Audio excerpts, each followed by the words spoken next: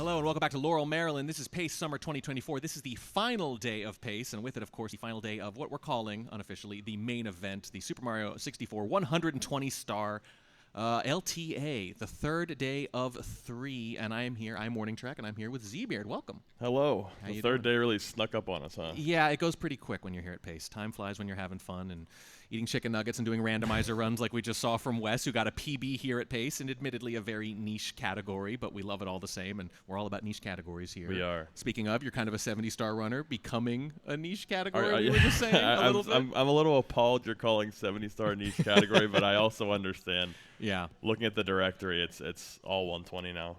And do you prefer that because it's a little these are too long for you, these 120-star runs? I'm just kind of a the coward. endurance? There's a lot going on with 120. Yeah. I like the bite-sizedness of 70, but you still get to play a lot of the game. Yeah, and see a lot of the stages. Settle in a little bit and like the breakneck pace of 16 Exactly. or 0 or 1 where you're a frame off and it's all over. Exactly. We are going to have most of the runners here ready to go. We're not going to have all 7 right away, I believe. Blue Bob with some car troubles, unfortunately. Going to make their way here, though. But did get a good run in. I think it was yesterday, so there is that at least. Yeah, a fantastic run. And that's what you want to see. We always talk about it's important to get a run on the board in the first day or two. Some runners don't like to do it until it's a really good run. Ouija famous for that. Yes. But it looks like we're going to have maybe 6 out of 7 today, and they're almost ready to go. We're going to go to them in just a few minutes.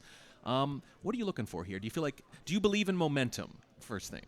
I do. I think it's hard to say what I'm looking for because we saw so many good runs yesterday. I mean, Blue Bob and Cheese both within 30 seconds of their PB, which is absolutely insane for a live event. Yes, that's way more than you can ask for. And then Punkay also had a great run yesterday. So hoping to see some leaderboard changes, but that 137 is going to be hard to beat. Yeah, you want to see those late changes. You want to see someone leapfrog maybe. You want to see the overtime runs. You want to see everyone get a sub 140, which still feels plausible with this field. Yes. You know, it is a little less experienced field than we're used to. No Liam, no Simply, for example, didn't make it in the qualifiers. But then again, you also like to see that mix of old guard and new names, which we're getting the up-and-comers and the old guard, like I said. And but Cheese, man, there's like this, you don't want to say late career exactly, but the renaissance we're seeing the last year, right? You keep thinking maybe this is it. Maybe this was the last hurrah, and then there's another one.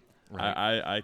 You can't count Cheese out anymore. No. He's so consistent. He performs so well at every event. And you can say that about Punkay, too. I mean, Punkay won the last 2 paces, and he's, I think, in 3rd place right now. It's very easy to say that Punkay could take this. Yeah, today. he had a banger of a run going yesterday. Didn't quite close it out, but got very, very close. And you'd lose a lot of money betting against Punkay, and we are at a racetrack. I will remind everyone. Speaking of money, looks like we got a donation. Yeah, LV, $45. Good luck to all the runners, and thank you to the staff for such a great event. Yes, the staff have been fantastic. Amazing. They're the unsung heroes of this event. They're behind the scenes by definition, and we love them for it. I think we're about ready to go to the runners, if I'm not mistaken. There we go.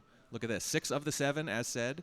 I think they're still just working on stuff a little bit here, but they are going to start soon enough. This is the benefit and the detriment of a live time attack, is they kind of go at their own pace. Some of them leave early, some of them show up late. And we have food here. If you're hungry, thirsty, you can just get up and walk down the hall, get some food, get some water. Yep. And this is part of the strategy of any LTA, but especially a 3-day high-pressure live one with a crowd, which is you're not just going to use, if they give you 24 hours over 3 days, you're not just going to use all 24 hours. No. Because it would burn you out. You'd be done after day 1 and a half. Yeah, you see guys maybe call it quits at 7 sometimes or get a little extra sleep. You're not going to believe this, but the crowd at PACE likes to sleep in. Yeah. It turns out. Everyone. Especially when trivia starts 12 hours ago, midnight. Right, yes. Yeah, karaoke's starting at like 11 p.m., and that doesn't tend to wind down quickly. All right, if we could go to file select, we're going to get ready to start the event here. Here we go. We're just about ready to go. And I like to see who comes out strong right out of the gate. Absolutely. Because it feels like it's the first runs and the last runs that are almost always the most dramatic. We're almost exactly at noon now. We are just about ready to start. There we go. There's Mario's beautiful face.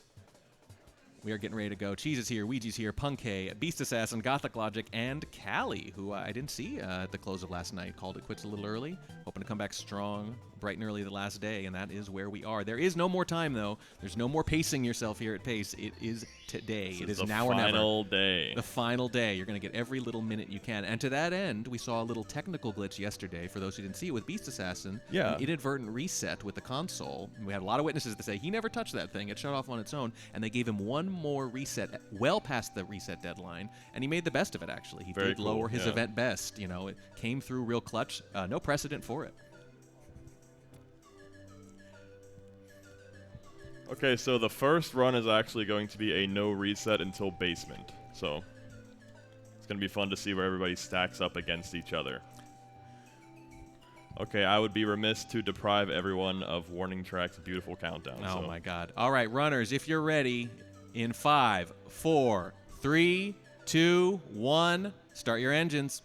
Here we go. The final day of pace, the final day of the LTA. Look at that sync already. It won't last long. Enjoy Good luck to all all the runners. Special message for Callie G. Ooh, interesting. It's a little bit of IRL time save, you know. You waste a lot of time. Instead of typing GL, you can just type G. Just G. And then if you do that enough, you save a few seconds of real life time. That's true. It probably adds up over the course of your lifetime. Although people might think it's short for GG. Well, you know, you gotta have a conversation beforehand, which probably wastes all the time that you save from typing it. But you know. And the time we spend explaining it. And to the time we people you know, I'm actually losing time now that we're going. And I'm into making this. it worse right now. Yeah. But luck skip, Sorry. which is G, is better than goodless because then you're just typing L in someone's chat, and L is on. You know, sometimes you're just saying you lost L. So That's fantastic. you don't want to get confused with that. Let's just type GL from now on. And I think our 7th runner is here. Welcome, Blue Bob. Car trouble, no fun. See if we can Canada get test. 6 out of 6 Lakitu We skips. can- Look we at can. that. Listen, you might have been half joking, but we've seen it. We've seen people miss it, Yeah. even at live events. What happens? Yeah, you know? it happens. Yeah, everything happens at live events eventually. Yeah, that cheese death in bits for the 137. Oh I've my never God. seen that. I just Mario's model just decided to just fall off the edge. I've never seen that. cheese with the early LBLJ. Here we go. Looks like Ouija is going for a Suki. I did want to ask you about that. So Ouiji's like pretty much the only runner I would expect at this point to go for Tsukishima. Yeah, at 120 star. But what's the And a what's no reset. yeah, I don't know. Right, no reset until basement. That's a great point. What's the meta on 70? I'm ignorant of that. Is it Shia? Is it Suki? Or what do you? It depends. aggressive? I would say the large majority you'll see is people just going for the conventional Shigeru cycle. Okay. And then sometimes you'll have Shia. Suki is pretty rare unless you're someone like Callie. So pretty conservative. But since it's 10 minutes into the run for 70 star, you Yeah. like to play it more conservative. Well, this is something that Wes and I have talked about a lot, and I'll just keep saying it because I think it's fascinating. When someone starts at the lower star categories like Ouija, they bring those habits to 120 yeah. star. You know, they don't turn them off, even though it might make a little more sense sometimes in an LTA. It's like that's not how runners work. No, it's wild. It's wild to see people doing fly guyless in 70, Right. 15, 20 minutes into the run and actually executing it. Right. Well, it's going to end up there eventually as runs get Yeah. optimized, right? So it's like, why not get ahead of it? Eventually, all of it will be standard. I am anxious of the day whenever fly guyless is required at 120 for the world record. That's just something I don't want to think about. We're getting there close. Carpetless might have put that day off a little bit, but only a little bit. The carpetless is getting pretty consistent, too. It's really nice to see a lot of first-time carpetlesses yesterday. You still have your problems, obviously, because it's at the end of the run, and carpetless is kind of the barrier between you and bits, but people are getting a lot more consistent at it. Although I will still shut up when somebody's a carpetless. I'm not about to. Yeah, I think at a certain point it will become common enough that we'll be able to talk again. But Yeah. we're not there yet. We're only 6 months into the carpetless era. It feels similar to pillarless, where I'm sure pillarless at the beginning was, let's be quiet, let's not interfere with this, and now Right. people can. Nobody even thinks about it. Yeah. No, you just rattle off 3 pluses in a row. Yeah, and it's like salt, whatever. Like, it's fine. You got it. Don't worry about it. It doesn't matter if it's texture. It doesn't matter if it's salt. It doesn't matter. There we go. Cheese, nice and clean.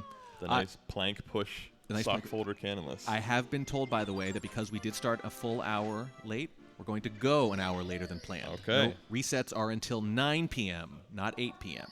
So you can rest assured at home we have not lost an hour of Mario. We've just pushed it back an hour. That's right. It's like Mario savings time. It's Yeah. MST. Don't worry about it. Oh. It is the summer, after all. Except Mario savings time is a good thing.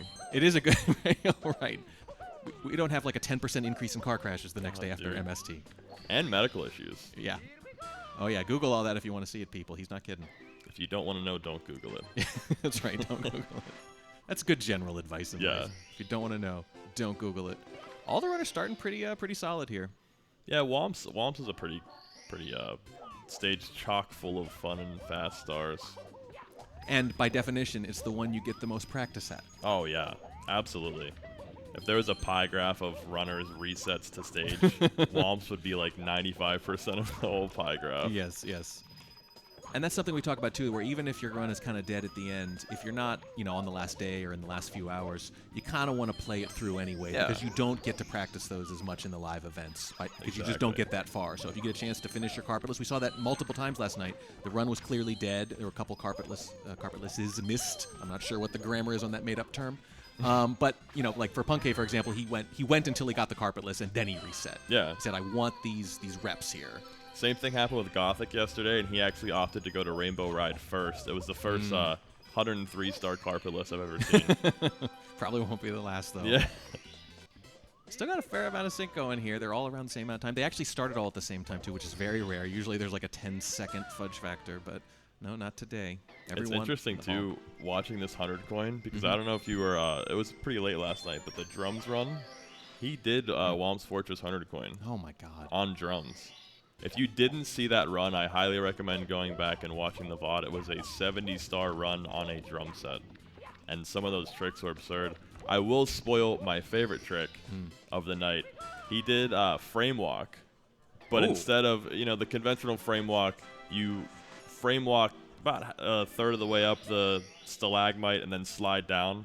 But since you're on drums and you don't have that mobility, he actually frame walked the entire way up the one side and then fell down the other side. It took like 10 seconds to get over it. Oh, fantastic. So I've never seen that before. Ouija finally gets cannonless there on his fourth try. He'd already used the backup too, so he had no choice but to keep doing it. This would have been a hard reset on maybe the first one, definitely the second. If it were not, no resets until basement, as we mentioned earlier. Especially because his timer was actually still going on Dark World. I guess he didn't get the Dark World split off. I think there's already an understanding that when he does get to basement, this is probably going to be a reset anyway. Perhaps, yeah.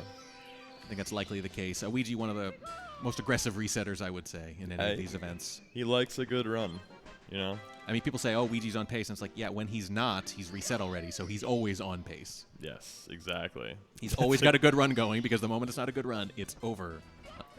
And can we say that it's so nice to be in a relaxing aquarium with Gothic Logic, because watching Wes's randomizer, seeing the bits backdrop and the tense music. Yeah.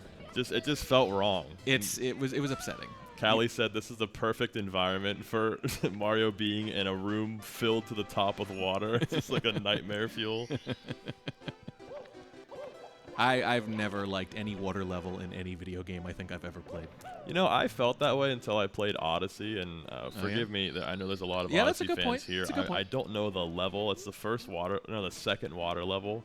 You're on a beach, and it's just like one of the most relaxing stages I've ever seen, like music and vibes. That's the first thing my mind went to, but then I thought, hang on, the thing that's nice about that is that a lot of it isn't in the water, and the water's really shallow. True. You don't actually right. swim much. So the water's fine. The water's nice. It's when you have to swim. I should probably clarify by saying swimming levels. No, that's actually right. my mistake. When you say water stages, you don't mean dip your toe in the water. You mean, I mean I'm fully submerged the whole time. Yeah. And I don't think I've liked in any game, like Zelda temples, famously, water temples always get maligned the most, too. It's any game, just about. Like, I feel like there's no good mechanic for swimming in-game. I'm pressed to think of a good water stage right now, and I can't. Because if it's vaguely realistic, it always slows you down. It has to. So, by definition, you're always moving slower than you would in the normal base game. Feels kind of wrong, I think. Yeah. That's my theory, at least. I'm theory crafting why water levels are bad. I do like the Majora's Mask water temple from the N64 Zelda, but I know it's a very complicated temple. I think the turning into the fish alleviates, sorry, spoilers, when you turn into the Zora, alleviates some of the issues with navigating the water. It's very clever. But they also created the most complex temple I could even imagine. Yeah. Yeah, but it's an easy way to mix up your different worlds, so games are going to keep doing it, I'm afraid. Unfortunately, Cheese missing frame walk there. He just had the angle off. It's a very precise angle to get the wall kick, and if you don't, Mario just slides down the wall. And that's another trick that, you go back 5 or 6 years and you're thinking, you're doing frame walk in a 120, Even 2 years ago, I remember seeing Ringo do frame walk about 2 years ago, and I just thought, that's strange. I haven't seen anybody do that. Now here we are, and everybody's doing it. Yes, it is, man. You got to keep up with the tech, and most of the tech is just existing tech, but more aggressive. Yes. Just do it more often, do it on higher star categories. Even Cheese. Cheese was very famous for doing JRB Cannonless, which was a very fun start to watch. I am sad that we've lost JRB Cannonless to Framewalk, but Framewalk is just objectively better. Yeah, one trick for another. It's just really cool to see the double long jump from the boat over to the platform. You don't really see that movement anywhere else in the game. And honestly, that's when the game has always been the most impressive, not just for me or anyone else who watches it, but I think like to the layperson who doesn't maybe get as in deep with this and just thinks, oh, wait, speedrunning, competitive esports. The part that's always the most impressive is when Mario gets to like just utilize a lot of movement. Top speed. Yes, exactly. So like bits, for example, right? Anything where there's just a lot of like bouncing and jumping and, rather than like glitchy stuff or little things that don't show up on screen. Like these frame perfect tricks might be very impressive, and if you're in the know, it'll look like nothing's happening and then the crowd will burst into applause, right? Because it's not evident what's happening. But when it's just pure movement like that. Well, especially Framewalk. Like balletic was the word Wes used. Oh, that's a good word. Yeah. And it describes it perfectly. If you're watching Framewalk with someone who has no camera on, it just looks kind of like Mario's strangely walking up this steep hill. But if you see them on the camera, you see them mashing it. Right. Like what you're saying, it's fascinating to see Mario moving at top speed, peak performance. And this reminds me of yesterday during that insane Ouija run where he almost had a 101 up, or he could have had a 101 up without some mistakes in Dire Docks. There was one star in THI where he was clipping through the mountain, and he just, I don't know what it was, but on the way over to the mountain, he hit a dustless dive into a speed kick, and it looked like a TAS rollout into a speed kick. It's insane to see someone move Mario with that much precision and speed at the same time. And that's not something you get really in any other game. No, and you picked the right person, because I always like to say that it's hard to tell who you're watching sometimes, except when it's Ouija on like open movement. It's insane. Like he's one of the few players you can actually like pick. Ouija or Cali. If you just watch 2 minutes of a Cali VOD, you'll see a strat. This is obviously Cali. This is different. This is different, right? There's like there's a franticness, a kineticness to it. It's absurd. And yeah, watching him do double jump deep freeze yesterday was it's pleasurable. Yeah. It feels good to watch. Because I don't know that anybody else is doing that right now. No, and that's the 16-star background, where you kind of have to be that way, and you carry it forward to 120 star. As crazy as that is, but that is what happens. High risk, high reward gameplay.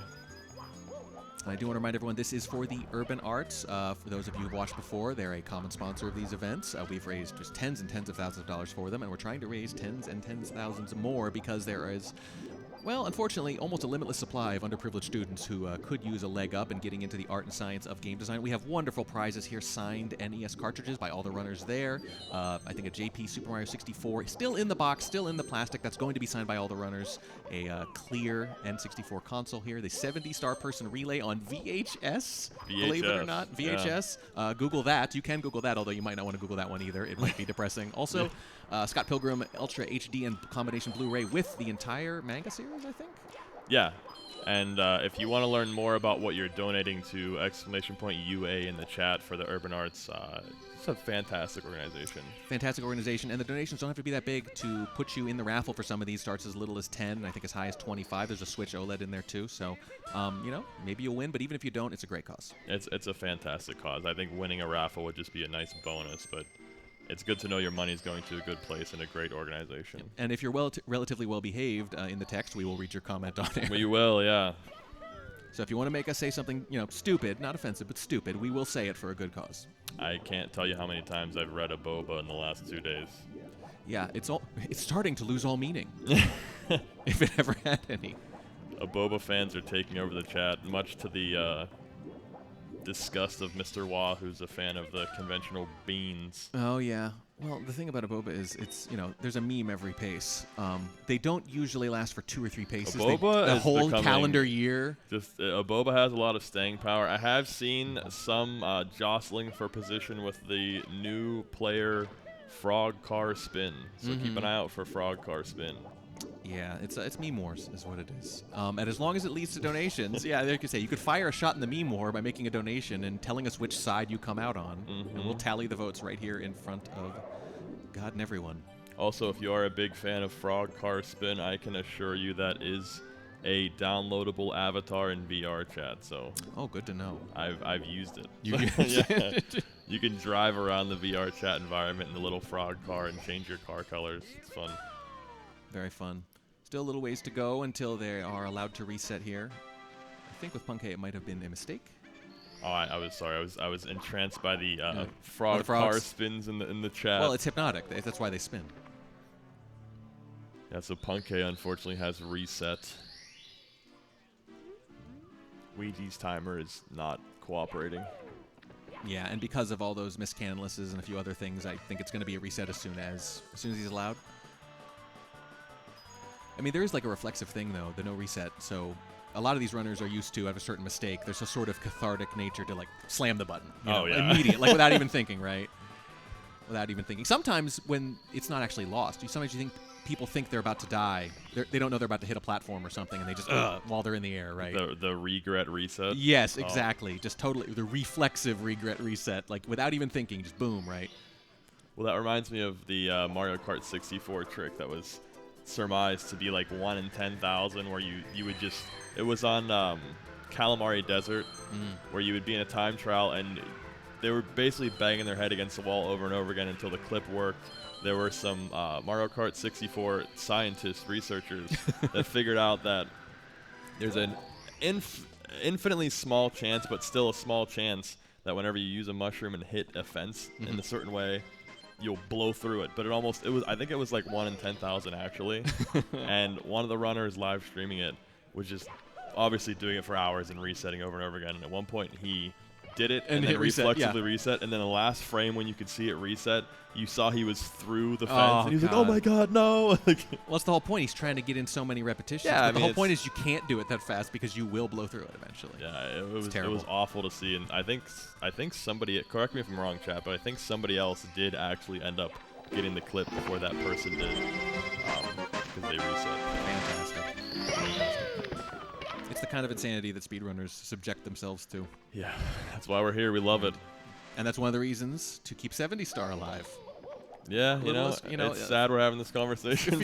fewer heartbreaks, you know. Well, that's the thing. The longer any run, the more heartbreak you're going to have ultimately. Yes. You're going to lose things after more and more time. You're going to have fewer and fewer runs.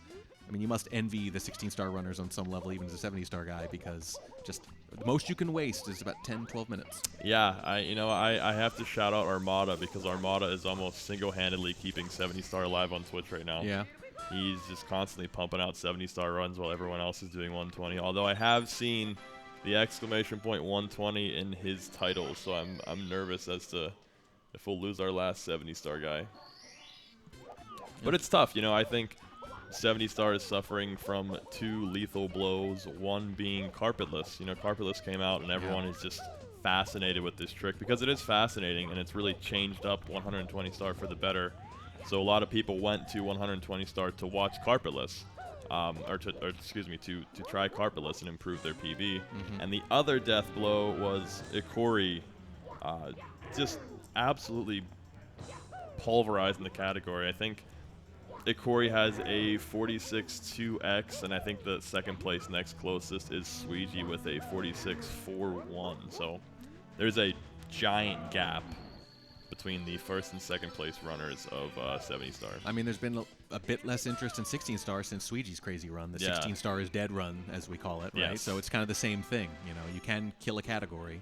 And don't get me wrong, we're absolutely in a golden age of 120 star speed runs. I mean, you could see it just leading up with the qualifiers. We have 7 amazing runners on stage and a handful of amazing runners who barely missed the queue, barely missed getting in. I mean, we have Beeve, D whatever, Jaquarium, Dowski. There are so many runners who are right on the cusp, and I wouldn't be surprised to see multiple of those people being at the event in the fall or next year whenever we do qualifiers next. And then just mainstays like Liam and Simply, who are usually here, right? Like Liam and Simply. I mean, you have dozens of top runners. I mean, that's only 7 right there. That could be a whole other event of people that we just mentioned that are of similar caliber to the people on stage right now. If you took 7 people who just missed the cut over here last time and put them against these 7, I don't even know who I would bet on. I have no idea. Ooh, there's an idea. Kind of like groups. Are you guys listening? Just saying. That would be really cool. Kind of like teammates almost, you know? But then you play against each other after playing as a group, sort of. Now, Cheese doing that movement there. Have you heard about the? I'm trying to think of how to say this without getting a reaction out of chat, and I can't think of any other words. So, have you heard of the ball strat in BOB? I have not. So, there, to water it down, there are these bowling balls that spawn during the Koopa race. I think there's 3 of them. And people figured out, I think Circumark figured out, that if you do a specific movement that looks like Mario's going nowhere, what you're doing is trying to spawn the 3rd ball in, because when Koopa interacts with those balls, he has a chance to move faster.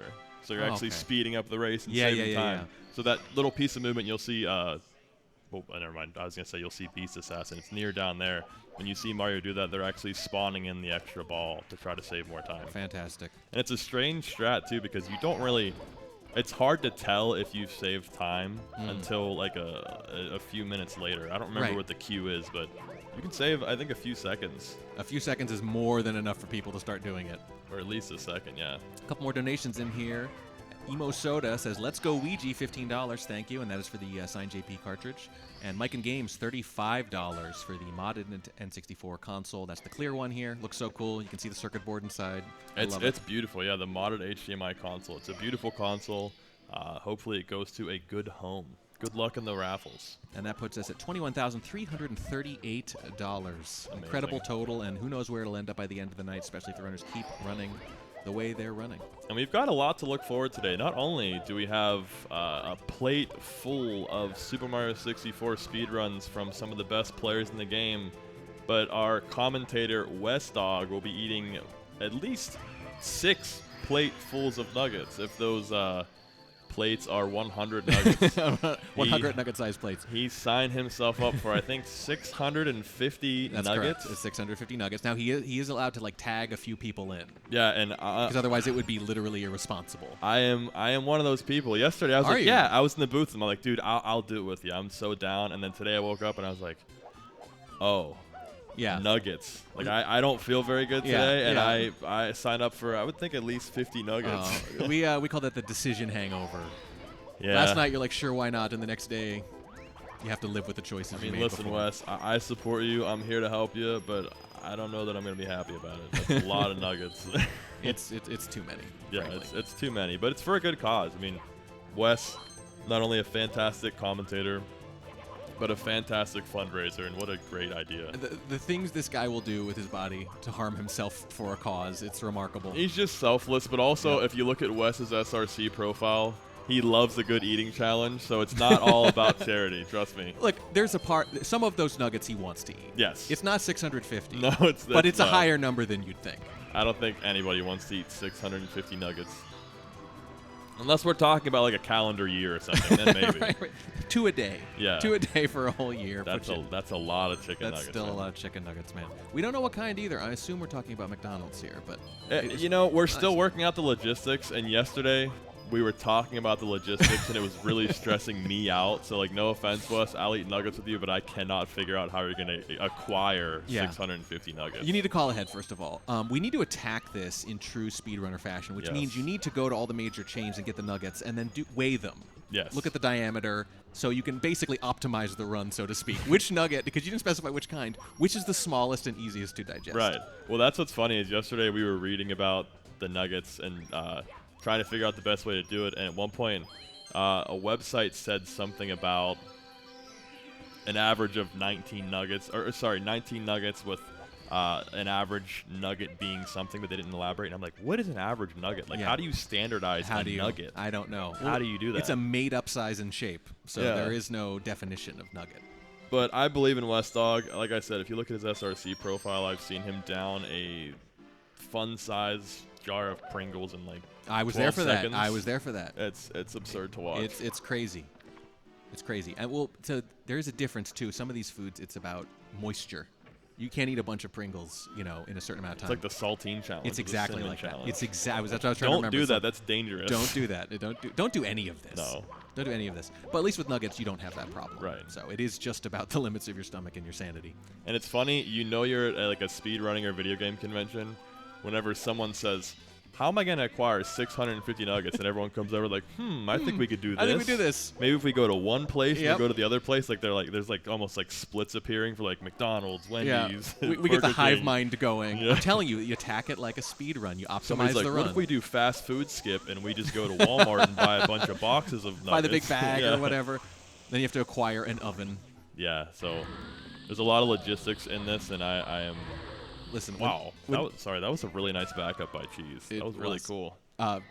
We'll get back to the runs in just a second, but it is funny what the speedrunning community accomplishes when they put their minds to it. It's not necessarily going to be smart or good, like right now, putting collective brain power towards how to acquire and eat a bunch of nuggets very fast, but it will be impressive. Well, that's what happened with carpetless. I mean, I think Right, it just looking seems back, like a stupid thing. I think it was Parsi.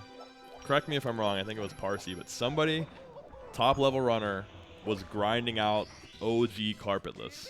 Like Right. You're Yes. ground pounding with the bomb across the stage. You're gonna get up, and they were getting really good with OG carpetless, and everybody else was like, "Oh my god, I don't want to deal with this." Almost like a OG cannonless, almost ruined the category type of thing, or the Ocarina of Time, any percent. Like people are like, "Oh, this is gonna ruin the category. We don't want this." It'll ruin the category because one person will get it one time out of like 500, Yeah, it's and that'll be the awful. world record, and no one will be able to duplicate it. That's not fun. And it's at the end of the 120 star Yes. run. Even worse. Horrible, right? It's like it's built to screw you Just up. to ruin the run. Yes. And then everybody put their brain together, and I Mm-hmm. think so there was a day whenever the person who was grinding carpetless, again, I think it was Parsi, hit it in a run. It took like 3, 4, 5 minutes, but they hit it in a live run, and everybody's like, "Oh my god, we can't do this." And I think 2 or 3 days later, the first like carpetless theory came out, and it just spread like wildfire.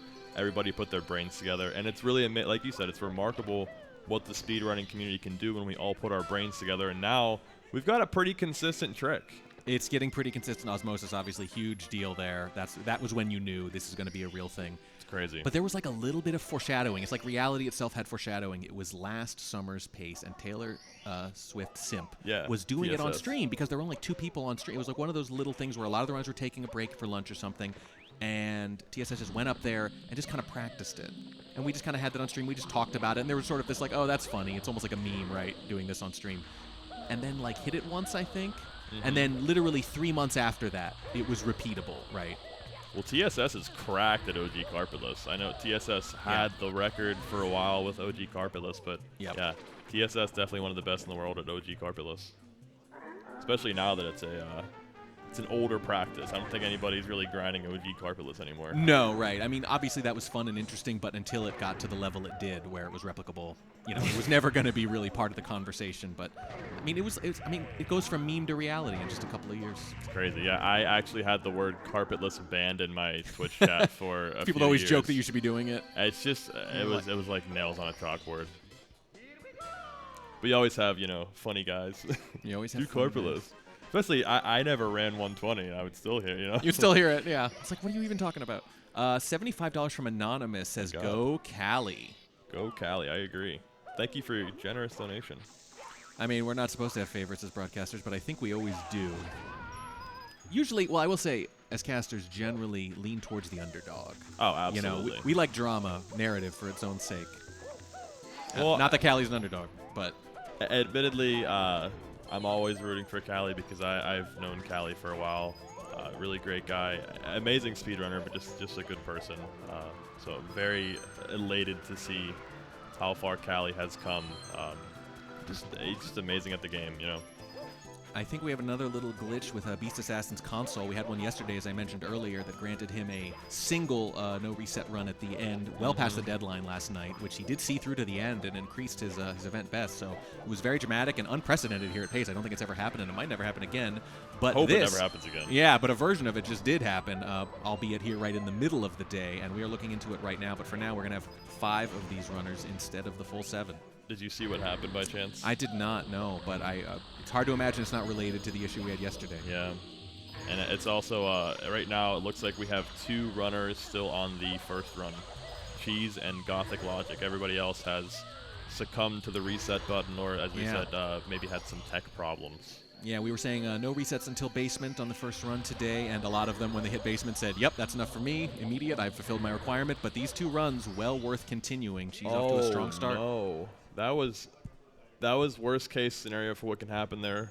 And there At it the is. end of hundreds plus secrets, you want to dive into the wall, and then when you dive up, you receive the 5 coins hanging from the chains, and you bounce back and get the rest of the 100 coin star. She's unfortunately missed those coins and then dove into the secret star with 85 coins. So that's just an easy you can't come reset. back from that. No. Well, there are two. I feel like there are two stars that can go. Two types of stars that can go very badly, where you can lose huge amounts of time. One is obviously every 100 coin star. Yes. Right. Just automatically.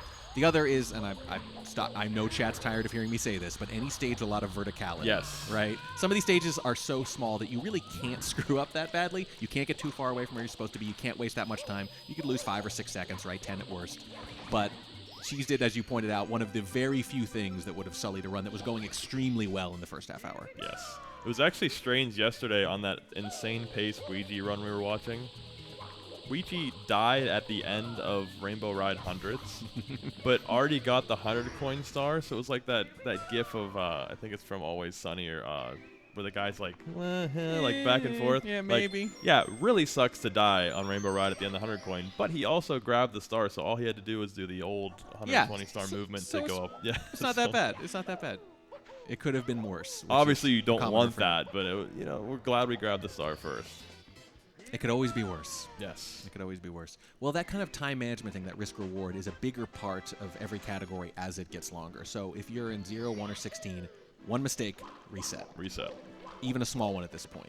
Maybe that wasn't true before, but with the current world record at 16, it's any mistake. I mean, yeah, if you're pushing for world record in 16 star, you could reset off of a ledge grab. Yeah, just mercilessly, right? Obviously, that's not the case in 70. Obviously, it's really not the case in 120.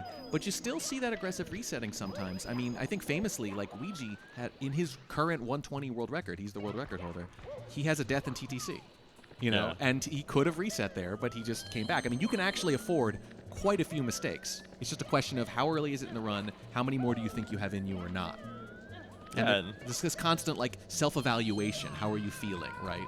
And it's all about risk reward. There's different types of runners. Gothic Logic getting early spider cycle here. Very nice.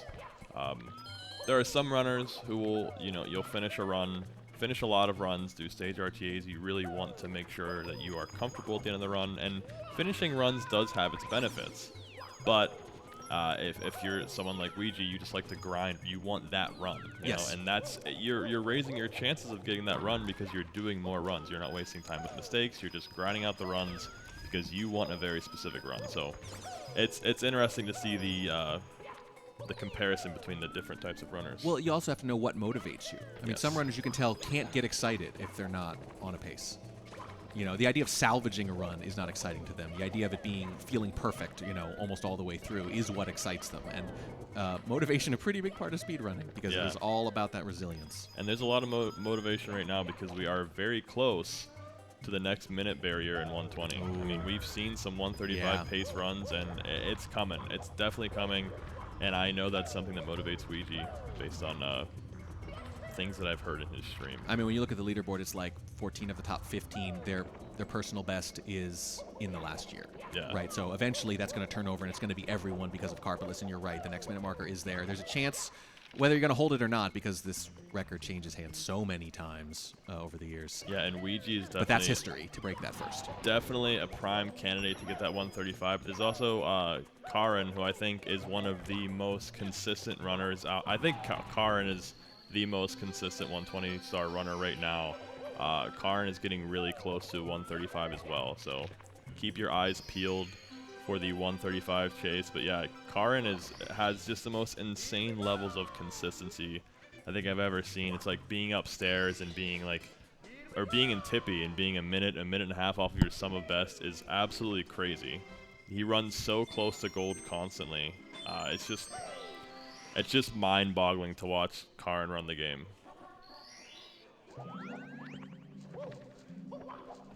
We've got another donation here from Ruler Michael 92, $60. Thank you, very generous. Says, hello, hi, is this the Pace Summer 2024 event? Yes, this is Mario Jumpman, and I am calling to let you know you have a faulty pipe that needs repair. I am sending West Dog the super wrench so that he can fix it ASAP. Now put Cheese on the phone. Thanks. No, thank you, Ruler Michael. Thank you. Wes has such a busy day today. I know he's on the commentator schedule a few times. He just ran a randomizer, and he has to find a way to eat 650 nuggets. I mean, geez. Wes, you need to say no to something sometimes. Yeah, for your own mental health. Just say no to one thing, Wes. Holy heck. No, the donations have been rolling in. Everyone's been so generous. We're at 21,473. Who knows what we can hit? You know, we have opinions every year, and then someone comes in at the last second, or especially when the runs really get going. When people get excited, you know, they tend to like to celebrate with a donation, and we appreciate that very much. And I'm hoping for a lot of celebrating today. If today's anything like yesterday, we had some insane runs yesterday. If you're just tuning in, Cheese got the very first live 137. Blue Bob also got a event PB within 30-40 seconds of his actual PB, which is insane. Crazy. Cheese, I think that's within 20 seconds of his actual PB. I mean, if you look at the leaderboard right now, we have 5 runs that are sub 140. That's unbelievable. Yeah, it's absolutely nuts, and it would not surprise me at all if all 7 end up there. It would not surprise me by the at end all. of the day. These runners are all fantastic. And Gothic Logic had a chance on their final run going into the reset last night. Just a couple deaths near the end. It's always tippy, of course it is. Always tippy. But you did get to tippy, you know, on pace to crack that sub 140. And I mean, they can all do it. Yeah, they're all here. They can all do it. Gothic has a 138.57 PB, I believe, and it's crazy just to put that in perspective. At this top level, if you want to get a 140 or below, you have to play with basically within a minute of your PB, right. Which is just the amount of consistency that takes. You have to play just a little bit worse than the best you've ever played in your whole life. Right, in your home with your perfect setup, nice and relaxed, Yeah. everything exactly the way you like it, pure muscle memory going, all that stuff. No, you have to do it here with a crowd, right? God knows how much sleep you're on, having done it for 2 straight days. And that's why it's such a big deal when somebody like Cheese pulls out a 137 live, or you know, the infamous first 138 live at an event. I mean, it takes a very specific kind of person to be able to do that, and really an iron will. Yep. Ooh, Cheese misses the star there. Doesn't quite get over. Looks like Blue Bob missed a secret. Oh dear. Thankfully, it's pretty easy to back up. About a 5-second loss for Cheese maybe there. Gets right back up. No big deal. No big deal. It's early. Gothic is our last Mario standing in the initial race, the no reset race. Oh yeah. And about Cheese and, you know, hitting those big moments. We don't have numbers on this, but I think it's pretty safe to say nobody has more hours at these live events than Cheese at that point. And you got to think of that as an advantage. Mrs. Canless there. We're going to go for the backup. Doesn't hurt the first time. Hurts a lot the second. We'll see. It's definitely an advantage because, you know, you've been here before. Obviously, you have nerves. Cheese mentioned in the post-race or the post-run interview he had nerves, but you've been here before. You can be a little more comfortable. And, you know, I think having set the world record at an event, you can pretty calmly say, oh, it's not that, right? I mean, obviously was on PB pace going into bits, but I don't think I could be any more tense than being on world record pace at an event and then actually pulling it out. So he has that experience under his belt. One of the first times I think I appreciated how hard this was years ago when someone was talking to me about their quote-unquote strategy for when they wipe their hands off, you know, between like little levels. The gamer towel. Yeah, the gamer towel, right. And I was like, my God, it is that, isn't it? It's that bad. Yeah, some people have mentioned that they use the gamer. I forget what. I'm afraid to say the wrong word and it sound weird. But there's like this paste you can use to keep your hands. Tactile and grippy. Right. But I don't. That has to. It's get easier in your than just wiping your hands off. Yeah. As someone who's very worried about keeping their controller clean, I take it apart a lot, clean it a lot. I can't imagine what that sort of material does when it gets inside of your controller. I'd rather just have sweaty hands. Yeah. And especially if you're doing these long playing sessions, if you're anything like me, towards the end of it, you're having to wipe your hands off basically after every star, every other star. Yeah, right. So you get into a little bit of a rhythm of a habit. Well, it's funny. I mean, obviously, it seems silly to talk about this like it were athletic, but there is actually something to that. Oh, if absolutely. You sit in a tense position for hours. So famously, race car drivers lose like 5 or 6 pounds in sweat, you know, just sitting in a car, right? And it's not just the sweat itself. It's literally being in a tense muscle position because you're actually trying not to move. Right. And trying not to move much actually requires a lot of muscle tension. So no, it's not exercise. No, you cannot tell your mom it's exercise, and she would be right not to believe you. But it's not nothing either, right? There is a cost to it. Yeah, and just to segue that into a reminder, if you're here at the event or if you're at home, reminder to hydrate, stay hydrated, stretch. Feel free to get up and walk around. Take care of yourself. I've been trying to drink more water lately, so I will extend the reminder to everybody else. Hydrate. Yes, that's one of the things you can trade in channel points for, people have found. It's one of the only uses for channel points is to make the streamer drink more water. Which is good. I think that's a net positive. Check your posture. Yep. I was sitting like this yesterday at the end of. If you're only listening to me, I was in the shrimp posture. Classic gamer posture. And as long as you stay in it, you don't realize you're hurting yourself, and then you move, and you're like, oh god. And your neck has ascended 5 inches forward overnight. Cheese with another reset there, and a new hat. Actually, has had it for a while. I haven't commented on it till now. Having some fun. Yeah, I love the hat. And it's Fantastic. probably keeping him warm, too. Gothic's having trouble with this long jump in LLL. Still hasn't reset, though. Sticking it out here. Well, I mean, also, if technically you're at 140, 104, right? You're 7th out of 7, so you have less incentive to reset because you still have more room for improvement, technically. So, your standards might be, hey, I'm looking at a sub 140. Especially in the first run of the day to carry that through. And it feels good to finish out a run, too. Which is, as you mentioned earlier, momentum is a thing. Finishing out a run, you feel really good, you feel confident in your gameplay, and you just go again. Yeah, and the crowd here is unbelievably supportive. It's a very supportive community. Every single run that gets finished gets a round of applause. Absolutely. Because it is an achievement in and of itself, whatever the time is. So yeah, this community is incredibly supportive. I feel so lucky just to have stumbled upon this community. Everybody is very nice. I encourage you, if you're anxious, if you're here and you're anxious to talk to somebody or you're worried that somebody might feel weird about you, I almost guarantee you they don't. Everybody is so friendly, just so happy to see each other, so happy to see each other succeed and do well. So this community is just wonderful. I mean, look, PACE is a convention, but it's also like a 400-person group hang. Literally. Most of the week. I think my favorite part about PACE is just like ending up at last-minute meals, like lunches or dinners out with just a random assembly of different people. Well, it's really amazing because you'll have these like weird niche things and references in shorthand that you never get to use in person, and suddenly you're surrounded by the several hundred people in the whole world maybe who know what you're talking about. Exactly. You don't have to hold back. You don't have to normie-ize yourself. Well, maybe say it a little bit quiet. We're not going to be talking about a boba at Kawa Steakhouse. But, Oh, man. But it was weird yesterday. At one point, in the middle of the day, you have breaks and socializing and talking, whatever. There was 4 friends of mine. We were all sitting like with one chair apart in the crowd, just watching the runs. And I was like, I feel like we're just at home. Like none of us are interacting with each other. We're just watching a stream at the event. It might as well have been just a big couch. It was very surreal. Like I'm just sitting at home by myself, watching a stream. My friends are nearby. So talking about the Gothic Logic reset thing, so like I mentioned, there's less incentive to reset because you're trying to hit a different mark right now. But the same run, if you're Cheese, you already have the 137.53. You're thinking maybe that'll hold up. We'll come back to that in just a second because I have some questions and would love to hear your thoughts. But if you're Cheese, you have to be more aggressive because you're only interested in lowering that time. Nothing else is worth your time right now, right? I almost feel the opposite. I almost feel like if you're Cheese, you're just kind of chilling. You're just chilling? I mean, obviously, you know there are people on the stage who can beat that time. There's a lot of people who have 137s as PBs on the stage. But at the same time, that's an insane time to get at an event. I mean, obviously, yesterday was the first time we ever had it happen.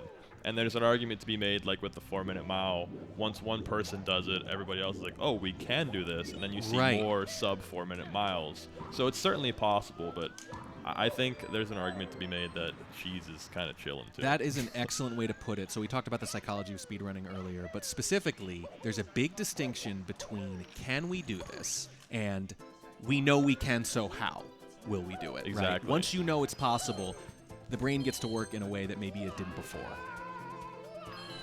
And these runners are absolutely capable. Absolutely. I mean, people like Callie and Beast have gotten 137s recently. They can do it. They can absolutely just pull out. I mean, Beast could pull out an absolutely massive run here. I'm going to put you on a spot just a little bit, and it's okay if you don't have an answer, but I do want to hear what your initial thought is. we see good runs sometimes in the first day or two, and we'll immediately say like, well, that's not going to be it, right? That's not going to hold. That's first place for now. We're on the final day, and there's a pretty big gap between first and second, and that's a really good time. How plausible is it, do you think, that is going to be the winning time? I would say pretty plausible. You think at this point, if you're forced to choose? And that's no disrespect to anybody on stage. Of course but not. It's just like, it's almost like how plausible do you think it's going to be that somebody beats the first qualifying time that Ouija set when he got a 1:36? Right. I think it's pretty. We're pretty sure that's going to be the time to beat. But it would not surprise you anymore. We're at the point where this could be the winning time. Yeah. No. I would be very surprised if there was a time better. That's an insane time. But you probably do expect a lot of shake-up in the others. Yeah. Oh. There's it's very close. I mean, if you look between second and fourth, it's about 30 seconds. Yeah, that's crazy. Even to fifth, that's 40 less than 45 seconds. And that's a $300 difference in prize money too. That's a big difference. 30 seconds, $300. That's a pretty good hourly rate. So there's a lot of shake-up that could be had in this leaderboard. And if someone does bop that time, it's going to be hype. I can't even fathom the energy in this room if somebody beats that 137.53. How many nuggets do we have to promise to make this happen? Please, no more. I cannot stomach. We'll move on to different foods. Even the idea of another nugget. Got to combine the nuggets with the Pringles somehow. Oh. Little Pringles is the bread and little nugget sandwich? No. Okay, I'll stop. I'll stop. We don't want to give Wes any ideas. I'll just segue from talking. I was talking about how consistent Karin is earlier. Yeah. I think in terms of just raw gameplay, I don't think anybody is grinding this game harder than Callie is. I mean, just for a real-world comparison, I feel like Callie is like, if you're going to the gym a lot, Callie's that guy you always see at the gym. He has like an Excel spreadsheet notebook just jotting every single thing down. I mean, You want me to spot you, bro? Yeah, he's and in that vein too, he's the guy who you're at the gym alone and you're struggling, and all of a sudden he's like, "Hey, you want a spot?" Yeah, he's a nice guy. But it's cool as a chemist to see people who have a similar analytical and scientific brain applying it to something like Mario speedruns. And you're a chemist. I didn't know that. I am. I know a lot of chemists, as it so happens. Interesting. I don't know. I fell into a softball team that was half chemists from the chemistry department. Still haven't learned a thing about it. Do you like chemists? They seem nice. I don't know. You seem nice. Just trying to figure it out. I don't know. I don't have a lot. I don't have a lot to talk to about chemists. That's fair. Yeah. But it's just cool to see the analytical mind. Come out to bring the analysis to that in speedrunning, and there's a lot of credence to that. You know, it's really easy to just boot up Usamune or just the cartridge itself and just grind out X-cams over and over again to try to get a certain time. Right. But if you're not doing structured practice, doing segment RTAs, stage RTAs, very specific intentional practice, I do think you'll be losing a lot of benefits that way. 3 recent resets, and one of them is indeed Gothic Logic. So the final domino has fallen. Everybody is on at least their second run now. Surprised it took that long. Sad to see that run go, but it is, Gothic got pretty darn far. Yeah, very good first run right up until the end there. Chat wants to know if we're eating the nuggets. I believe you. Yes, you're one of the tag team partners. Yeah, I'll be in there. I'll be eating some nuggets. Don't know how many. I don't know. I'll keep you posted. If you see me laying on the floor, I've surpassed 60 nuggets. But the most nuggets I've ever eaten in my life, I think I was 19 years old, and this is like a classic 19-year-old idiot guy thing to do.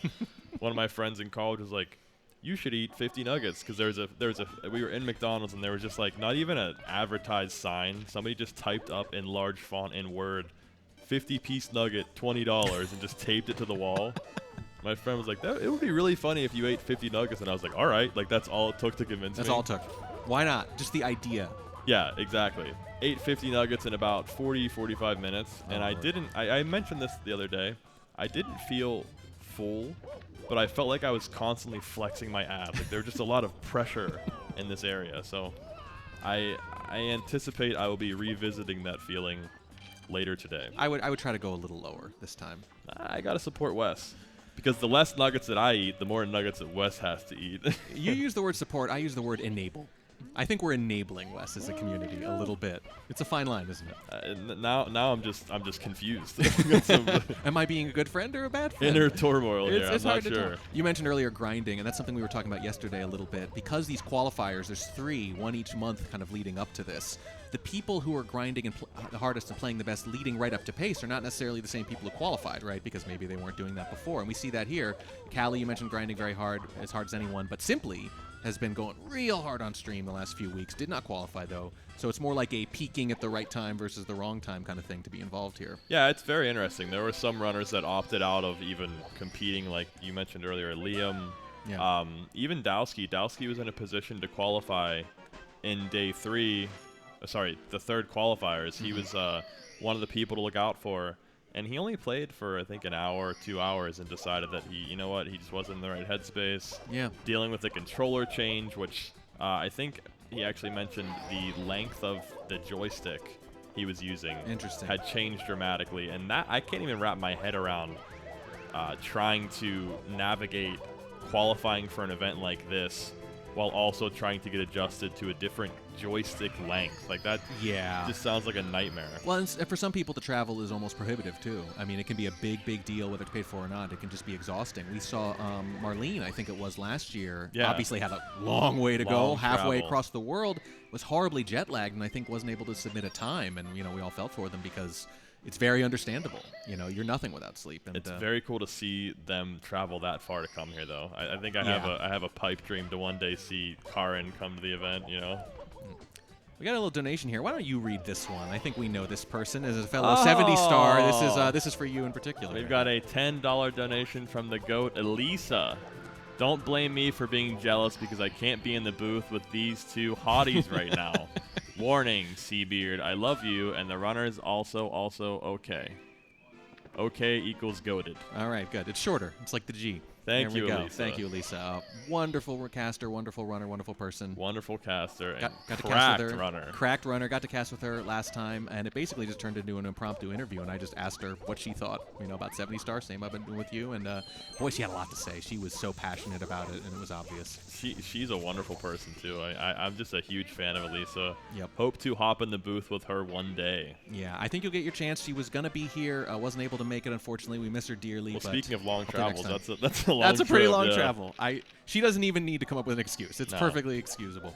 But that is one of the reasons a runner might not even go for this. Obviously the prize money's nice, but for some of them it really is about the PB. It is about the grind. It's about the world record potential. And let's be honest, if that's your primary focus, you'd be better off grinding at home. Oh, absolutely. This is for the excitement of the crowd. This is for the experience of seeing everyone and for the prize money. But if you don't care as much about those things, I could understand you saying, you know what, I'm gonna take it easy, especially because there's usually a pace coming along in the fall too. Yeah, which I think I'm hooked. I think I'm gonna try to come back I was a summer pace pal, but I think I'm just turning into a full-blown pace pal. Well, last summer, it was great, but it was exhausting at the end of it, and they announced fall kind of surprise at the very end, and I was like, oh boy. And I think I turned to my wife and I said, oh, we probably won't go to that one. And then 2 months later, I started remembering what it was like. I started imagining all the runs and not being there for them in the room, and I thought, I can't miss it. It's just an intoxicating atmosphere because when else do you get the chance to, at any point, day or night, to come down to the venue and either see the best Mario 64 runners in the world, or just a random obscure speedrun of a game that you may or may not have ever heard of. Yeah, I love the weird. I joked earlier about 70 Star being niche, but it gets way nicher than that. Even the randomizer run, which is not that niche, is pretty silly, which we saw just before this one with Wes. Or a 70 Star run on drums, Yeah, the drum stuff is. I thought it was a joke when I heard it. I didn't really believe it until I saw them actually start to haul the whole rig out, and I thought, so oh my cool. God, they're really doing this? And then there's a video of Cheese doing PLJs on a drum. I haven't seen that. I would love to see that. But you talk about Mario 64 as a science, and Callie's so close to that double star spawn. Yeah. So I know it's cool, but I do feel like double star spawn is one of those things where the excitement people get out of it is a little outsized to the time save. It's just so satisfying. Right? Yeah, that's what it is. It's not the time save that excites people. It's the feeling of having tricked the game. Well, not only that, but it's very common to go into someone's stream and see them actually losing time trying to double star spawn. Oh, yeah. The coins are in an optimal position to be collected way A, but if you go out of your way and lose a half a second way B, you might get a double star spawn. Usually don't, because it's like almost like a frame perfect timing. Yeah. It's not something you see a lot. It's not something you need a lot, but it just excites people for exactly that reason. I feel like it's the exact right amount of rarity. Yeah. Right. And there are people who I've seen who don't really get that loud during PBs scream during double star spawns. Like it's just something else. It's the only thing that's ever made Slippery Nip react in any way. Right? I think he blinked a couple times on the double star spawn. Oh my god. Yeah, I think at his last world record, he went, "Oh wow, oh cool. wow, nice." Yeah. We always joke that we could just put a still image of him there instead of a cam, and no one would know the difference for about an hour. Unfortunately, Callie missing pillarless. But it's is a good time to miss pillarless in the beginning because you have plenty of backups, especially in 120 star. Yes. I always wonder if that makes you a little tenser next time, though, because now you know you have to hit it. Like missing cannonless the first time, no big deal. Second time, all time lost. I've actually seen quite a few races. It's very common in races, especially with 70 star, because in 70 star, when you're a starting runner to about like a mid-tier runner, you do one pillarless. But as you get to the higher level of 70 star, you have to start cutting time here and there. Yeah. And one of the best ways to cut time is to start doing 2 pillarlesses instead of 1. So it really starts to snowball fast. And there have been a lot of 70 star races with like top level runners, like sub 50, 49, 48 runners. Mm-hmm. You miss one pillarless and you get in your head. And then you miss another pillarless and it just snowballs. So pillarless is a lethal trick. But it's more lethal in 70 star for sure. That makes sense. We talk all the time about how one mistake leads to 10, and like getting back on your routine, getting back into that muscle memory space, you know. Because the second you make one mistake, suddenly you're in a scenario, a camera position, a character position, whatever, that you are not normally in. You're no longer practicing the thing you've always practiced, right? So you need to get back on that track real quick, or one mistake becomes a dozen and the whole run is just over. And that's why backups are such a big deal. Well, that's where stage RTAs come in. Stage RTAs and segment RTAs, you're basically raising your chances of being put in a weird position you've never been put in before. That's a great point. And you can immediately fix it. And if you can't immediately fix it, you at least have it in the back of your mind. I got to figure out how to get out of this circumstance. And that's one of the things that separates these runners from, you know, runners who will have maybe lower times on the leaderboard, is that they can recover so quick.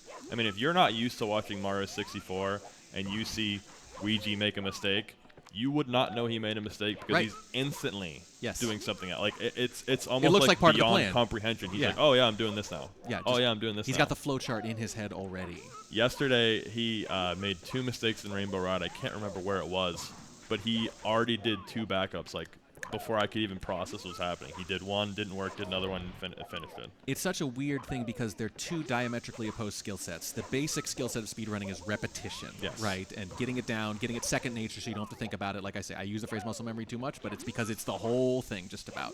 But then the other skill, when things go wrong, is improvisation, which is the exact opposite skill to muscle memory. Yes. So you have to be good at 2 completely diametrically opposed skills to be a top speedrunner. You have to. 2, like, it's almost like using 2 diametrically opposed parts of your brain. It's like left and right brain switch, right? Creative versus like memory and precision. Exactly. And it's crazy. The best way to build that up, obviously, is to just spam runs. Yeah. But also stage RTAs and segment RTAs are just like, you got to force yourself out of that comfort zone. zone. It's just there's no replacement for some practice like that. Yeah, no, hours in the cockpit, like we were talking about earlier. Hours in the you cockpit. just got to sit there. You just got to do it, and you got to make yourself do the things that you don't want to assume failure, but you also have to be ready for it. So you have to plan for failure while also never expecting it. Speaking of failure, unfortunately, Cheese missing backflip bomb clip seemed to be quite a surprise for him as he gasped at the camera. Yeah, thought he had it. Didn't quite. But, I mean, this is one of the things we see from the best runners is they lose time in small little chunks. It doesn't spiral. It's 4 or 5 seconds here. We saw that with Punkei yesterday. There were a lot of moderate mistakes, but they never became huge mistakes. And that's one of the things that some of my friends, I know especially Nick V, a friend of mine, always talked about the mental in speedrunning, how important the mental aspect is, where, you know, if you make a mistake or two, it's even small mistakes, it's very easy to get frustrated, and once your mental changes, your playing might start changing. So maybe you're getting frustrated, you try to do things a little differently, and then it snowballs into larger mistakes. Yeah. It's really important to have a strong mental. So yeah, maybe I made a mistake here, but you forget about it. You move on to the next star. It's one mistake, you know. And that's a big thing of being a top speedrunner, is being able to forget those mistakes, because you know that's not a big deal. Yeah. Getting a ledge grab or missing a speed kick, it sucks. Yeah. But the run goes on. It's It's an hour and 37-minute speed run. Right. There's room for mistakes in there. Yeah. In IRL sports, they say don't try to get it back all at once. You know, if you're down 40 points at halftime, you can't make that up in one shot. Exactly. Right. You just got to chip away at it. You got to do what you're good at. And with 120 star in particular, that's very true. You can get a lot of little time saves and just reduce mistakes, and next thing you know, you look up. And we were talking earlier about, like, you know, the world record has a death in TTC in it. This is 120 star. There's a ton of mistakes in every world record still. Mistakes. It's never going to be perfect. This category will probably never be dead because it's just too long. Exactly. Like a friend of mine, Jaquarium, he has I guess you would call it a mantra. At least he's told me before. I don't know if he still does this, but when he's on pace, he's mentioned that he'll just keep repeating, job's not done. You know, job's not done. I got to keep going. After every star, job's not done. You know, you finish up one star in TTC, job's not done. I still got to do another star. But you can kind of separate it into more bite-sized pieces of, I'll just do this star. Okay, I'll just think about this star. Don't think about the run. Don't think about your best possible time. Just star by star. Segment by segment. Yeah, was it a journey of 10,000 steps begins with a single step? Exactly. It's that, but single star. Exactly. As we see Cheese spawning in that extra ball there, hoping for some optimal Koopa interaction. Blue Bob missing that red in Dark World. And all the runs pretty early on right now. You're seeing a little more reset aggression than I would have expected on the final day here. We do still have, you know, about 8 hours, and it is going to go till 9 today, not 8. The last reset is at 9 rather than 8 because we did start about an hour late, and we are not going to deprive you of a crucial hour on the final day. We can't do that, especially with a crowd like this. So imagine both having a record number of PACE attendees and deprivation of Mario. No. I wouldn't want to be in the booth for that. No, there'd be a riot. I'd be too scared. Yeah. And I also think, to your point, we were talking about it being the last day and people wanting to finish out a lot of runs, but, you know, runners like Cheese and Blue Bob, who are both the big screens right now, have sensational times on the leaderboard right now. Yeah. And like I said earlier, I know I sound like a broken record repeating myself, but both of these guys, you know, Cheese is within 20 seconds of his actual PB. Blue Bob within 30 seconds of his actual PB. These are insane times. So I think it makes sense to see them resetting a little more because they want a really good run. They already have an amazing run. They're looking for a good run. Yeah, first day is get a time on the board. Second day is sort of suss out where you are. And the third time is just if you can't improve your time, don't bother. Yeah. You know, get more and more aggressive as you go. Until the very end. All right, I think we're going to go to break in just a second here because we are restarting a bunch of these and we are coming up on the turn of the hour here. It's been an absolute pleasure casting with you. The runners have been fast and furious, but it is still early now. We are, again, going till 9 p.m. Final reset is at 9 p.m., so you've got 8 more hours of this coming right up. We'll see you in a minute. Stay tuned.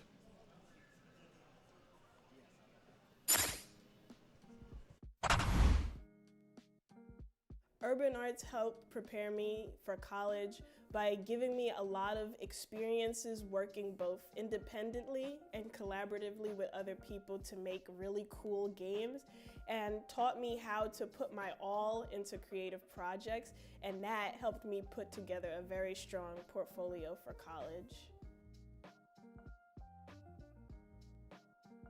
The best part about being in the urban arts community is the people that you meet. A lot of the people here have the same interests as me, so in the future, making friends here will benefit me and them and everyone around because we all benefit from each other by gaining skills that other people had that I may need. Urban arts helped me see myself differently by showing me that I can be a good leader. In the studio program, I was assigned the role as project manager, and fulfilling that role for the first time actually helped me realize that I have good leadership skills, and it really helped me to develop them.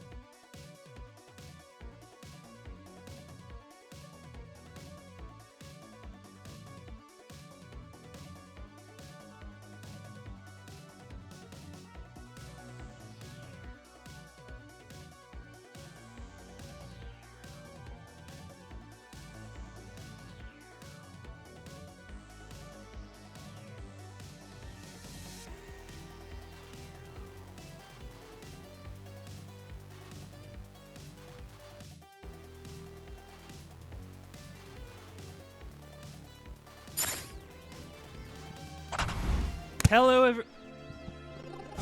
everyone. Welcome back to PACE 2024. This is the final day of the entire event.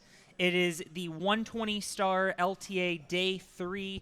These runners have just under 8 hours to get in as many resets as they can to put up one last good time. I am the AC Money. He is the Mr. Watt. And they let us do this again. Did they not learn from yesterday? Well, we had our fight out the back of the Walmart car park. Oh, that's so, true. And then we got everything we needed to get out over and You're done right, with. So, you're right, yeah. it works. It works.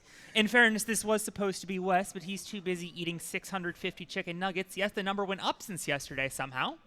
I believe it was during the Melee match. He bet that GTM wouldn't do a comeback, and then GTM went and did a comeback. I see. So,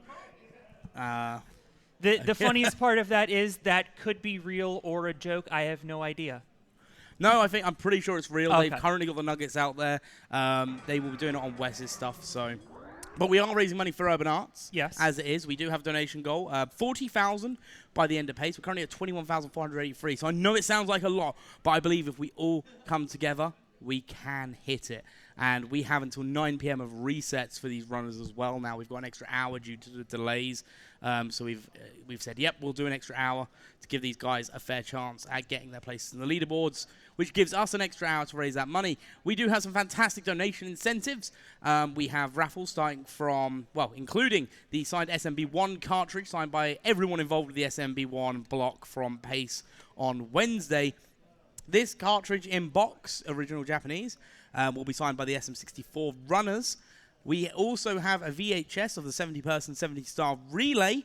That is from the event we did last PACE, and that included over 70 people taking part to complete one speedrun of SM64. Scott Pilgrim comic and Blu-ray bundle, which is also another one of the things. A HDMI modded Nintendo 64, so you can play it on all of your modern TVs now. It's fantastic. And then for a $25 donation or more, you can enter yourself in for a chance to win a brand new Nintendo Switch OLED, new in box. Now, also as well, I've got another little bit of a donation incentive because I think it's quite a far-stretched goal. Wes normally does all the crazy incentives, so I'll let him do his nuggets. He normally goes, hey, I'll get a tattoo or something if we hit the goals. I'll also match that one. I'll do that one this time. I'll get a boo tattoo if we hit 40k by the end of the day. So if that's not an incentive to see a British guy in pain, what is? That makes one of us. Let's hop back into the runs. Admittedly, a whole lot of nothing going on right now. Runners have been really aggressive with resets. This is the final day of action. So right now, Ouija is the furthest along in Womp's Fortress. We're not going to get a finish this hour, but hopefully somebody will string together a run. We have not yet seen one today, as it has only been an hour, to be fair, and the no reset was only to basement, which is only about 30 minutes into the run. Yeah, no, absolutely. Reading through chat, what's going on? People getting excited for the VHS. I feel like Mr. Warrior is like Yoda, and despite his walking stick, he's actually a black belt or something, and there's got to be a blade hidden in this cane. Well, he is very slowly screwing off the top. He has dropped the top, and there is not a blade. I take that back. He is...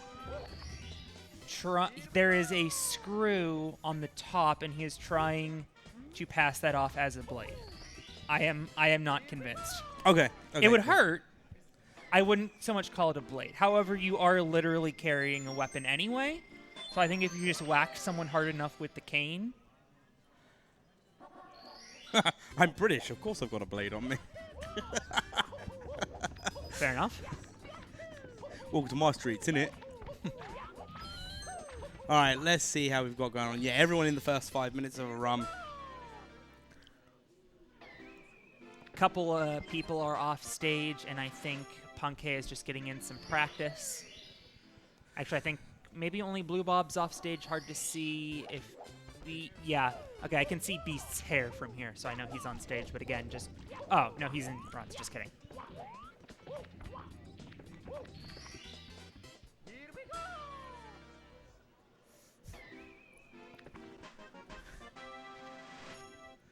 I did notice, by the way, Cheese brought the rabbit hat out really early. He's been saving it for like 3 to 4 o'clock for the late window the last 2 days.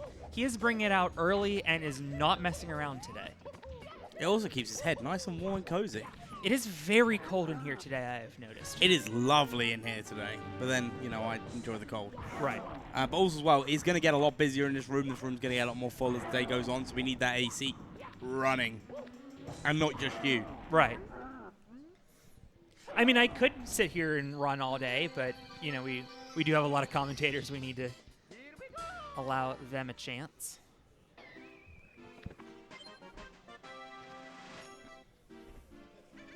Beast Assassin's about to wrap up a clean 100 coin in Womp's Fortress.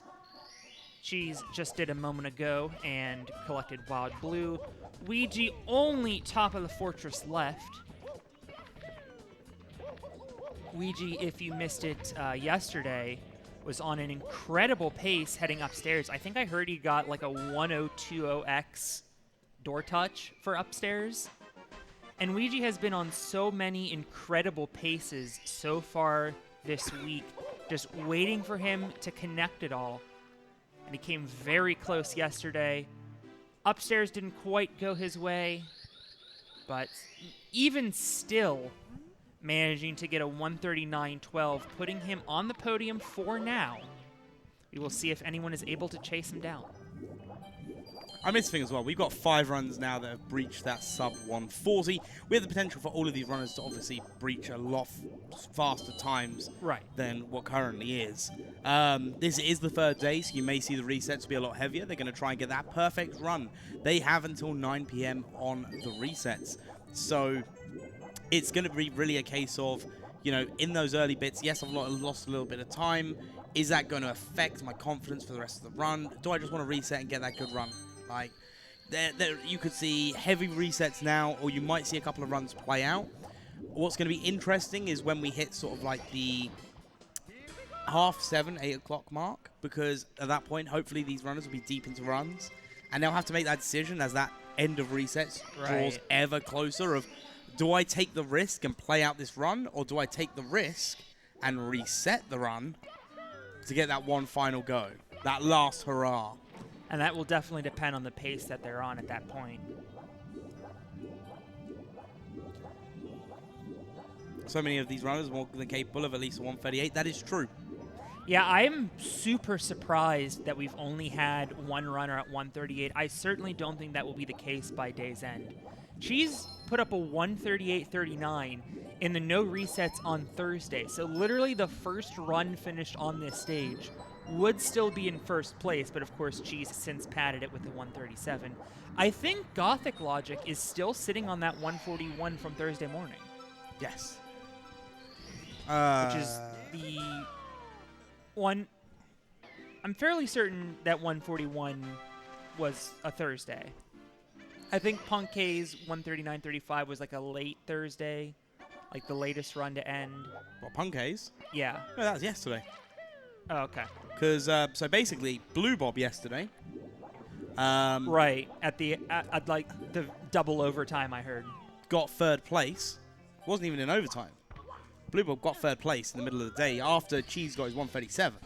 Okay. Then Punkation, 6 minutes later, took the time back. I'm sorry, it was Beast that double overtimed. There we go. Yeah. They both start with B. I'm tired. Hi, Tired. I'm the Mr. Wah. I did not know you had children. It's all about family.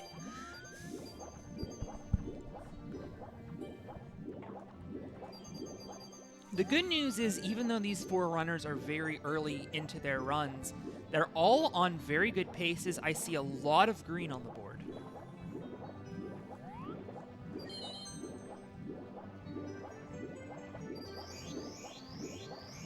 Yes. However,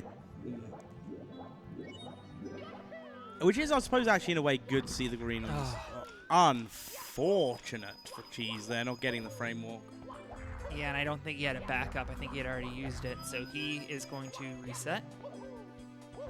Cheese running up against PB splits, it should be mentioned, that 137.27. Obviously put up a 137.53 earlier this week. Callie missing the double jump attempts. He's going to reset. So that leaves Beast Assassin and Ouija here in Jolly Roger Bay.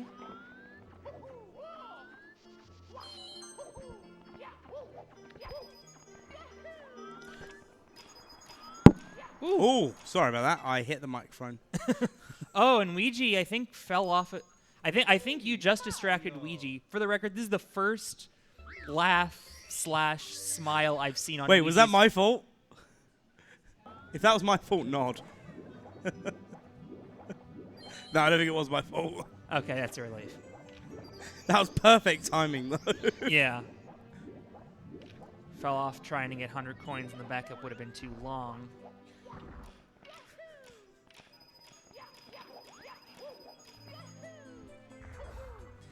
And that leaves Beast as the last player standing for the moment. Trying to wrap up his JRB 100 coins. We have a $10 donation from Elielza with the comment, a boba. Best of luck with your copy of the 70-person, 70-star relay.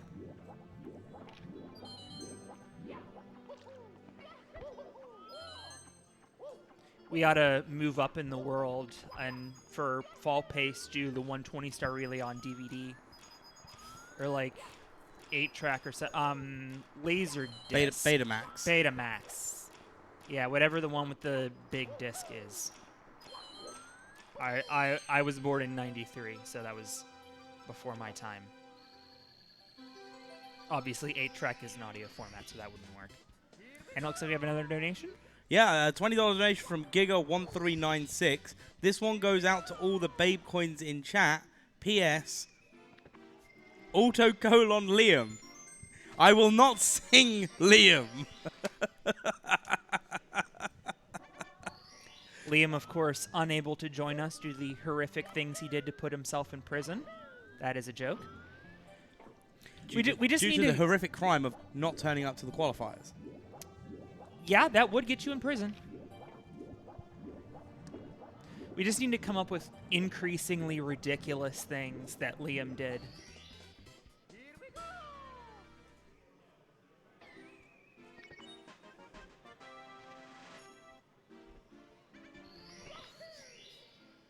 Beast up to 14 stars as Ouija resets again. Callie finishing up his Dark World. And again, these are the only 4 runs ongoing. Gothic and Blue Bob are not present at the moment, and Punkay is working on some practice. I take that back. Gothic Logic is on the stage. He is working on carpetless attempts. Obviously, if either of those two get a run started, we will let you know as soon as possible.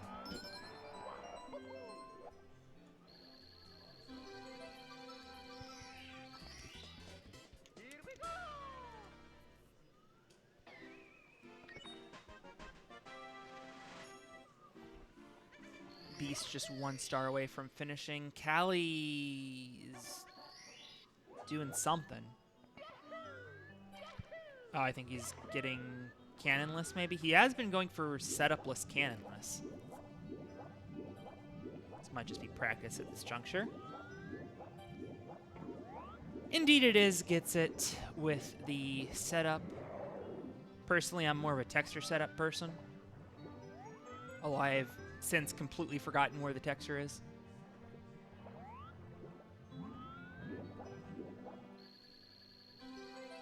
The runners do seem a little bit more relaxed and casual today. I was worried that, tensions would start to run high. It's day 3. They've been, they've kind of been in the zone for 9 hours each of the last 2 days. That can definitely get exhausting mentally. But no, they seem to be very relaxed.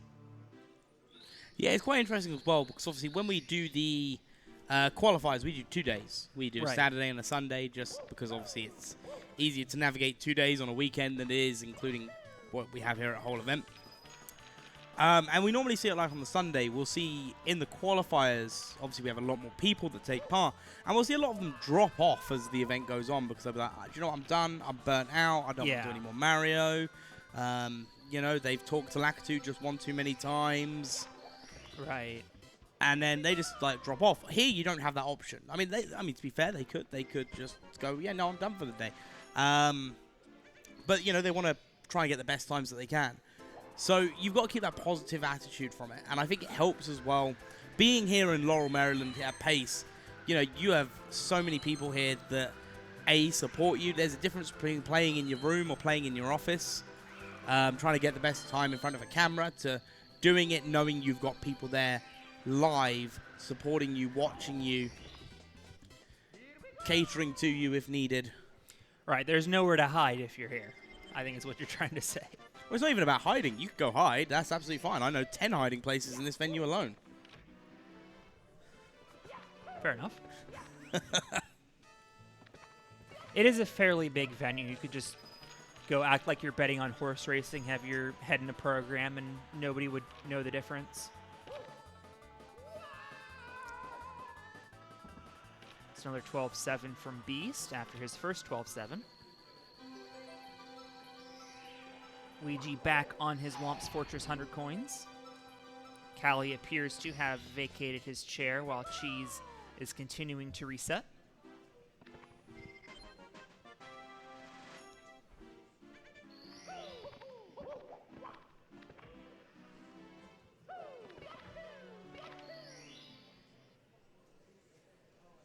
Luigi misses the blue coin, and knowing Luigi, that is going to be it for him.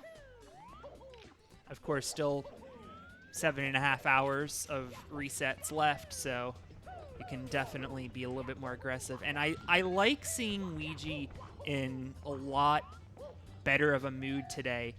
It kind of seemed like his face didn't change from like hyper-focus mode, but today much looser. Hopefully today's the day he's going to string together a good run. Not that 139.12 isn't extremely impressive.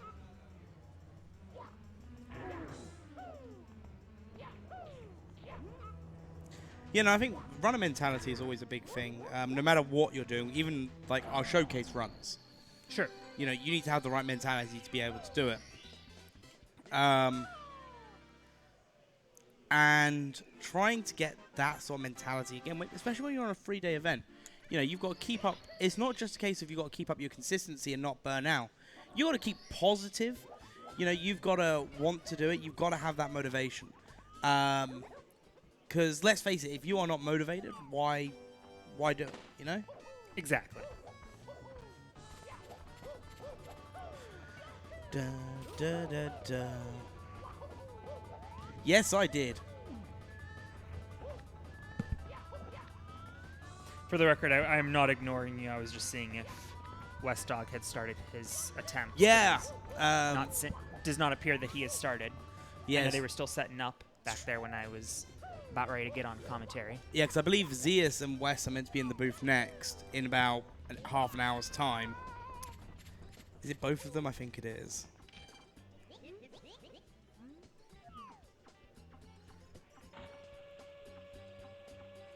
I think Iris has gone to check on them because I don't see her in the crowd at the moment. Shout out Iris, by the way. She's been really rocking it, helping run this event both online and offline last week.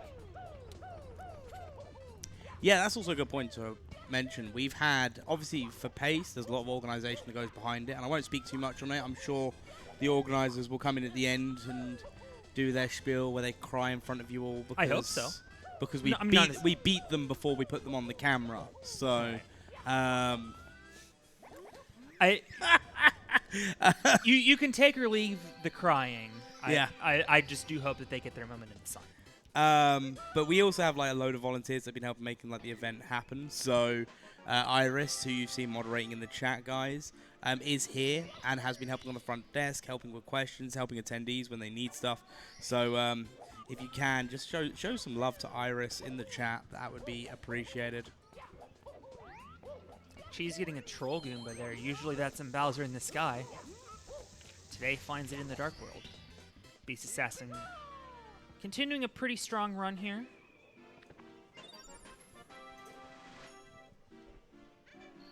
Speaking of Westdog, oh, there is that one singular chicken nugget that he asked for.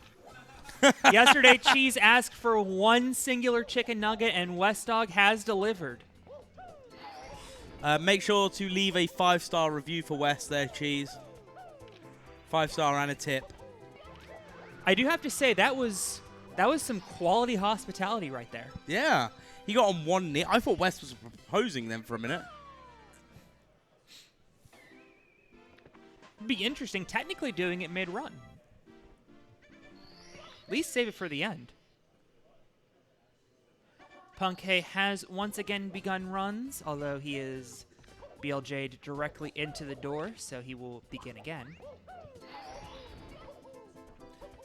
The good news, at least, is although we've had to watch this Lackey 2 cutscene about 1,000 times, and I'm a notorious disliker of the Lackey 2 cutscene, at least we don't have to listen to it. You mean the most watched video game opening cutscene on Twitch? Correct. It is one of 2 reasons that I don't run this game more often, the other being Bowser throws, although I have been practicing immensely in the warm-up area because they don't have an Usamumi.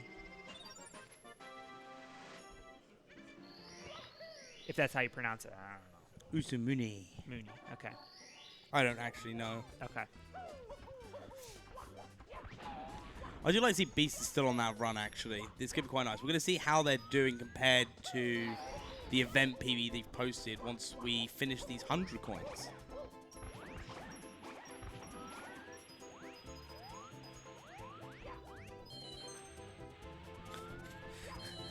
I really like how someone has said, it's pronounced, and then just spelt it. I don't think that works online, and Beast's shell broke while we were joking about that. Unfortunately, that appears to be his run over. So, alas, we are Dark Worlds, because, like, we can't be Pace Pals. Dark World Oh, listen to Daniels. that. Oh, listen to that. That's the thing you said you're happy to not have any audio about. You've got it right now. Somebody in production is pulling a rib on me.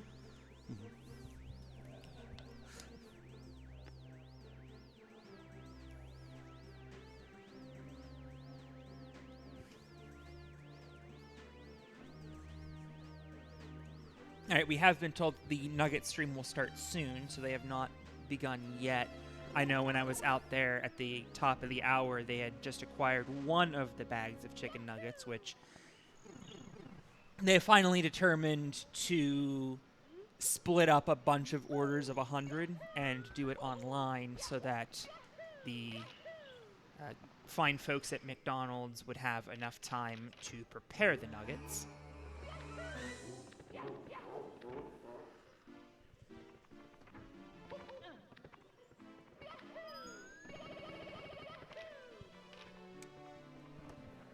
Ouija heading back into Womp's Fortress. So I'll be perfectly honest, I was taking a selfie.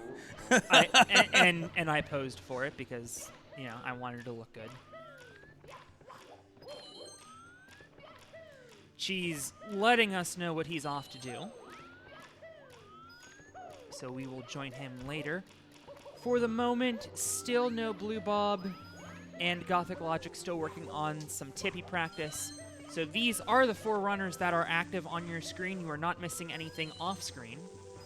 And of course, if any of those 3 runners return, I imagine Gothic will be starting up again soon. Then we will, of course, let you know.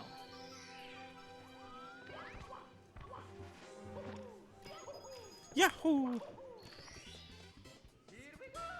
Callie also working on Womp's Fortress. Reset a bit ago on that double jump, deciding to do it first, not something you see very often, but just wanting to make sure he got it, because that is what cost him his run a moment ago.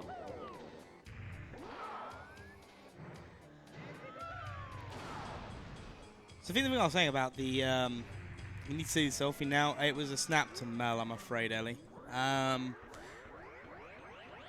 In regards to being early on in a run, seeing green is good because obviously, you know, these are the stages they do practice the most because they're the stages they see the most. Right. So seeing green is good, But if they've had the same PB or the same event PB for a while, is it still then good to see green? Because it just shows that then if they're consistently always getting green Right. on that split, are they now just, is that now the case where maybe it's time to start doing theoretical splits again?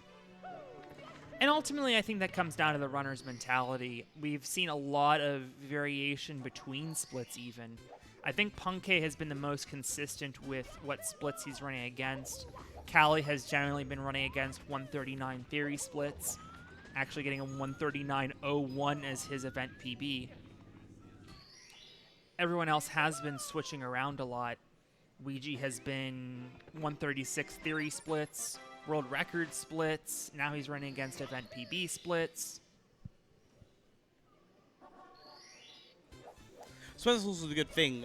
It's the thing I love about live split is it gives you the whole situation of, hey, you can compare against your PB, or hey, you can compare against your gold splits, or hey, you can compare against your average, theoreticals, however you want to do it. It gives everyone the chance to kind of go, okay, this pace ain't exactly the pace I want to be on, so I'm just going to change how my splits look. And it gives you that feel-good feeling to always be in the green, so... I feel like part of that, and I'm going to put on my tinfoil hat here for a second, I think part of that is about viewer retention, because sometimes I'll see that Cheese is streaming and he'll be like minus a minute, and I'm like, oh my god, he's going to get a 135 and break the world record. And then I'll see that he's running against like 143 splits. Ah, so you're a sheep. Yes. So I think that's the thing with... I don't know. I think if I saw someone a minute ahead on their splits at this level, I think I'd know that they were on. Because I think they're at the stage now where their PBs are going to be good, but they're not going to be like the biggest PBs you can get. Right, but I mean, you see the green text before you see what the final time they're running against is. Ah, okay, now I see where you're coming from. Yeah. So Callie and Ouija on a bit of a race here, both 7 minutes into their run. Looks like we had a 6:49 from Ouija, a 7:07 from Callie, which is right on his 139 splits. And they will head into JRB next. JRB has been taking some prisoners today. We haven't seen many runs go past it. We also haven't seen many donations go past our donation screen. So remember, guys, if you would like to donate to the Urban Arts, it's a fantastic cause, helping underprivileged children a chance at education, video game design and development. Gives a load of skills that are useful for even outside of that field as well. You can do !donate. We have some fantastic incentives, some raffles that are going on based on, so we've got like based on the SMB, the SM64 lot, some game consoles. So !donate. Help the Urban Arts. And today is the day that they're being drawn, so if you do not donate today, you will never ever own a VHS copy of the 70-star relay. You will never ever own a 15-person signed Super Mario Bros. Duck Hunt cartridge. You will never own a cartridge, Super Mario 64 Japanese cartridge, signed by everybody on stage. You will probably not own an HDMI modded Nintendo 64. I suppose you could technically acquire one somehow. I have no idea how. And you'll never own a Nintendo Switch OLED. Oh, Yeah. wait. Oh. Huh. Last one in existence. Honestly, for Nintendo, that would check out. Callie working on frame walk, and got it. Nice. Ouija going under the sub first.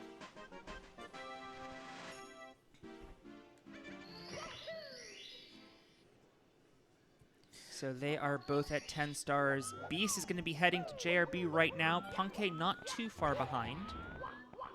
Obviously not a race per se, as their times are much different.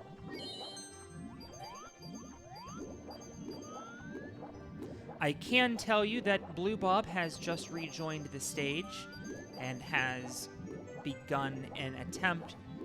We will let you know how that is going once he starts getting to actually maneuvering Mario. Right now, he's looking at Lackey Tube, and we want to spare you of that.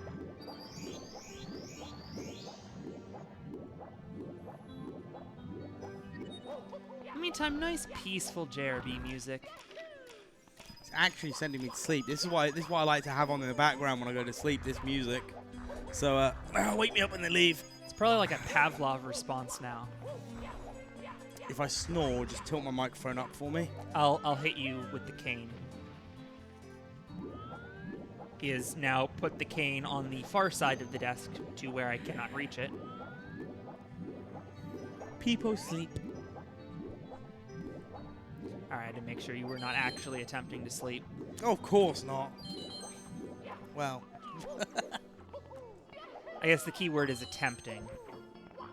If you just randomly fall asleep, that's not attempting to fall asleep, you just did. Callie about to finish up his JRB 100, getting a little bit of lag there, but managing to maneuver around it. Luigi working on his as well, but has a star in hand.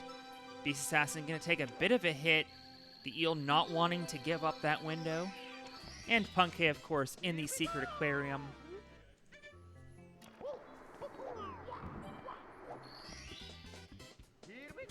Beast Assassin's in some trouble here. He might drown.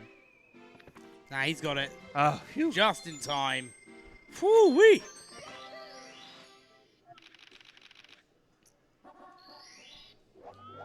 Ouija is going to stay on the wooden planks this time. And he will complete JRB hundreds. Callie now going for some treasure chests. Let's see if he gets that chip clip. Got a punch right at the exact spot. I think that's like a 2-frame window to hit that or something. These runners have been really good at hitting it this week.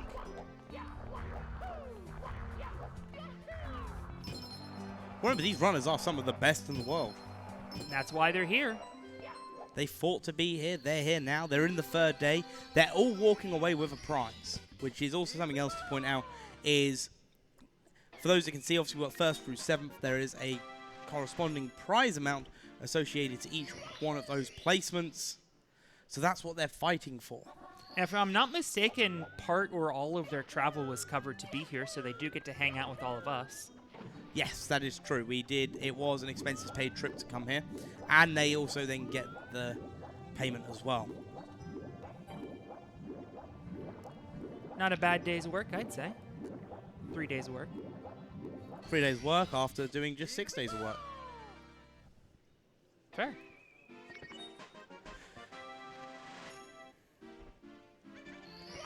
Punkay going for his frame walk.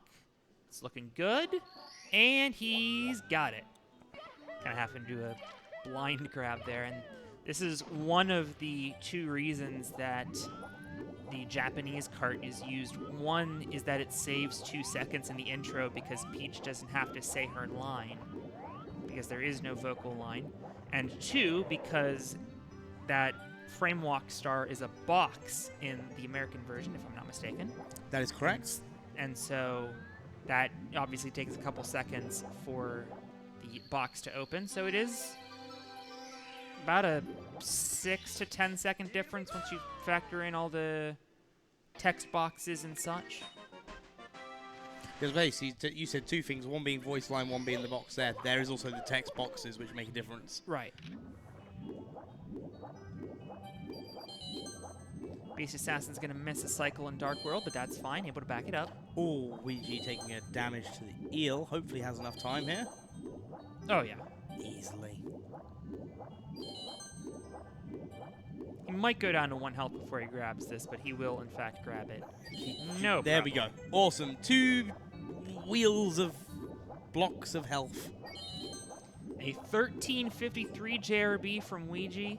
Things looking very good for him. He has been incredible in the lobby all week long. He's had so many 22s out of Bob that I've just completely lost count. And a 1418 for Callie out of JRB. Also did a very the good time for the Aquarium record. last.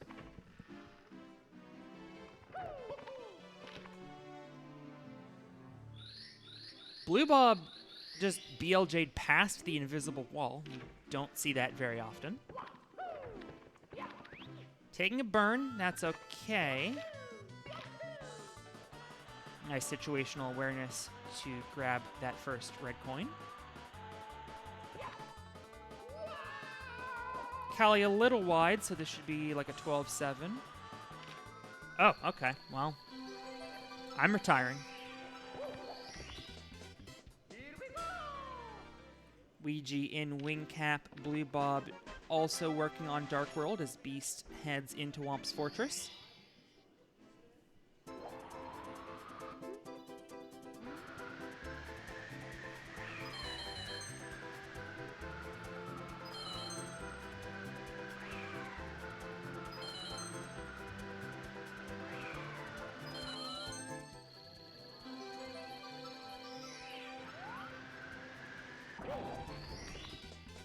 Callie with a clean wing cap. Let's see what Ouija's got here on the slide.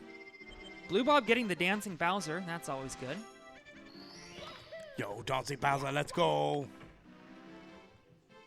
Ouija completing a 12-6. Callie heading back in right now. And I didn't see what happened on Beast's screen, but he's going to call it. Punkay jumps out of the pillar. He's going to have to restart.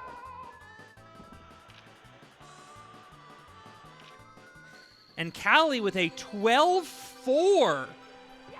That is almost the best you can do with a normal setup. Technically, you can get a 12-3, and maybe if he hugged the wall, he would have got it.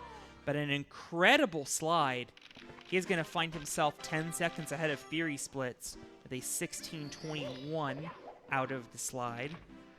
And now on to Bob-omb Battlefield, where we find Ouija heading up to face the bomb, or King Bob-omb right now.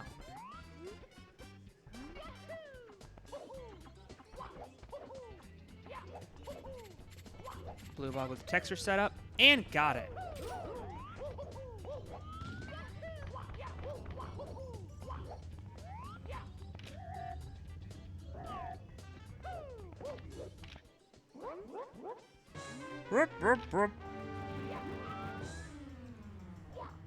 Ouija completing his boss fight, moving up to 20 stars. There really isn't much between the two of them at the moment. And there's obviously a lot of variance that can happen both downstairs and upstairs. I'd really like to see them both finish this run. It'd be nice. Really, I want to see some 138s and 137s on the board. It's been very surprising, as I mentioned, that we have only had one runner break 139. Well, we did have this at the last pace as well in full, where it was like, a lot of runners we know can do the time, so why are we not seeing as many times from there? And a lot of it, again, is, you know, they want to get that best time up there as soon as possible, so they're going to be a bit more reset heavy. You know, yes, 138 is great, puts you in second place, but if you know you can do that 137, why not push for the 137?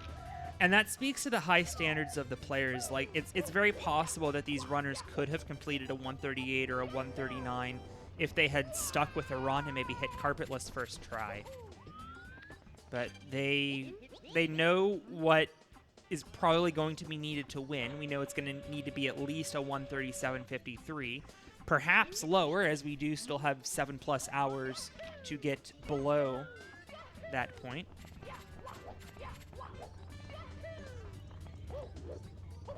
But it does feel like 137 or bust unless you're in Tippy for a lot of these runners.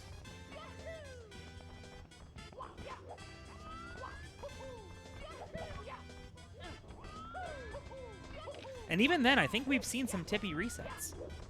We have, but mostly they've come down to consistent deaths. You know, when sometimes TikTok clock, it just all falls apart. The invisible wall gets you, then the invisible wall gets you, and then you're not focused. Right.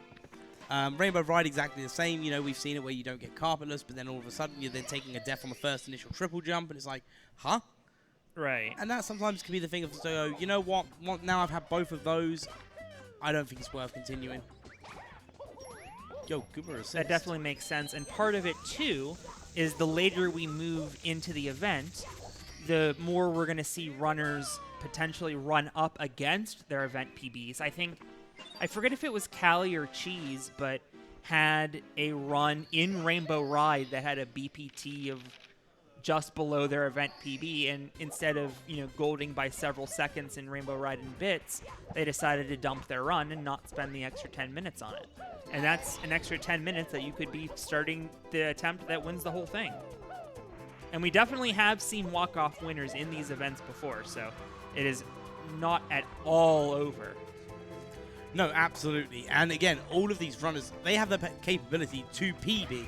Not just event PB, but they can get personal best at any time. So, and we have seen runners on PB pace late into this game.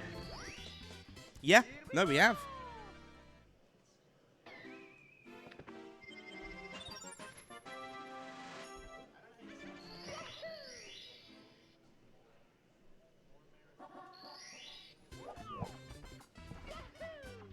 Bob on Battlefield continuing. As for the runner with Bob in his name, you can find him bottom right, about to head into the Secret Aquarium. Lump's Fortress done for him. Beast Assassin about halfway through, and Punkay hasn't yet gotten out of Dark World for a little bit. Had some attempts end early. But again, I wouldn't be surprised if Punkation comes out of Dark World and then posts top time. Oh, of course. But the one time he comes out of Dark World, that's it, top time posted on the board. Oh, of course, absolutely.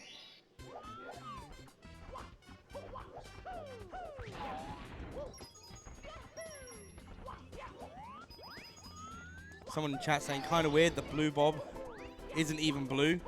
He was on Friday. But then, your name's Or Ladybug. Thursday. Are you a bug? Or a lady, for that matter. Maybe, I don't know. I don't know their life.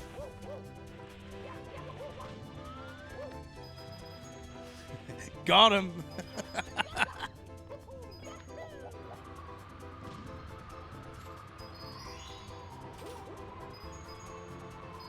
Both Callie and Ouija on their 100 coins.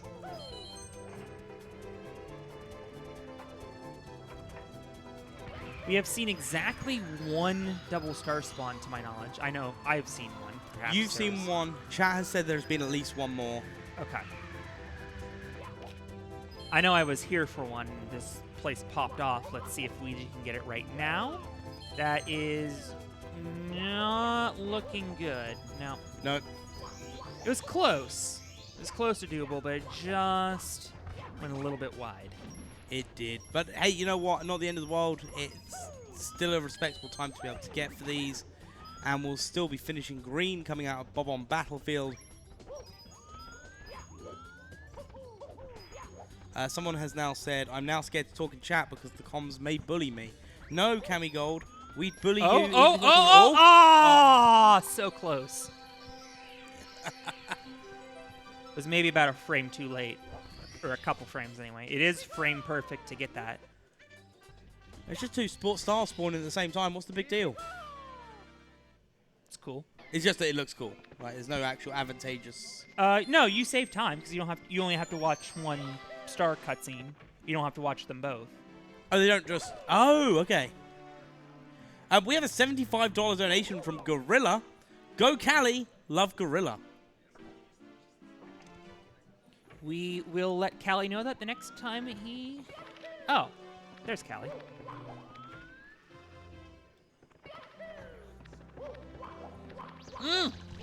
Ouija in some trouble, bails out of it. Good backup there. Right as I was drinking water. You were about to spit out the water. I was about to mention it, and you were just like, no, I'm going to swallow this water quickly. I will say, oh my goodness, he's nearly gone, but he's here. Doesn't get the jump, though, unfortunately. Going to back it up from the top. 22-33, by the way. The cracked Bob splits continuing from Ouija. Yep. And there are the notoriously high standards. Again, lost maybe 10 seconds in SSL and says nope. Yeah, there is nothing wrong with having high standards and wanting to play the best that you can play. I didn't say there was anything wrong with it. I just said that he has notoriously high standards. Which, as the world record holder, he is completely within his right to do. So as I was about to say... Please. There's nothing wrong with having high standards and resetting as you are, especially in a format like this because they want to get the best time, and Ouija knows he can put up the best time. Exactly, and there's still over 7 hours to reset. Yeah, no, absolutely. For those who have joined us late, we started at about noon Eastern time, which is about an hour later than we were expecting. That means we will be having the no reset call at 9 p.m. That's correct. 9 p.m. Eastern time, which is just over 7 hours from now, so this day just beginning. Nobody has finished a run yet. In fact, nobody's made it upstairs yet. In fact, I don't think anyone's even made it to LLL yet. In fact, now that I think about it, has anyone made HMC? Yeah. Yeah, Gothic made HMC. Actually, he might have been LLL also. So I think chat wants us to bully them. Like, we've got one person saying, I hope they bully me, not gonna lie. Then another person saying, nah, let loose, they ain't gonna do anything. AK the 3 because they can't count past it, so... and there They we thought go. they were slick and tried to throw in an expletive in that message. Didn't work. No. Cheese is getting food, that is correct. You did miss him getting precisely one chicken nugget as he had asked. Yep, so he did already have food. Greedy boy wanted more than one bit of food.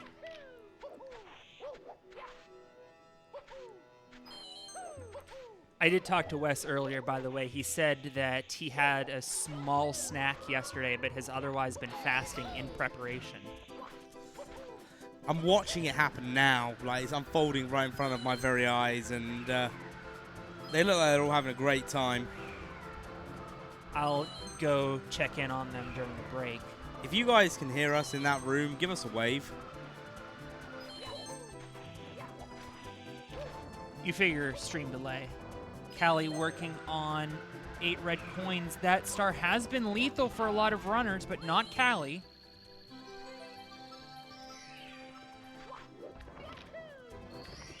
Okay, so, I mean, they're hearing us on stream delay, and we're hearing them on stream delay, but still, you would think that both stream delays, You think they'd be nice enough to wave at us? right?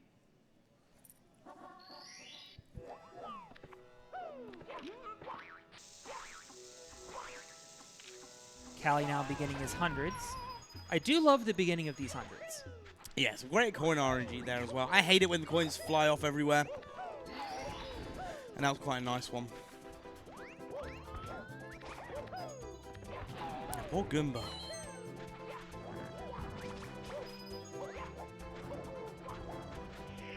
Oh, no! What an Callie unfortunate just death. missing it. I don't think he was able to get his long jump off.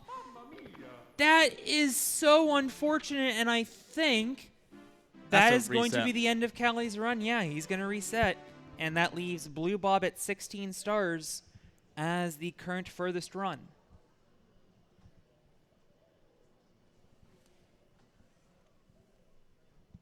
And I think that that would give us a good opportunity to take a caster break so that we can get some food. But just a reminder as we come back into the booth, lots of good prizes still up for grabs. We have 2 different cartridges, 2 different forms of media, the HDMI N64, and Nintendo we're like Switch OLED as well. the Don't Nintendo forget that Switch bit. OLED, so 2 different consoles, lots of good prizes, and of course going to Urban Arts, who you'll be hearing about in just a moment. I don't know if you and I will be in the booth again for the next hour. We're going to go check on Wes, see how he's doing since he is scheduled for the next hour. I don't know. I think they're going to take a pause on their nuggets just to come in for the hour. They'll Okay. probably let us know how it all goes from there, and we'll see what is up. Exclamation mark donate, guys. Just a reminder, get those donations in. We've got a $40,000 goal. We're at 21,588, so we are getting there, but we need your help. And we've done like 8,000 of that or something just in the last couple of days. Oh yeah, no, we've done amazingly over the last couple of days. So thank you everyone for the support so far. We're going to take a break. We'll be back shortly, and if not us, it's Wes and Zeus. Stay safe, everyone.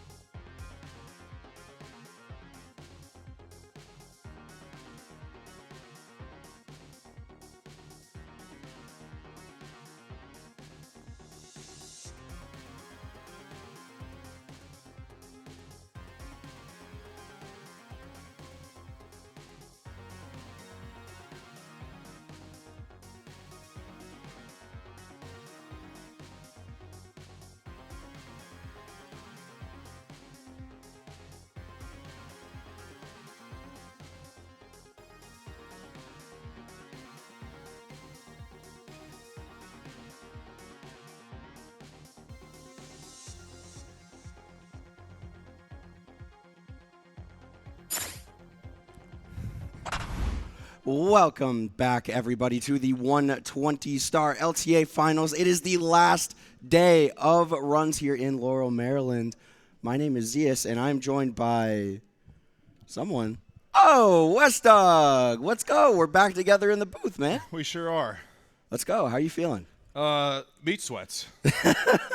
Yeah, we've had a little bit of a busy early afternoon here at the Xanadu Games. Should we maybe explain what's going on a little bit? Live on the West Dog channel, we have been engaging in the 650 nugget challenge. Both Zias and I personally eaten 40. I need to eat 60 more, but I did not want to overly gorge myself before commentary. But we have now eaten 560. We got 90 more to go. And if Beast Assassin up there, or does he leave? He's right there. We got 10 nuggets for you later, man. Beast Assassin, we got your nuggets. Let's go. All right, love it. But yeah, we took out a little more than half, I think, just in that one session over in the. Way more than half. area. We got like 90% of it done. Oh my goodness. Okay, I miscounted. Major shout-outs to all the people in the chicken challenge, but most importantly, before we shout those people out, let's take a moment to show all of our cool prizes for the Urban Arts. We did the Chicken Nugget Challenge because of the Urban Arts, because all of you wonderfully charitable people decided to donate $1, which meant a single nugget for every $1 donated. We got to eat so many nuggets. But some of you got to enter for prizes, like the Scott Pilgrim manga set in the 4K Ultra HD disc.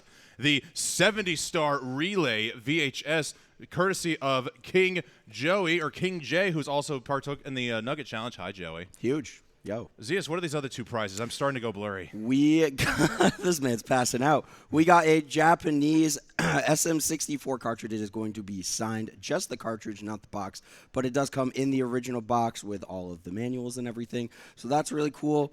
We have a Duck Hunt and SMB1 NES cartridge signed by the runners who participated, I believe, in the SMB1 LTA. And the pride and joy, we have the HDMI modded N64, the Holy Grail. Shout out Artemis. Don't need any of that capture hardware. You just got to plug an HDMI into the N64. It's great. It's fantastic. But speaking of capture hardware, let's go back and recapture this hard gameplay at work. Hopefully they're not wearing themselves out. Looks like we have some decent runs going here. Punke and Beast Assassin cooking at the top of your screen. Blue Bob hitting a nice Lakitu skip going into the castle. And looking at the standings, it doesn't look like we've had a lot of movement around in the top 7 here. Looks like everyone's mostly where they were at the end of yesterday. Yeah, let's oh. I think you muted my mic when you did that. This stream deck's a little confusing. So I am number 1, you are number 2. You want to swap to make it easier?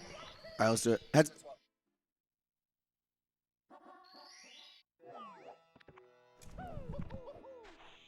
Crossing streams here. Love we to made see it happen. We made it happen. Yes. We have crisscrossed applesauced. I want some applesauce. No, you don't. Not right now, you don't. I need some sort of fruit after just eating 40 chicken nuggets. I need some sort of healthy sustenance in my body. Okay, well, you know what? Let's take a look at our screen and see what's cooking from all these speedruns. Oh, nice segue. I try. But yeah, no major movement so far here today. It looks like I do know Cheese had a run in, I think, SSL or HMC. He had a deep run going at one point, but I don't know how it died. Yeah, I'm not 100% sure either. We had other priorities at hand. A little tied up. But, what we're looking at right now, Beast Assassin trying to get up onto the top of the structure here, get that wing cap, working on SSL 100 coin. Just a handful of stars here before he's able to move on. Getting trolled by the blue coin RNG here, but able to recover nicely.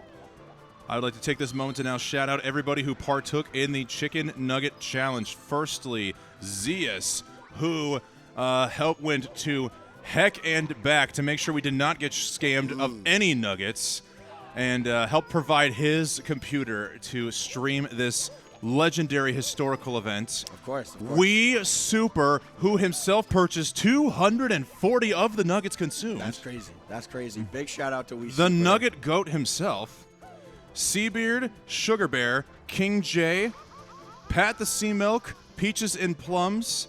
Wait, no, is it Plums and Peaches? Plums and Peaches. Jesus, I'm sorry, Sophia. Sid B. Gaiman, Chimkin, JJ Reed, Hi, I'm Scott, ID Geek, Grievous. Oh, Beast Assassin! Oh! Trying to recover, not quite getting Dang. the angle there, and falling right into the quicksand, and that is going to be a reset. Dan, Jared, Drum of Production, and soon to be Beast Assassin. Soon to be. Mm-hmm. So yeah, big shout outs to all of those gamers who helped us out in this journey. And speaking of shout outs, we have a $15 donation from Young Aramita. No comment, but they did sign up for the SM64 Japanese cartridge giveaway. So good luck on that. Best of luck. Thank you for the $15. Yes. Thank you so very much. All right, so Punke, the deepest into a run here, and based on Punke's Twitter, it looks like he knows he's got to turn up the heat a little bit. He wants to perform a little better here in day 3. It's the last day. This is it. This is the only opportunity these runners have to improve their standings on the leaderboard. Punke, of course, the back-to-back pace champion, looking for the 3-peat.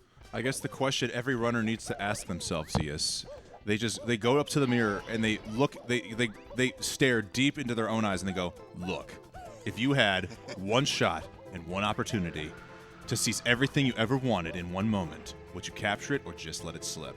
I'd probably die in bits, personally. I'd probably like miss a couple throws or something. Like, I'm just kidding. I would totally capture the moment. Oh man. Hey, I had one shot, one opportunity, and I did not choke in bits. But I was also blessed by the legendary Hori of Cheese. So I mean, you can't miss throws in that case. You just can't. no, you know what's the funny thing? I did an entire category extensions marathon last week. I had 29 different speed runs, and there wasn't a single one of those 29. Well, I guess maybe 25 involve Bowser throws because some of them end when you like read the last sign, get the last warp. But anytime I was in Bowser 3 across 20-plus runs, never went 3 for 3 once. I touch Cheese's Hori, I go 3 for 3 in front of a crowd. I can understand the aura. There's something to using Cheese's Hori. It's blessed. It's a blessed controller. All right, we've had a couple of donations rolling in the past couple of minutes. Renicat with the $20 says, yo, Renicat. And Floggy the Dolphin, shout out Floggy with the $35. And they say, good luck to all competitors. Group! Thank you, Floggy. Whoa, Punke, he's saving himself there from going into the death zone. And just going to be going into the pyramid. Going to be going for topless here. This wall kick strat to skip all of the pyramid opening, to skip going to the top of that red structure, and going to be taking on the IROC fight. Now, you know what I'm a little bit concerned about, Zeus? What's that?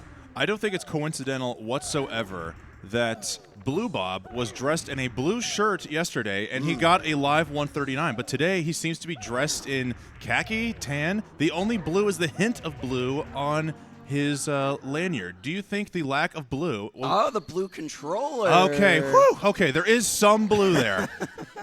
And the lanyard. As everybody knows, the controller is an extension of the person, so that absolutely counts. Thank you for the clarification there, Blue Bob. Truly a man of the people. Absolutely. Huh.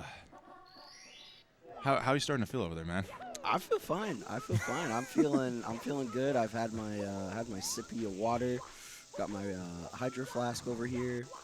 Ice cold. My heart rate is at 100 and it's still going up.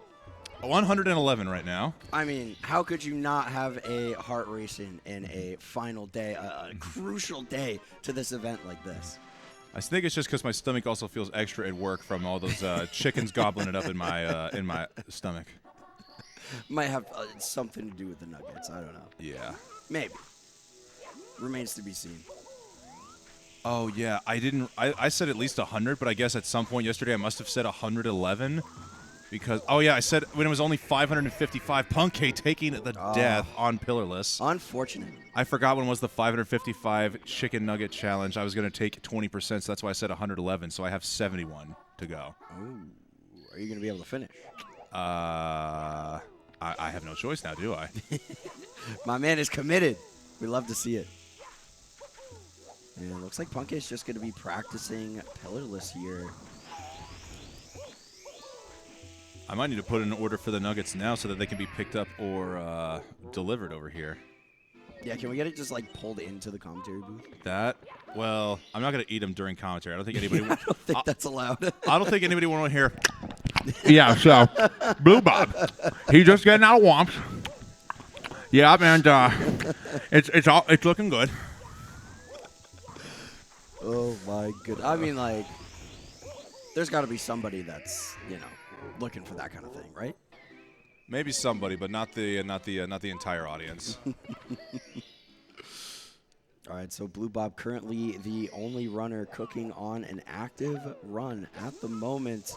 And going into the aquarium here, just about to kick things off in Jolly Roger Bay. And Blue Bob obviously sitting in 5th place right now with the 1:39.44. But the difference between 3rd and 5th, only about 32 seconds. And if you include 2nd place in that, it's a little bit more, but less than a minute between those placements. So Blue Bob can definitely put in some work here and move up the standings for the final day. I'm trying to think of any time we've ever seen the top 5 all under sub 140. Yeah, I mean, that's the power of 120 star being carpetless enabled now. All these runners able to get these really, really good times on the board and keep it close with one another. Let's also not forget here, I might need to go back and look at Blue Bob's previous pace runs here, but we have seen live personal bests now from Cheese, Beast Assassin, Gothic Logic, and perhaps even Blue Bob. Because I don't know if he ever had a 139 live before. I don't have the facts in front of me on that either. But that is a possible 4 out of 7 of our runners with live PBs. Absolutely astounding weekend. I know, this is fantastic. It just goes to show how much these runners have been grinding, how much these runners have been labbing stuff out and preparing for this event, and really just kind of having the motivation to put in that work in general to just get themselves better at the game. And that's why they're at the top. They're willing to put in that time. They're willing to put in that work.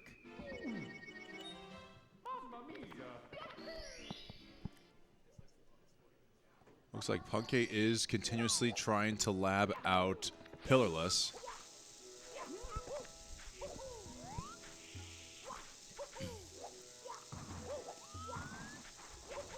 Yeah, Plus has been a little bit of a problem point so far. And Tom Bomb Hatter with the $510 donation. Woo-hoo-hoo! First time at Pace, and it's been such a blast. Best of luck to the group.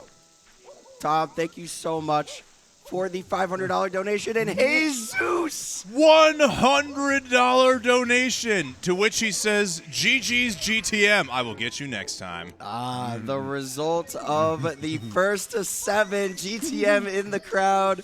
Pumping the fists, a well-deserved victory for GTM last night versus Jesus. Yeah. It was a close one, though. It was that close. Was honestly, I haven't watched much competitive Melee, but that was one heck of a comeback, dude. I honestly, it was amazing. I thought it was about to be 6-2, and I lost faith, but you found a way to bring it back and then more. Really had Legendary. the comeback of the century. It was such an incredible watch, and the commentary was great. It was super hype. It just solidifies Mario's grip over the weekend here at Pace. Fox thought he could take over the Pace threshold. Next thing you know, we were going to be hosting Star Fox LTAs the whole time. Exactly. You can't come in here and dethrone Mario at his own event. You can't do that. That's disrespectful. I don't know if we call it his own event. That makes it sound like it's Nintendo sponsored. Ooh.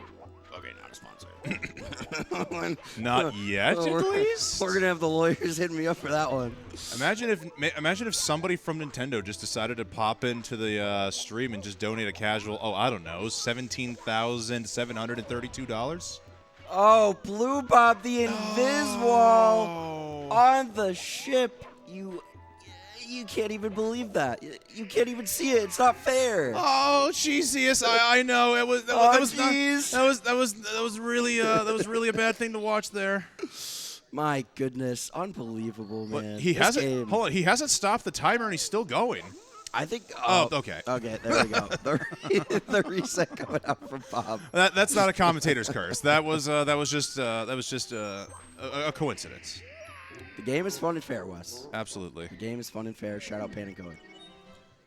Also, best of luck to Tom Bomb and Jesus on your chance to win the signed Super Mario Brothers cartridge. Let's go. Which I've come to realize this cartridge inside the box for SM64 is not been signed yet. It's still fresh inside the plastic because it's a brand new game. I think we've been afraid to not tarnish it, but afraid to just get rid of its glossiness. I know you don't want to take it out of its packaging because you don't. It's like, it's a relic. It's a relic. It's never been opened. Oh, we got Pro Gamer Matt, who I insulted notably last night, with a $45 donation, saying these gamers have that hard hat, lunch pail carrying, first one in, last one out, tradesman work ethic. Keep up the good work, boys. Oh my goodness! What a way to put it. What a way to put it. Best of luck to you on the HDMI modded Nintendo 64 console. Absolutely. Shout out to Pro Gamer Matt for the $45 donation. I don't know if you were around last night for a Beast Assassin's double overtime run. I was. Yeah, so I was like saying I wanted to make sure I wasn't distracting Beast Assassin. So then Pro Gamer Matt said in the chat, yeah, I think I'd be choking if I heard all this hooting and hollering. To which I said, and that's exactly why you're not on this stage. Oh, the disrespect from Wes Dog. You know, I'm just happy they were still willing to be charitable enough to consider donating to the Urban Arts. It's not a West Dog donation. Dog be damned. He cares about the kids. Absolutely. Can you tell us a little bit about the Urban Arts and maybe what they do and who we're supporting with all these donations? Well, it's arts that happen in the urban environment. Oh. The arts in particular are video game development and computer science. Uh-huh. It says geared towards underprivileged children who may not have all the opportunities as those of private school or elite public school education. That's amazing. Every single student has ever walked through the doors of the Urban Arts. 100% of the students go on for further education opportunities.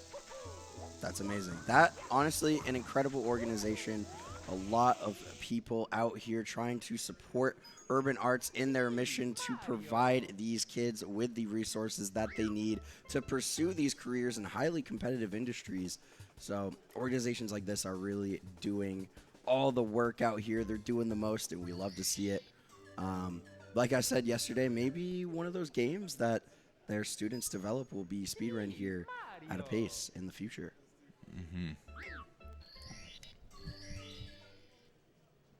And we got Ouija walking back up to the stage. Ooh. I know people would love to see a Ouija run. I think somebody at this commentary table predicted he was going to come in first. I mean, it might have been me. It might have been ZS44. It might have. I guess it's true. That's ZS44. You're only ZS. That's true. The 44 is completely arbitrary. We're working behind the scenes to get the 44 dropped from the name. If anyone knows the person who owns the ZS account, tell them to, DM me on Discord. There might be money involved, but yeah, no. Episode of Pace Pals, we predicted our final standings for this last day, the finals here, and I had Ouija first. I felt confident in the pick. I know we also talked about altering our predictions because I only got to see a record of our original prediction. So I originally projected Cheese to come in first. If I held that prediction, I feel incredibly intelligent right now. But if I didn't and I backed out, then I feel like a dum-dum because that describes my entire academic career in a nutshell. I'm originally right. I don't trust myself. And next thing I know, I found out I was right originally. Did you graduate? Barely. Hey, amen. Like C's get degrees. Like many things in life, I got a little lucky. And now we're both speedrunners. Where Amen. luck is incredibly involved. And Ouija, a beautiful LBLJ at 119 going into Dark War Reds. And we now have the projected first place winner on screen. Kicking off some runs here. I wonder, is this? Oh, yep, he's going for Suki. Oh, beautiful. You love to see it. Oh, and just barely not getting onto the ledge, a little bit too far to the left, perhaps, for that one. You don't love to see that. You do not love to see that. Yeah, just a reminder for anybody just tuning in. Welcome in. This is day 3 of 3 of the 120-star live time attack event here at PACE Summer 2024. The score is Cheese is in first place with the first ever live 137 with a 137.53. Callie, Ouija, Punky, and Blue Bob rounding out second through fifth with 139s. No 138 yet to be posted, besides Cheese, who did get it on day 1. Beast Assassin with a new live PB of 140.56, and Gothic Logic in his live debut with a 141.04. We're gaming. We got a lot of gaming going on. Like Wes said, it is the last day. This is it. We have until actually, what is the schedule now? Do we have word on that in terms of the late start? Are we extending until? Okay, we are extending until 9 p.m. tonight on account of starting a little bit late. So a little bit more time here. Well, just about the same amount of time, but a later start, I guess. But yeah, last resets are going to be at 9 p.m. Eastern. If we somehow reached $40,000 before 9 o'clock, would we extend it an hour possibly or no? Yeah, what's the take on that? I guess we're going to have to wait and find out. I'm waiting with bated breath. Imagine if we just saw an influx of donations coming in, and in that extended 1 hour time, we possibly saw the world record run. I mean, the hour is so important. I mean, it's an extra hour of resets. That is a lot of time when you think about it. Like, Absolutely. I mean, it could be important. It could come to be the difference, like you said. You know what I think we need to do to help get the stream extended by an hour? What's that? I want you to take a deep look and tell me what you think I'm thinking. Wes, I think that you're thinking about the nuggets that you have to eat later. Absolutely not. No. I'm thinking about Toad. You're thinking about Toad? Yes. What about, oh, you're not. You don't mean. All right, fine. I immediately hear it, oh, in the crowd. I think they got picked up. I think they got picked up on the mics. All right, fine. Okay. We'll pick a different impression for next year. Well, all right? people love your Kermit. Are you willing to be Kermit? I don't know. Do people like the Kermit? Is the Kermit okay? I hear some yeses. All right. We'll bust out the Kermit at some point again. If we get some donations coming in, if you want to donate a minimum of $1 to have Zia's talking Kermits. Next $30 donation, I will read your message in Kermit. Oh, better make it count if it's a $30 donation. Zias has got too high of standards. I'm willing to put myself out there for only $1 minimum for any impression. This is for the urban arts, man. We gotta push the boundaries. What about the people who aren't able to donate $30, Zias? We need to make it available and open to everybody. I only got so much voice left in the tank, man. I gotta preserve it. I gotta pick my battles. I am genuinely curious now if I actually have some kind of a golden throat because of all the commentary, all the screaming, all the high energy that I've done. I feel no pain, and yet I've heard you, Beeve, and one other talk about how coarse and hoarse your voices are. I mean, you've been doing it for so long, man. You've been at the top of your game for so long, and you might just have the golden voice. It never runs out. I didn't say golden voice. I said golden throat. Golden throat, golden vocal cords, however you want to put it. It's pretty incredible. I don't know how you do it, man. I don't know how you're not feeling it a little bit. Question mark that. Someone wants to hear a Sean Connery impression? I could try. Oh, okay. Namathi donated 100 bits saying, please speak the funny frog puppet. All right, Namathi, Kermit the Frog here. I'm doing it for 100 bits. It was a little bit under the price point that I set, but I'm willing to do it for 100 bits. Hey, let's go. You're welcome. I got you. A boba. Boba. All right, Ouija wrapping up Womp's Fortress 100 coin here. Blue Bob going for the last star in Womp's. Punkay also in Womp's Fortress here. So Blue Bob about to go back into JRB, the scene of the crime of the last run. Yes. The scene of the Inviswall. Ouija trying double jump Alice, and unfortunately taking a reset as Punky is now facing the King Womp. All right, we had a $15 donation just come in from GURP98, and they say Ouija is the GOAT. And they have also entered to win the signed JP cartridge in the original box with the original manuals, the whole getup, factory sealed, kind of. Thank you so much for the $15 to the Urban Arts. Much appreciated. Of course, all of the donations are going towards Urban Arts today, and we, of course, have that goal of $40,000 by the end of the event. We have been raising it all week long. All week long. And Stephanie Lee Yes! with the $30 donation. And I love this. Saying, sing Call Me Maybe in Kermit? At least the chorus. She didn't specify how much. I'll do the chorus. I'll do the chorus. Do you know the chorus? A little bit.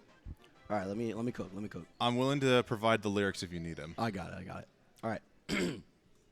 Kermit the Frog here. Hey, I just met you, and this is crazy. But here's my number, so call me maybe. Keep going. It's not over. No. There's still more chorus. There's still more chorus. That's half the chorus. That's all I know. Okay, Stephanie's getting scammed here. I feel like Steph is getting scammed. Steph, I'll voice record it and send it later. I promise. Thanks, Steph. Thank you for the $30. Much appreciated. It's hard to look right at you, baby. That sounds like Arnold Schwarzenegger and Kermit like mixed together. I don't know. What the Arnold the Frog here. Arnold the Frog here. Yeah, That's crazy. I try to do Kermit, but my voice keeps defaulting to Arnold. I mean, you do a fantastic Arnold. I can't lie. You know what? I'm gonna finish this so that she doesn't completely get scammed. Wait, hold on. Arnold Schwarzenegger here. It's hard to look right at you, baby. I just went Scottish for a second. But here's my number, so call me maybe. Woo! Get to the chopper. Love that. Love that. That was terrible. That was not my best Arnold. That was a tag team. We got it. We got it in there. Kermit Schwarzenegger. Kermit Schwarzenegger. I can do better than that, though. We got to cook. I'll be back. We'll record an album. We'll record a little bit, a little mixtape. We'll drop it. Look out for the official GSA SoundCloud, which is being created at some point. Come with me if you want to live. Ah, boba. Ah, boba.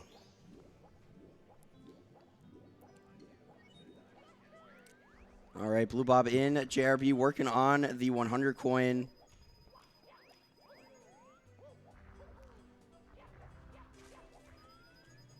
Going to be very careful around the ship this time around. Going to have to maybe, I don't know, open the third eye and see the Inviswalls before they appear. I like Blue Bob's coin counts. It's looking good. Very nice. Nice. If you know, you know. Mm-hmm. And it's gone. All right, $40 donation coming in from Doc Shamrock. Okay. And he says, any chance we get a Cookie Monster? C is for cookie, and that's good enough for me? I don't know the full words, and I'm assuming that might be geared towards me. I think that is your. I think that's your impression, man. I have not done Cookie Monster in a while, but I can try. I think I've heard it though. It's pretty good. Mm-hmm. Doc, thank you so much for the $40. Much appreciated. I'm going to try. Okay. Oh man, I'm thinking too hard on this one, dude. All right. It's so easy to overthink it. I don't know. Does it sound like the Cookie Monster? That's pretty close. Okay. Hi, Cookie Monster. C is for cookie, that's good enough for me. C is for cookie, that's good enough for me. C is for cookie, that's good enough for me. Oh, cookie, cookie, cookie starts with C. We'll do anything for charity. We really will. Oh, C is for charity, that's good enough for me.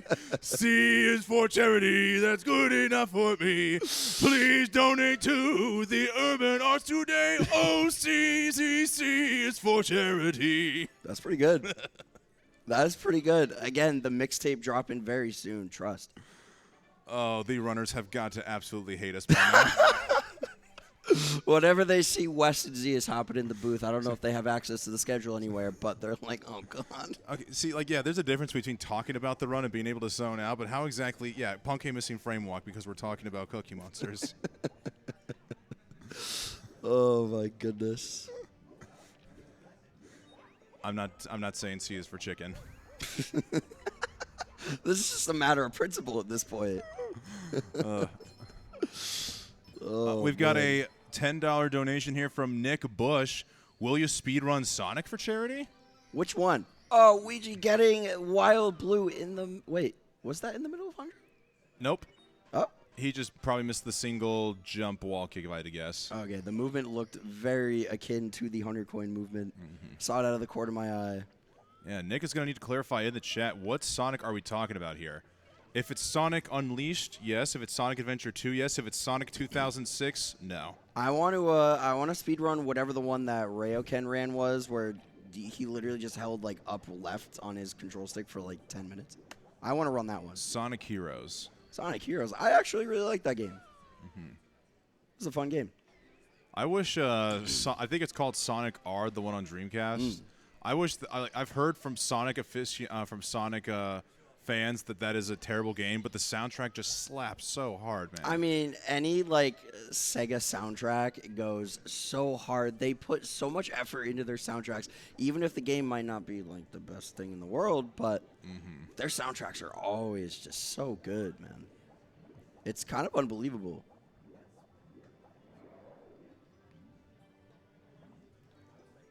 All right, Blue Bob just about to wrap up JRB in just a second. Ouija taking a reset there. Dolphin asking, will there ever be an LTA for Sonic Adventure? I believe we had a Sonic Adventure LTA just last year. Did we? Yeah. During summer or fall pace, I'm pretty sure we had a Sonic Adventure LTA. That must have been a beginning of the week thing if it was summer, because I don't think I remember that. Isn't that the main speed game that Emerald does? Is that Sonic Heroes 2? I think he just Sonic does a little Adventure bit 2? everything. I think he does a little bit everything for Sonic, but I think SA2 is primarily what he does. Oh, that was for Adventure 2. They're asking for the original Adventure. Okay. Ah, okay. My bad. I don't think I've ever played the OG one, like the first one. I've only played 2. Shout out to the Chow Garden. Spent many hours there. Oh, gosh. Did I ever tell you how I came to learn of Simply? I don't think so. So back in 2017, I first created my Twitch account on my Xbox One, and I just remember seeing like Mario randomly pop up. I don't even know who the streamer was, but watching that one stream, interacting with that one random person whose name I still don't know, I just stored Mario in my algorithm. Flash forward 3 years later, I'm about to log off of Twitch for the night. I was into Destiny at the time. Okay. And I see there's a channel live named Simply, and there was a Mario Cap icon as the channel.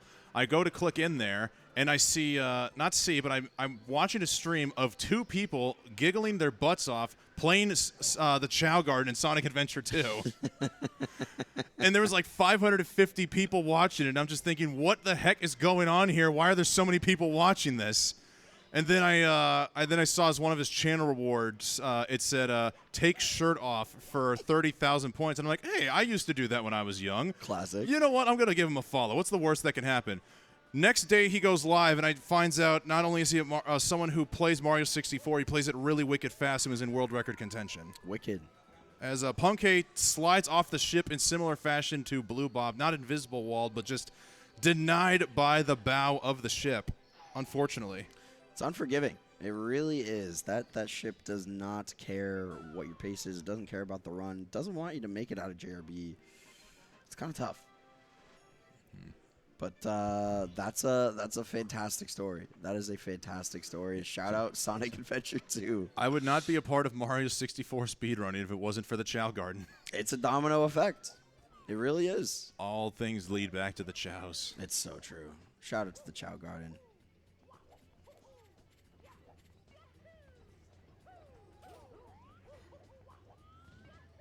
All right, Blue Bob making his way up to the top of Bomb Battlefield here. And gonna be taking on the Bomb King.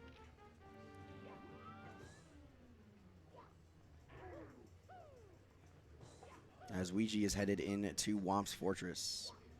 So, once again, a couple of runners cooking here.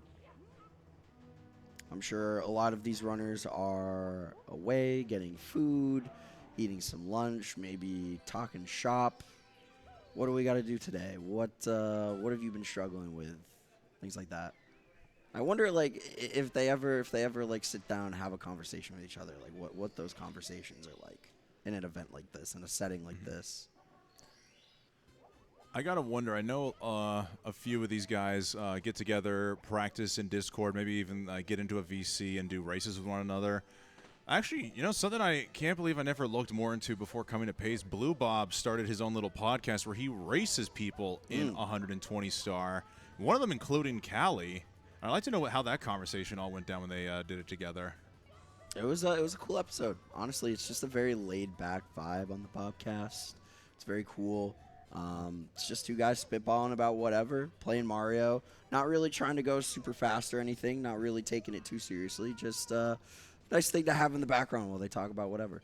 Is it basically just the equivalent of, say, LeBron James having, I guess, who would be the equivalent? Like Luka Doncic on a podcast, just shooting them, literally shooting it around about basketball, but in this case, just Mario 64. That would be pretty cool. I mean, LeBron does have his own podcast, right? I think so. I think you're right about that. Yeah, no, it's a very chill atmosphere. If anybody hasn't seen the Bobcast, go check it out.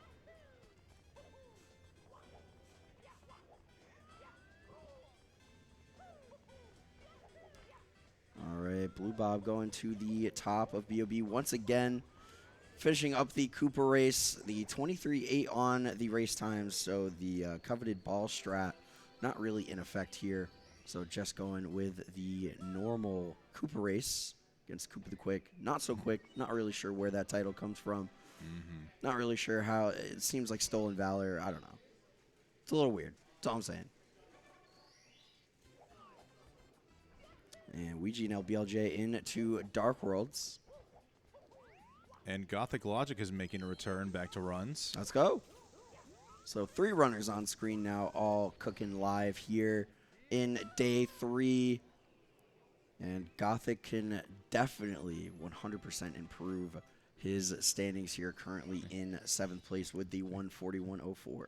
I gotta say, I don't know why, but I thought Gothic was gonna be like have a very trim hair. I just imagine him looking like a business professional for some reason. But this totally makes sense that he's rocking the outstanding flow. The dude is a sage, and as we all know, sages just let it all out. Beautiful hair, honestly. As a fellow long hair haver, it's nice to see some long hair representation. I used to have long hair, but then I cut it off because I was not keeping up with it well.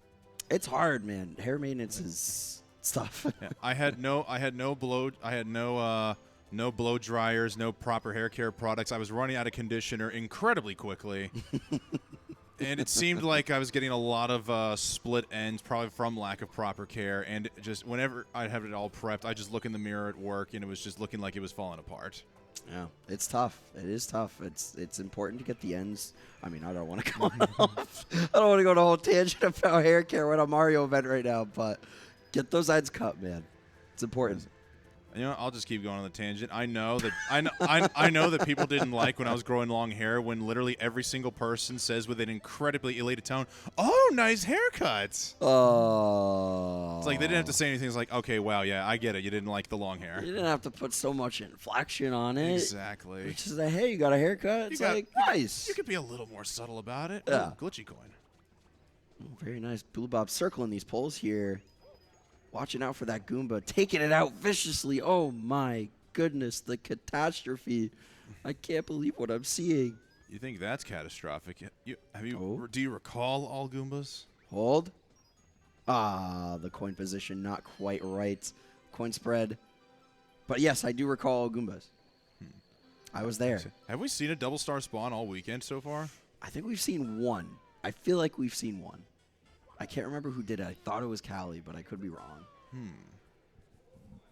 But I might have also missed any other ones if they did happen. We saw one yesterday. Callie got one. Okay. So I'm not spreading misinformation. That's fantastic. And we got Beast Assassin coming back up onto the stage. Ready to cook up. Let's go. And Punke making a comeback as well. So we're going to be getting a lot more Mario action as we go into the top of the hour here. Speaking of cook, I got to order 80 more nuggets. Just insane. Oh, my goodness. Best of luck, man. I did my part. I ate my 40. I'm clocking out. There you go.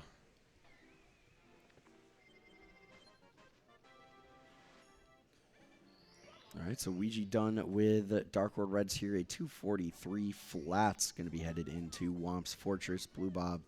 One more star here in BOB before moving on to the basement. Woohoo! Woohoo! You know, Zias, I think we've been looking at the impressions the wrong way here.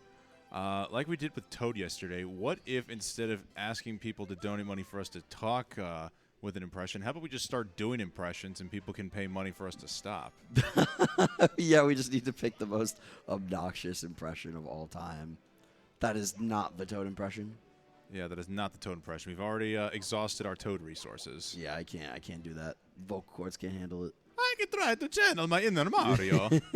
Wait, that was actually kind of good. Thank you very much. That's crazy. You see, the problem with these voices is that a lot of people were quite upset when Chris Pratt played the Mario in the movie. But let's be real, folks. Do you really want to hear this voice for over an hour? Mamma mia! I think my ears would start to bleed. You know what? Hot take. I think Chris Pratt was fine. I think Chris Pratt was fine in the movie. Chris Pratt was magnificent. You can get the hashtags trending on Twitter. I don't care. It was a good movie. I'll stand on business. I don't care. Doofenshmirtz. A platypus? Parry the platypus! There's no way. What, was that good? I honestly just tried. Oh my god, man. All I know is the platypus line. I don't know what else he says. Yeah, I honestly, I've never watched Phineas and Ferb in my life. I think I've maybe seen like one episode. I think it was after my time, man. I don't know.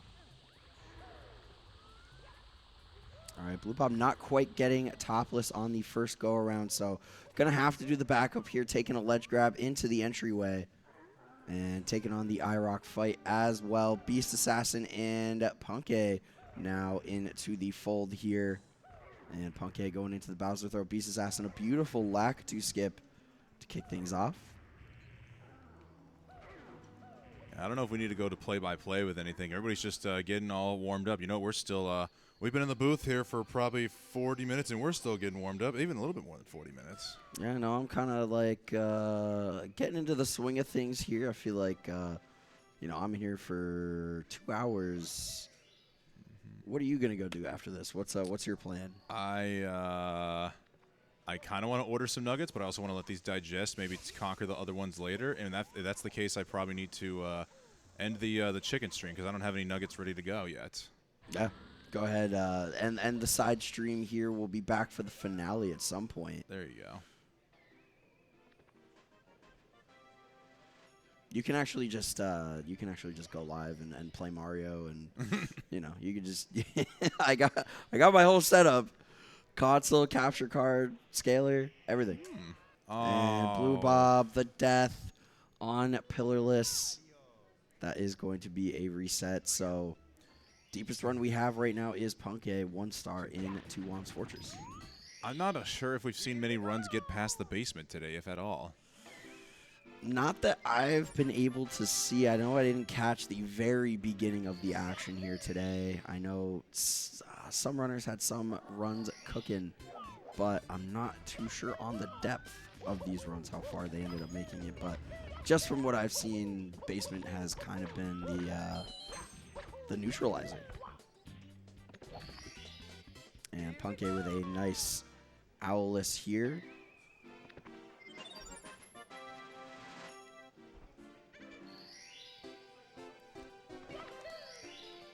Ouija getting a very casual 243 Dark World. So effortless.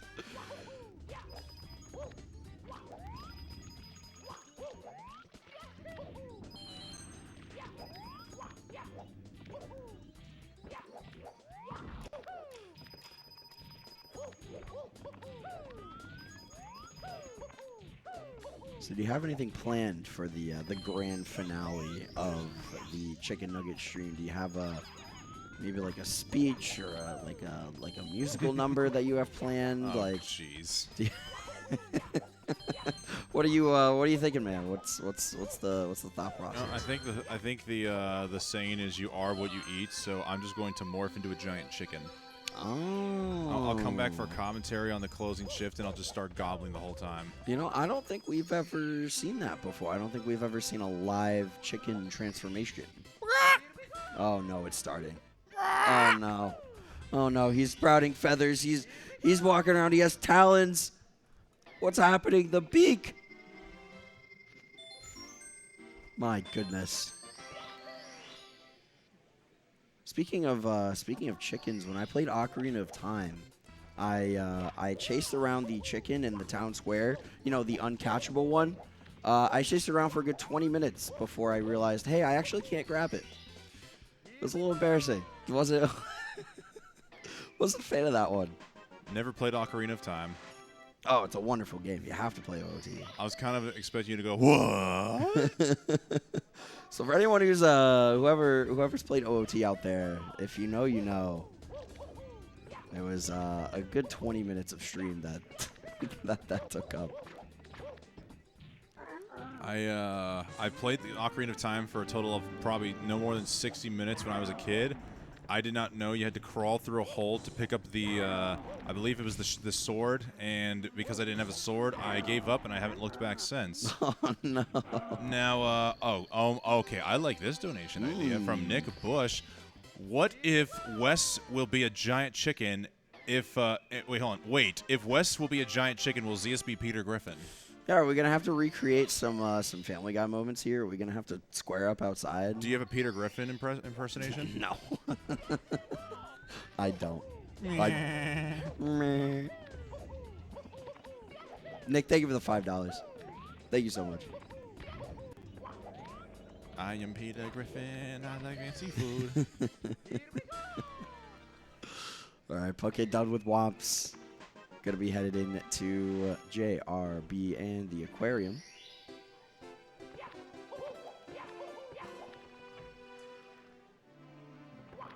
So the only runner missing right now, of course, is Mr. First Place Cheese with the 137.53. I wonder how active Cheese is gonna be in the final day here. Maybe he's just gonna be maybe taking a little step back, saying, "Hey, I got first place. I got a 137." He did say he expects it to be beaten, and yet somebody also pointed out it wasn't a coincidence that after I gave him the first ceremonial chicken nuggets, he has little to be seen. What happened? Did I poison Cheese? What a wild question. Can Cheese please return to the stage so we can let the people be assured that you were not poisoned? Yeah, she's okay. Can we get a wellness check?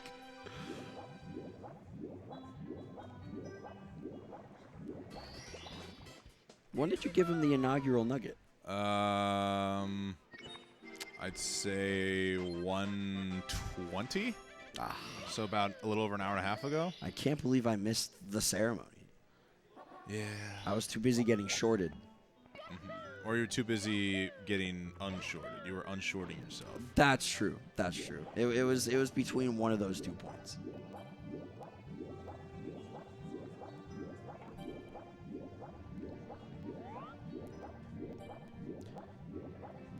All right, while we have a lot of runners here in the early game, Wes and I are going to go to a little commercial break, so you're going to be hearing a word from the Urban Arts, but make sure to stay tuned. We have so much more Mario action ahead, 6 more hours of resets ahead of us, so don't go anywhere. Stay tuned. Wes, as always, thank you so much for hopping in the booth. That's going to do it for us for the whole event.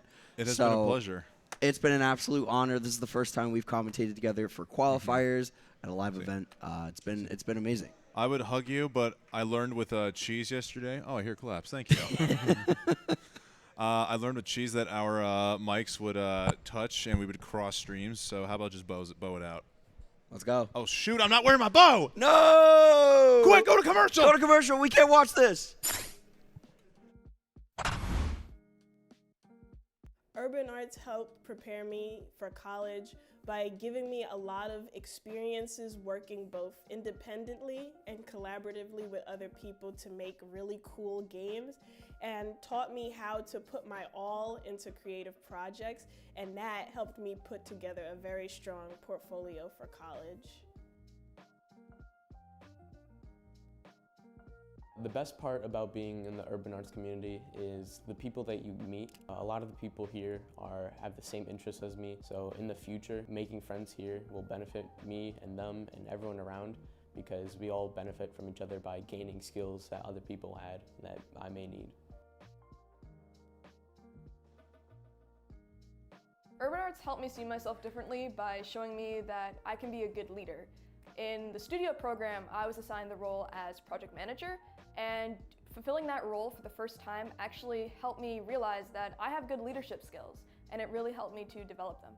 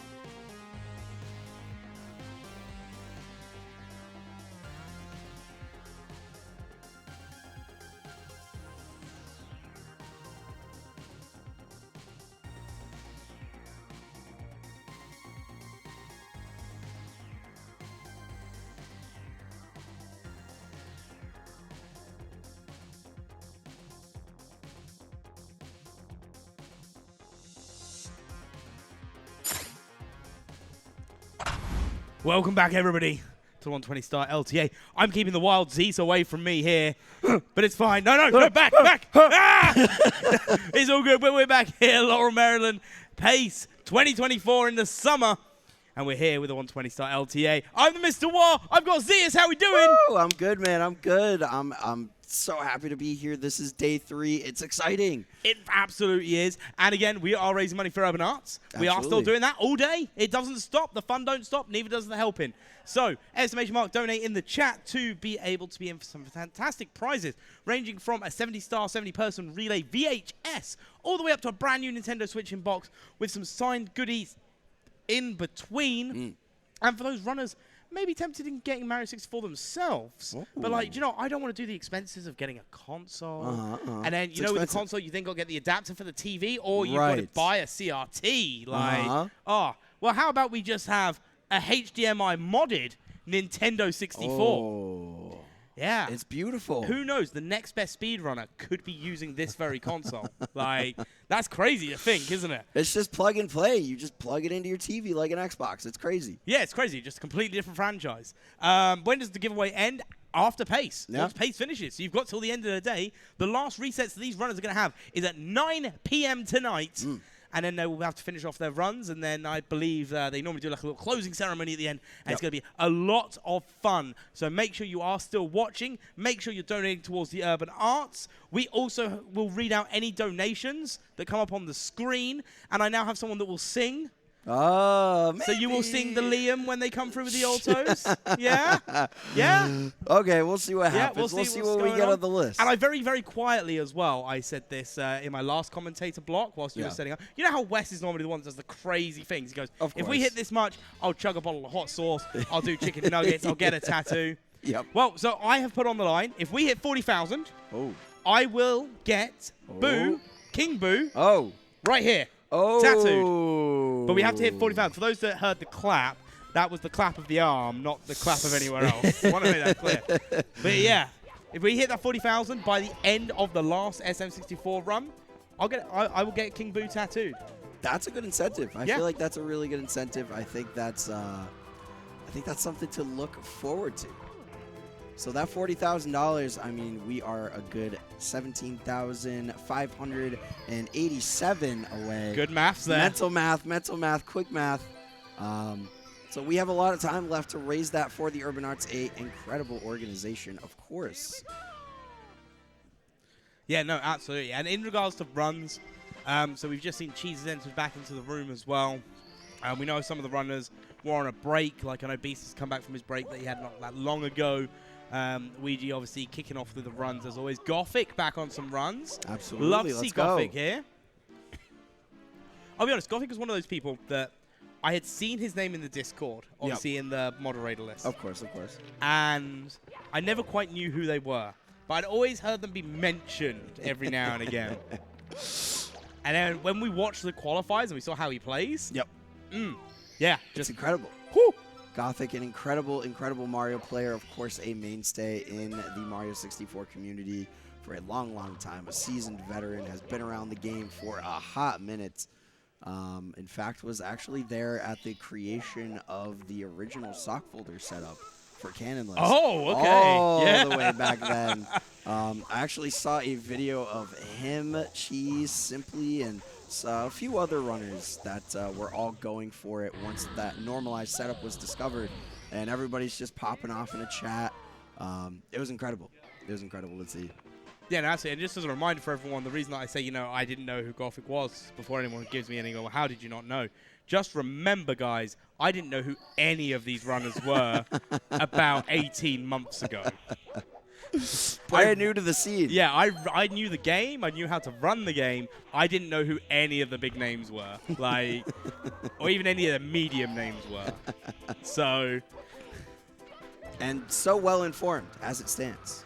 Yo, $25 donation. Now I need production to listen to this one. $25 donation from URQXD. I only donate when British guy is commentating. Oh. So, Mr. Y, you're available for the rest of the day, right? Yeah, I think I am, actually. Yeah. I mean, I've had my lunch. We can get some nuggets fast delivered over here for you if you want. You know, if you need one last pair of hands, I still will say no.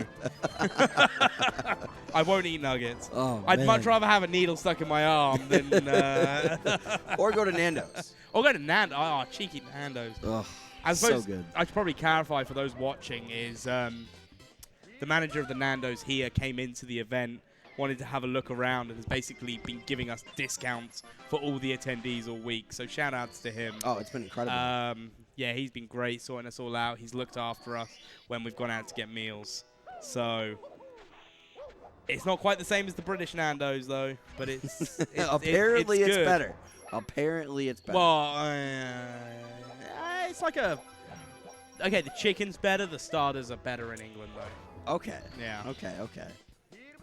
I have to get that certified with Leanne Heff, maybe, fellow Brit. Yeah, you can message her right now. I will. Message her right now. I want an answer from her. Because if the answer doesn't agree, I'm going to go back and I'm going to go fight her. All right, what should I ask? Just say, yo, where does the better Nando's, UK or US?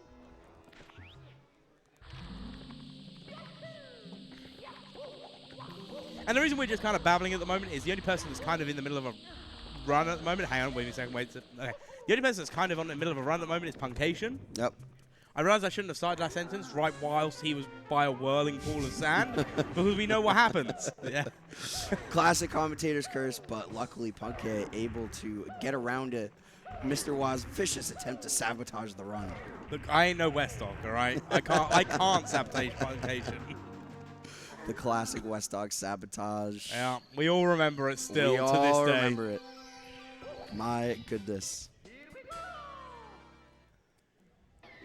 But yeah, all these runners in the early game, of course, Cheese back up on the stage now. The runner that I had mentioned in the previous hour that was the only one missing from the stage. But I believe Callie is not doing runs. I don't know if he's on stage. I can't see it. Let me stand up real quick. Oh. No, he's not. Callie, okay. Okay, it didn't take that much energy to get up. I was putting that on before anyone thinks I'm actually, like, very unable to stand. But yeah, no. So yeah, just as a reminder for everyone, because I do like talking about how we ended up here, which is a big one. Especially for me, in comparison to like how we did it in Full was very much invitational. And we'd only really done invitationals till last year. Yep. We'd done like open events, but they were open online tournaments. Absolutely. And they were normally races rather than LTAs. Now, LTAs I think are fantastic for, live time attacks, having a certain amount of time to hit, the best time you can. I think it's a beautiful thing. And so last year we did a live time attack format over 3 months, 1 weekend a month, where people were qualified to then win a trip to Pace, where they'd then compete. We then did our invitational one in Full, where we reached out to runners and said, hey, come be part of this. And then we were like, do you know what? We're going to do the open again for summer. And my goodness, like, doing comms for that, that was incredible. For me, that was great. Like, I had to miss one of them. But then sitting there through the other 2 and watching all these runners, we had up to at one point 60 runners on the run.gg, some of which were doing emulator, some were doing VC, so they could still, get great times. They could still get high places on the leaderboard. Absolutely. They just wouldn't have got any points because it was a console only. But it was so open for everyone to be able to take a part in. And over those 3 months, the fastest runs were then associated points. And then the second month, again, the same thing. They were associated points per weekend. And then all those points were added together, and the top 7 were then invited to be here. And they're the 7 runners you've had on your screen the last 3 days. Which is great, which allows us to see people, like Gothics. It allows us to see people like Beast Assassin. Allows us to see people like Blue Bob, who... Absolutely. All great runners. Ouija, Cheese, Puncation, Callie. Like, some of the runners you'll see in the invitationals as well. But you get a mix-up. And it's a nice mixed bag. Yeah, absolutely. It's just like I mean, qualifying for the finals is really really cool, but just the qualifiers in general, just the process of going through those, the 3 months that they are active at the beginning of the year, it's so much fun. It's just like a great time in the Mario community, just kind of seeing everybody come together, run 120 star, compete, try to get on the main broadcast, create some hype moments. It's just really, really great for the community, and it's a great way to maybe get some eyes on some runners who aren't exactly well known, runners who might not exactly qualify right away. Maybe they have a shot in the future. It was great as well because there were people in chat going, "Hey, show such and such a stream." Yep. And like they would be on like a 2-hour 50 time, But they'd still be up there. but they'd still be close to PBing. Yep. Like, and it was like, okay, you know what? It's still the end of their run. Let's get them on the screen. Let's show them the love for even. I'll be honest, having the balls to Exactly. take part. Like, you know, you're not getting any points, but you're there having fun with it, and that's kind of what we all want is to just have fun. Oh, okay. Flaming Fish Sticks, I do want to apologize because I didn't realize you were in the chat. Shout outs to Flaming Fish Sticks, who is exactly who I was talking about. I don't think the time was actually 2 hours 50, but you know what I mean. Yikes. And it was their buddy saying to go watch his, put him on the big screen, put him on the big screen. I think that's my retirement time now. Yeah, all right. Mr. Law was going to be on here for the rest of the day, but taking an early leave. It is just going to be me here. But yeah, no, even the 2 hour times, the 3 hour times, they get love. All of them get love. They deserve it. Yeah, no, absolutely they do. Hey, look, I'm back, by the way. I couldn't stay away for long. It's your beautiful hair. It keeps dragging me back in. I know. Put a good amount of conditioner in it this morning, so Yeah, I can tell. it's feeling nice. I've been using the Old Spice. Oh, So- let's go. Yeah, 'cause I'm an Let's old man. go. Old Spice smells good, though. It's great. Oh, yeah. No, absolutely. But yeah, so we showcased the runs. I think even, did you do a run during it at all? I did not do any runs. I think Wes did a run during it, He didn't did. I think it was one of the qualifiers was right at the end. And Yeah. It was like, I'm just going to get a run going for the hell of it. Because I remember I was like, hey, I'll get off comms 5 minutes before the end of resets, and I'll start a run. Now, admittedly, I've got a 220, so Yeah, it's not so bad. But Yeah. But I haven't practiced in a very long time. I don't remember the last time I picked up a controller, apart from the relay, yep. where I was trying to learn manta rays with no A presses. Oh no. That's the only thing I've practiced ever since. So. Not being able to use A on that star. I mess it up even when I can use A on that star. I did mess it up when I could use A on the start. But I would really... So I'll be honest. I am going to enter into this HDMI mod in N64. Ooh. Because I feel it's time for me to get back in the game. Oh, coming back. The official Mr. Wog comeback. I think it might be time for me to actually learn the game properly. Oh my goodness. What a better way to kick it off, to get that console in your possession, not have to buy all the streaming hardware. So if anyone wants to enter the giveaway on my behalf, please feel free. Any $20 donations out there want to pick up that console? Anyone feeling generous? Urban Arts. I need to grab him as well in a minute. Oh yeah. GTM walking backstage. And I'm like, I need to speak to that one. Ooh,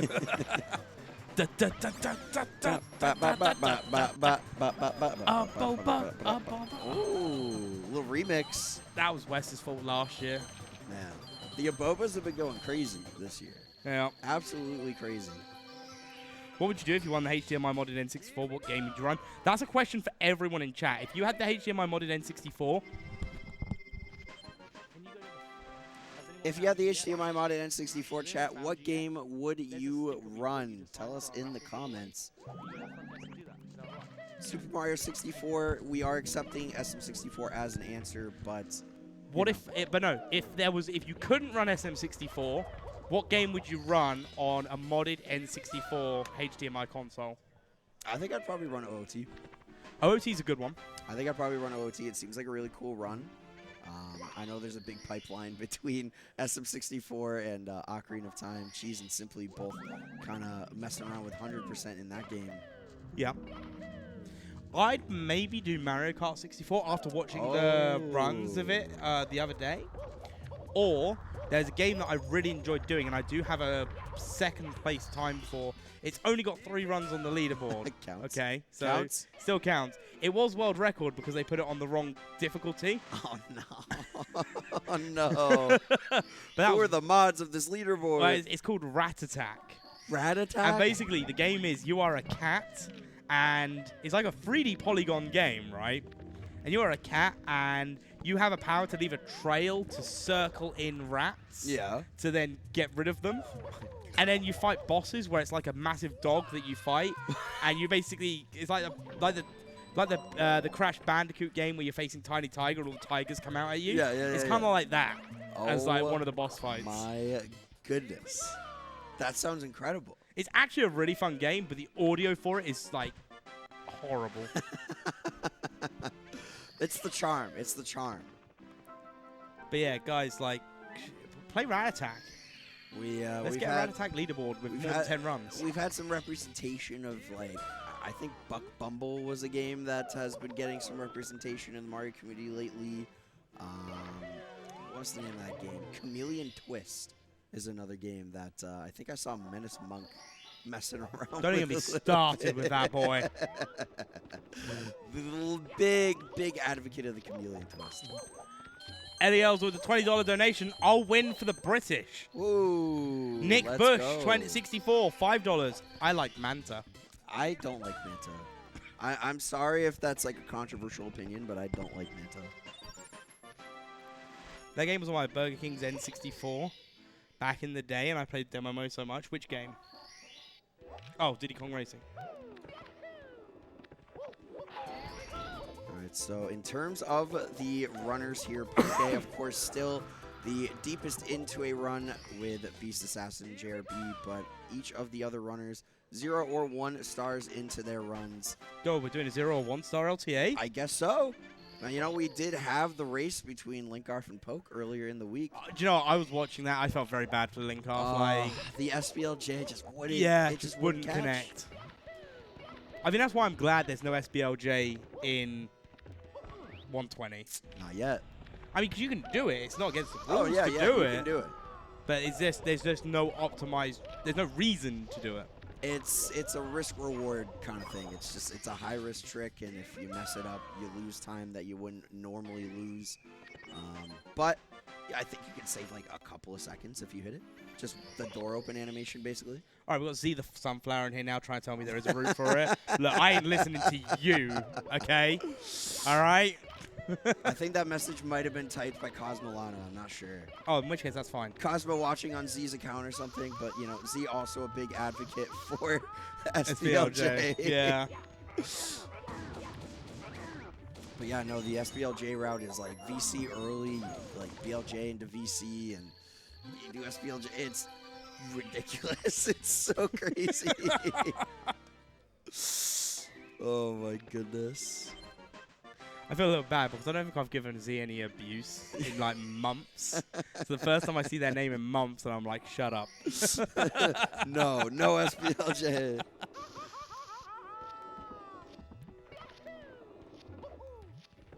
All right, I actually have an answer from Leanne. Yeah.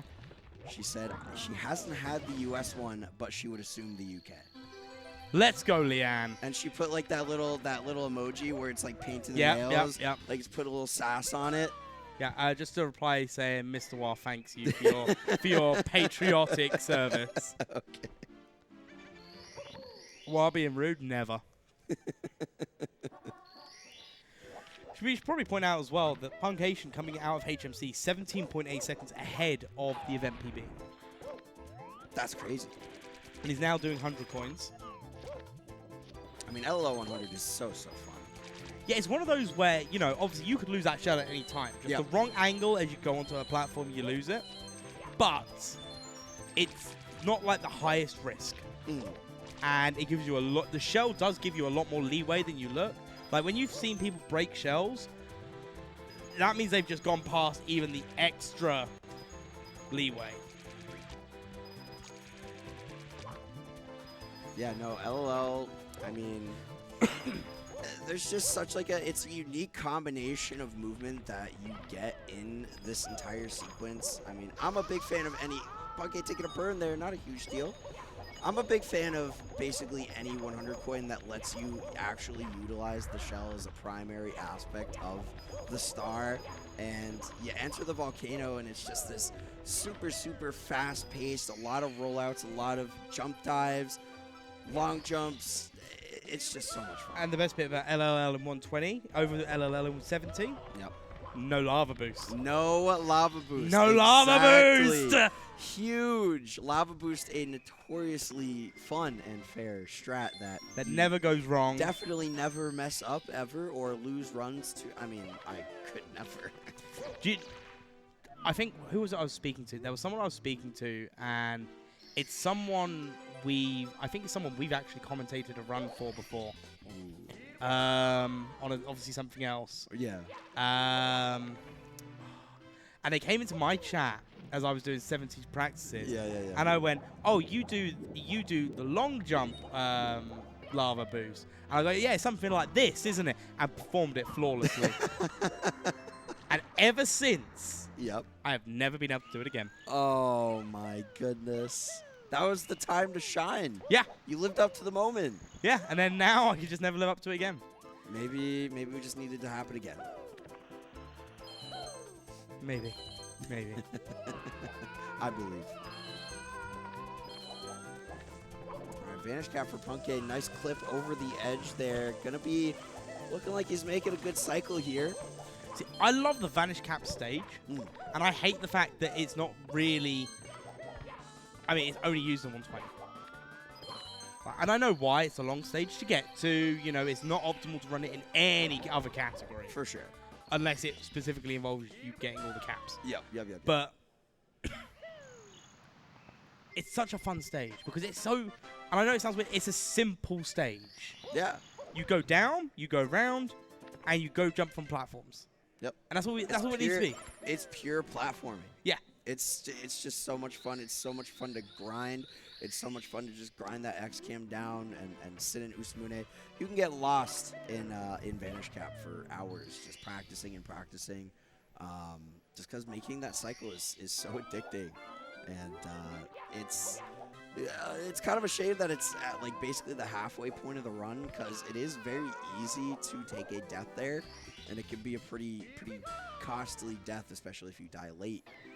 Any of the caps are a lengthy death. So Definitely.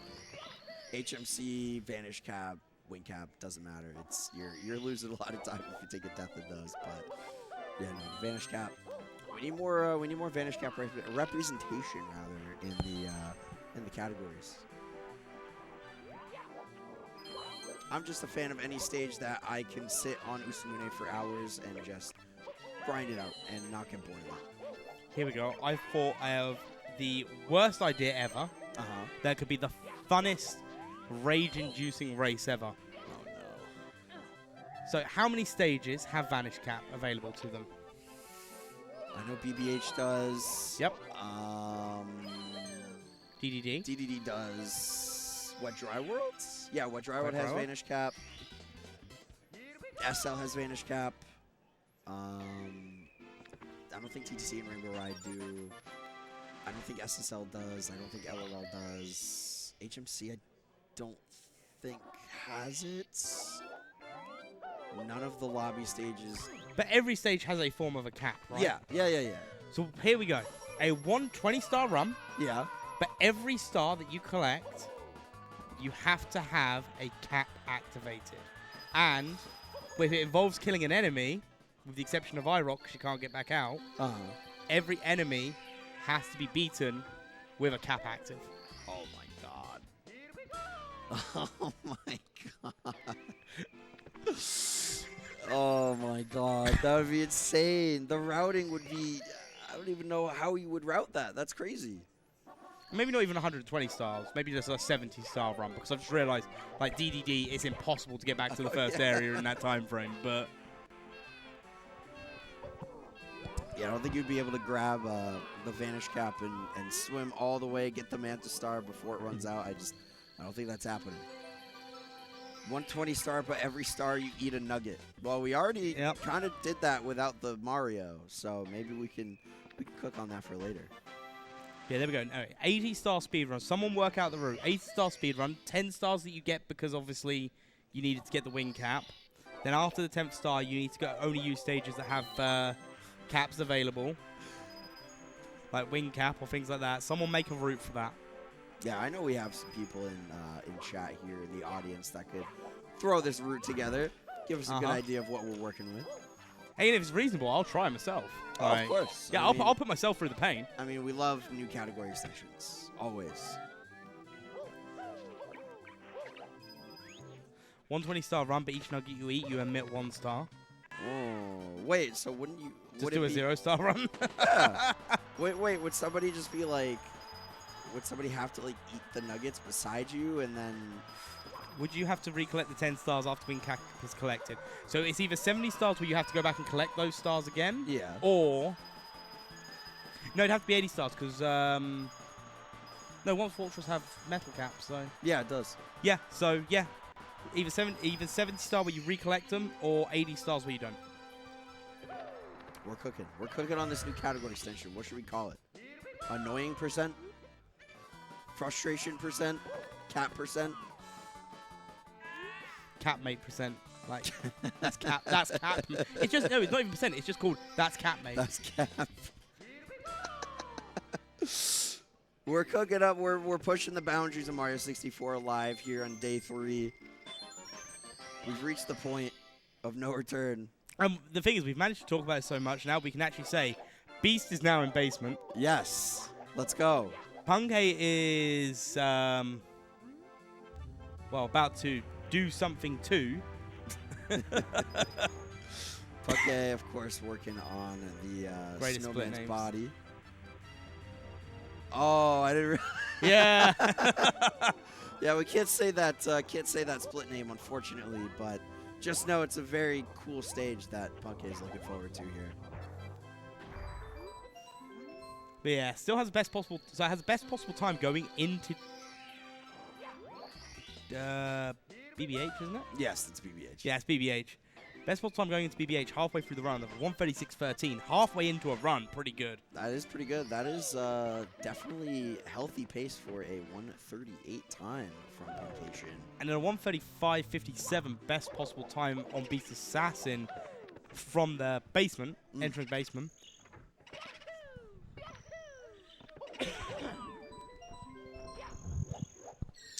All right, into BBH for Puncation. If you need to look away from the monitor, I know it is a little bit spooky scary out here in BBH.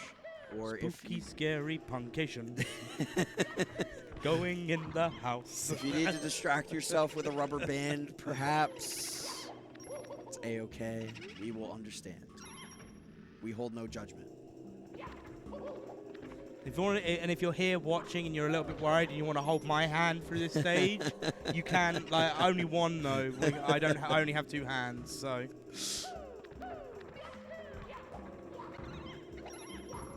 The person who gets us to the $40,000 donation goal does get to hold Mr. Wa's hand.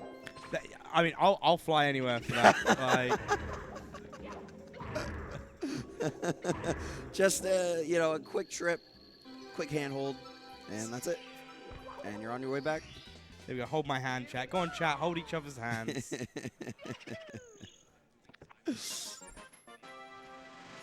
Wouldn't it be crazy if like all the donations flew in there? Just like, I want to be the guy to hit the 40K. That would be a bit of an ego boost, I think. I would. Oh my goodness.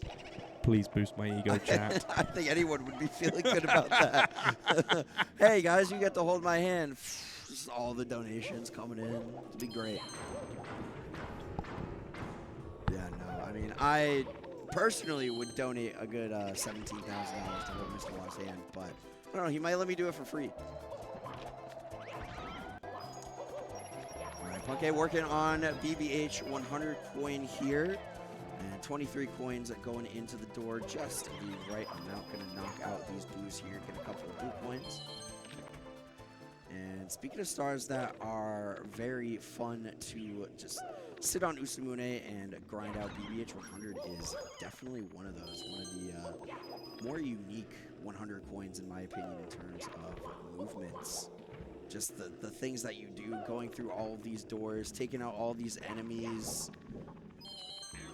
It's a very, very fun 100 coin, although it can have a tendency to cause some problems sometimes. Yes, I banged my knee on the way back to the Oh, booth. Mr. Wow. Can we get a first aid kit in here? I think Mr. Wow is like dying or something. Can you kiss my boo-boo? A $100,000 donation. I'll kiss Mr. Waw's knee.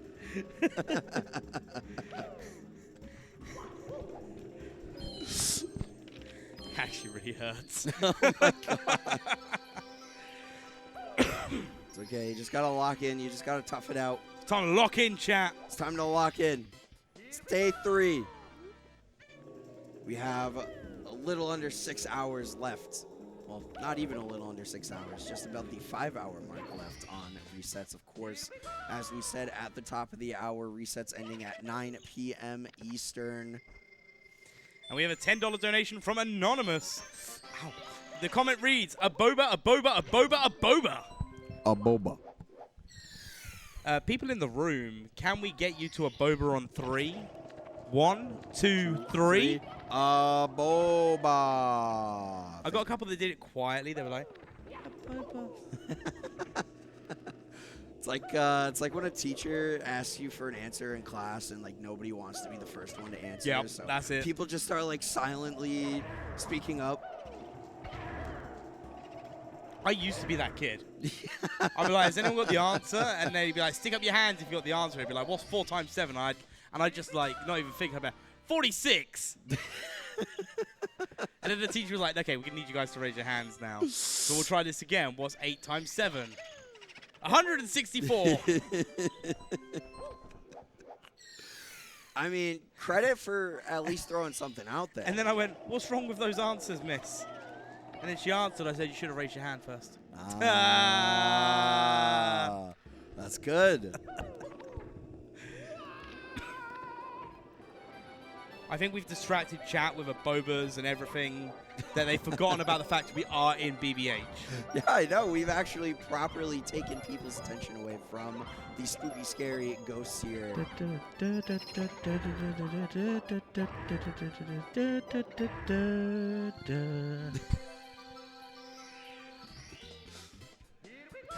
We're locked back into BBH. I'm getting a little scared.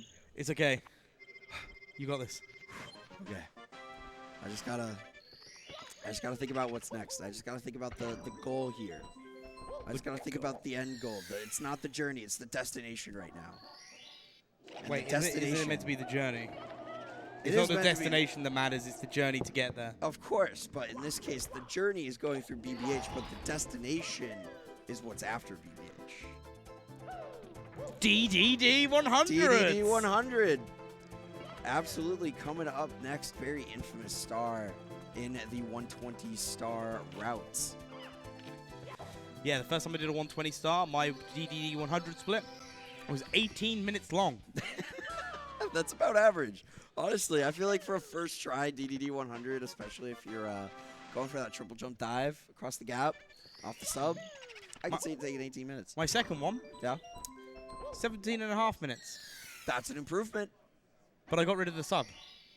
Oh. So I used the poles. And it still took me 17 minutes. Oh, no. All right, we've been told no more goofing around. We got to lock in. Yeah, Gregory's in chat. We gotta stay focused now. This is serious business hours right now as we're going into DDD 100. 25.1 seconds ahead of event PB, coming out of BBH for Puncation. Beast Assassin as well, comparing to event PB, and came out of SSL 36.9 nice seconds ahead of event PB as well, and is currently making their way downtown, making their way through HMC hundreds. Yeah, going for the elevator BLJ. Beastie, nice to insta-clip through to the other side. No air BLJs needed. He is through. Moving on to the latter half of this 100-point here. And Punke just starting out 100-point. And we should also point out that Cheese, comparing to, I believe, his PB, his actual PB, not his event PB. 137.27, that's correct. Yeah, and is, I think that's 9.5 seconds ahead. Yeah, Cheese cooking up a good run right now. Not super far in, still under 15 minutes into the run, but definitely a great foundation for this run for Cheese. Yep. And Blue Bob Just a little bit further. comparing against also event PB and minus 6.7, about the same point in the run. So a couple good runs cooking early here for Cheese and Blue Bob, but of course Punke, the primary focus right now, the deepest into the routes, taking on DD 100. About to go up to Love the sub. DDD 100s. Like, I know it's a pain. I know if you don't get that triple jump. I know there's a lot that can go wrong in this part of DDD 100s, but it still doesn't stop it being one of the most fun ones to watch. Oh, absolutely. I mean, it's just the combination of like the context. Like everybody knows how crucial DDD 100 is to the run. It's an emotional and a physical experience watching DDD 100. It is. I can even see a tear in your eye right now. Oh, I'm balling right now. You guys can't see it at home, but yeah, my goodness. This is also the first time I've been able to see this in person. And So for those watching as well, we've never done this before. We met this week. Yeah, so literally the first moment I walked into the venue, I see Mr. Watt. I'm like, wait, I know that guy. I know that guy. Like, so we've done commentary before. Yeah. But we've always done it online for smaller events. Yep. Or the qualifiers. Or the qualifiers. Yeah, so we've never actually done this before. So, oh. Someone said Punker, no. What did we miss? Because everything seems to be going fine. Maybe almost fell off of that platform getting over to the blue coin switch. Possibly. It's the only thing I can imagine. I looked away for a little bit. Yeah, it looks like it was a backup, so yeah. Ah, okay. Missed the jump to the blue coins. Ah, okay. Actually, got back up really quickly, so... Yeah, good recovery from Punke, making a mistake like that, falling off. And again, that's a good thing to point out when we do these runs and when we watch these runs. You know, these runners aren't just the quickest, but they're consistent. And part of the joys of them being consistent is it's not just consistent in what they do. As Iris has stated, Punke is very good at backups. All these runners, all 7 of them, are good at backups because they know their backups. Yep. Like, you know, they've done this enough times to know, hey, I'm going to go, something might go wrong here. What do I do to get out of it? It's really just like, I mean, for a category like 120 star, knowing, just having a catalog of backups in the back of your mind, ready to just reference that at any point, able to correct yourself, put yourself back on the right path in a split second decision, maybe something doesn't look just right, and you can tap into that backup catalog. It's super impressive to just backlog all those to your memory. Yeah, like there's 120 stars, but there's over 250 ways to collect them. Exactly. Exactly. There's always a way to get it until there isn't. But yeah, no. Punke, obviously a very, very, very incredibly experienced Mario runner, so has seen a few things in his day and knows exactly what to do in pretty much every scenario. Can we just point out as well, every runner on the screen is out of Womp's Fortress. Let's go. That's huge. That's massive. 2 runners in BOB, Blue Bob and Cheese like kind of racing right now. 22 stars, 21 stars. Ouija in JRB, Beast, of course, still in HMC, a couple stars left. And Punke taking on Fire Sea Reds right now, going for the Lava Blue cycle. Oh, missing the red on the side flip. He can't believe it. That's the cycle messed up now, isn't it? That is the cycle. Could still maybe pull off regular early Ellie's here, but it's going to be tight. Yeah, no, it's going to be the long ride up. Gonna have to cruise. Maybe could still make it with a triple jump. Yeah, he's not. Oh, yeah. Just too late. Just too late. The 1-up of shame. That's such a big time loss too. It's so unfortunate. It is, but again, going off of against event PB, currently 70 stars in, best pulse time 1:36.35. Yep. He's obviously going to lose, what, about 20 seconds? Give or take. At least just from that. So again, that still puts in for a respectable 137. Yep. Providing we're playing within 5 seconds of gold from here on out. Now that's a lot to ask. There's Wet Dry World, there's THI, there's TTM, there's Snowman's Land, there's Cloud, there's Tippy. Yeah, Just I mean, Tippy on his own. Like. we've seen Upstairs claim so many runs. So Punk's gonna have a difficult road ahead of him to keep this on good pace, but getting a run like this, still relatively early into the day, is pretty encouraging. Yeah, if we want to see what the time does from here, so the time is ticking up. So it was a 1:36.35 coming into Fire Sea. So it's going to be about a 1:36.53 exit. So about Fire Sea. 18 second loss there. I mean, not too bad. Not like the worst thing in the world, but obviously you don't want to lose 18 seconds on one split. But still, the run is looking good. Still 14 seconds ahead of that event PB. But definitely a frustrating mistake.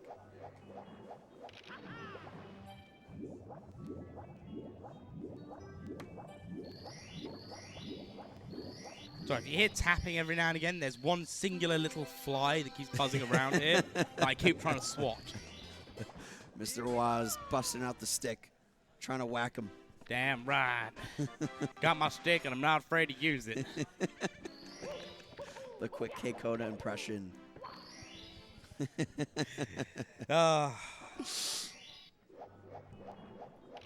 right, Punk8 going back in to Dire Docks. Just a couple more stars before we are headed upstairs. The chip clip not getting through. In another 8 seconds. Let's say save 0.5 or lose 8. Unbelievable. I didn't see what happened to Cheese because I was watching the chip clip and the entrance into that. Surely something in Obama Battlefield just not going quite right.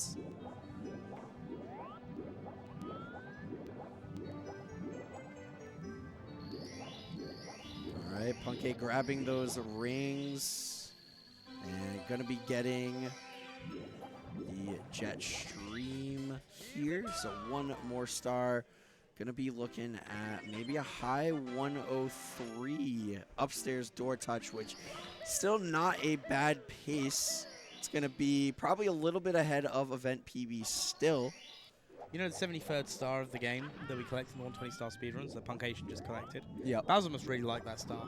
Why is that? He didn't just put 1 ring on it. He put 5 rings on it. Oh, that's commitment. That's called commitment right there. That's 5 lifetimes. That's crazy. It's crazy talk. All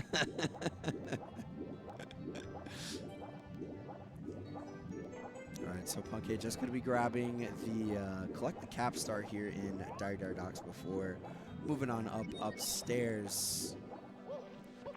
And Beast, of course, still cooking it up in Lethal Lava Land, about to start off the 100 coin.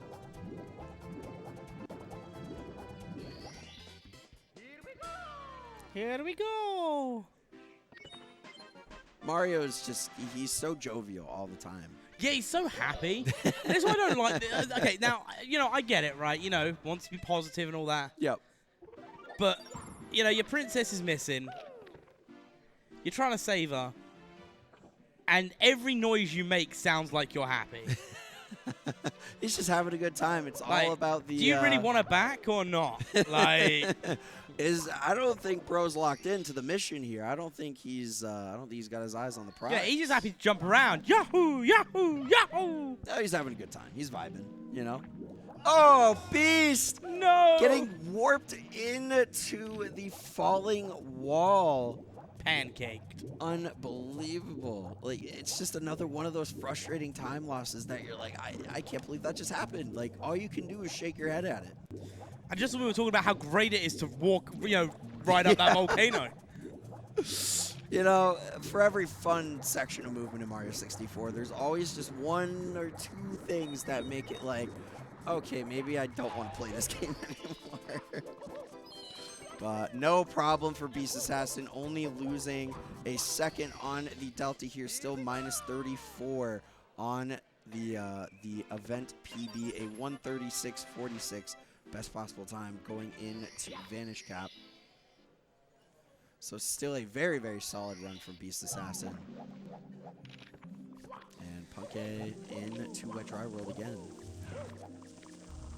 Mario goes after a bunch of completely unnecessary stars. Of course he doesn't care about the mission. Yeah, I mean, technically you don't need to get any of these stars. You can literally beat the game with 0. You don't need any of these. Everything else is just, it's icing on the cake.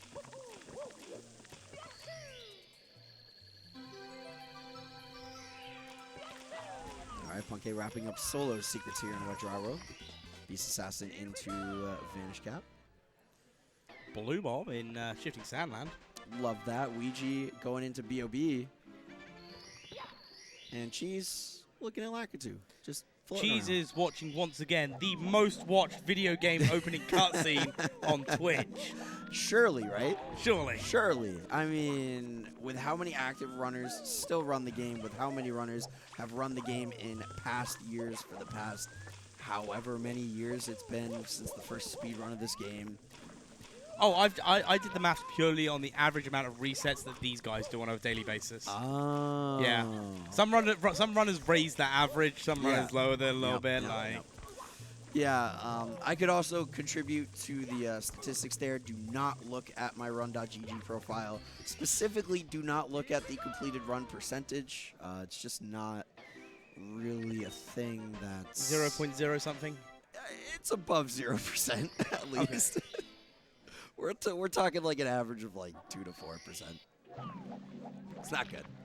I have incredibly high standards for a person who's not that good at the game. I've noticed that actually about you. I'm a little reset heavy, okay? I'll be the first one to admit it. It's a problem. I feel like when I first started playing Mario, my mentality was a lot better regarding resets, but in recent years... Hey, Mike, same here. Mario reminds me of my father, chased money and shiny possessions rather than prioritizing his loved ones. Chasing the bag. You got to get that bag. Exactly. We got to secure the bag. That's why all the runners are here now. They got to get that bag. Just like West Dog secured all of those bags of nuggets for charity. And speaking of charity, exclamation point donate for Urban Arts if you want to get us towards that $40,000 goal before the end of the events. Yeah, last reset is at 9 p.m. So, exclamation mark donate for a chance to do it.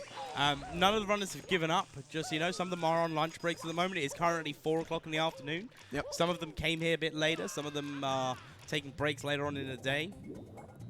How much do I need to donate for the casters to talk in Toad voices for 10 million minutes straight? $10 million. Wow, you really didn't like doing it this $10 million. $10 million. Oh, I'm getting agreement. I'm getting agreement from the crowd. He's shaking his head. He's like, yeah, 10 mil. See, I was going to say, like, if we can hit 30K in the next hour. Not 10 minutes. Not 10 minutes. I can't do that. So, no, that is, like, what, $7,500 okay, well, I mean, for $27 in the next 60 minutes. Okay, if you put it that way, when you actually crunch the numbers. Yeah. Maybe we could. And you won't even be in the booth when that time ends. All right, guys, get those donations rolling in here. We're going to do Toad for 10 minutes at 30,000 before the end of the hour. Have fun with I that. just heard a load of people go, no!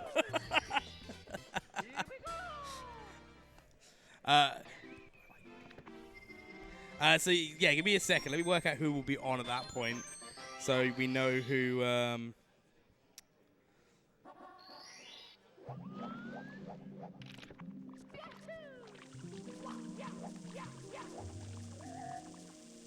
Who is after us? It is... Keep an eye on these runs whilst I'm doing this. Oh, of course. Looks like Punke is about to wrap up Wet Dry World here, collecting the last star. Losing a little time again on the event PB, minus 2.7.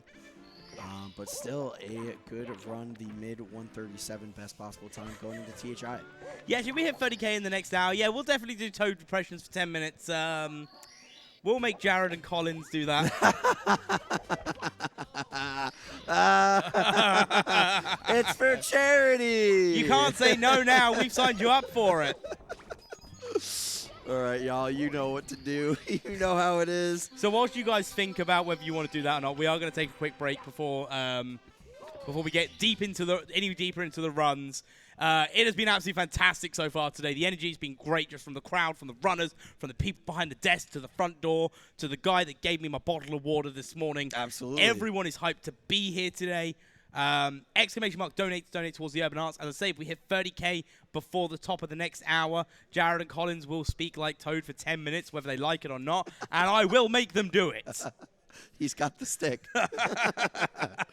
But either way, it's been fantastic. Remember, there's some great prizes. Keep an eye on the chat and everything that's going on. Hazy, hope you're doing well. A boba to you all, and from both of us, we'll see you soon. A boba. A boba.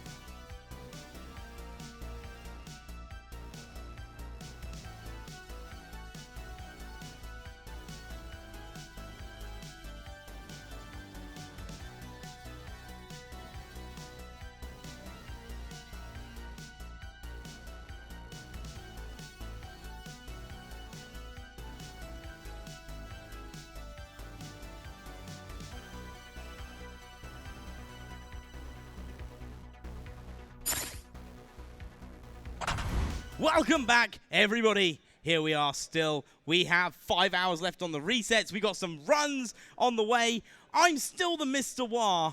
And joining me this time, I'm not threatening him with the stick. It's Collins. How we doing? Not too bad, man. It's been an awesome couple hours here. Lots of good runs going on, so I'm really excited to see what happens for this last day of runs. Got a couple more hours. Extended it a little bit tonight until 9 o'clock, so really, really excited about that. So we'll see what everyone's cooking up. Yeah, no, absolutely. And again, we are still raising money for Urban Arts. Donations, ! Donate. We got that $40,000 goal.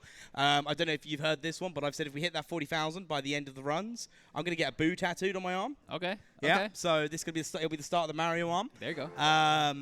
I've already found the tattoo artist I'm going for and everything as well, ready for it. So I just need you guys to donate. ! Donate to help us hit that goal today. We've got some fantastic prizes in the raffles from a VHS and the 70-star 70-person relay, Scott Pilgrim comic and Blu-ray bundle, signed cartridge or signed SM64 Japanese version in original box, signed by the SM64 runners, SMB1 cartridge signed by everyone involved in the SMB1, a HDMI modded Nintendo 64, great for anyone looking at getting into speedrunning Nintendo 64 games off of that pesky little emulator that grabs you and sucks you in that you can never get away from. Or a $25 donation or more gives you a chance to a brand new Nintendo Switch OLED in box. Yep, it's true. I've been saying it every single pace. They still won't let me open the box. They let me open the box, actually. So. Wait, what? No, I'm sorry. Wait, huh? Huh? Sorry, never mind. That would be the biggest outrage since 650 nuggets. Yeah, I heard that we did that. That's insane. I think they're still working on it. They had to go and get more because they couldn't get all of them in one go. You mean McDonald's can't just give you 650 chicken nuggets? Apparently not, no. I think they felt awkward going and ordering that many in one order. That's fair. It almost seems like a joke. I mean, if they just sent, 30-odd people to all order one, then it would have made more sense. Yeah, true. But with that in mind, we did get a $50 donation from Snelms Deep, which says, "One last good luck to the babyest of my coinons." I do need to ask what a coinon is. It's a coin. Oh, is it just a coin? It's like Cheese calls his viewers babe coins. Oh. Yeah. See, I'll be honest, and no offense to Cheese, and I do really apologize, but I watch Cheese streams with no audio. Yeah, that's probably for the best. As a moderator of his chat, I agree. Yeah, something happened. Someone reset. Yeah, it looked like it was a Ouija run. Punkei is not really having the greatest of a time so far with the beginning of this SL 100, but managing to make it work, so we'll see. This is a pretty solid run, though, minus 17.6 on the event PB, so yep. Looking like not available for a first place run here, but definitely second is more than on the table, third as well. So we'll see what he's able to do here before we get to Tippy. He's had some issues with carpet lifts in the past 2 days, but I think he's kind of feeling a bit better about it now, so we will see what he's going to do here. But finishing up this SL 100 pretty soon. Coin RNG, pretty much agreeing with him for the most part. Knock on wood, of course. We will see how the rest fares as we go for these red coins here.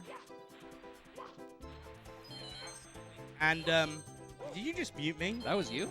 You muted me. Oh my god, I'm so sorry. Wow.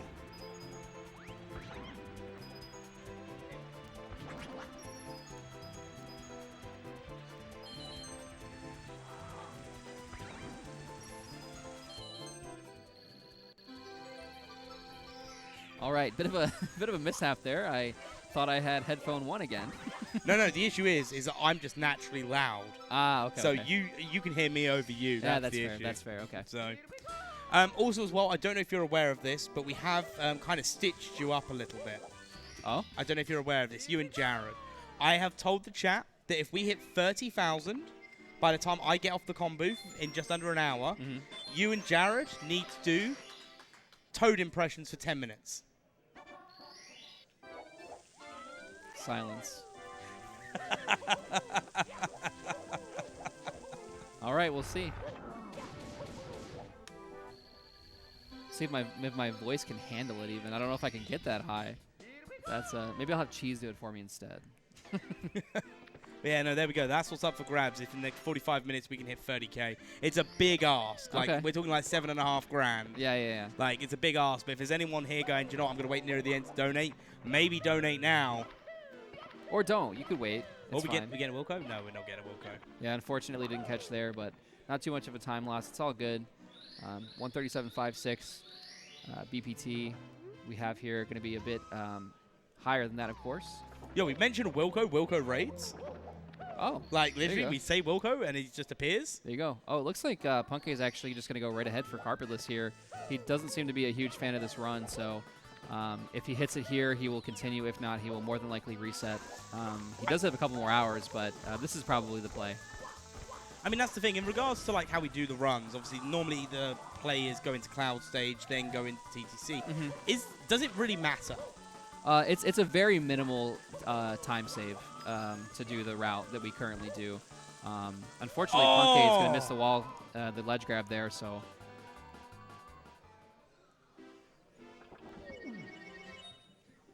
Yeah, a bit of an unfortunate way. Looks like he's going to go back in, maybe just for some more practice, but. Well, I mean, either way, with that depth, there's still a chance to take third place from Ouija. Still possible.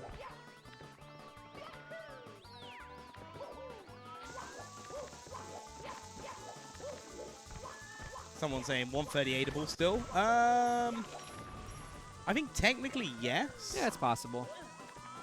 If he plays very, very well, of course.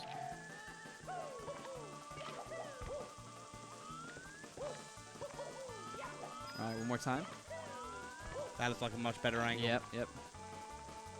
All right, we'll let him set up here.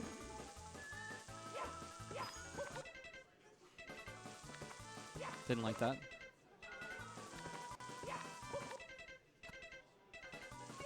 All right, nice Desert Jones there.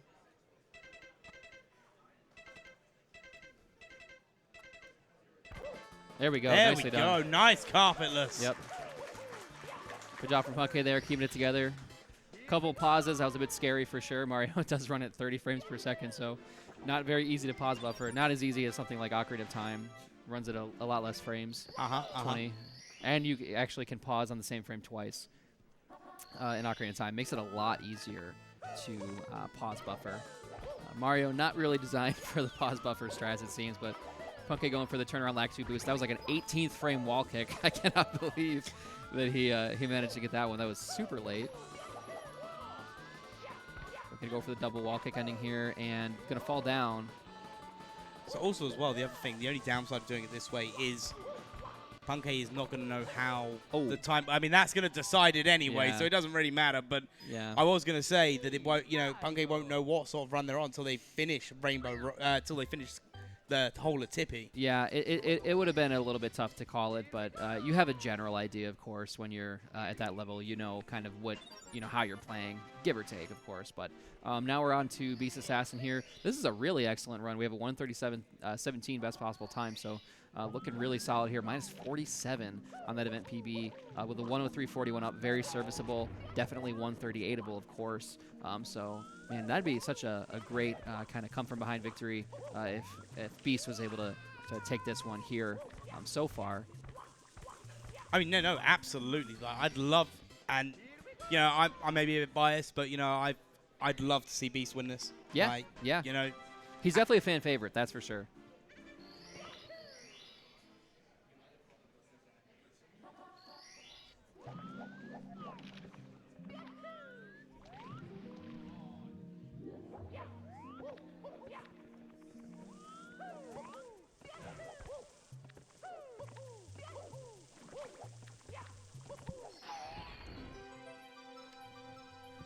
All right.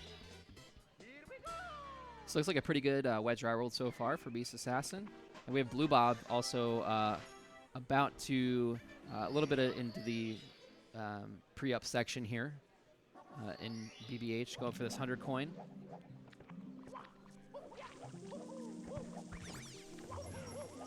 All right, so he's only able to miss 2 coins here. 1 so far is gone, and he'll only miss 2, so he's totally fine on the coin count here. As Beast Assassin is going for these secrets. And nicely done for Beast Assassin so far. I feel pretty cool. He's actually using my console right now. He had some console issues yesterday, for those who are unaware. There were Yep. some technical difficulties with his console, and it just kind of reset in the middle of a run for some reason, and it happened twice. So we actually gave him a very late reset because he lost some time due to things out of his control. So now he is using a different console, and I have never had any issues with mine, knock on wood. So hopefully my console can be a part of history here if he is able to take first place with this run. So So did you not hear in the pre-game when he said that at the end he was going to smash the console he was using? I didn't. Oh. Sorry, man. Oh, okay. Well, I guess I'll have to take one for the team. Yeah. Yeah, that's unfortunate. Yikes. Yeah, it's been with me since I was a baby, but I guess if it has to happen. It has to happen, I'm yeah, afraid. Yeah. Needs to prove why he's the beast. He's locked in right now, actually. Yeah. Like he is locked in. This is a very, very solid run. The thing is, well, out of all the runners, obviously Ouija has been there consistently, like doing run after run after run. But the same can be said with Beast. Is Beast has been probably had his backside sat down on that seat more than any of the other runners this weekend. Yeah. He's very focused, dedicated to what he does. So it's really cool that he's on such a great run as we finish up this Wet Dry World 100 coin here. And at the beginning, there was a bit of a hiccup, but other than that, it's been really clean so far. So we've just passed the hardest part. He's just going to go ahead and push the wall here and jump up. This is actually a really cool little piece of tech. Like, Mario pushes up against the wall, and when you jump, he's actually able to kind of clip onto the ledge above. So it saves a little bit of time having to, like, side flip over it or something, or even ledge grab and pull yourself up. So kind of a cool little piece of tech that we've implemented. Blue Bob waving to the crowd. Hello, Blue Bob. He's not going to wave to me. Wow, not waving to your mate Collins. It's all right. Jeez. Got a bit of a chuckle out of him. All right, about to finish up here as Gothic Logic decides to come back on stage and maybe send some more runs. So welcome back to Gothic Logic.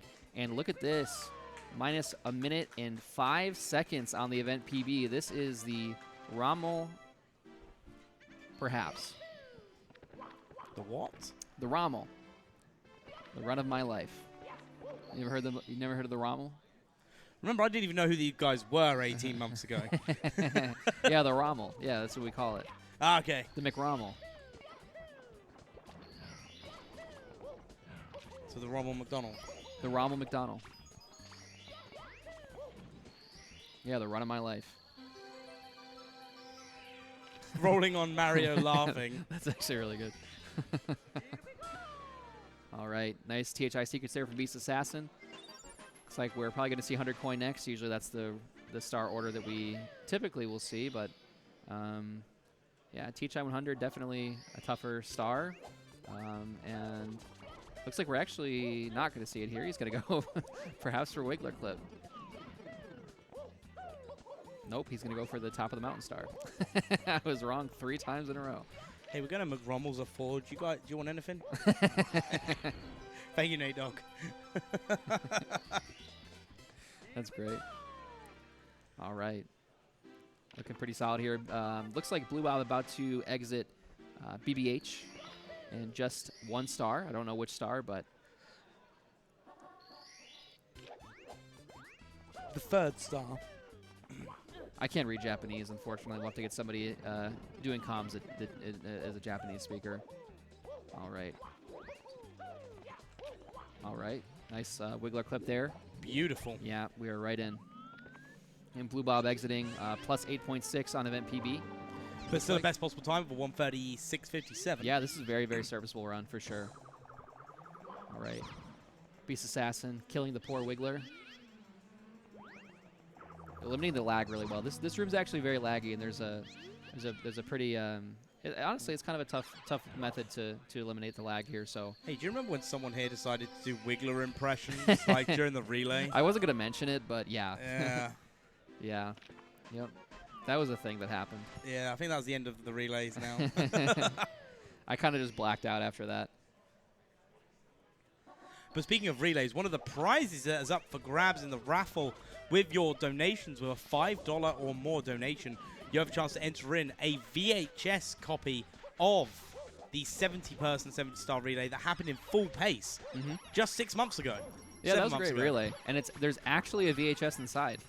It looked like just the case for a while, but it's pretty cool. And when I look inside, like the guy that's done it as well, shout outs to the guy that's done it.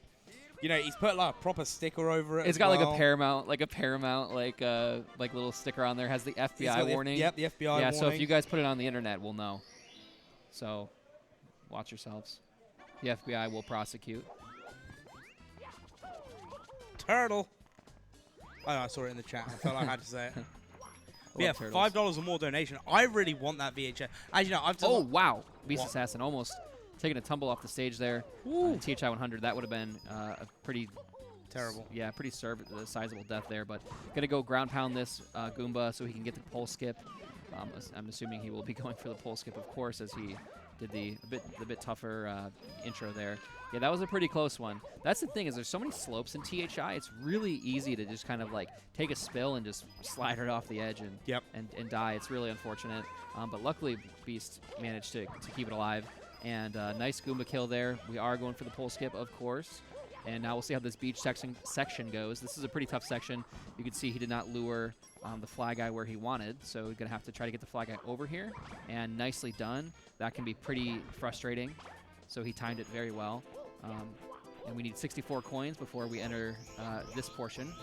And Goomba cooperating pretty decently. Oh, I didn't. It was like one of those where I was like, is it going to go a little bit Yeah, too far? Is yeah. it not? Yep, we saw, I think it was Callie yesterday, actually have a blue coin fall off the ledge during THI 100. And he had to go get a pretty bothersome backup. So luckily that didn't happen here. And Beast Assassin making the cave look very easy. Nice speed kick there. And we will be collecting the 86th and 87th star. One more to go, Koopa. And we can pretty much call it out of here. THI has gone very well so far. Knock on wood, of course. But Beast Assassin continued to lock it in. Love to see it.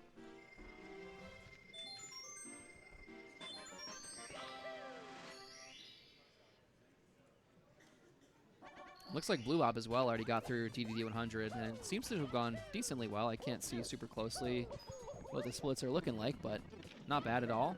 And other than that, other than these two runs, we're kind of just hanging out. So Beast is really the main focus as of right now, and Blue Bob, pretty close behind. So Yeah, and also as well, reminder guys, !donate. Donate towards the Urban Arts. Urban Arts does some fantastic work for underprivileged children, giving an education in video game design and development. They do some fantastic work. They've been working with us for quite a while as well, and we'd love to show that support. So if you can help us hit that goal, that would be fantastic. It is the last day of PACE. They do have till 9 p.m. on the resets. yeah, I'm really glad we got that extra hour, to be honest with you. It's going to be nice to see them, do a little bit more, get another opportunity to finish one out. We have a lot of runners that definitely have a lot more potential to lower the event PB for sure. So, yep, 109.8 ahead of event PB, and that has come with a nice round of applause from that side of the audience as well. They are deeply engrossed in the run. All right, here comes TTM. See how this one goes. We have 3 mountain clips, of course, being pretty difficult tricks to hit. We're going for the insta clip, and Beast will line it up here. Oh, actually looks like he's going to go for a nice breezeless real quick here. No, going to just elect to take the breeze. Oh, good save there by Beast. Nicely done. And Beast probably just wants to make it through TTM here. This is one of the more difficult stages in the run, so probably just wants to, take it easy, get through it and move on, get to Tippy as fast as possible. Nice insta-clip there by Beast. Blue Bob hoping to make this cycle here. I had a bit of an issue grabbing the bottom of the pole, which obviously slows you down just a little bit, but still managing to make that cycle, so not too much of a time loss there. Yeah, probably about 8 seconds. Nothing like super crazy. Yeah, I mean, again, didn't even miss the cycle, so even better. Yeah. Missing the lava boost still loses you. Yeah. Yeah, about 8, so.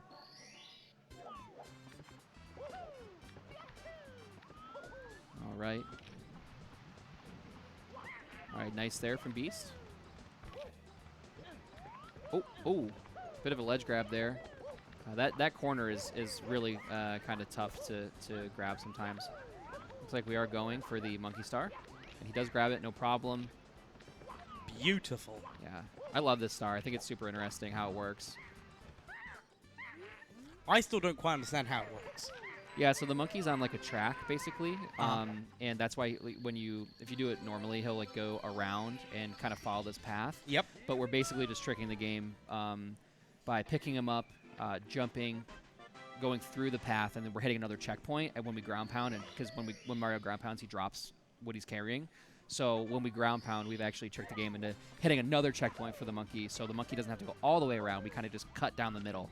So okay. It's a really interesting trick and pretty unique. We don't really see it a lot, and I don't really think we see it again. And same mistake there for Beast. Not a huge deal at all. Oh, and going to take a spill down here, but again, this is not super concerning. Just a few seconds, if that. Yeah, he did still get the ledge grab, so that's all good. Getting the wall kick does lose a bit of time there, and if you get a first off that wall kick, you will not be able to grab, so it's pretty unfortunate. But Beast is making it through this TTM, no problem so far. Expect we're going to see a Mushroom Star next. Blast to the Lonely Shroom, I believe. Nicely done by Beast there. All right, so just 2 more to go. We have the 100 coin star and the red star. And he seems very, very locked in. This is a very, very solid run. So if people asking when the raffle draw is, that will happen after the event. We'll have the prizes. The prizes and the winners will be announced on our social media once the last donations have closed.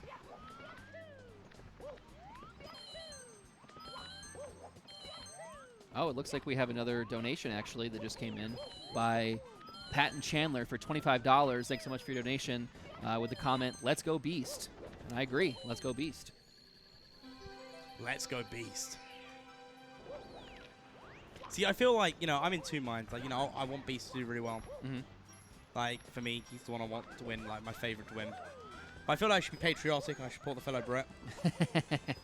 Yeah, I think maybe this is the first time that a Brit has been at Pace competing. Yeah. I think so. And it's really cool to have Gothic here, too. He's been a really, a staple of the community for so long. So it's really cool to finally see him out here, and especially just in general, but competing is really exciting. He made a pretty crazy comeback. This really is the pace of the comeback kings, Blue Bob and Gothic Logic, taking a pretty long break from the game and coming back and making a ton of improvements, and now they're competing with the best of them, so it's really cool. Beast Assassin unfortunately missing a coin there. He's going to have to get 2 bombs now. Not the worst thing in the world. Having to get 3 is a bit more troublesome, but he'll have to just grab 2 instead. So he'll lure the bombs together and hopefully have a decent coin spread. Anonymous with a $45 donation. Thank you very much for that, and best of luck with your signed SM64 Japanese cartridge in original box entry.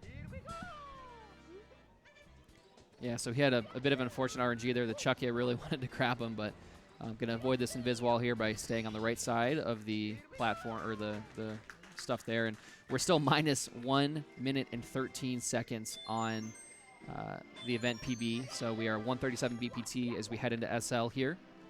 And hopefully we see some good SL100 RNG. We've seen some tough RNG so far. So but right now it seems like we're going for top of Snowman's head. Missed a side flip there, no worries. Easy backup, nicely done. That's still good head. That's still a good Snowman's head. Absolutely. This is a really slept-on stage, in my opinion. I think the stars are fun, but I also think that for the speedrun, like, not a lot of people pay attention to it. And I think you're losing. A lot of people lose quite a bit of time without really realizing it. The 100 coin is really tough, but there's a lot of, the igloo movement specifically. You can grind this for days. I know I did. It looks like, yep, he accidentally hit the spin drift there. But really nice backup there. Really quick to just side flip over the wall and grabs the star with no issues. Again, this goes back to what I was saying earlier. It's not just necessarily about knowing the run and the route. It's also about knowing the backups when stuff goes wrong, or being able to adjust quickly when something that doesn't usually happens, like hitting a spin drift in an igloo. Yeah, absolutely. There's so many things that can happen in this 120-star speedrun that it's really important to know. How to, like you said, how to do your backups and how to react quickly and efficiently. And speaking of that, great whirl from the freezing pond by Beast Assassin. Probably my favorite star. I don't know why. It's just really satisfying, especially when you clear that wall and manage to ground pound and get the star box open before hitting the ground. It's really, really cool star. So looks like he may be. Yep, we're going for the. I don't even know what this one's called. Freezing cube or something cube. Frozen something. I don't know. Yeah. We do have a $60 donation from Little Mel. That says, I know someone who really wants the N64. I'm really enjoying the stream. Keep up the good work. Mel, is it me that really wants the N64? Because it is. I'll do extra work. They'll give it to you, no problem. I could bring it back with me on the plane. All right. Just one more to go here, or two more, I should say, but we put them together. So SL100. Love SL100s. Oh. It's really cool, but man, that RNG component is really tough. And, it's one of the really cool things about this game specifically is that there aren't a lot of RNG components. So then when we have to do them, or when we have to, utilize them, it's kind of unfortunate. But Beast Assassin reacting very well to the RNG there. Going to be missing that coin, but it might come back a bit, and he is not going to go for it. Just able to miss one there and clears over that ledge. That's very tough. It's very easy to slide down that ledge there. And like I said, this igloo movement is really important to practice quite a bit. It's really easy to rub a wall here. And he's just going to double jump over the wall, ice wall, and take the vanish cap. And we're still on pace for a pretty decent SL100. Pace. That's where we are. I said the thing. You said the thing. Let's go. He's on a really good GSA. Sorry, wrong thing. Oh, darn it. All right. He's on a really good qualifier. Oh, wait, no, that was... All right.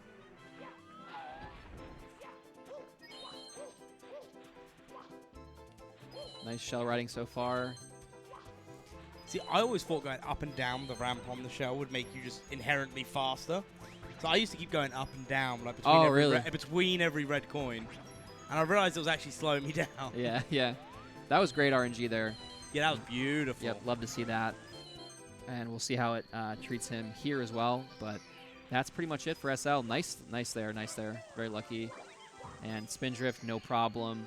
So Beast Assassin going to be finishing out SL here. Not losing any time over the event PB, or maybe just a touch, maybe a couple seconds, but no big deal at all. Like 3.1 seconds. Yeah, not a big deal at all as we head into Tippy here. I wonder if we're going to see an attempt at Wilco clip. Come on, Wilco clip. Seems that everyone's going for it nowadays. Oh, and actually, Beast is just going to elect to not do that, and that might be the smart option, to be honest, if you're not super confident in it at the moment. Probably just worth. Considering the time loss is just the star animation. But if you go for Wilco clip and you don't get that connection, you're spending that time anyway. Yeah. Oh, unfortunate little bonk there, but no problem backing it up. So we may lose a little bit of time to gold here. Wilco is sad that there was no attempt at Wilco clip.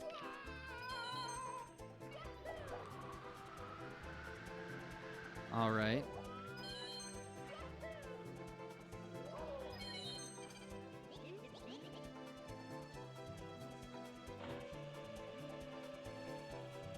Ouija had a 1350 exit on JRB. Wow. Compared to the 139.12, already 45 seconds ahead. It's unbelievable. Of their event PB. Yeah, that's insane. All right, so no sword angle shot from Beast here. Looks like he's going to be playing it a bit safe. I think he just really wants to come up the leaderboards just a touch here, but unfortunately... Oh, it's okay. It's okay, guys. This isn't too bad of a backup here. Just a touch under. We were just taking the scenic route. Yeah. No big deal. All right. no pole grab, so nicely done. So we are losing a bit of time here, but no worries. Still 138, low 138 on the table here. Blue Bob took a reset, and I think Caddy is taking a reset, holding his neck in his hands. And this Ouija run is definitely something. I'm very curious to see the BOB exit. He did get a 22:36, which like if you had heard that like even 3 years ago, you'd probably think that I was insane. So really incredible that we're kind of pushing it to the limits like this. And Beast Assassin going for the time stop star here. And ledge grab. Each ledge grab loses about a second. Oh. Each ledge grab is for good luck, though. Yeah. Oh, get in there. There we go. Just got to get through it. He takes a deep breath here. My heart stopped on that one.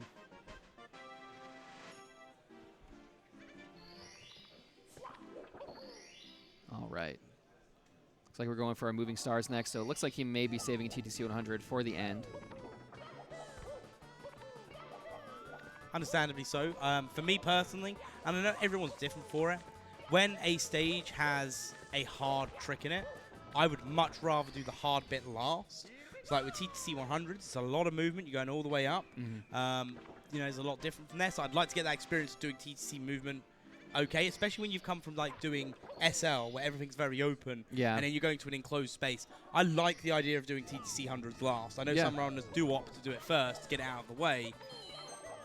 Yeah, I actually do it first myself. I prefer to get the hard stuff out of the way, and you know, to each their own. Star order is not super important. Only in a couple stages like SSL and things like that. But overall, like really up to personal preference, which is also nice. So we're not stuck to a super strict route.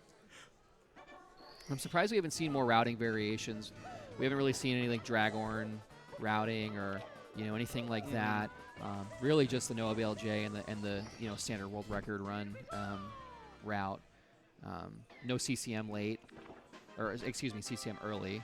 A lot of JP runners have been doing CCM early, just which it's kind of comfy. I think it's cool. I personally hate where CCM is in the run, in the pre-up segment. I just missing too many coins on the slide is just not very fun. Not a fun way to lose a run, but. So what is the time difference between doing CCM earlier? It's really nothing super substantial, but some people, again, just prefer it. And that's the thing, is like, even between something like LBLJ and no LBLJ, it's like an 8-second difference. It just really comes down to, what you want. But I think CCM early saves a little bit of time. It's like half a second or something. Oh, 0.6 seconds, but you have a harder MIPS grab. Yeah. So, 0.6 seconds. Yeah, chat will let me know I was awfully incorrect. But yeah, like I said, it's a very, very minimal difference in terms of time save. But Beast going into TTC 100 here. I'm going to have to just take the box back up here. Did miss that triple jump. But this is an excellent 100 coin so far. And he's actually, okay. I mean, put it into perspective, the event PB, right, 140.56. His latest, so I'm guessing that was the event PB, 453.9, which was a minute behind his goal. So there's still a chance for some massive time save coming up as soon as this split finishes. Yeah. So we're at 340 at the moment, and there's only 30 coins left to go. Yep. Yeah, and that beginning was a little bit scary there. It seemed like I wasn't really sure if he was going to diverge in his route. Oh! No! He's going to get flipped, but actually, oh, no, wow. He's not. That's just incredibly unlucky. Oh, my goodness. But it's still going to go back in. Yeah, I mean, this is still doable. It's going to be not, of course, the run that it was, but still possible for Beast to get an event PB here. It's, I think, still possible to change the leaderboard. It's possible. We'll see how this comes out. Yep. I mean, optimally, like, this is a sub 1 minute star, like maybe like a 58-second to a minute star, give or take. So do the math if you care to. I can't do math, but But yeah, that's what we're looking at. And plus, of course, castle movement, the death movement, the death and everything. So we're probably looking at about a minute 20 loss conservatively. So do with that what you will, but it's definitely still doable here. And it does just go to show how simple it can be to go from being on an amazing run to one simple input, being a little bit too early on a dive can make a massive difference to what a run is. Yep. So it's actually going to be a little bit less than we thought here. It's only going to be about 30 seconds. So he didn't die, I guess, at the end of the star. He more so died like with 20 seconds left. So yeah, like look at that. Yeah. Still 27 seconds ahead of event PB. Yep. Still has a best possible time of 1:39.50. So, it still has a chance to get that sub 140. Okay, it's going to be tight, but...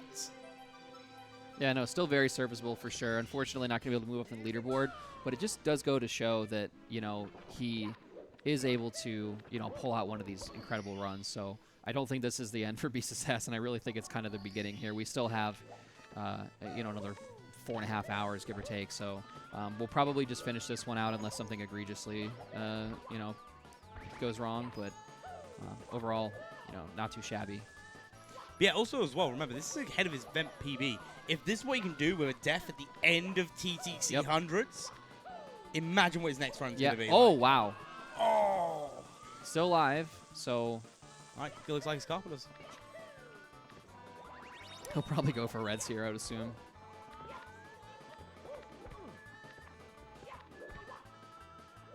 All right, long jump to the wall kick back up.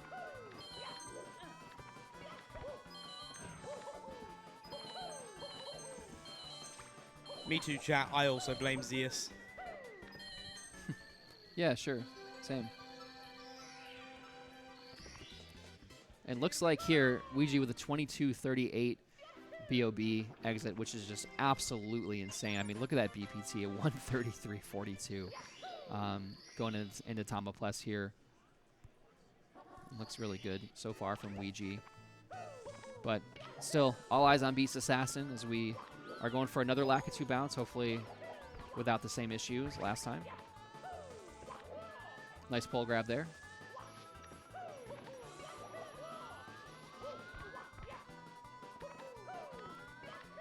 All right, clean. Looks like he will more than likely elect for carpetless last.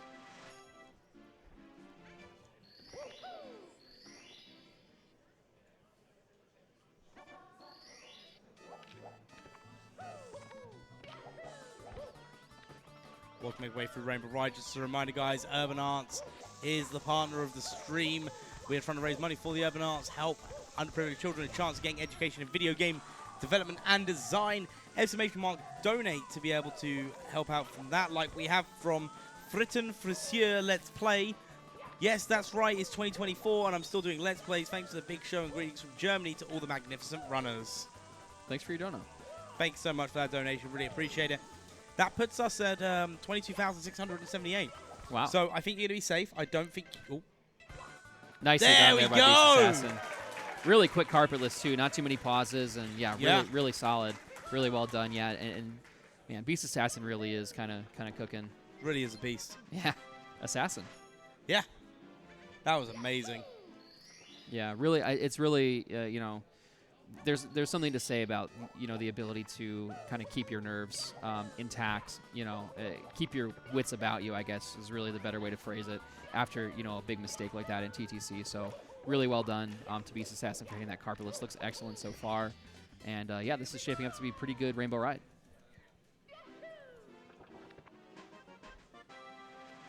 Yeah, no, absolutely. But yeah, as I say, it looks like you're going to be safe from doing Toad impressions. Thank you.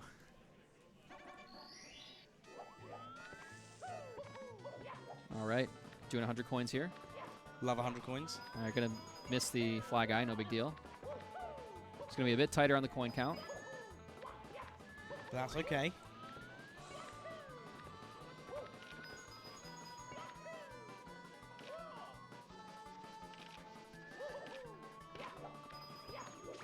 Oh. So it looks like we're gonna have to get the last red coin. So gonna lose a bit of time on the star spawn.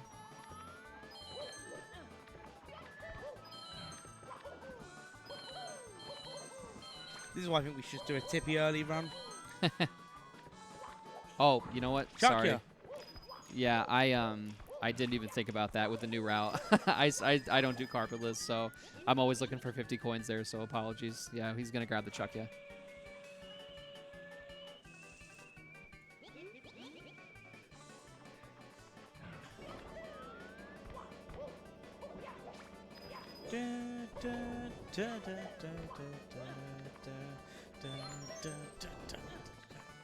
Got the ledge grab, no problem. And he's going to take it safe here, not go do the rollout over the plank. Going for the Cali kill. A booyah. Has the 95, so not going to worry about collecting those scattered ones. Yeah, Going to no. go straight over, just deal with the chuck here. I'm also watching the end of this. I'm still watching Ouija's run. Wow. He barely made it over that platform there. That was close. Beast Assassin kind of just smiling, nodded his head a little bit. Yeah, that was a close call. He knows it, but nicely done there by Beast Assassin. Great 100 coin. Going to finish it off with one more star to go here in Rainbow Ride. You can see the time starting to tick a little bit. Event PB still on the table, but we'll have to pull it together. And again, event PB still very useful. With an event PB, it just closes, it opens that gap a little bit more between Beast Assassin and Gothic, and means that Gothic needs to, be focusing just that a little bit more, because now a 10-second time save isn't going to be enough. It's going to have to be more if Beast manages to get this. Swinging to the breeze should be no problem for a pro like Beast Assassin. It is not. We are headed into bits here, minus 22.3 seconds. So here we go. 10 seconds to save here. Sorry, just go bits by 40 seconds. Easy, right? I mean, yeah. Just bust out the TAS-only strats. All right, we are heading up into bits here. Stairs did not want to cooperate a ton, but all good. And here we go. I like how we've entered the sky and the audience has gone quiet. Yeah. It's a pretty nerve-wracking stage. Ominous music. Certain death around every corner. Amps. Beast is getting amped up for this run. Yep. Wow. I thought that stall kick was a bit early, but luckily did not have any issues.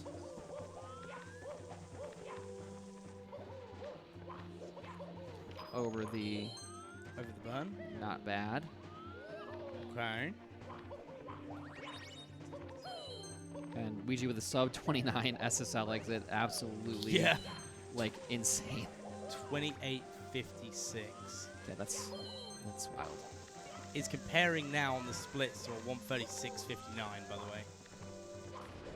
Interesting.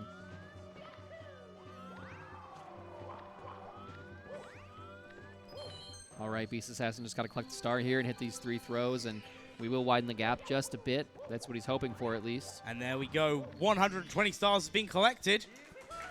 3 Bowser throws separates Beast Assassin from a new event PB. So, guys, get ready to count in these throws as they come along.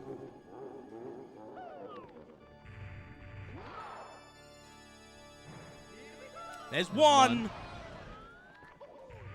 Nice re-grab. That's 2. And one more. Oh, missed the re-grab, but it's okay. Oh, that's going to be a bit wide right. Oh, No, wow. that's it. Oh, my 3! goodness. Nicely done by Beast Assassin. I thought that was going wide right. I think that was literally the furthest it could be. Yeah. But just like that, Beast Assassin is going to be taking away an event PB. No change on the leaderboards, but it's going to go from a 140.56 down to a 140.32. Shout outs to Beast Assassin. What an incredible run. And let's keep in mind, too, there was a death at the end of TTC 100, so this is not, he is not done. He has a lot more to go. A couple more hours of runs, and man, I really think Beast Assassin has a shot at this one. Just got to, put it all together, really, is what it comes down to. Just got to lock in. Just got to lock in. I mean, he already looks pretty locked into me. I mean, yeah, to be fair, you can't get any more. But look at that, he's going over the splits at the moment as it is. So, just like that, that brings an end to Beast Assassin's run. Absolutely fantastic. An event PB. That's what we like to see. We've got Ouija furthest, deepest into the run at the moment, comparing against what I'm assuming is a theoretical sub 137. Yep. Currently 34.3 seconds ahead coming out of Shifting Sandland. And then we have Punkay in just finishing BOB, 11.8 seconds ahead of their event PB with a 23:21. Cheese, currently just under 20 minutes into a run in the middle of BOB, currently running with a decent best possible time from there. Gothic starting up a run. Callie just coming out of JRB. Yeah, we've got loads of runners going on some fantastic runs at the moment. Yeah, so this is really excellent stuff. We're definitely in for a treat here. Man, this Ouija run is something else. Did lose a bit of time in HMC 100, but still plugging along as we go for the Toxic Maze BLJ here. Go for the newer strat. Oh, and lost the BLJ, unfortunately, so we're going to have to go for a backup.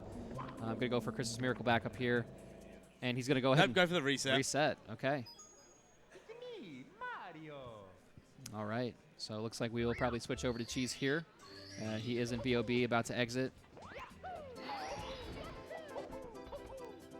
And again, comparing splits on here, I believe, is actual PB split. Yep, looks like it. So running 17 seconds ahead, coming out the Princess Peach slide split. Again, I know we're still early on in the run, so, you know, I don't want to get attached. Don't get attached, guys. She's kind of cute, though. Cheese is kind of cute, yeah. I believe the word is a cutie patootie. All right. Looks like we still have Ouija's audio, probably working on... I actually think we have both. I do like the audio from the most watched video game opening cutscene on Twitch. Yeah, it looks like Punkei's on a bit of a pacer here, too, so this is really good stuff.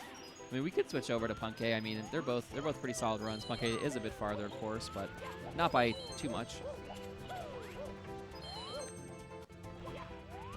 Oh, she's trying to clear over this gap here, but manages to get it no problem. Oh, she's almost missing the triple jump there. See how many coins he enters in the cannon here. It's going to be 51 coins.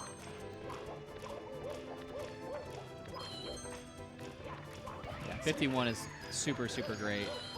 62 out of the air here so far is excellent. That's, yeah, probably going to get another 4. Yeah, there it is, 66. Not too bad.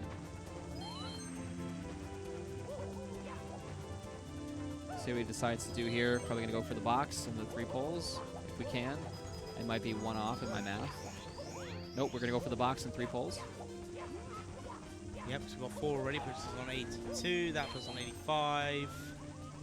Yeah, box and 3 poles. He's trying to do his best to mitigate this RNG here. Take a big wide arc around those coins.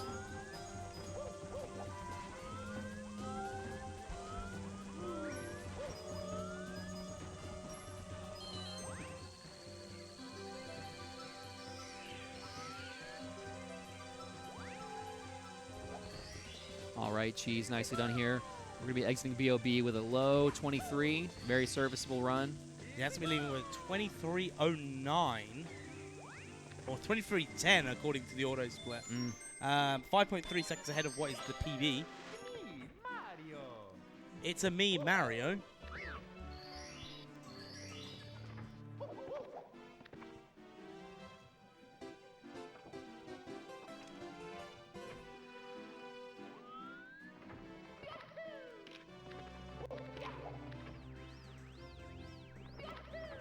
All right, we are working on the audio issue here. We have 2 going at the same time, but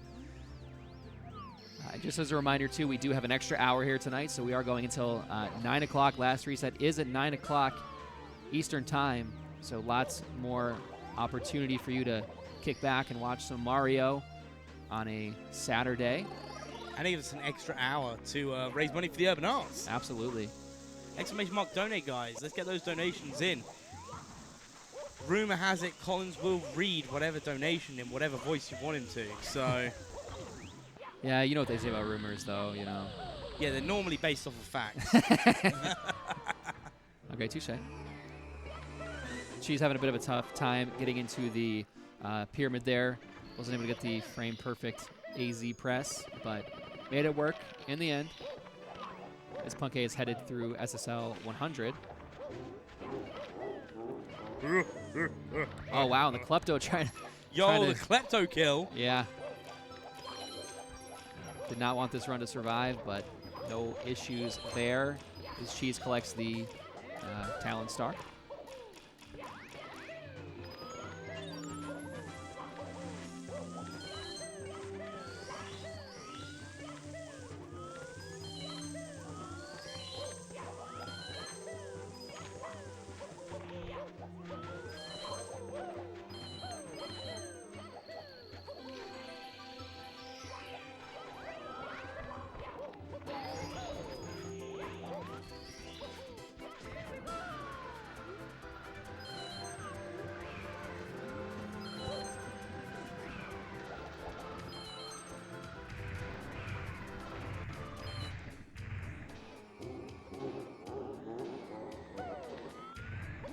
Oh, she's taking a death and Shifty Sand lands. The punching begins.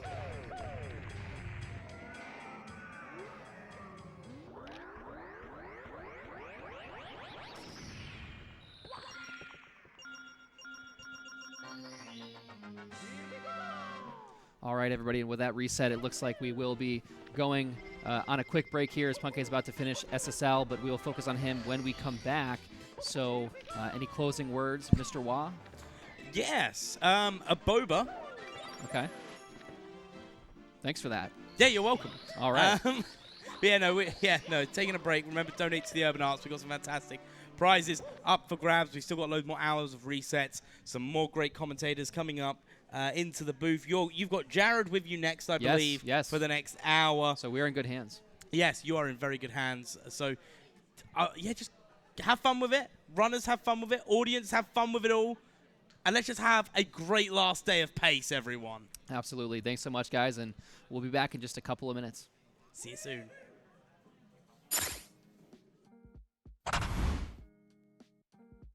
Urban Arts helped prepare me for college by giving me a lot of experiences working both independently and collaboratively with other people to make really cool games, and taught me how to put my all into creative projects, and that helped me put together a very strong portfolio for college.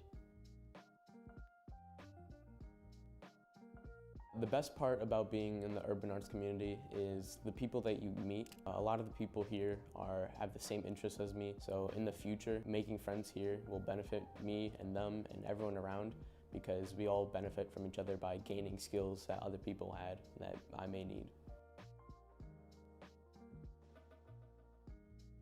Urban Arts helped me see myself differently by showing me that I can be a good leader. In the studio program, I was assigned the role as project manager, and fulfilling that role for the first time actually helped me realize that I have good leadership skills, and it really helped me to develop them.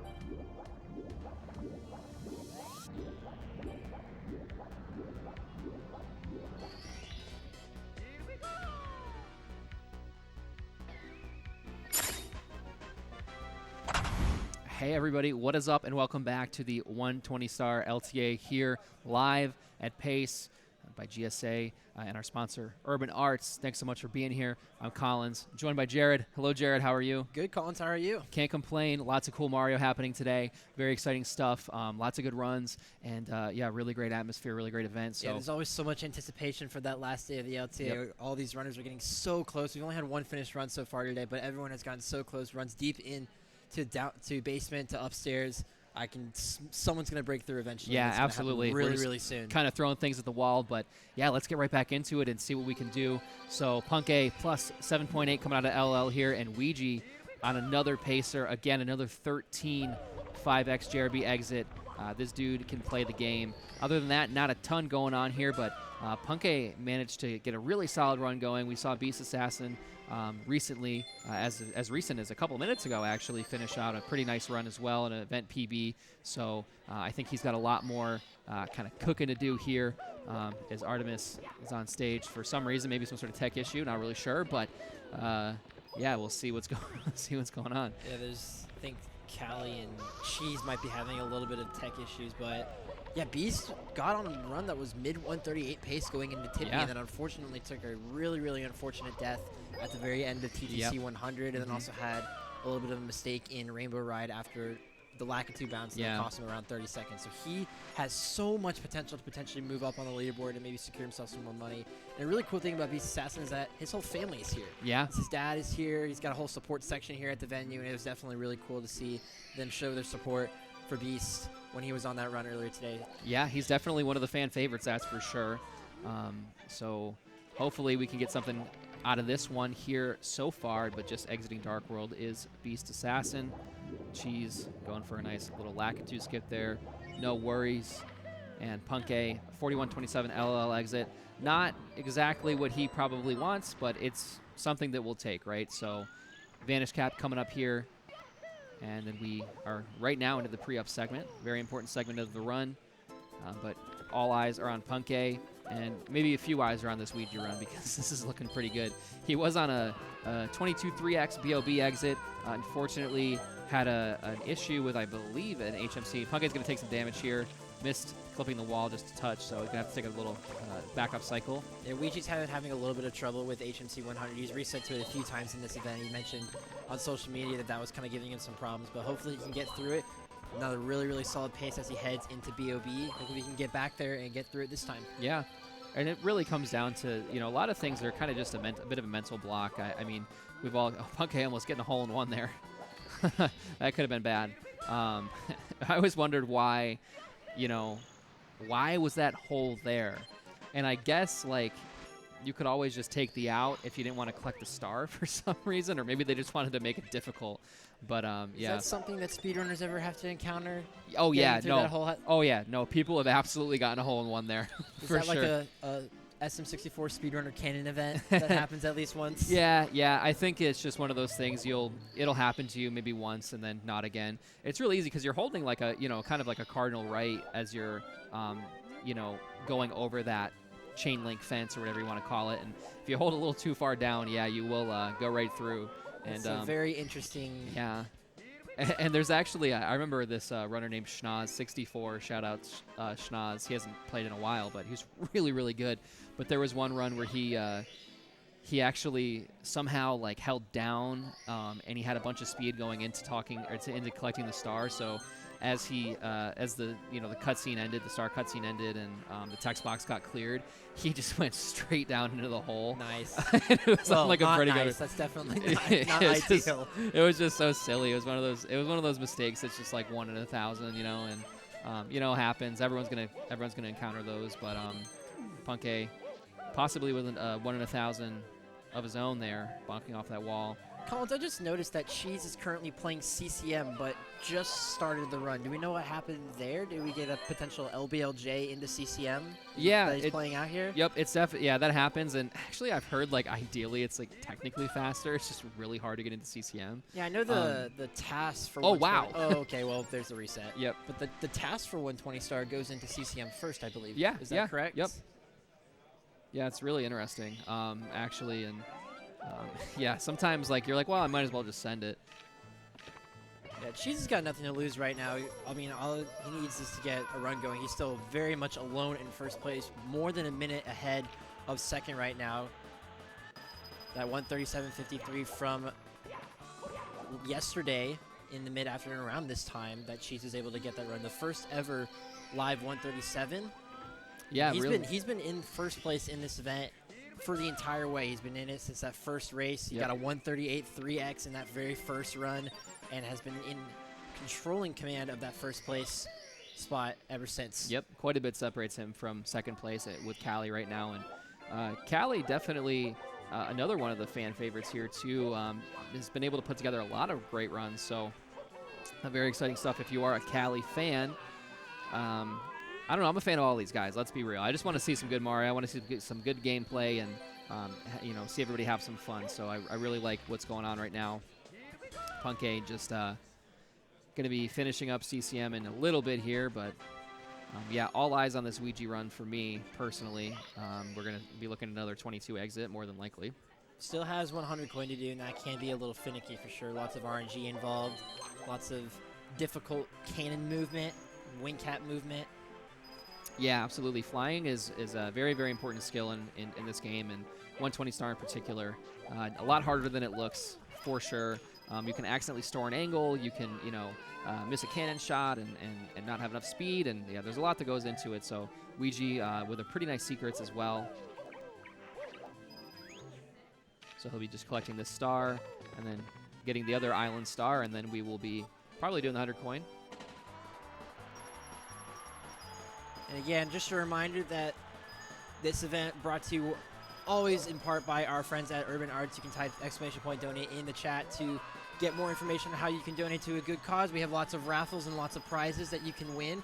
Enter in a minimum of $5, and you can enter in for a raffle to win some pretty awesome prizes. We got some cartridges. We have a VHS tape. We have an N64 with an HDMI. So there's lots of different really cool prizes that you can win by just entering !donate. You can get a chance to enter in that raffle to win some of these prizes. Yeah, as well as help out a great cause too. So if you're interested, !UA, tell you a little bit more about the Urban Arts and Punke grabbing the star here. We actually saw him miss too many coins in the 100 coin for CCM yesterday. Definitely not a super common mistake, but again, things kind of happen sometimes. But he'll be finishing out CCM very shortly here. Looking at Ouija doing BOB 100 as well. So we'll see how they're able to do here. Other than that, not too much going on. A couple of Womps, a couple LBLJs and Dark Worlds.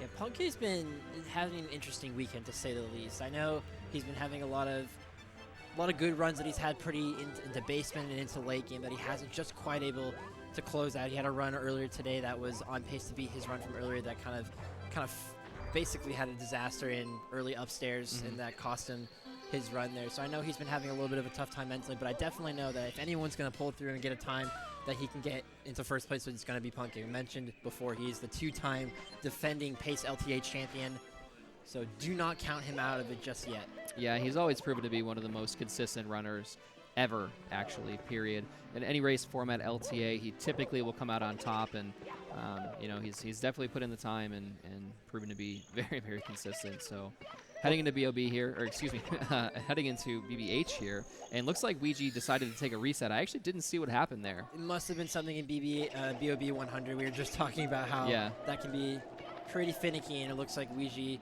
unfortunately, biting the rough end of it, taking the reset. He's just gotten so many really good runs early in the lobby that he just hasn't been able to met quite to his standards, or something small happens that costs him a lot of time. Yeah. It's really difficult to be a top level runner or at least how far ahead of the pack Ouija is. I know his mentality is a little bit different to others, where he kind of really, really wants as good of an early game as you can, because small mistakes can lead into a different mentality, and you lose focus really, really fast. And I know, coming from experience from myself as well, that can definitely be a factor. And Ouija definitely takes that he's really, really picky about his early games. Yeah, absolutely. He kind of is a glass cannon, if you think about it. He has the potential just to hit it big, or not at all. And One little mistake usually spells the end of his run unless he's super, super deep in that we saw earlier today. He ended up finishing a 139.12, but he really has the potential to get a 136 at this event. I mean, even 135 is on the table, like, let's be honest, which is crazy to say, but it's really the truth. So hopefully we just able to put something together here that he's proud of course. Punke in BBH 100. And just to kind of show the potential that Luigi has, if you aren't already familiar with it, he had a run going in mid-January, about a 1 week and a half run where he just got like ridiculous upstairs paces for the week. That was the week he ended up getting his 136.21, which currently is the world record for 120 star. But he also got a run that was a 101 upstairs time, 101.57 upstairs, and it was 135.17, I believe, best possible time going into Rainbow Ride, which is just absolutely insane. Yeah, That's I mean, crazy to believe that could potentially be where the direction that 120 star is going right now. Yeah, I mean, the fact that it's like almost a 135 skip is almost possible is just something we never thought we never thought would happen. So it's really cool stuff that Luigi's putting together. He really is just a gamer, I guess, as we'd call him. Yeah, all 7 of these runners are definitely top runners in their own right, but Luigi, something about him just puts him ahead of the rest. Yep, absolutely. He's just, his movement is just top notch, just top notch. Everyone is out of Dark World. Actually, that's not true. Gothic Logic just took a reset. But most everyone is out of Dark World, and most everybody is currently on the stage doing runs right now, the only exception being Blue Bob, who is, I believe he's in the crowd right now. And speaking of the crowd has, we got a pretty nice crowd going in right now. It's the end of getting towards the end of day 3, the last couple of runs. That is definitely where all the excitement of this event kind of all comes together. Yep. And accumulates all at the same time, so. Yeah, it's definitely a pretty magical experience to be here at the end of the event. You know, it's really cool stuff. So, you know, if you've ever thought about coming along, I definitely would recommend looking into seeing how you could get here at Pace. We do hold 2 a year, so we don't know when the next one is, of course, yet, but I'm sure there will be an announcement pretty soon, maybe even tonight. And yeah, I definitely recommend it. Great environment, super fun. Everyone's super great and accommodating and nice, and yeah, lots of great friends, good food. You know, it's a good time. So definitely get here if you have the means. Also a lot of horse racing too. Yes, lots of horse Saturday, racing. which is race day. Yep. A lot of people tuned in here at the Laurel Racetrack here in Laurel, Maryland. I know I got to catch a couple horse races. Oh, did you earlier. really? Did not bet any money, but it's always interesting to go walk around and see what's going on here at the venue. Yeah, apologies to anybody that's run into me today. I was kind of in a bad mood. Sorry if I was rude to you. I did lose $40,000 on a horse race, so. That's a lot of money. But yeah, just to answer your question in chat, PACE is a speedrunning convention as a whole. So SM64 usually is the main event of this event, but there is so many different showcase runs that are being showcased throughout the week of basically any kind of speedrunning community you can submit. There's a submitting period that you can submit any speedrun of any kind, and there's a submission or a reviewing process that everyone kind of goes through, and then eventually there's runs that are chosen for this week. And there's so many different communities here. There's the SMB1 community that's here, Super Mario Odyssey, the Lego speedrunning community. There's so many different communities that kind of converge together for this event, and it's a really, really cool week that, you know, just to celebrate speedrunning as a whole. Yeah, absolutely. All right, 2 more to go here for Punk A and BBH.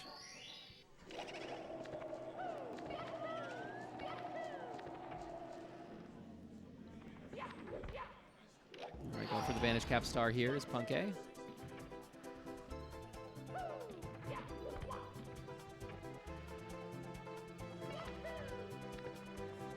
Galley, unfortunately, taking damage there to the eel as he was clipping in. Should still be good, though. He's on a pretty solid start to his run. Yeah, Cheese with the reset there at frame walk. He is visibly upset. It's a very, very, very frustrating trick. It's super hard, and you know, but it's almost like one of those things you don't have to go for it, but it is really nice to get that.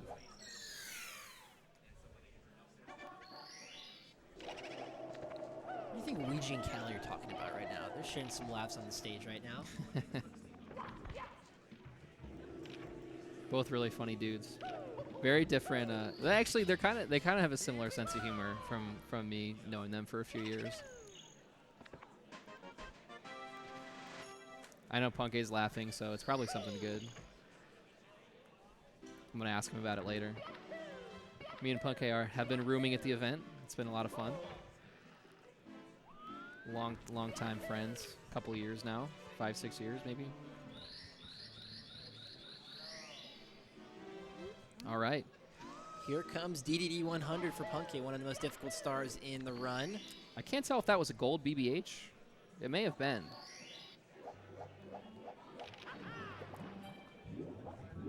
That's what, a 39? 38? 638? Oh, is it if it's 638, then probably not.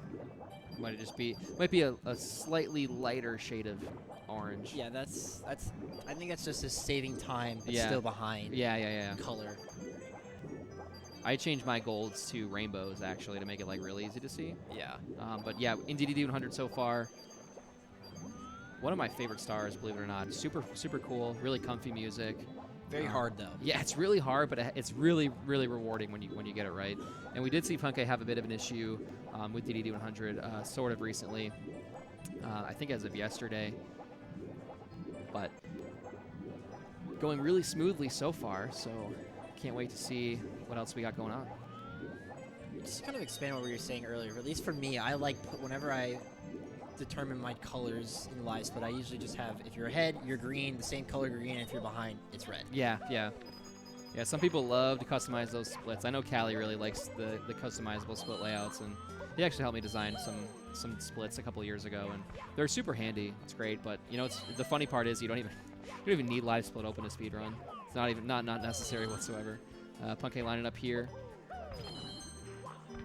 Nicely done. I'm very curious what the overall consensus for this is. If you gold a split, is it gold color or is it rainbow color? Put your opinions in the chat. I would love to see the difference in. I'm personally a gold. I just like seeing the gold color. Yeah, that's fair. I did rainbow because I think at one point my split layout was a certain color where like the gold didn't really like pop that well. And I thought the rainbow was a bit better, and it kind of flashes like as it like sits there, so it's kind of like a decent little reminder, like yeah, I did a good job. Nice DDD 100 here for Punky, just a couple seconds off of his gold, and is back in the green on his latest comparison, or I guess we should say blue for Punky, as his ahead color is blue instead of green.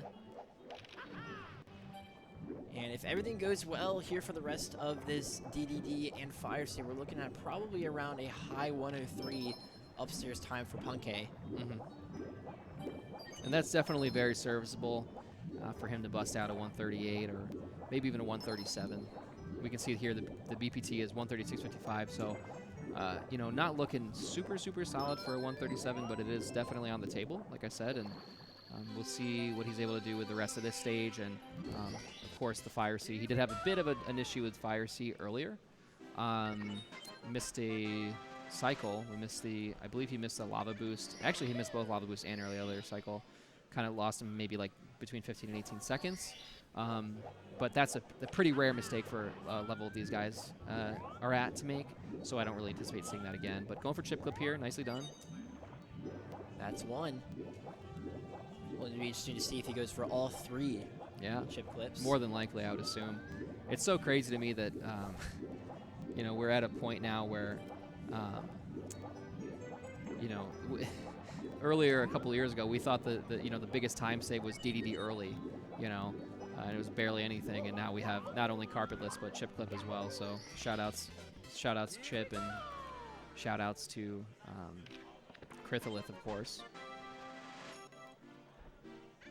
Glitch hunting and speedrunning in general, it just seems like such a crazy thing to be into. Like, I just don't I'll gladly take the time saves in any spot that you could get, but how are you going to finding that stuff? Yeah, exactly.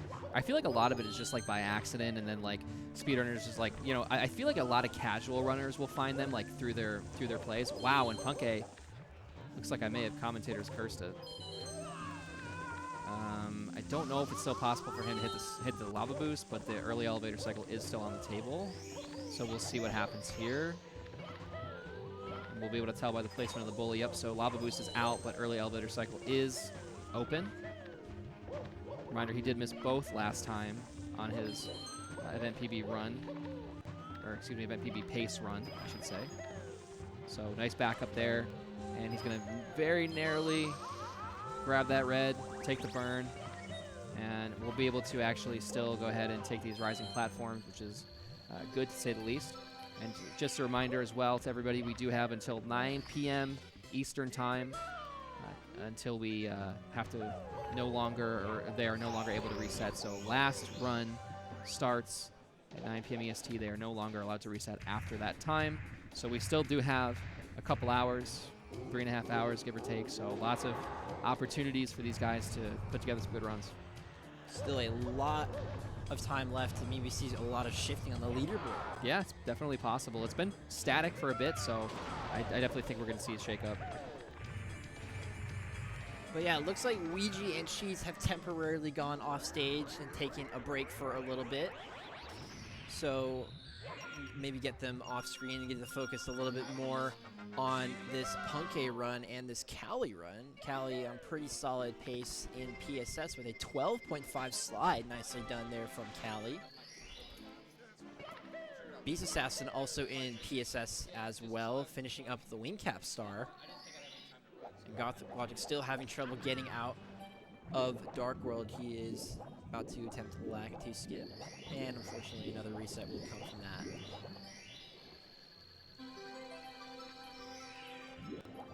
But yeah, if you take a look at the leaderboard, again, she's still with that time to be 137.53. Cali, Ouija, and Punkay all kind of within reach, within 30 seconds of each other. Cali with a 139.01 in second place, Ouija at 139.12 in third, Punkay a 139.35 in fourth, and Blue Bob also in that sub 140 range with a 139.44. And then Beast Assassin and Gothic Lodge still not yet broken through in that sub 140 time. But Beast Assassin and Gothic Logic are definitely capable of, and we got a $25 donation from Andy Keto. Says, for the arts, thanks for hosting the event. Appreciate your donation. You got into the raffle as well. Nicely done. Shoutouts and appreciate the dono. All right, Punkay going for the Jetstream star here. Notoriously frustrating star, but Punkay making it look easy, as seems that Ouija is actually taking a bit of a break here. I think it's until you do it yourself, to speedrun at this level, you know, at a live event for 8 hours in a day, it's so exhausting. Yeah. And, you know, it's just really hard to, like, because like, oh, they're taking so many breaks, or, you know, why aren't they starting, or whatever. It's physically exhausting. Yeah, it's not like mentally, but I participated physically. in one of the Pace LTAs last summer. I got to run LEGO Star Wars at the Summer Pace last year, and it's really doesn't, like, it can't be understated how exhausting these kinds of events are. You're sitting out, you're looking at a screen the whole day, and a lot of times, you know, it can be mentally taxing because of the runs that you don't have, and obviously it's physically taxing as well. You gotta stay hydrated, and a lot of these runners do a good job of doing that, but there's so many different factors that come in to doing it, and if you come unprepared for that, it can not be a very great experience. Yeah, it's really important to take breaks for these guys. You know, like you said, stay hydrated, get some food in you, and, you know, it might reinvigorate. You know, sometimes we like get that tunnel vision, and you're not really playing to the best of your ability. But get some food, get some water, and, you know, you're good. But Punkay here, losing a little bit of time, but that's okay. We'll be heading upstairs here with still a sub 104 up touch. We are at 103.57, and as we go into Wet Dry World, we'll see what he's able to do. 137 still on the table, of course, with a low 137 BPT. But if anybody's able to clutch us out, it's Punkay. He's proven to be very, very consistent. And, yeah, like we said earlier, the two-time back-to-back champion, if you will, winner of this event. And honestly, I'm surprised he's in fourth. I don't think I've ever seen him in fourth before. Yeah, he's been having a little bit of a tough weekend. We mentioned that earlier, but like we said, there is a lot of potential for him to move up on the leaderboard. Like I said, just 34 seconds separate him from second place, and he's very capable of getting that 137 to potentially even get into first place over Cheese. Yeah, there's a really closely grouped, we're really closely grouped right now between second and fifth, really. And honestly, it's sixth even. It's really close. Anybody could really shake up the leaderboard quite a bit. And I think that's something that makes these events really interesting, too, is it's not only are you, trying to do the best that you can, but sometimes you're, kind of at the mercy of other runners and how well they're doing. And I feel like that's you could have the best run you've ever had, but it might not be enough to secure a victory. And I think that kind of adds an extra layer of, interest, at least for me. Yeah, it's definitely cool that we have an event like this where anyone from 1st through 7th can place anywhere in those ranges. There's no certain based on skill or whatever for any of these placements. Anyone can move up into any spot at any moment. Yeah, absolutely. Punky going for Wet Jar World Secrets here. Really cool star, lots of nice movement, and had a bit of a flub, but really nothing super concerning. But sometimes you really want to have a clean Wet Dry World, especially for these top runners. Not because of any sort of time save aspect. Of course, that's nice, but really the mental, when you kind of, you want to try to lock in as soon as you can when you get to this portion of the run. It's really important that you have a good experience with your upstairs as soon as you can so that you're, kind of invigorated and motivated to continue off the run. So Callie also in BOB here. He's going to be, has a couple more stars to go. All right, Punky getting the triple jump wall kick, which is really great. He did have an issue with the start earlier today and made it look pretty easy there. So shout outs there.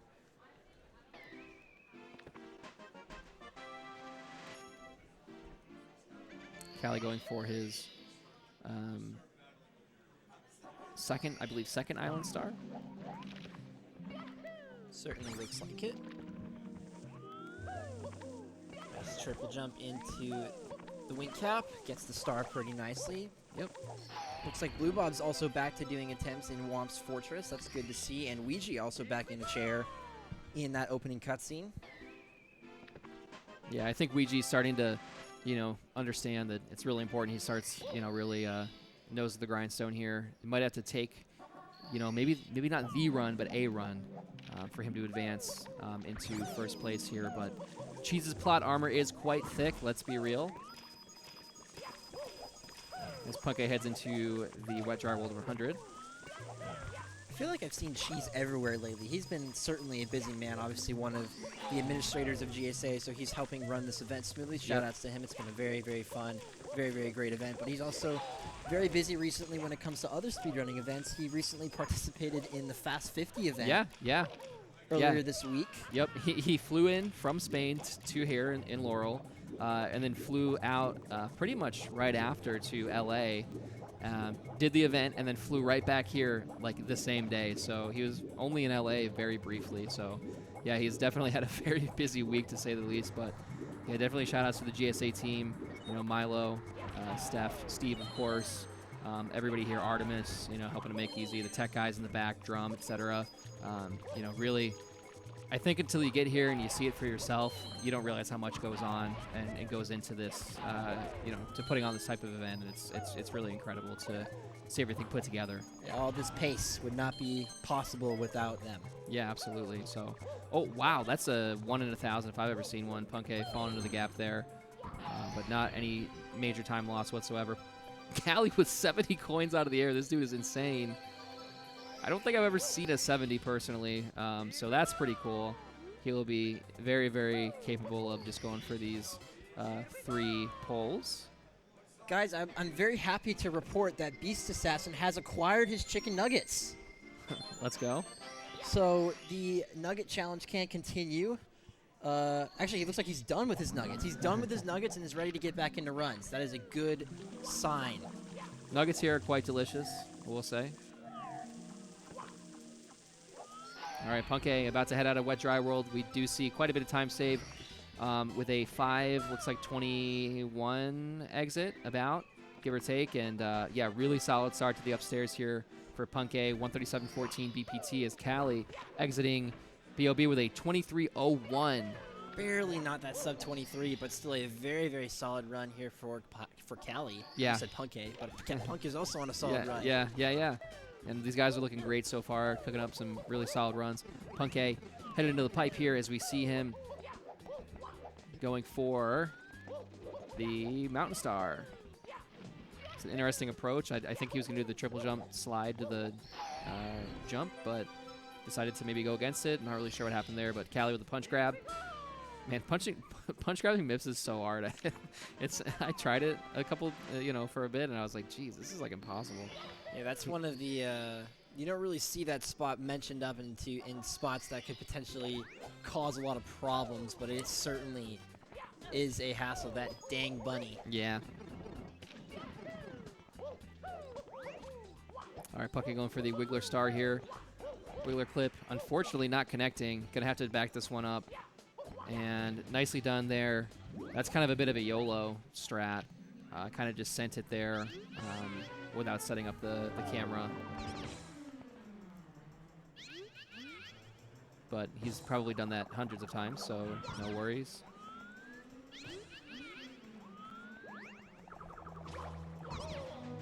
Taking a bit of damage there as Callie goes for the Talent Star in SSL, and nothing too much else going on here. A couple resets. Cheese looks like he's taking a bit of a break. Punkay into the weeds here in THI. Going to be doing 100 coin pretty soon. 100 coin, lots of stuff. Lots of really intricate tech here. This beginning section that I assume he will be going for. Yes. Notice the beginning section. Oh, he's actually going for secrets, excuse me. Another great star. Going to be missing that secret. He's going to have to back that one up. Go for a triple. Go for the side flip here. He's not going to go for the triple. And he's still going to get the mountain clip, no problem. So a bit of a shaky secrets, but overall not too shabby. He's doing what he needs to do. And I think that's what's really important for him right now. You might not get the run, but like I said, you're going to get a run. Something that's serviceable, something that you can actually work with, and that's what we're looking at right now for Punkay.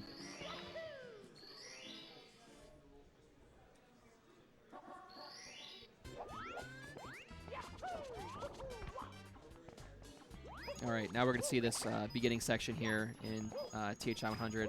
It's very difficult. Lots of really tight movement, as you can see. The reason we get a couple extra coins there as opposed to the pole is because the pole loses a bit of time. So we're going to try to skip the pole if we can. Definitely want to make sure you're not ground pounding the Goombas. Wow, I cannot believe that first ground pound missed. That was really weird. He has the right amount of coins here. Beach section coming up. Lured them pretty nicely. Decent coin spread. Nice. Yeah, missed the ground pound that first time, but he still was able to get them in a pretty nice spot where all three of them took the ground pound. So yeah. That's pretty fast. Yeah, you do got to lure them together. If you take too many ground pounds, it is a lot. A little bit of time lost, and it's pretty frustrating. But entering the cave here is Punkation. And this section is a bit of a bit scary. Ouija almost with a gold Womps Fortress and a 646 Womps Fortress exit, excuse me. He's right back at it. Yeah. His early game is just unprecedented compared to, well, anybody ever, really, but just absolutely insane early game. Yeah, it's certainly where that 16-star, that prior 16-star experience comes in handy. He probably has played those two stages, what, like tens of thousands of times? Yeah, his Dark World exits are cracked. Considering that he has almost over 10,000 attempts in 120-star, I can't imagine how much he's done that stage, even in his 16-star, 70-star, and even just in practice in general. Yeah, the thing about Ouija is that when he is dedicated and when he's motivated and doing runs, there's nothing like it. He will grind all day, every day, and just maintain that motivation, I think, is tough sometimes, but that's his playstyle. Like I said, kind of like a glass cannon sort of, playstyle. It's either all or nothing for him. And, hey, it worked out. He is the world record holder. So, that 136.21. And just to keep in mind, too, with a TTC death. So, just think of what that run could have been, but could have, would have, and all that jazz. 136.21 stood for a while. Yeah, it's stood since January. Yeah. So it's been almost 6 months.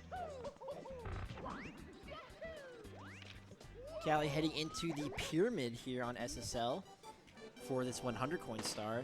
looks like he is chilling on the amount of coins as everything goes well. Should be taking a pretty solid SSL 100. No major mistakes. And right as I say that, he takes damage. But a good, solid backup. Shouldn't be missing. He did miss a coin, and right on cue, commentator's curse. I'll shoot myself in the head for that. It's not too bad. Yeah, should only need to kill one Goomba to make up for that, though. Not too huge of a mistake. Oh, he's actually going to two. Yeah. All right, Punkay here. Exiting with a sub 6. Saving 2 seconds exactly. We are approaching TTM on a pretty solid pace here, 137.30. Very, very serviceable. And Punkay has really shown his consistency in this upstairs segment. Hopefully, carpetless goes well. Hoping we get there. Still lots of run even to go before that.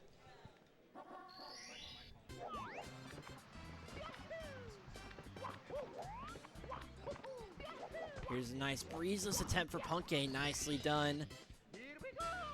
Saving a nice 5 seconds there because of that breezeless. Nicely done there from Punkay. And Callie finishing up this SSL. Losing a little bit of time, unfortunately, to his 138 comparison. Not ideal there for Callie. Had that mistake inside the pyramid during that 100 coin. Punkay missing a mountain clip there. Now, it's usually a couple seconds lost. I want to say 8, maybe. Yeah, he backs it up with the box star and is able to get it pretty nicely there. So, again, not an ideal mistake there for Punkay, but still cruising along here in this TTM. Yeah, this is still very doable. You can see he has quite a bit of time save here comparing to the 139.35 event best.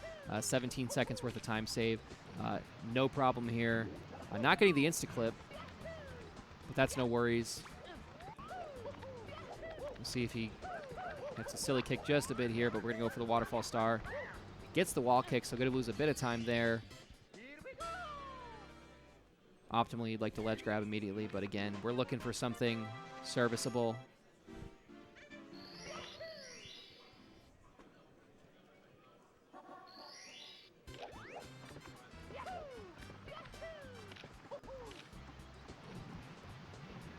All right, that's the instant clip we were looking for right there. Top of the mountain coming up here, and then we have the monkey star more than likely. Comes this BLJ from Callie. Not quite an insta-clip, but he's able to get through and continue to star nicely. Hoping for some nice blue coin RNG at the end of this star.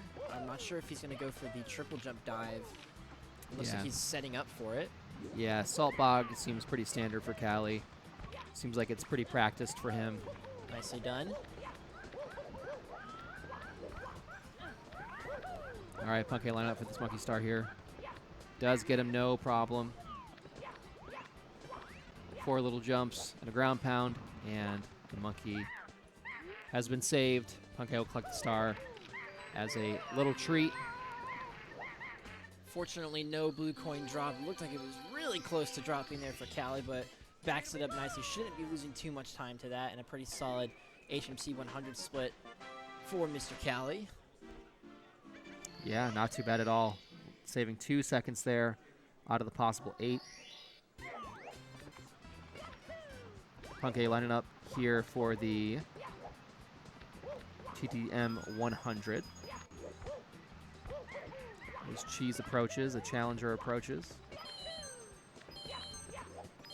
Well, yeah, we're approaching around 3 hours left of attempts as we head towards the top of the hour. Again, last resets will be at 9 p.m. Eastern time. There still is time if any of the runners are on a run to finish out their runs. And following the LTA, we will have some concluding ceremonies to close out an amazing Pace Summer 2024. Yep, it's been excellent so far. No complaints, only great things to say, and man, it's been a blast. Every time I come here, I wish there was more time, but all good things must come to an end, of course, but not anytime soon. We still, like we said, have 3 hours to go, just about. And Punke in the slide for TTM 100. Missing 1 coin there, but no problem. Going to get this one. 3 hours is a lot of time. That's still possibility to potentially crank out 2 more runs. Yeah, to finish 2 more runs, you know, and think about that. It's absolutely crazy. So Punke able to grab the rest of the coins. So we're just going to have 1 more to go as we avoid this. Callie going for the Toxic Maze BLJ, and he clips through. That was a little close there, but a nicely done there for Callie. Very, very tough strat. Very, very risky as well. If you miss it, it's very tough to back up. Yep. All right, and it looks like Beast Assassin and Cheese are both back to doing attempts, which means all 7 runners are on your screen. Lots of 120 star on your screen. Love to see it. All right, Punke heading into SL. Pretty cool stage. Sorry. That might be a little bit of a controversial take. All right, gets the igloo clip, no problem. Not rubbing up against any walls, but decides to kill the spin drift just for funsies.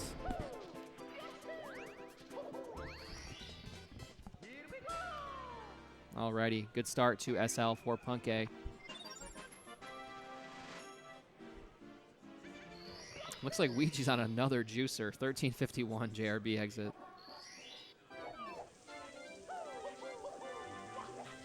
Going Did miss a red coin though. You had to get it at the end as Punke going for the top of the snowman. Star unfortunately not able to get that side flip off. A very, very difficult side flip, but pretty okay head. Yeah, yeah. We'll call it that. Callie, see if he's able to get this blinkless here. Maybe.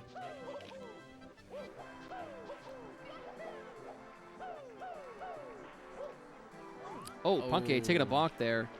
Off roll in the freezing pond, but not the worst thing in the world. We do need to hustle for the rest of the stage, hoping for some good coin RNG in the 100 coin, of course. All right, Ouija closing out PSS with a sub 16 exit. Very, very good from Ouija as well. It feels like we just keep mentioning how good his lobbies have been so far, but again, BOB and SSL have been, BOB, SSL, and HSC 100, I feel like those 3 splits have been causing him some problems. Hopefully he can get through this without any problems, and we can see a chunker Ouija run going into basement. I would love for him to get to basement for sure. And out of HMC 100.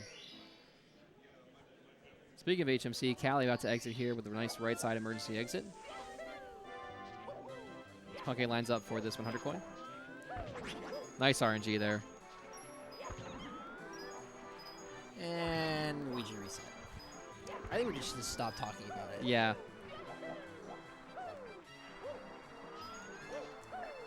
Really nice RNG from Punke so far. Gonna go kill this spin drift again. Give me your lunch money.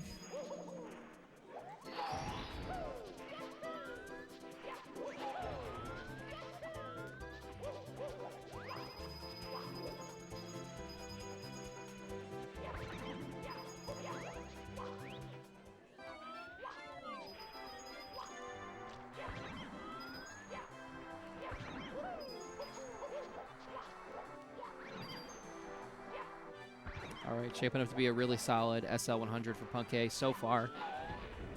Still has 1 money bag to go. Obviously that can cause a lot of problems, but hopefully we can see some good RNG. This particular spot in the run is probably one of the spots with the most amount of RNG, and I think he did miss a coin. No, he didn't. No, he's good to go. He had 88. Yeah, you like 88 right before you go under the ice platform there. So he's looking good. Luckily, that last coin, didn't give him any trouble. He's tired. He's bored. 1 more to go here in SL after this one. So we are losing a bit of time here. Not too much, but Still very, very solid run from Punkay as we're about to head upstairs, and we will probably see a nice Wilco clip.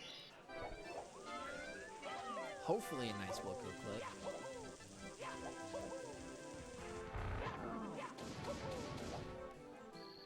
All right, so going to be a 4:33 exit, give or take.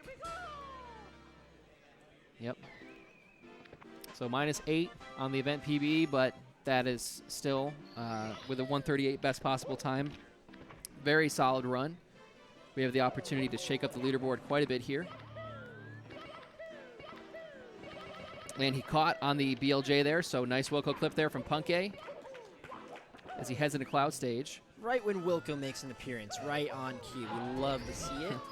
Weird coincidence.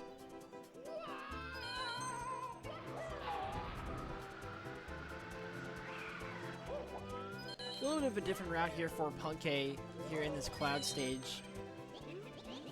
Yeah, it doesn't really seem to want to go for the sword angle, and that's very understandable. It's, Yeah, it's a pretty very risky. Very, very risky angle that you can take, and he obviously got Wilco clip, which is enough time save for him just trying to get through the stage without any disasters. Mm-hmm.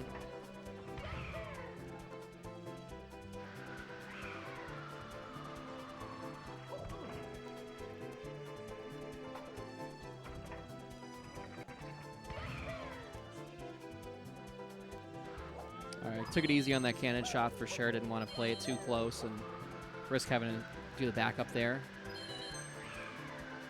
Lots of speed coming up to this last red coin, hoping to avoid the pole grab, and we do. Right, even after all that, a very nice Cloud Stage there from Punkay, and now heads into the rest of Tippy. Still on very low 138 pace, could be a, like I said, a little bit of a leaderboard shaker. Yep, absolutely, and that is a bit of a late split, so a bit disingenuous in terms of the actual time save there. I believe Punkay is actually one of the only manual splitters. Yeah, he really doesn't like auto split. Not going for the safety red here is going to be taking it risky here, trying to get all the coins here on this TTC 100.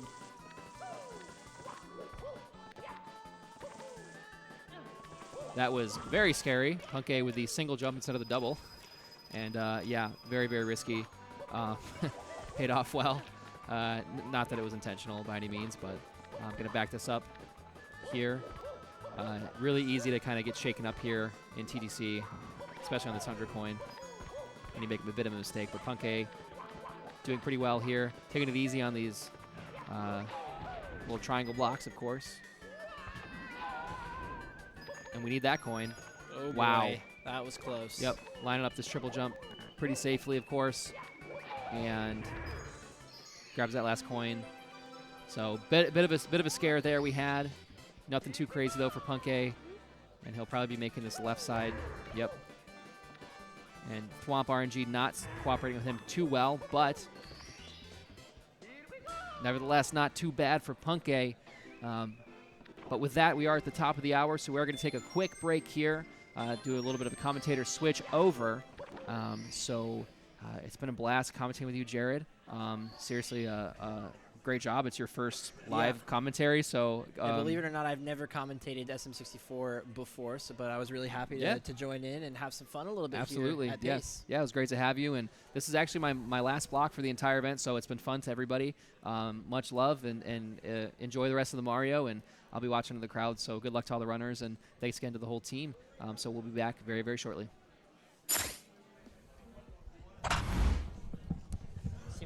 Urban Arts helped prepare me for college by giving me a lot of experiences working both independently and collaboratively with other people to make really cool games, and taught me how to put my all into creative projects, and that helped me put together a very strong portfolio for college.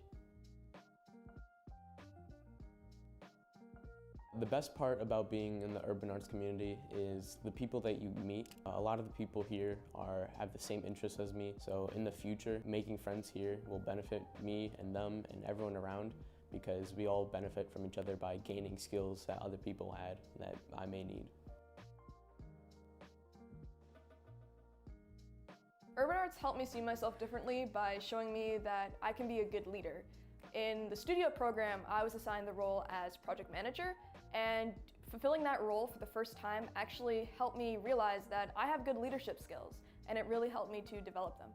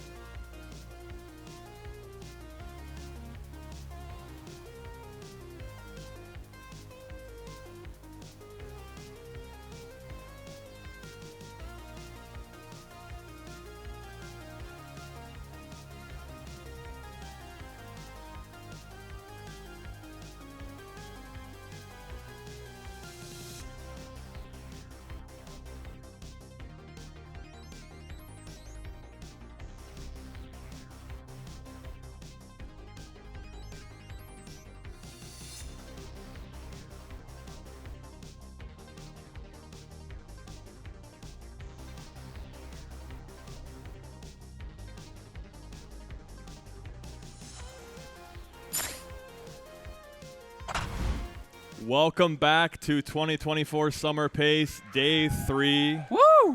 There are 3 hours left to reset in this event. I am Z Seabeard, and I'm joined by It's Beef. Hey, how's it going, Seabeard? I am wonderful. How are you? I'm good. Glad to be here in the Summer 2024 Pace, watching these runners duke it out at the LTA 120 star. It's been exciting. We've been seeing a lot of really good runs and a lot of heartbreaking runs, unfortunately, with Punke, unfortunately, taking a spill and having to reset. But let's see what the rest of the runners are up to right now. Looks like we got Callie here.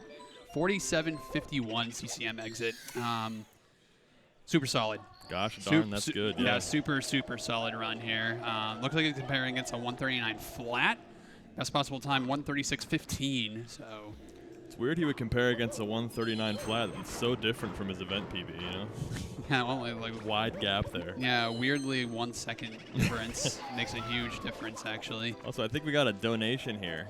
Oh yeah, that's right. We got a donation here from Angel Love 94 for $25, saying good luck to all speedrunners. Hey cheese. And that went towards the Nintendo Switch OLED raffle. Thank you for your donation, and good luck on the raffle. Good luck. Yeah, we're not just here for speedrunning. We're also here to raise money for a good cause. So you know if you're donating, it's going to a good cause. ! Urban Arts for more information. But not only is your money going towards a good cause, it also goes towards a raffle for you to possibly win some very cool prizes. That's right. And not only you can win the Switch OLED, you can also win a modded N64 console with an HDMI, so you don't need that pesky retro tank. Very clean. It's a nice plug and play. It's really nice. A lot of people in the community have them, and they swear by them. So definitely would be really cool to win that. We also have a signed NES cartridge, but signed by all the NES runners, including so cool. Andrew G, which is oh, wow. really cool. That's awesome. Yeah, it's probably actually pretty valuable. So yeah, that's cool. Yeah, we also have a box copy of SM64 with like all the original manual and stuff. So and the box looks great too. Yeah, the box is in pretty good shape. So definitely, if you want to put your money on that, by all means, go ahead and do so. And then we also have the VHS tape of the 70-star person relay. And it's an actual VHS. It's kind of crazy. Works in a VCR player. Yeah, if you've heard of those. Yeah. Like anyone born after the year 2000. Exactly. The nice thing about this HDMI N64 is we're all gamers. We all have an absolute mess behind our desk. Yeah. This can cut down on some of that, Yeah, very true. Like you said, less retro tank is just one HDMI in. Yeah, because you need a power supply for the retro tank. You need extra cables for the retro tank. Got to get a power block for that retro tank. Yeah. So it gets all cut out, and you can just plug and play. It's super nice. Do you have a retro tank? I do have a retro tank. What color is your retro tank? I have 2. So I have a white one, it's the 5X Pro, and then I have my little micro travel one, which is blue. Oh, yeah. I'm a purple guy myself. Oh, okay, yeah. Respect to the purple, for sure. We love retro tanks. Yes, we do. I actually play on CRT, so. Oh yeah. You know what? You're just not only do you have 2 retro tanks, but you don't even need them. No, well, I play on. I used to play on monitor, but I Yeah. switched to CRT after playing on CRT at Pace 2023, and I'm like, this is pretty nice. I kind of like this. It's kind of like how the game was supposed to be played. So. This is why this guy is a 139. He just built different. 2 retro tanks, don't need them. Yeah, I just found that playing on CRT was really cool, in my opinion. So.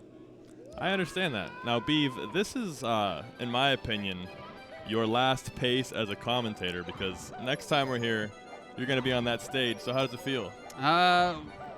I don't want to get my hopes up. I don't want to say that I'm going to be up there, but I did get 8th place the last running, so I was very close to right qualifying. there. So, yeah, maybe in the fall, but we'll see. I gotta work my magic again and get back up to the levels these guys are at, because they're at insane levels. We're seeing world record play right now. It's hard to compete. It's nuts, but I do believe in Beeve. If you believe in Beeve, type 1. I'm gonna take. We got a type 1 here. Hold on. No, don't believe. I believe in you. I got a type 1 in the chat. No, you don't have to type 1. No one type 1. No one. Look at all those ones. No, stop. Look at how many people believe in you. Stop typing. And in a boba. Hey, we got a donation here from Core for $20 saying, when does Frostbite play? Frostbite, another underrated player, also Lego Star Wars enthusiast. I was going to say, I think Frostbite did play a few days ago, right? He did, yeah. Yeah, definitely. He's been, he was doing the Mario, then went back to Lego Star Wars because there's a Lego Star Wars tournament happening, and he was working for that. But, yeah, I think Frostbite definitely has a chance to be like one of the next 139ers. There's so many people. You know? This really a golden age for Mario all around. Yeah, 100%. We also got a $20 donation from SP Smart Guy saying, "Can't wait to see some last-minute 3-day banger runs. Good luck to all. Also, a boba." A boba. Couldn't have said it better myself. Yes. And that went towards the HDMI modded N64 console raffle ticket. Good luck to you. So it looks like right now in terms of runs, we have Cali heading towards DDD 100, so definitely keep your eye out for that. Blue Bob is in SSL. Ouija is in JRB. Gothic is in Womps. Beast moving through Dark World, and Cheese is watching the intro. Yeah, Cheese unfortunately taking a spill in Dark World that I saw right before that reset. Unfortunate. Yeah. Ouija 649 Womps exit. Really crazy. I think I've gotten one sub-7 Womps ever. So just to put it in comparison. Well, for now. You know. Yes. Yeah, for now. I usually like to play my beginnings safe anyways. Yeah. If there's someone who doesn't like to play it safe, it's Ouija. Ouija goes for all the stops, and that's why he has world record. True. Very true. I mean, even yesterday, I really thought we were going to see a 101 up live. Yeah, it was looking really close, but it's still gotten that low that low 102 up, which was a fantastic run, which is still a part of his event PB, I believe, with the 139.12. I do believe he had a few hiccups in upstairs and in Tippy, and that cost him the 139.12. No carpeless mishaps, I don't believe. I think he nailed that first try. Very consistent at it. Yeah, and his carpeless is insane. It's so like fast. It's so unbelievably fast. It looks like what a TAS version of carpeless would look like for compared to everyone real. else's. Yeah. And I know it's cliche to say, but it's absurd to look at a low 102 up as almost like a disappointment as to what we could have had. That's just how fast he goes. Nice triple jump fin there from Cali. Beautiful. Very, very difficult strat. I love his red coin movement here. Yeah, his red coin movement here is a lot different than the rest of these runners. He goes for something here called splashless. Oh, I'm missing that red coin, unfortunately. This is the part that really freaks me out about the splashless. The reason why it's called splashless is because you don't touch the water for this. Just like that, unfortunately. Yeah. It's okay, the commentator's curse is not real. No, I try to keep it even keen. Missing the triple jump, unfortunately. Not getting farther enough to the ledge. You want to make sure you triple jump right at the edge of that to make that work, because you barely have enough room to make it. Yeah, that jump is just so brutal because there's like an inch of clearance where you're going to make the jump. Too far back, you fall in the water. Too far forward, you slide into the water. Yep. That's definitely going to set him back a little bit. He's still going to be green on this current comparison, but definitely going to be, eating some time up here. Looking like he's losing about 20 seconds or so.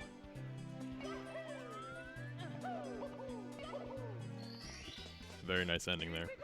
Yeah, not too bad with the triple jump.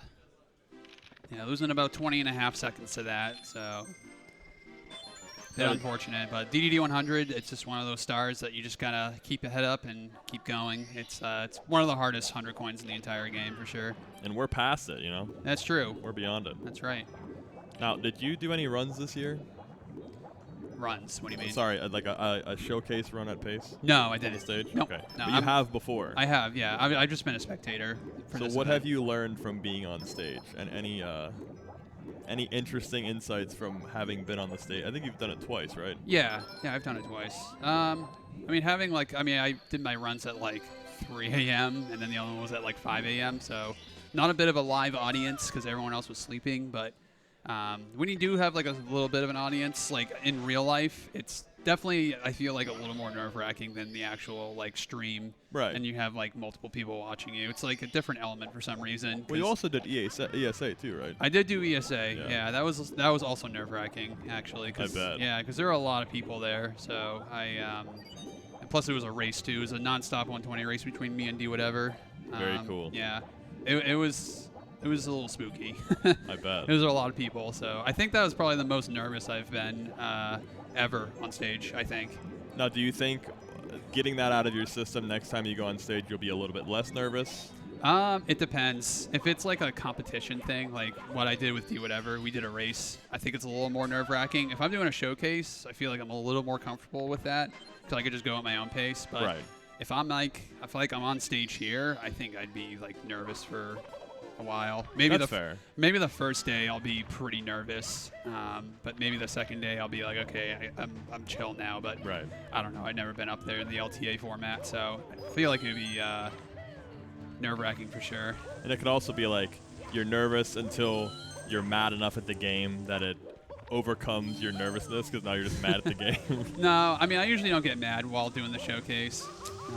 Callie unfortunately missing that triple jump. That's going to cost. Yeah, that's going to cost him lava boost cycle, unfortunately. Maybe we can still make early Ellies. Yeah, it might be tough. It's going to be tight.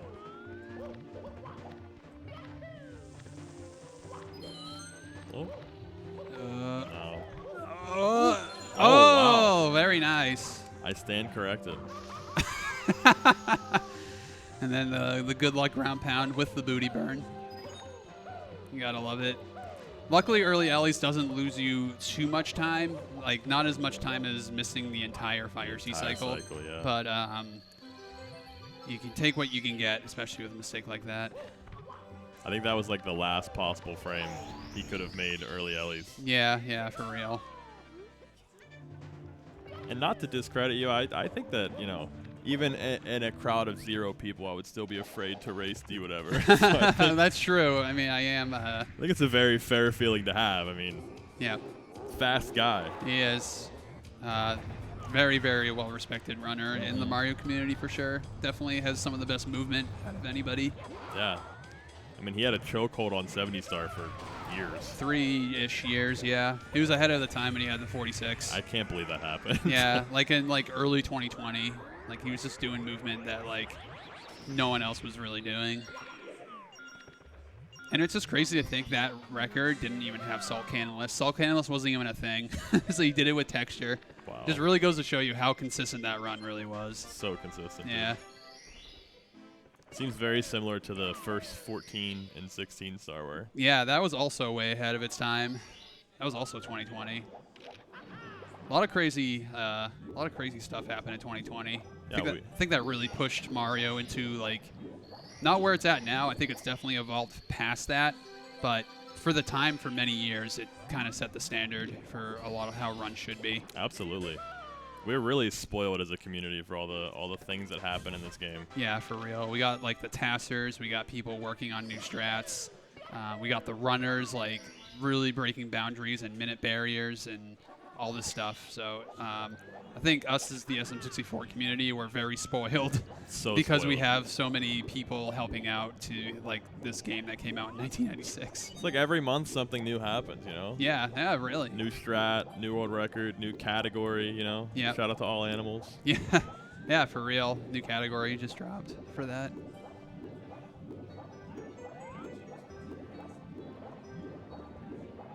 We have Blue Bob finishing HMC 100. See if the coin dropped. No blue coin drop for Blue Bob. I'm gonna go on the other side to grab it. Really good backup though. It's kind of scary to go back there and not see the coin. Yeah. I get a little nervous when that happens. I usually don't go to that backside because of that. I'm just not used to it. Callie is a little red here coming out of Fire C, but he is gonna probably land himself probably a low 104, I think here. Yeah. That sounds right. Yeah, which is still like a very decent run. We've got Ouija and BOB right now doing the Koopa race.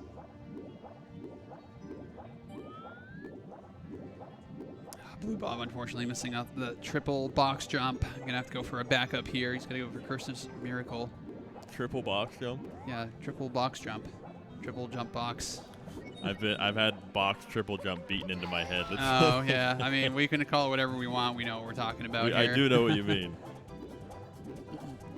And Ouija's run looking immaculate. It's got a sub 14 JRB and a sub 16 slide, which is just just makes me want to upchuck a little bit just reading that. Upchuck.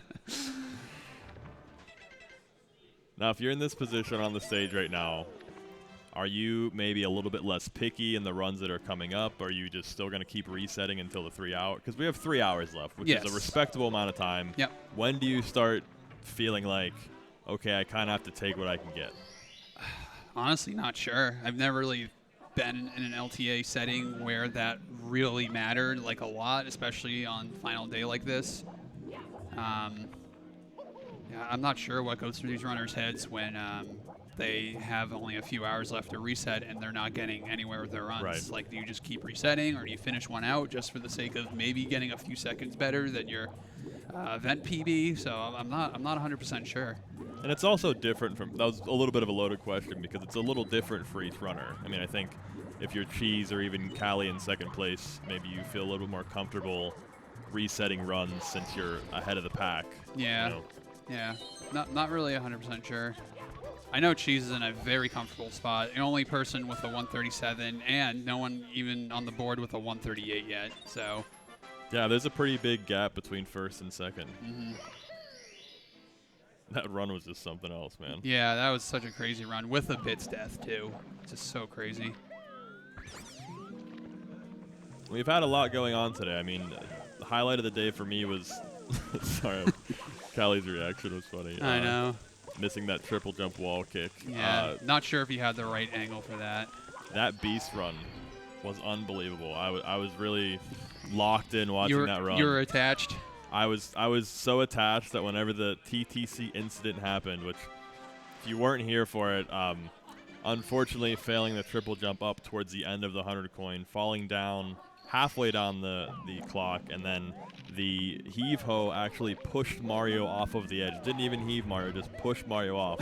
I just got up and turned around because I could not believe what I was seeing. Yeah, that was definitely a heartbreaker for sure. Heartbreaker. We've had a lot of ups and downs this pace. Yeah, 100%. And still plenty of time for more. That's right. We still got about 2.5 hours left of runs.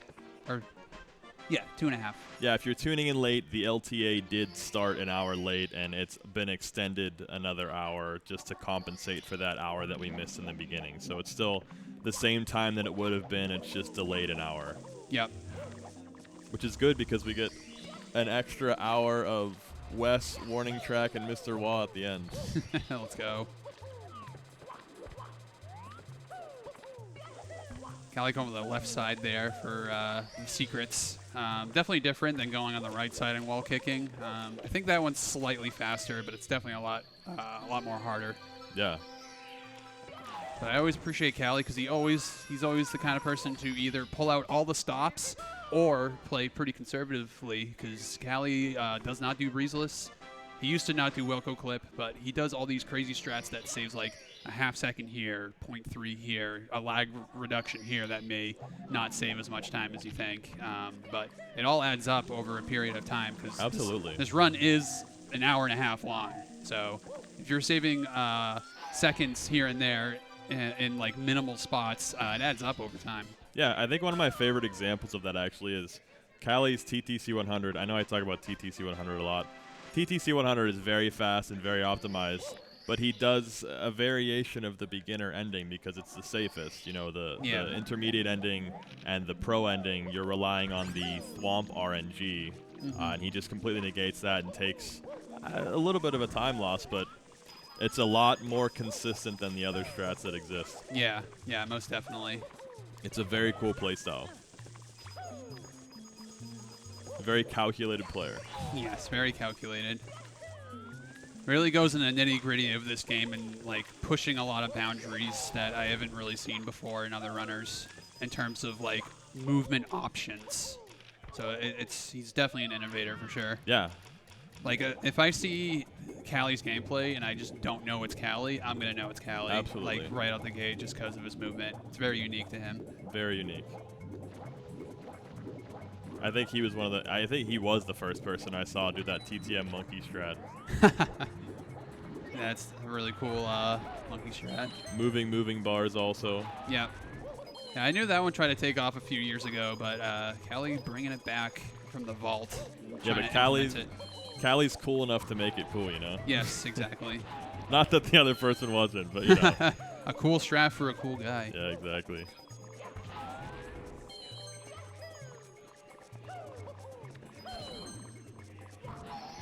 I don't know if you saw that, but Ouija had a 22-36 BOB exit. Wow, that's crazy. Close to community best. I actually found that community best was like a 22-2x or something. I looked at it yesterday. I'm like, what?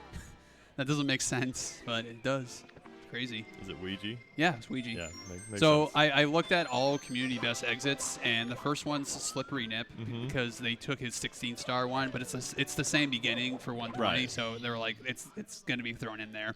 And then literally after Womps, it's Ouija, all the way down to bits. He has every single community best exit. Dude, props to Slippery Nip for taking that one spot away from Ouija. Yeah. He has I think it's a low 240, like a very low 240. That says a lot about Ouija, but it also says a lot about Slippery Nip for being able to take that one record away from Ouija. Yeah, 100%. Shout out to Slippery Nip. I was saying this earlier, but there's a man of the match is the best player in a soccer game. Yep. And Barcelona always had Lionel Messi, so their fans had to make a man of the match excluding Messi category. Yeah. And I feel like Ouija's exit times and just general speed makes it's kind of similar to that. It's like best exit times aside from Ouija. Yeah. He's just in a different class. Oh no, missing that punch cancel and taking a ride with the Chuckia, throwing him off. Chuckia said, "Nope, this is my turf, bro." So the punch cancel did that? Yeah, he was trying to go for a punch cancel, and he messed up the movement after doing a punch cancel. Because if you mess it up, you just punch. But if you punch and then move, you get an accelerated movement going forward. But since it was not calculated correctly, he just punched. That might be the most punishing punch cancel failure we've seen. Punch and sling. Unfortunately. Yeah, Ouija unfortunately missing that red, and I think he's going to take a reset here because he was on the pause screen. Unfortunate. So that incredible run that I would kill for is going in the dumpster. You know, it's all perspective. It's all relative. Yeah, very true. But we do have Callie still in THI, and Blue Bob is in LLL. It looks like we just got an anonymous $15 donation with no comment, but it went towards the signed SM64 JP cartridge in the original box for the raffle. So thank you for your donation, and good luck on the raffle, whoever you are anonymous. Good luck. What would you do with this if you won it? The signed SM64 cartridge? I don't know. I already have one. A signed cartridge? Yeah, and a box, too. They signed the box. You got it from a different Pace? No, I brought it to Pace, and everyone signed it. Oh, so you can, if you come to, that's another perk of coming to Pace. If you come to Pace, you can engineer your own signed cartridge and then maybe, get a box or never thought of it. Yep. But I think this would look very nice on a gaming shelf. I think it would look nice, maybe even framed. You could take the game out of the box, have it next to it, frame it up. Yep.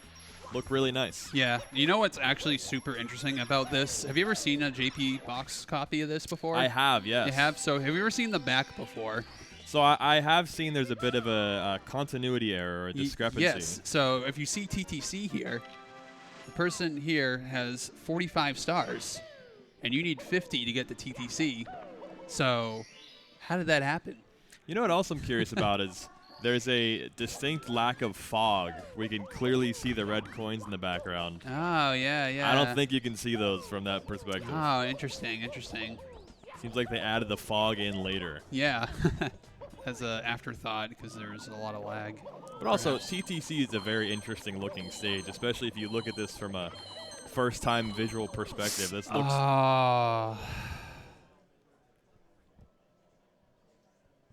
A moment of silence for Callie's run there. Trying to go for the wall kick and ultimately missing the wall kick frame and going down the drain. Sad. Round of applause for Callie. Keeping it going. Still holding second place, too. You know, it's tough. These runners, you know, they're not in their own like special environment. They're, you know, they came, you know, out of country, out of state just to perform here, and it's really nerve-wracking, especially on a setup you're not used to. Right. If I was playing on a different setup I'm not used to, I know I will not be adjusting for a while for sure. I like to be comfy in my own home, doing my runs on my own setup. In your pajamas, you know, just very comfortable. Yeah, in my pajamas. I don't have to wear this like silly getup every time, you know, I'm out. Silly getup. You look great. You were wearing suspenders yesterday. True. Be kind to yourself. But also, yeah, it's like you're a foreign setup, and then, you know, there's a lot of stuff happening behind you. Runners are getting paces next to you, so maybe while you're trying to focus, somebody else hits carpetless and everyone goes crazy. Yeah. You might hear the blow dryer in the bathroom. There's a lot of stuff that can knock you off your feet. Yeah, I know for pace runners, I feel like everyone would have to invest in soundproof headphones because, you know, if they don't, they can definitely hear literally everything that happens in this room while doing a run. So, or it's a character building moment. You know, you True. hear a bunch of stuff and you build an iron will. True. And then you can hear whenever people donate and compliment you or say nice things to you, which, again, if you guys would like to donate to Urban Arts, you are entered into raffles, and we will read your message if it's appropriate. That's right. Yeah, only if it's appropriate. Yeah, it goes towards a bunch of raffles. We have a modded N64 HDMI console. We have a signed NES cart signed by all the NES runners from the earlier LTA. And then we have a 70-star person relay on VHS from the last pace, which is cool. Very cool. I was actually in that too. So. What star did you do? I think I did Womps. The whole stage? No, just the 100 coin. Sorry, yeah. Womps 100. That's a very good star. Yeah. Definitely a staple in Mario for 120. Here's an interesting question for you. What's up? If, as a 120 runner, because I have not run 120 yet, if you could take one star out of the run, what would you take out of the run? Cannonless. Cannonless? Yep. Really? Get it out of here. That was a very, very fast answer. Yeah. Definitely do not want cannonless in my runs anymore. I know maybe you'd say carpetless, but I feel like you're hitting carpetless more than you're hitting cannonless, you know? Yeah, I mean, it's just so early. That's, I guess, Yeah. why I was surprised Yeah. to hear that. It's just annoying the reset, too, all the time. And, like, if you got rid of it for 120, you can get rid of it for 16, 70. It's all in the same... It's in the same boat. That's true. Yeah. That's very fair. Looks like we had a $10 donation from Artsy Jelly saying maybe if we all donate, we can force everyone to eat more nuggets. A boba. And that went towards the Scott Pilgrim Comics Blu-ray bundle. Forgot that we had that too. It's over there right next to you. Artsy the GOAT. Thank you, Artsy. Yes, we really appreciate the donation. Thank you. Please, the nuggets. It's hard to think about nuggets. I only had to consume 25. Happy to help, happy to do my part, but it's a lot of nuggets. I think I'm good on nuggets for a few months, man. I think I'm just, especially because I thought I was going to eat more nuggets. Yeah. So I declined any sauce because that's going to take up room in my stomach. You know, I'm going to be wasting time dipping when I could be just eating more, because you only have a small window of time before your brain realizes you're full. Whatever, but yep. It was not a very enjoyable experience. That is okay. You did the best you could, though, right? I did. Nice.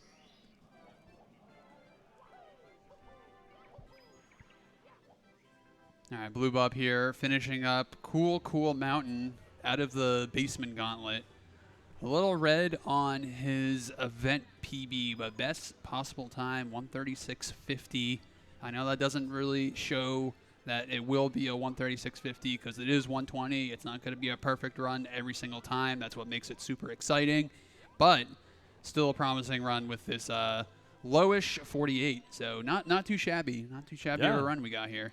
And if you're new to speedrunning, new to Mario, the best possible time is essentially representative of all of your best splits ever added together as a time. Yep. And as you progress through the run, it takes out the best splits ever with the splits you've already finished, and it adds them to the best splits remaining. So yep. Hitting a best possible time 40 minutes into a run is not really very likely at all. Probably infinitesimally small percentage chance. Yeah. But as you progress through the run, you see a best possible time going from Rainbow Ride into the final stage bits.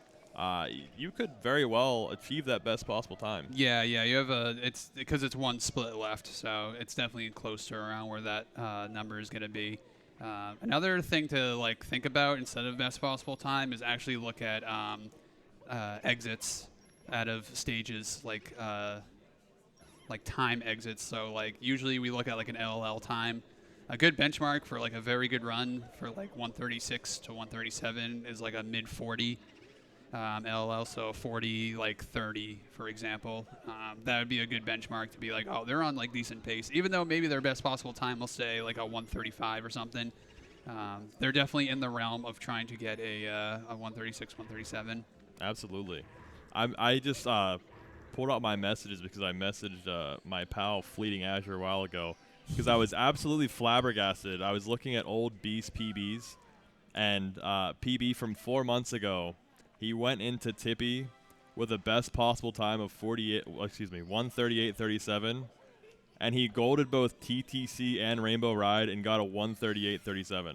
Dang. Isn't that crazy? That is crazy. So maybe best possible time, it could maybe not be his best possible time. It could be even better. It could be even better, but if you're built different like Beast, you can pull it off. That's the most impressive BPT conversion I've ever seen. I mean, out of SL, converting on that exactly is just insane. Yeah. But that's the level of consistency required to get up on the stage, Yeah, for real. I know Beast Assassin really has leveled up his gameplay recently. So much. He's top 10 right now in 120. He's really shown what he's capable of to enter the LTA. And I know he was, I believe, last seed last year entering up. But he ended up being, I believe, second seed. I think he was second seed, yeah. Second seed in the world. So definitely really showing what he's got. Unbelievable runner. He's one of a few runners on stage who have, I think, 3 of them have 137s, right? Cheese, Cali, and Beast. Cheese, Cali, Beast. Ouija has a 136, obviously. Yeah. Gothic has a 138. Yep. And Blue Bob is a 139. And Blue Bob is a 139, yep. Yeah. So, yeah, the 3 of them have 137s. And Punkay also. Oh, Punkay was 137. I'm sorry, Punkay. I only had 6. I was confusing myself. My apologies to Punkay. It's hard to keep up with all the runners right now. There's a lot going on here. Yeah, exactly. I'm just so terrified. We're in Big Boo's haunt right now, which is such a scary stage. I know. I'm quivering. Just want to avert my eyes. It's my job to deliver the information to you guys, so I have to look. Our Blue Bob here finishing up BBH 100 coin. It'd be a very tough star to finish. Yeah, no, definitely. What's interesting is when Karen does runs, Karen is a very respected Japanese runner in the community. Second place right now, I believe. He does BBH 100 last. Isn't that interesting? Yes. Yeah, it's very interesting. So usually it's Ghost Hunt and then 100 coin because those are the 2 hardest stars, definitely, in BBH. The rest of it is basically an auto-scroller. It's not too bad. But doing BBH 100 last is definitely a little interesting. I know everyone has to do Ghost Hunt first. Yeah. Because you need to activate the rest of the stars, and every time you kill one of those boos that holds one of those blue coins, a text box shows up. So Ghosts don't die. Yeah, so you don't want to have that text box show up while you're doing the 100 coin, and you lose time that way. So that's why everyone ends up doing Ghost Hunt first. You mentioned that Karin is second place, but that could change very soon. Yeah, I definitely. Anything can happen. I mean, I've seen so many runners making on to world record pace even this past week or so. I know another Japanese runner, Corey's been on a few world record pacers lately as well. Oh, yeah, into Tippy. Corey, who has a stranglehold on 70-star right now. Yeah, current 70-star world record holder. By a large margin. Yeah, by like 20 seconds, I think. Insane. Kyron is just so consistent. It's unbelievable. Ouija, unfortunately, getting that invisible on that ship. Unfortunate. Made a really good cycle, too, the fastest cycle for JRB, but then bonking that Inviswall. Someone call up Pan & Co. I can write out that 5-page essay on how Inviswalls work, because it is a very unfortunate thing in this game. You know, I still haven't actually digested that entire video yet. It's a lot to digest. Even I was spoon-fed that entire video, and I still have not understood the whole thing. Well, I keep putting it on right before bed, and I like to fall asleep to videos. And that video is so long, informative, and relaxing that I always fall asleep within the first hour. That's no disrespect to Pan and Coic. It's a very good video. It's just a great video to fall asleep to. Yeah, he has a very relaxing voice, He does. I feel like. He makes really good content. If you're having trouble sleeping, either put on the Inviswall video or put on any ZFG randomizer. I was literally just going to say, I always fall asleep to ZFG rando runs. The ZFG randomizers put me out within like 40 minutes every yeah, time. for real.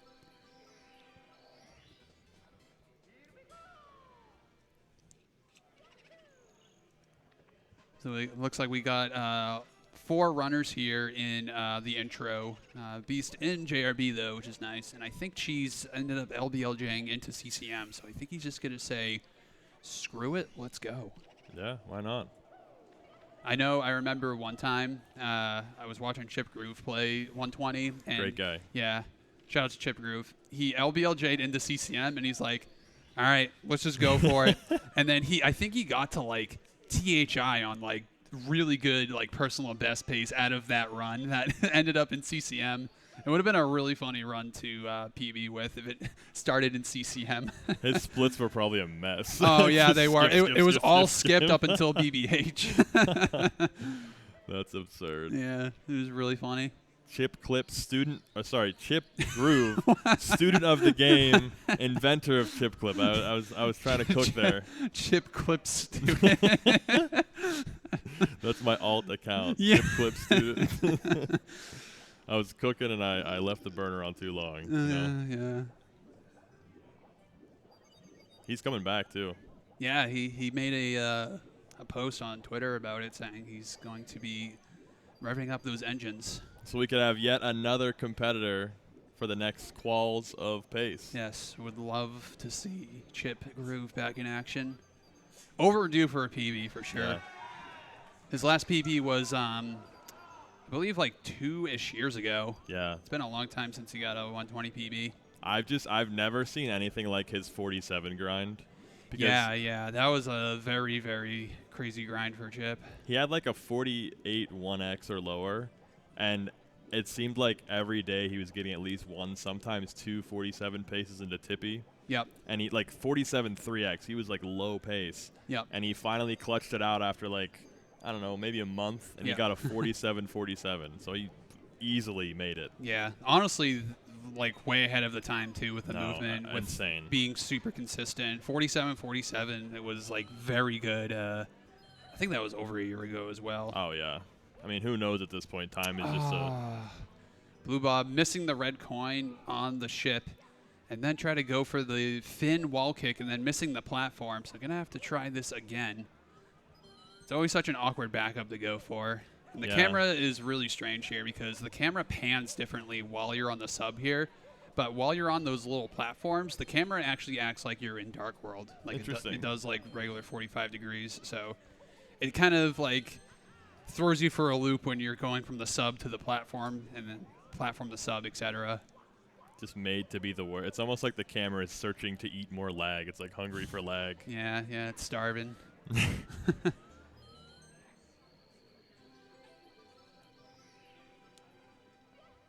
All right, not opting for the wall kick here. Just going to ledge grab.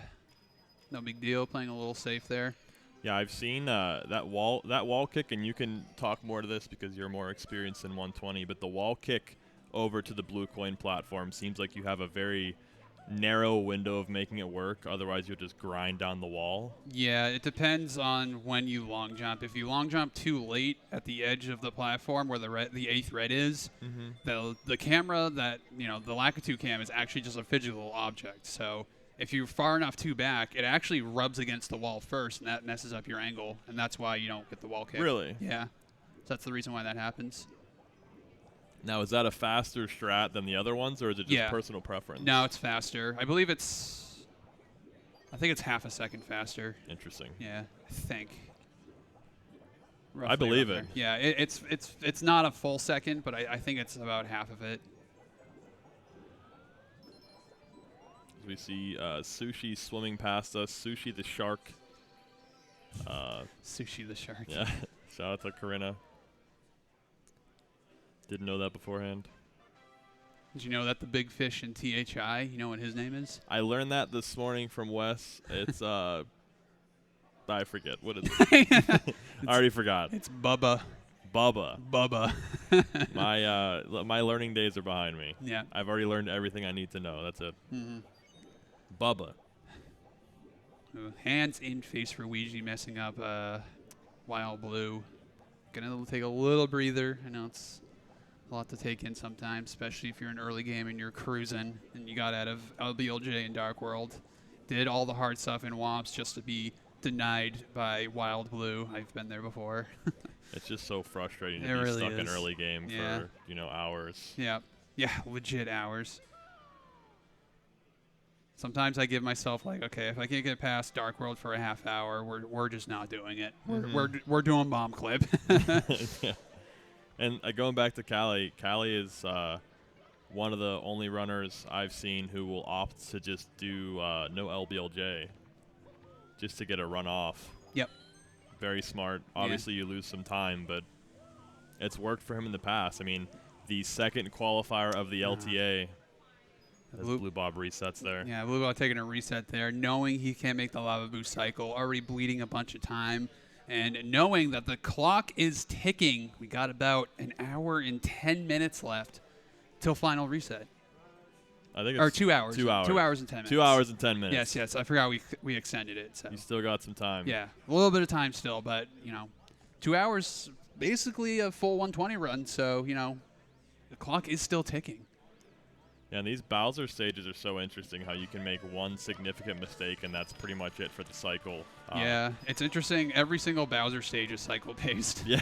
So it's kind of interesting to think that way. Some more punishing than others. Obviously, Fire Sea is the most punishing. Yep, 100%. And what do you think? Bits is the least punishing in terms of missing a cycle? Yeah, I would say so.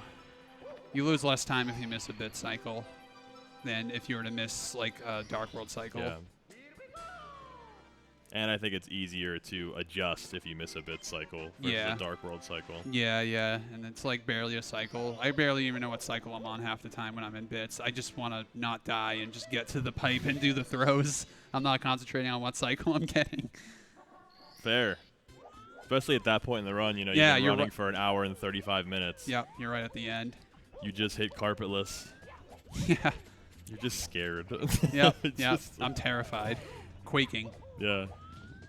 I was talking about this with Collins, I think, a few days ago on comms, and he was telling me the first time I hit carpetless on PB pace, and I literally said these words, I feel like I'm going to pass out, and then I died in bits right after that. Because I really did. I felt super lightheaded because I wasn't used to having pressure like that. Because being on PB pace in the bits, it was one thing before carpetless, but then hitting carpetless is just a whole different feeling. It's exhilarating. It's pretty crazy. Yeah, especially when carpetless first came out. You hit carpetless first try, and it's basically here's 50 seconds of time saved. Yeah, Good exactly. luck. You're saving a minute. So good luck. What we thought the final time would be is a 136 could actually be a 135 now as the peak for 120. But we all say 139 wasn't going to happen. We said 138 was going to happen. Look where we are now. Now it's very clear that 135 is going to happen. Yeah, we're definitely sure that's going to happen, but it'll be tough. But it'll definitely be in the cards in the future. And the weird thing about 135 is it could happen tomorrow. It could happen tonight. Yeah. Or it could happen in 2 years. Yeah, or it can happen right now. Because we're talking about it someone's going to do it, but obviously it takes 1 hour and 35 minutes of almost perfect gameplay. Yep. Better gameplay than we've ever seen before. Yes, 100%. Looks like Blue Bob here is walking away, taking a quick break before hopping back to the final attempts. Leaderboard hasn't changed much today at all, actually. No, I don't think it changed literally at all. I think Beast Assassin got better event PB, and that was pretty much it. Didn't move up a placement. Cheese still sitting there with the 137. Callie with the 139.01. Ouija with the 139.12. Punkay with the 139.35. Blue Bob with a 139.44. Beast Assassin with a 140.32, and Gothic with a 141.04. Yeah, yesterday was just such a jam-packed day full of good runs, completed runs, insane runs. Yep. It's hard to ask for much more than that. Yeah, but we are. Really is. We are. Really takes a lot out of you because, like, whenever I do 120 attempts, I'm probably going to, do attempts for like 4 hours. Right. Like 3 to 4 hours, and I think I'm like, okay, I'm done for the day. These runners, they're going like over 8 hours of just full-on attempts in an environment they're not used to. It's you really need to have the stamina to make this work, and to make sure you're not what's the word I'm looking for? Like, just making sure you're up to your own standards. Exactly, and I spoke to Warning Track earlier today about this too, and he was mentioning that it's very similar to a sport, even though it's not a sport. It's exhausting to sit here, mentally exhausting, physically exhausting to sit here for hours and do the same thing. I mean, even doing a 4-hour stream can be pretty tiring, but you're talking these guys are playing 5-6 days a week, 8-hour streams at the top level. So like, if you're someone that's at my level, like a 56, 70 star, I can kind of dilly-dally a little bit, it's not that good. But there's not really a lot of dilly-dallying when you get to sub 140. No, this is the real meat and potatoes of the 120 speedrunners. It's cream of the crop. This is the best of what we have in the world. The world. This is a world-class event. Yeah, and recently, dilly-dallying has been patched out of the 120-star run. We had the carpet ride. You could relax a little bit, take it in, chill out, get yourself, get your bearings again. But it's been patched. Yep. We no longer ride the carpet. That's right. Where are people going to post copy pastas now? ASCII art.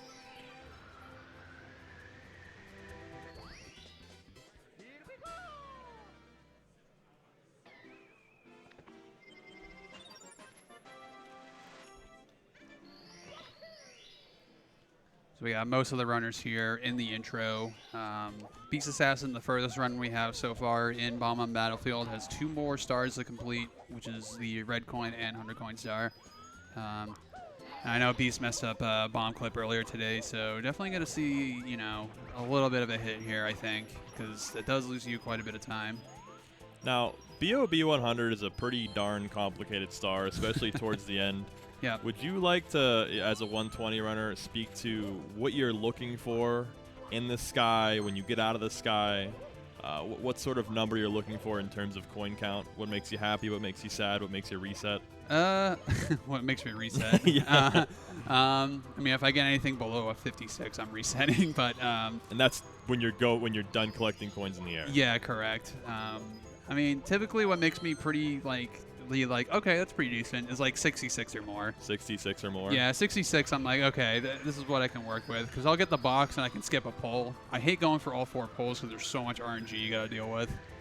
Beast Assassin here having 67 coins, which is nice. So you do have to get the box, but you only have to get 2 of the coins in the box, and then the 3 pulls at the end. So yeah, so for the uninitiated, if you go on Wikipedia and you look up the BOB 100 strat, there is a picture that shows you the ranges of coins you get in the air and what you need to do at the end here, because there's 4 poles you have access to, 2 red coins, and 3 Goombas, and a box. Yes, in the box as well. It looks like Beast is actually taking out 2 Goombas instead of going for the box. So, probably a personal preference you can do. Doesn't matter which one you really do, honestly, as long as you're, getting those 2 extra coins. And that's a lot of the convenience we have with being a Super Mario 64 community. We have all of these resources. Wikipedia is absolutely amazing. There's so much information on there. Even having a practice ROM, as advanced as it is, like I said, I just keep saying it, but we're so blessed. Yeah, very blessed. I know I've definitely played a plethora of speed games in the past, and they all had practice ROMs. I would say the Mario practice ROM is still the best one I've ever played, hands It's down. nuts. Yeah, it's the one that I feel like I improve the most on when I practice with it. Even stuff that you take for granted. I've seen some other practice ROMs that you can reset the stage, but you can't make save states in the middle. There are some practice ROMs that you can't even really reset. You can just stage select. Yep. Yeah, it's a really powerful tool, especially the save states on console. That's like the biggest thing that I didn't even think would be possible when nuts. practicing this game, but it ended up being a real thing. And So- now you can give Mario accessories. You know, you can change the color of Mario's outfit. Yeah, if you mod the practice ROM. Beast getting a medium bomb there and deciding against doing the medium bomb backup. Yeah. Because there are a plethora of backups in SSL. Yeah, you can. The medium bomb plus is a little awkward, and you can die to it like pretty easily. You have to do like an extra jump to make sure that you land on the pyramid and do the actual pillarless where you press A and Z on the same frame to clip through it. But it's definitely a little tedious to go for. So just throwing it away and gonna go for topless instead. Like Seabeard said, there's a few backups you could do in SSL. This is usually the one most runners go for. Yeah, I can imagine medium bomb is kind of even pointless to know in 120 star because either you have all these backups or you might even just reset or try again. Yep. Probably more useful in 70 star. Yeah. I remember watching a GDQ back in the day and Siglemic doing a medium bomb live, and everyone was like, wow, that was really cool. Insane. Yeah. Yeah, the knowers were amazed, and everyone else was like, that's fine, yeah. Yeah. It's always remarkable to see someone execute a medium bomb because I feel like I only see a medium bomb like once a year. You know, it's like in a race format or that is just very unlucky. Yeah. Hitting the Shy Guy and taking a spin down to the star definitely gonna cause him some time loss.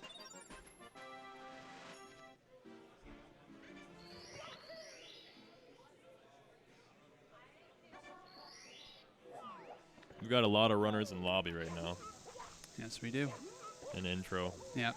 I think a lot of these batteries on these speedrunners are kind of hitting the empty real quick. Right. Because we are nearing towards the end. Runners have 2 hours left till final resets, and we are on day 3, the final day of pace. So at 9 p.m. EST, is it? EST. Yes, EST. EST. I always get confused. I learned what DST was the other week, so Oh. I'm trying to keep them correct. Yeah. But 2 hours. Yep. 2 hours from now. Yep.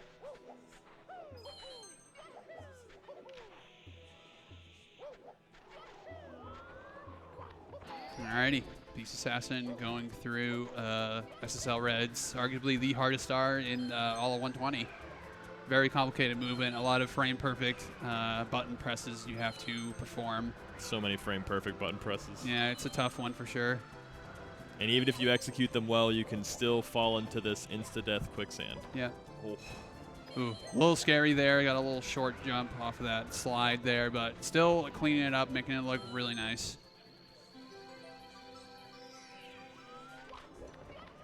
We got 2 Bowser throws happening and 2 Dark Worlds gearing up.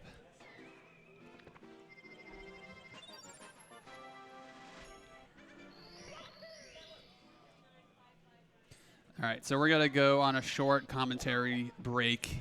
We've been commentating for about an hour, but me and Seabeard will be back to do another hour of commentary, and we will be seeing what the rest of these runners have for us. So hopefully we see some more runs. Hopefully no one dies to, the dumbness of 120, and hopefully we can see some more runs from these runners. So stay tuned and don't go anywhere. We'll see you soon.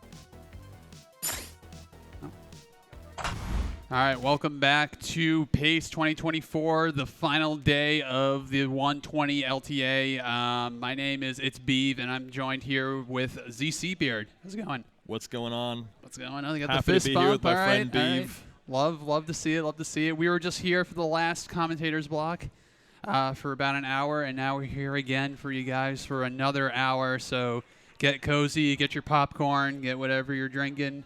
Stay safe, and let's see what these runners are up to now. And stay hydrated. Yeah, stay hydrated. It's Check your posture. Yeah, very, very important. And, yeah. Don't forget that we're also raising money for the Urban Arts Foundation. If you do exclamation point donate, you can donate to a good cause and win a bunch of these prizes, such as the SM64 cartridge inbox, the VHS of the 70-person star relay, and a signed NES cartridge signed by the NES runners of the LTA a few days ago, as well as a modded HDMI N64 console. So no pesky retro tank, just a plug and play, and that's basically it. Cuts out the middleman, as ZC Beard said. Did I say that? I don't even remember. Yeah, you cut out the middleman. Now we do have a few active runners right now. Yep. We've got Gothic and JRB, Cheese heading into Dark World. Ouija and Callie both.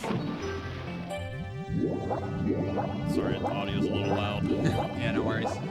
Ouija and Callie both in the intro, and Beast and Womps. Yeah, so furthest run we have right now is Gothic Logic and JRB. We did see that, was it Beast Assassin on a run earlier? I think he was in Basement. He was in SSL, he was in SSL. and I see him now in Womp's Fortress, so unfortunately must have lost a run somewhere. Okay, there we go. Thank you. Thank you, yeah. Got Gothic leaving JRB 14:43. Didn't mean to rhyme there. Now we're getting down to the nitty-gritty, so at this point, you might be a little bit less picky on the runs you're choosing to extend. You know, maybe looking for a 22 BOB exit. Now maybe you're okay with a 23, even a higher 23 BOB exit. Maybe a 103, 104 uptime.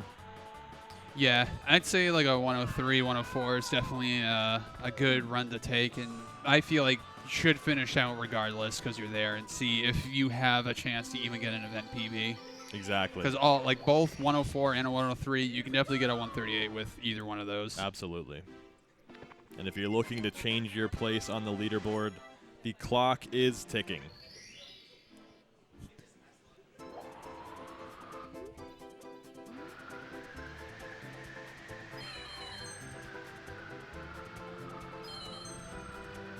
Enjoy the funky bass line of the the wing cap song. The funky bass. It's a good bass line. It is, yeah. All right, looks like Callie's screen's saying back at 8, so I do believe Callie is going to be taking a 45-minute break or so until they get back to runs. Taking a mental health break, getting up, walking around, stretching.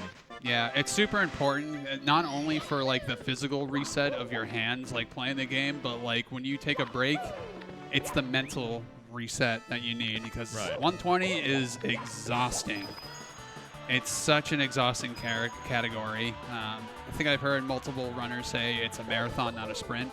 So it really is like a full endurance run. Yeah, I mean, it's almost 2 hours of very high-intensity gameplay. The longest breaks you're getting is whenever Mario has to open up a door with stars. I mean, you get like 5 or 6 seconds. Otherwise, you got to go. Even when you, successfully collect a star, you have to make sure you click do not save but quit. So every time you collect a star, you want to save time by not saving because that creates a lag frame, which adds up over time. But in between continue and save but not quit is save and quit, which can really lose you a lot of time. Yeah, or lose you a run depending where you are. Lose you a full run. Yeah. And unfortunately, I think it was Ouija save and quit yesterday. Yeah, it was during Snowman's Land. It was on that 102 up, I believe. Yeah, so even when you should be relaxing after successfully completing a star, you have to be on your toes. Save by not saving, exactly. Saving frames by not saving. Well, you know, if you lose a frame every time you save, over a 120-star run, that's 120 frames. That adds up. I mean, if this game runs at, what, 30 FPS? Roughly. I think it's 29.976 or something. Yeah, So roughly 30. We say 30, yeah. So if the game runs at 30 FPS and you're saving 120 frames, that's 4 seconds of time save. Yep. All right, looks like I see a lot of Abobas in chat. I'm trying to figure out why that is. We got a raid from Simply, a 1,560-man crew, men and women. So thank you for your thank you for the raid, Simply. Really appreciate it. Shout out to Simply. Thank you for the Obobas. Yes. We will keep them company here. Yes, Abobas are all welcome here. We love a boba. Yes.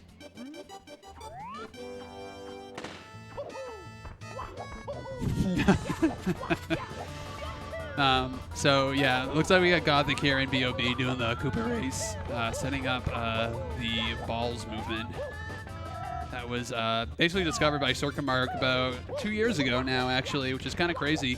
Yeah. That it's been 2 years already since balls was a thing.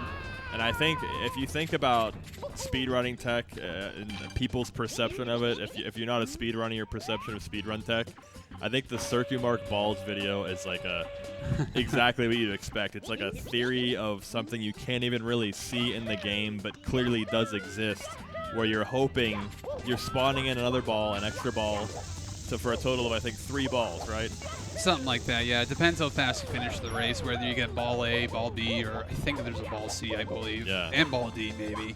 And basically, long story short, you're hoping that the ball interacts with Koopa the Quick, which makes him speed up. I think he jumps over the ball, right? Yeah, he jumps over the ball, which increases his movement speed to finish the race faster. And it's all RNG dependent. You can't really like super control that, but it doesn't lose you time to go for that movement. So that's why it's kind of been the standard for the past 2 years to do the balls movement, because you're saving like a second if you get it. So it's 100% worth it. So I mentioned this earlier, but I didn't have the full picture, and I think you can provide the information. How do you know if you theoretically save time with balls in the middle of a run? You really don't know unless you're looking at a segment timer and you know like how good your BOB can be. I know that like whenever I think I have balls and I see the timer, I usually can tell after I enter BOB for bomb clip. I'm like, oh, I think I got balls. Like I'm a lot faster here than normal. So right. That's usually how I can tell. But like if you're doing the Koopa race and you finish the race, you don't really know. You really don't. It's kind of a mystery. But it's one of those strats that there's almost no reason not to go for it, right? Yeah, exactly. It's 100% worth it to go for. Just a little bit of movement out of the way and you increase your chances of saving time. Yes, exactly. Now, this might be a funny question to you, but I promise it's genuine. In the crowd, my girlfriend asked me what RNG is, and I explained it to her, but I think it's pertinent that we explain what RNG is, because we use the word a lot, and maybe we all understand what it is, but if someone's new to the stream or new to speedrunning, maybe they don't know what RNG is, and True. I'm not joking. Yeah, I mean, people usually like say RNG, and it just means like a random thing, but it means a lot of stuff. Yeah, so RNG actually just stands for random number generator, and the game kind of just spits out a bunch of code. And basically, if the game is up to chance whether or not what's going to happen with a certain thing you're doing, it's basically like a random number that's being generated, essentially. And then the game acts based off of like what has happened beforehand, or it's really hard to explain. I'm pretty sure there might be a better video to explain as to why RNG is even a thing.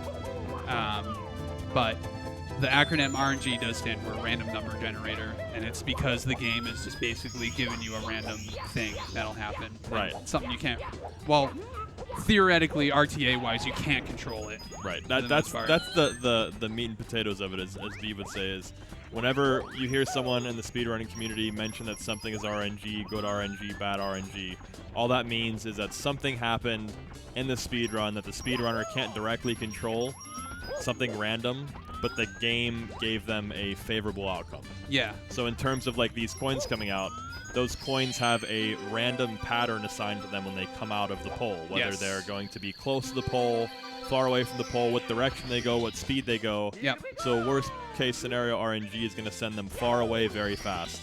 Yeah. So that's basically what RNG means. Yes, exactly. She said thank you.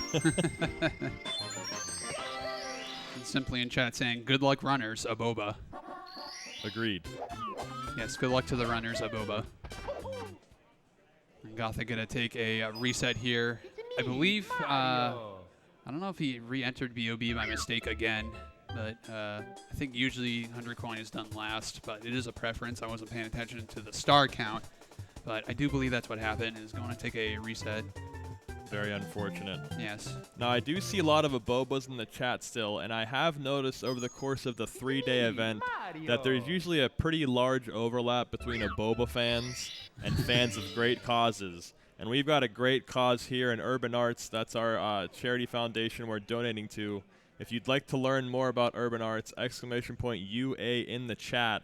You can donate any amount of money to Urban Arts, and you could be entered into a raffle for a few very cool prizes. Yes. And depending on the minimum that you have, just like Anonymous did with $20 that just came in a minute ago, that went towards the HDMI modded N64 console raffle ticket. Good luck with the raffle. Thank you so much for your donation. And you too can enter that raffle for another $20. Yeah, so we have an HDMI modded console, which, as Beeve mentioned earlier, it just cuts down the amount of cords you need in order to play the N64 on modern day TVs. They don't usually have the RCA inputs. We also have a raffle for a Super Mario Bros. 1 and Duck Hunt combination cartridge signed by all of the runners of the PACE SMB1 RTA and commentators. We have a Super Mario 64 a Japanese cartridge signed by all of the runners here running right now that you see in a box. Pretty good condition box. Yes. We have a 70-star relay from the last PACE, 70-person 70-star relay on a VHS tape. Yes. In a very cool custom green box. I just noticed the back of this. It's very cool. Yeah, it's super cool. You got like some little, what is it, Super Mario RPG characters in the back. You got Malo and Gino right next to Mario there. It's really embarrassed to admit I've never played Super Mario RPG or any Paper Mario. Oh, and Paper Mario. Yeah. Okay. Definitely should get on that. Well, the 1,000 Year Door just released, so I have no excuse at this point. That's a great game. I will come out and say I think the remake is better than the original. Really? Yep. I'm playing the new one, and everything about it is a lot better than the original, in my opinion. Interesting. Yeah. Maybe a hot take, or maybe a lot of people can agree with me. Well, that's a good sign, you Yeah. know? Yep. Sometimes people get scared of the direction Nintendo is going, but if they're re-releasing games at better quality than what they existed in before, that's excellent. Yeah, it is better quality, but the frame rate is actually cut in half for the game on the Switch, which is kind of interesting, but I kind of really don't notice it as much. But I think 30 frames is okay. Yeah. Looks like we got a donation here from Badronis for $20 that goes towards the HDMI modded N64 console as well. Thank you so much for your donation, Badronis. We really appreciate it. And his comment says, "Long live PACE." Agreed. In capital letters. Badronis, GOAT community member, really great guy. He has a lot of great tutorials out there. Yeah, we love Badronis. We love Badronis. Badronis taught me how to do Lakitu bounce via YouTube. So. Yeah, that's a great video. Great video. Bounce. Very, very informative. Also, we got a $20 donation from Wise Emerald that goes also towards the HDMI modded N64 console, and a lot of raffles tickets for that. A lot of raffle tickets A lot of people want this console. That says, "Run, run, run." Yes, keep running. And not only is this console HDMI modded, it's also it has like a clear shell. I don't know what color you would describe this as. Maybe like it's a third-party clear shell that typically isn't paired with N64 at all. It's beautiful. It's definitely a third party, but it definitely looks really cool. It looks amazing. Yeah. Very sleek. Yeah, definitely really love it. And then we also have another donation here from CC for $25 saying, "Good luck to all the runners, but especially my boy Cheese. Love you, babe."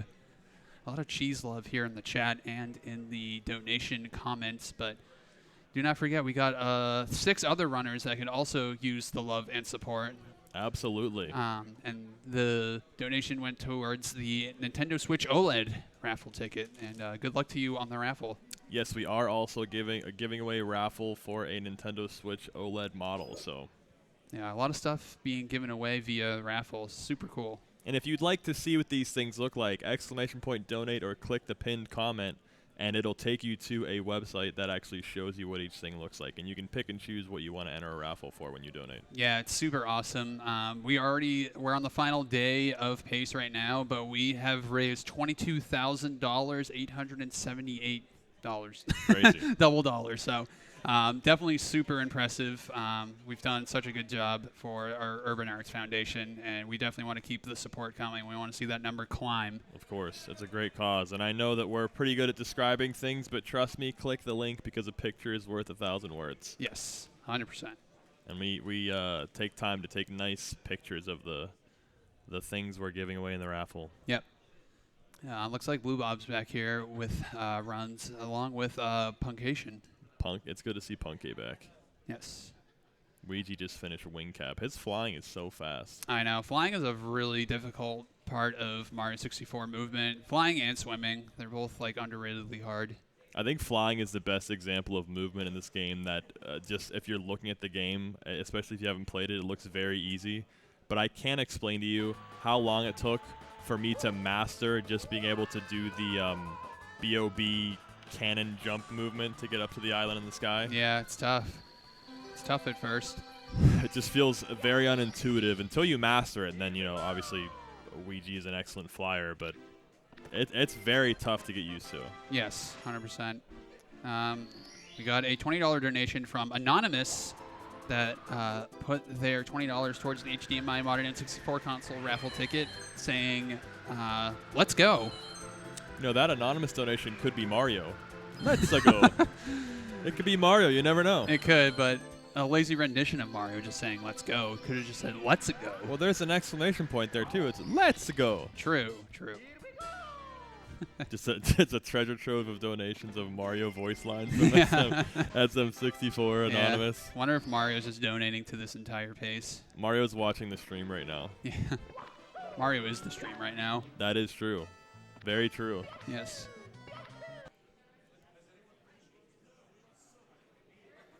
Ouija's currently beating up King Bob-omb. Yes, picking him from the behind and throwing him 3 times.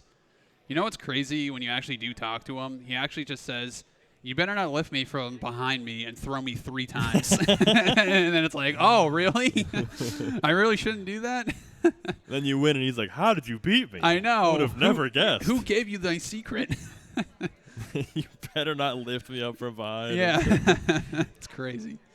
It sounds like he really wanted to be lifted up from behind and thrown 3 times. Yeah, for real. It's like when you're feeling lonely, you better not hug me. I cannot be hugged right now. I know. Please. Yeah, please, no hugs. So we've got 3 intros going right now. Yeah. Cheese has escaped Dark World. And Punkay in Aquarium. I know I keep saying this, but it was a little traumatic to see the skybox and music from Wes's Rando run in Aquarium. It was so cursed. I think it was playing the piano music, and it had the Bits skybox in the background. Yeah, it was playing the final Bowser music with the organ. Yeah, dee dee dee dee. So funny. Yeah. That and SL had the fire sea sky. Yeah, it's so cursed looking. It's pretty funny. It looks really cool. It is cool. If you really like moving the guy, like moving Mario, and you don't feel like playing vanilla, just because you don't want to, because we do run this game in the ground. Randomizer's a good breath of fresh air if you want to move the guy in different ways. Yeah, and obviously you can speak more to this from your experience, but do you think randomizer or even ROM hacks are a good way to keep yourself fresh in the Mario engine while also giving yourself a break from the endless grind of 120 Star? I played a few ROM hacks. I played Green Stars and Star Road. I think both of those games aren't really comparable to SM64, unfortunately. They're very different. Even though it's the same movement, it's the same mechanics, for some reason the game just feels different than normal Mario. I can't put my finger on it. That's fair. It does not feel like vanilla. So even if you do take a break from the game and do a ROM hack, it kind of feels like you're, rusting up from You're gonna not have to playing vanilla. de-rust regardless. Yeah. Interesting. I would have never thought that, but that does make a lot of sense. Yeah, especially if you play on emulator versus console, it's completely different. Oh yeah, with the timings and everything. Yep. And Punkei having a bit of trouble here with frame walk. Very difficult strat. Not a lot of strats like it, to be honest. There's not a strat where you just push the stick in like one direction just to move up a pillar. Not unless you're playing Wind Waker. Yeah, then you do it for 2 minutes. I can't imagine that. There's actually a picture that circulated online where one of the Wind Waker runners showed the comparison in his arms. Yeah, it was Linkus. It was Linkus, Yeah. His one arm was like absolutely jacked, and his other arm was just like normal gamer arm. Yeah. It's such a difference. Yeah, take that as you will, but it was from Wind Waker. Yeah. But Punkei, unfortunately, missing the clip, going to the treasure chest star, and going to take a reset there. Unfortunate. Yeah, so another run lost to the Shadow Realm. I also learned yesterday that frame walk is significantly easier on the drums. Oh, yeah, because the SM64 drum percent by CZR, which was showcased yesterday, it was a really cool looking run. Basically, you just tap the drum pad, and then it moves Mario ever so slightly. Like, you're not pushing up, you're tapping up. I guess if you want to explain how frame walk does work, you maybe. Yeah, well, you move the stick in a certain direction, and that moves Mario stiffly. And then for some reason, when you're climbing up slopes, if you climb up and hold the stick, you're going to slide back down. But for some reason, there's like a weird mechanic where if you're starting and stopping, Mario can move up a slope that way for some reason. And really, the only area that you do it in is in JRB on that pillar to make it somewhat viable. There is, however, a 1-star/0-star strat you can do. It was nicknamed Poke Walk. I'm not sure if that's what it's still called, but you actually do a frame walk on like the middle part of Dark World, right? Yeah, in the Dark World No Reds section. Nuts. Yeah, so it's really cool looking, but apparently doesn't really save that much time. I think from what I was told, it saves like barely saves a half a second. Really? Yeah, so it's not really that much worth it. Well, maybe for 0-star it might be because that category is so heavily optimized. Yeah, very, very heavily optimized. But you have to move it up and down very fast, and it's a lot easier to do that when you have two hands on a drum pad. Yeah. And the normal frame walk, the conventional frame walk, you only go about a third of the way up the pole. Yep. And then you let go and you wall kick. Yes. Drums, spoiler alert, if you don't want to hear, if you haven't seen the run yet, you want to watch it, just plug your ears. Drums actually went the entire way up the column. Yeah. To the point where the hitbox ended and then slid the whole way down the other end. Yeah. So That very was cool to see. That was original. That's like how original frame walk was. You went all the way up Really? the pillar and then you slid it. Yeah, so that's why no one was really doing it up until I think 2-ish years ago. There was like a theorized strat you can do where you do a few frame walks and then you wall kick off the wall on the left. And that's what gives you the extra height, so you don't have to do as many frame walks. Because doing a bunch of frame walks like that in a row, it really kind of hurts your hands a little bit if It you're hurts not my too arm careful. just thinking about it. Yeah, it does. So it's definitely, like, frame walk's definitely a lot more viable now. It's a lot easier to do. I remember it was here at PACE, actually, 2019, when Siglumic made an appearance. He actually bought a box controller to switch over to do frame walk. Interesting. And it was actually a digital input to analog input, and that raised the question, and it was very controversial at the time. Oh, it was, yeah. Can a digital input be an analog input and vice versa? And the everyone in the community voted against doing digital to analog input, which, I think that's right. I think that's the right thing to do, in my opinion.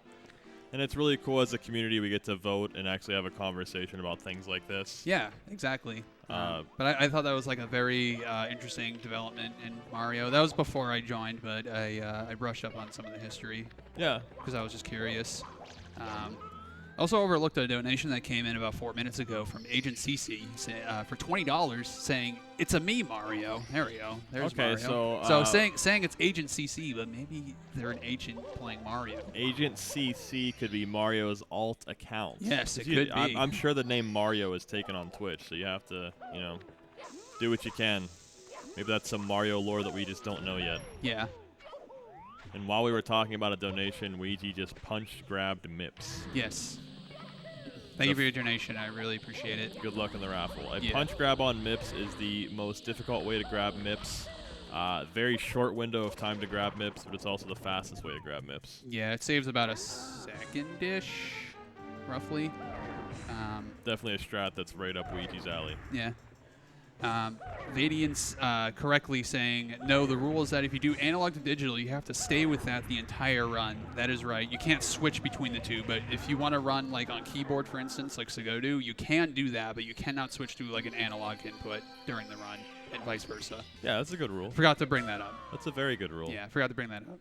So. Because then it gets a little muddy with, you know, controller switchers. Everyone's going to have to start using their OEM in order to throw Bowser, which is going to degrade the sticks. Yeah, exactly. So thank you for correcting me on that. Yeah, thank you. Yeah, forgot to mention that. We always welcome corrections and clarifications in the chat. Yeah. We are not perfect. We will definitely make mistakes, and we can always learn from it. Yeah, I knew that was the case, but I just forgot to mention it. That happens. Yeah, there's a lot of history between for Framewalk. There's a lot of like development that happened. Somebody should write a book about the history of SM64. You know how long that's going to be. It's worth a read. I'm trying to read more to expand my vocabulary. Yeah, for real. So Ouija here with a 2234 BOB exit heading into Shifting Sandland. Looking like a really decent run here. Yeah, very good run, but like decent-ish run for Ouija. Yeah. The only mistake wow, that was absurd. That was a nice ground pound. For a second, I'm like, oh, he missed it. No, he didn't. That's on purpose. The only mistake I've really seen is missing the bomb and pillarless. That's basically it. Oh, okay. I didn't see that. A small time loss. Yeah. Looks like Cheese is going to do some practice here on the Usumune practice ROM. We are going strong at the end of day 3, the final day of the event. There is about 1 hour and 20 minutes left of resets before you are no longer allowed to reset. Yeah, we're getting down to the final wire. It's looking, it's bittersweet because I had such a good time at Pace, and it's sad that it's all coming down to an end right now. It's been so fun. Yeah. There's been a lot of highlights. Actually, is there anything that was a highlight for you, Beav? Doesn't have to be just Super Mario 64, but also totally can be. You know, one of my favorite highlights of almost every single Pace is doing the karaoke next door. Oh yeah, I heard you. I heard you did an excellent job. Yes, thank you. What was your song choice? I did a for any metal enthusiasts out there. I did a Silverstein song called "My Heroine." Oh, cool. Yeah, very cool. So I'm like sure you did a great job. Yeah, My Hero, but the female version of That's it. cool. Yeah. Hopefully there's some video of that so I could see it. Maybe. Unfortunately, I was eating. But Oh, yeah. Eating is more important than watching karaoke. I don't know. A little bit of A, a little bit of B. Yeah, Ouija cruising along in this SSL 100 so far, looking really good. These are the stars that I was talking about when I said there's not really any dilly-dallying in this run. It's just such a high-intensity, high-octane star. Yeah. So, yeah, Beast Assassin having a lot of trouble here with frame lock. It's the second time I've seen him mess it up in the past, like, half hour. It's a very hard trick. Punkate entering JRB, Gothic in Aquarium, and Blue Bob taking another reset. Standings have not changed at all since I've started commentary with ZC Beard about 2 hours ago, so maybe we could see some more action on the leaderboard when it comes down to the final wire. Maybe they'll give the runners that push and that pressure they need to finish a run. But speaking of changes in the leaderboard, we haven't seen those, but we have seen some changes in the donations. Oh. So we've got a $25 donation from the Great Gonzalez. Mario is one awesome, hunky, beefy man. He is indeed pretty beefy. I mean, True. He is jumping literally 10 times his height. So. Especially from behind. Yeah. Entered into the Nintendo Switch OLED raffle. Good luck, my friend. And then another donation from Widit. $15 donation saying, they not like us, they not like us, they not like us. Then a controversial line, Drake won the beef. Yeah, let's not say that. That went towards the signed SM64 JP cartridge in the original box. Good luck to you on the raffle with it. Thank you for the donation. Good luck in the raffle. And just like that, we are $42 away from hitting $23,000 donated to Urban Arts. An absolutely great organization. !UA for more info. 2850 SSL exit from Ouija. What? Oh my God. So crazy. So crazy. We might actually see another. He actually did have a 39 LLL the other day. Really? Yeah, and he's on pace to get another 39 pretty easily here. Well, we mentioned earlier that anything can happen if you do a no reset with Callie's no reset in the second pace qualifier, netting him first place for almost the entire qualifier. Yeah. But on the other end of that, we are in almost extra time now. We have about an hour left of resets. Yeah. And Ouija, actually in that event, the last run that went past the reset, he ended up taking first place with a lower time. So yeah. If anyone can do it, it's absolutely Ouija. Yeah, especially on a pace like this. Yeah. Unfortunately, ledge grabbing there, it's definitely going to have to reset the elevator cycle and wait a little bit. But You're going to miss early spider cycle there, too. Yeah, I'm going to miss this early spider cycle, but, got to do what you got to do. Now, the spider sees you in the air, correct? If you're fast enough. No. I don't believe that's how it works. So it's basically set on the same cycle. And if you're not fast enough, he does like a little turn, and as you're approaching him, he doesn't see you. He has his back turned to you. Okay. So if you're fast enough, the spider spawns as soon as you load into the room, like as soon as you walk into it. The spider, if you're fast enough, will see you when you get the red coin in that box after that that slide wall kick, and then he'll be like, "Oh, it's Mario, I'm gonna attack." Okay. And then as soon as that happens, he ends up. Turning into 3 coins. Unfortunately, the double jump did not go through, so Ouija has to reset the elevator here. Yeah, super unfortunate. This BLJ is, a lot harder than it looks, honestly. So there's not a door in this room. The Mario community just invented their own door here. Yeah. To speed up the 100 coin. Yeah, they just go through a wall. Very cool, but it's a tough and unforgiving trick with any mistake. Yep. Gotta go for Salt Bog here. New strat that was developed, and going to the taking a reset. Wow. Okay. Very unfortunate. And just like that, down the drain it goes. It's a good run though. Very fast. Yeah, that was a very, very solid run. Sag indeed. Ouija stepping away and gonna take a breather. Punkay messing up frame lock. So sad. I really do want these runners to, keep going and keep pushing, but. The tank is running low. We are reaching the end of Pace LTA 120 here in Laurel, Maryland. And this is the final day. So, it's going to be tough, especially going 8 hours a day every single day for the past, 3 days. So final day, final hour almost. Yeah. Looks like we got a donation here from O Smudge for $35 saying a boba. And that went to the HDMI modded Nintendo 64 console. It said a boba? It actually did say a boba, yeah. I actually haven't seen that yet today. Wait, really? Yeah, that's I haven't heard that. Actually, all weekend I haven't heard that. Oh, really? It's the first time this pace I've heard a boba. So if you look on the chat here, you can see like these majestic-looking frogs with mustaches. Very dapper. Yeah, yes. yeah, and like mouthing something that maybe resembles an aboba, but I'm not 100% sure if it is saying aboba, but I can't really tell sometimes. You can't tell if it is or isn't. We can just say Yeah, it is. I think I need more abobas to actually see if it's actually saying aboba in the chat. Can chat help me out? Can I see some more abobas? Also, it's fantastic to see a boba next to first-time chatter. So funny. Yeah, that actually is just the spell that works sometimes. You've broken your silence. Yeah. To give us an aboba, and Yeah. we love it. Yeah, we love it. Welcome in. If you've never ever chatted, feel free to chat a boba. It's lovely. Yes. Great chat message.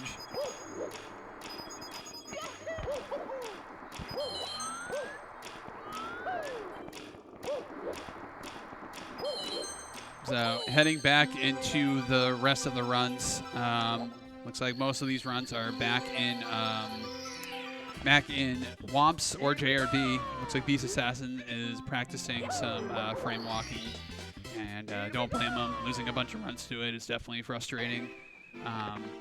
You definitely need like that good little juicy time save. It saves about like 5 to 6 seconds, so it's definitely worth it, especially in this kind of environment, and especially this level play.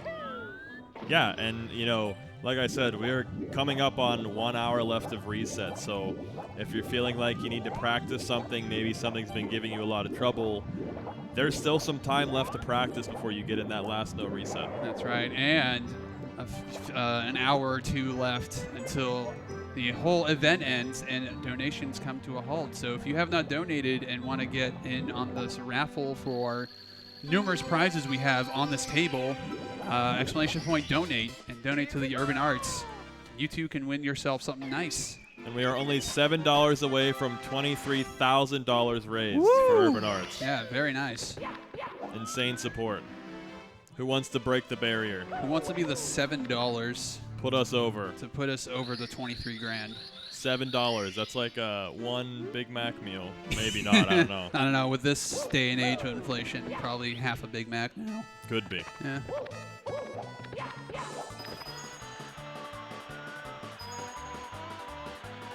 Yeah, exclamation point donate, exclamation point UA if you'd like to learn more about what you are donating to. Don't just take my word for it. Feel free to read about Urban Arts. Excellent organization. The more you read, the more you'll like. Yeah. Helping out with kids in need who don't have the privilege and tools to actually go ahead and, like, I've seen, like, them make video games, develop video games. It's a super cool cause, so definitely put in your donations. We do not measure money in nuggets now. I'm looking forward to going home and not reading the word nuggets for a while. Yeah, you've seen 25 too many. So it looks like we actually got a $15 donation from Pie Man and the Irrationals.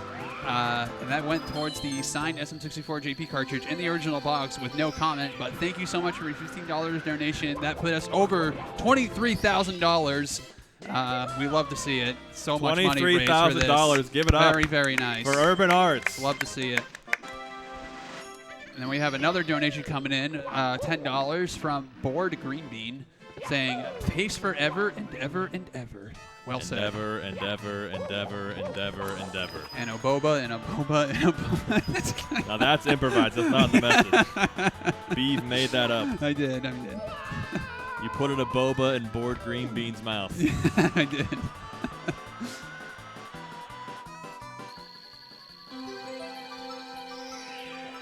So we got Gothic here in slide.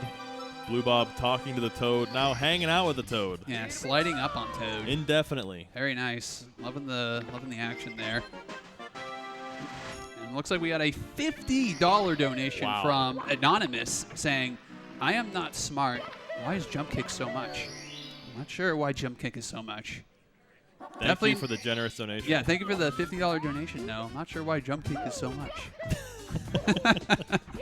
Please for the ages. Yeah, please elaborate, Anonymous. But then if they elaborate, they're no longer anonymous. Unless they donate again. Yeah, unless they donate as an anonymous donator again. Feel free to elaborate. Yeah.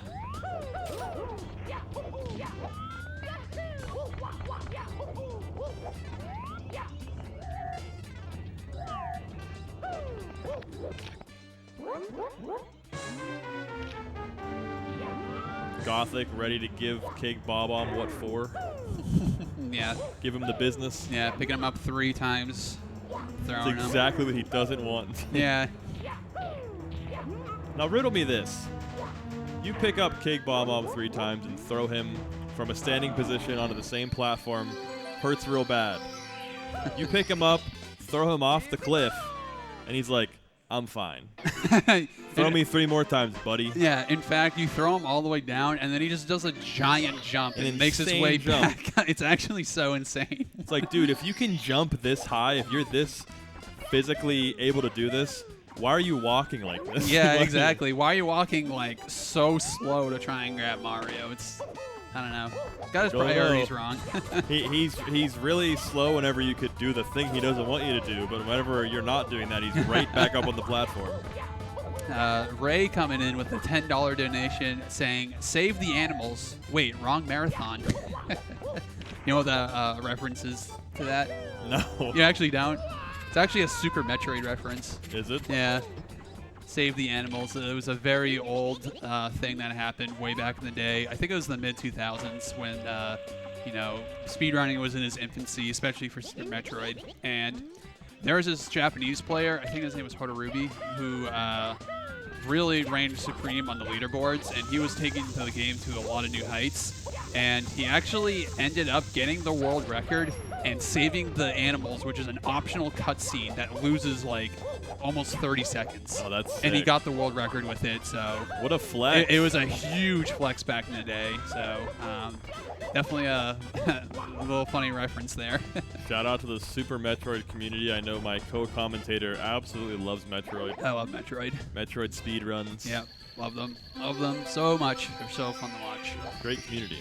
Looks like we got a $20 donation here from Newman Beatbox saying, good luck to all the runners in the final hours of the weekend. Thanks for a great show. And that went towards the HDMI modded N64 console. Good luck. Ticket. Yeah, good luck to you on that. And I do agree. Good luck to all the runners. We are almost no longer in the final hours, but the final hour. Final hour. Of resets. Yep. Coming up close. Looking very scary.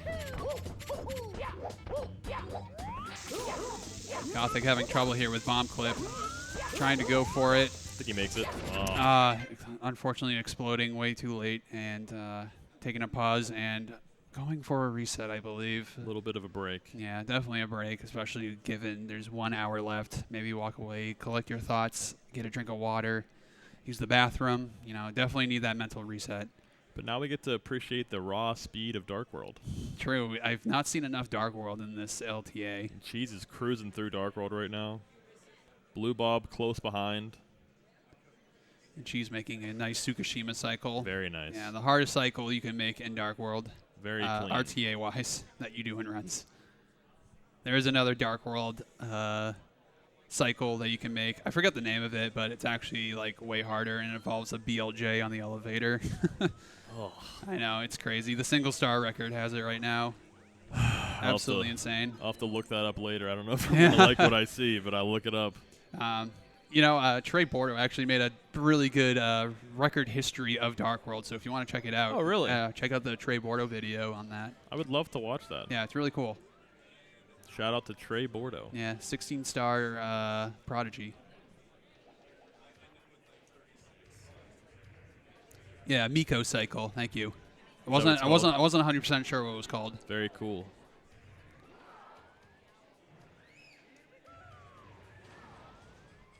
Looks like we got Beast Assassin coming back to the fray, doing an LBLJ after his frame walk practice. Hopefully feeling nice and fresh on that strat. Yeah, it seems like everyone's coming back around the top of the hour. Yep. Yeah, I know Callie's going to be coming back at around 8 p.m. Oh, yeah, that's what the screen did say, huh? Yeah, it did. Went to, take that mental reset. Well, you've been doing this for on and off for 16 hours, almost 24 hours at this point with the 3 days. Yeah. We've been watching the LTA. I think it's very manageable to take a bit of a break before we get into the last hour and then maybe give it one more good hour. Yeah. So yeah, you definitely. can generate any more runs. You Yeah. can see the light at the end of the tunnel. Yep. All you need is one decent to good run to push through. Yeah, exactly. And much like we've seen with other runners such as Cheese, the clutch factor does sometimes kick in right at the final hour, and Absolutely. hopefully we'll see some really impressive runs. We haven't really seen a lot of runs make it super far when I've been in the booth with you, unfortunately, but I hope we were able to keep everyone company here in the audience and on Twitch chat. Absolutely. So we are, Is it me or is it you? What? I know, us. Who's the problem here? Oh, there's no problem. Well, regardless, pretty soon we will be replaced here. So if we are the problem, the problem will be no longer.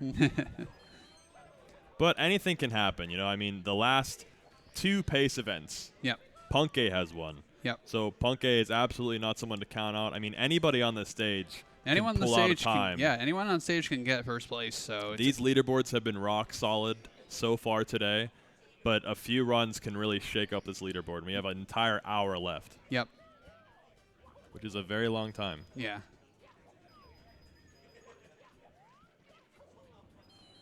Cheese unfortunately missing that blue coin, saying the RNG not in his favor.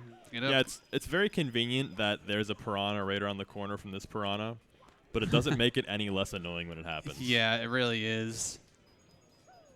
That's a good example of just bad RNG. Yeah, sometimes that blue coin just falls to the wayside. Sometimes it like falls off this little platform here that Blue Bob is near, and you have to. Blue Bob is much luckier with that RNG there. Yeah, unfortunately missing the pro cycle, so going for a half cycle.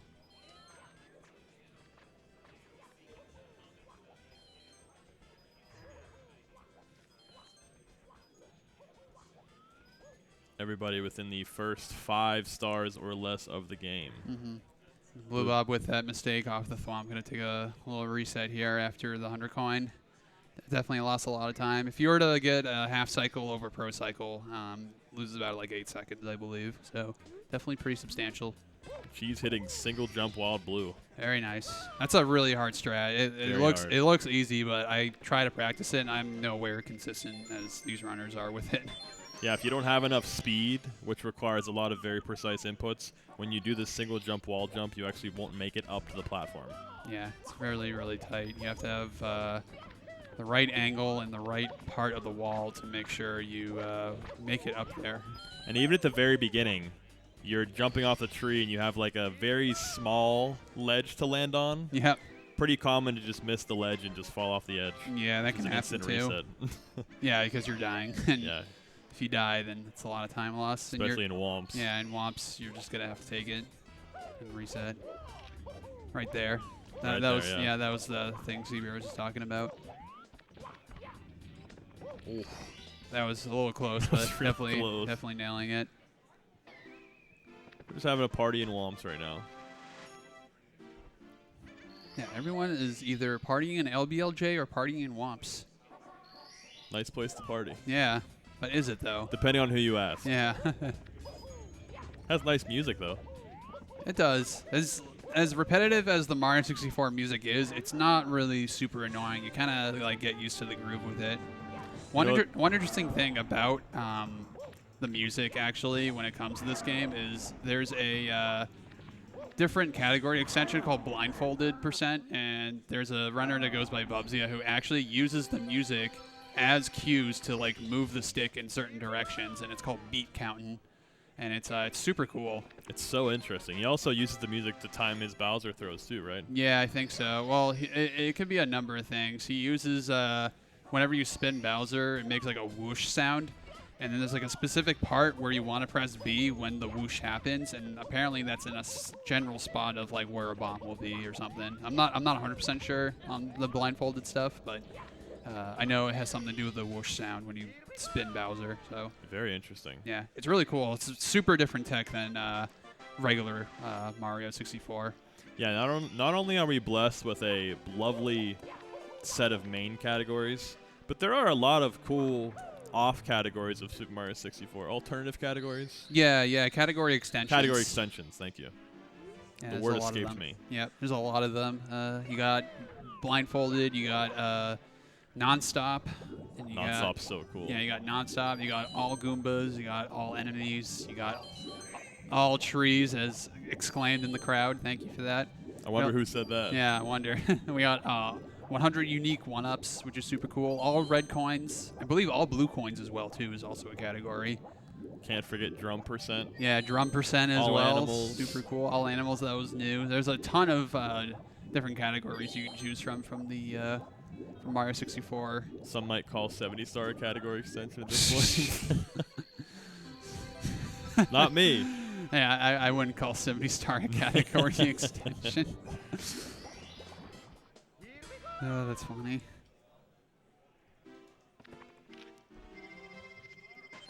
Yeah, that sounds good.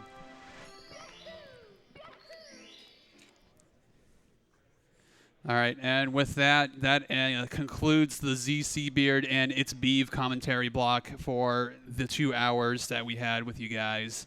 It's been a real pleasure. It's been a super good pleasure here commenting at Pace. This is my last commentary block right before the big finale with Same. West Dog, Warning Track, and the Mr. Wah. I know you guys love those guys, so stay tuned for those. But it's been a super privilege to commentate for this amazing event and for Pace, Urban Arts, GSA. It really warms my heart that, everyone's here to support each other and we're all hanging out. We're all here together at the racetrack, the Laurel, Maryland, at Xanadu. It's a super cool time. And if you're thinking about joining in, we got a fall one coming up, I believe, possibly, and possibly next year as well. So, I will be there, and I don't know if you'll be there, but, I will be. Okay, awesome. So definitely want to see you there, and we really appreciate all the donations happening during our commentary block. It was super nice of everyone to do that. So thank you so much. Thank you, Milo. Thank you, Cheese. Thank you, GSA. We really appreciate it. Thank you. Raising $23,000 thus far in the final stretches of the event. So thank you so much. We really, really appreciate it. You have any last words? Thank you for having us, and stay tuned. Last hour coming up. All right. Thank you. Stay tuned.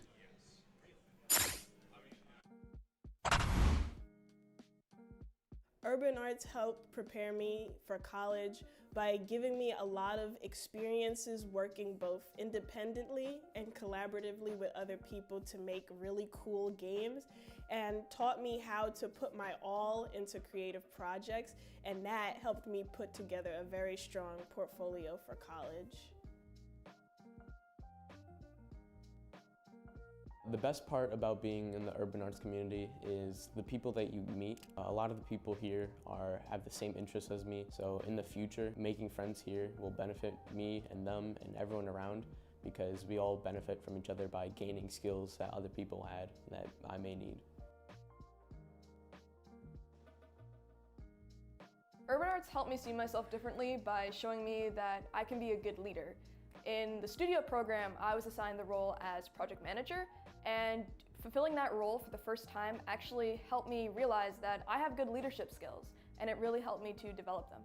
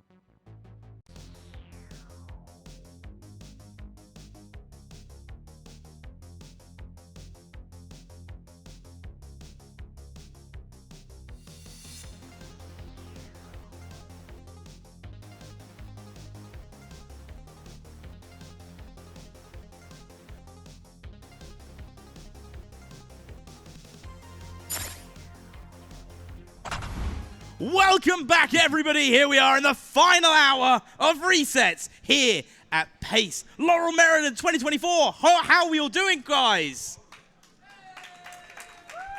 That was a lot more lackluster than I expected, but we'll take it. Well, they know the resets are in an hour, and they like to leave it till the very end. That is true, yes. Preserve your energy. So we are here. Myself, warning track. There's definitely nobody else here in the booth. No, this conspicuous blank space to our side is there on purpose. Yeah, no, this space exactly. intentionally left blank. Well, the reason it's intentionally left blank is we are talking about urban arts. We've currently raised $23,138. Absolutely fantastic amount. Crazy. Yep. Round of Crazy. applause. Round of applause. This has been absolutely fantastic, and it'd be great if we could raise even more. Now, how we can do that? We need your help. !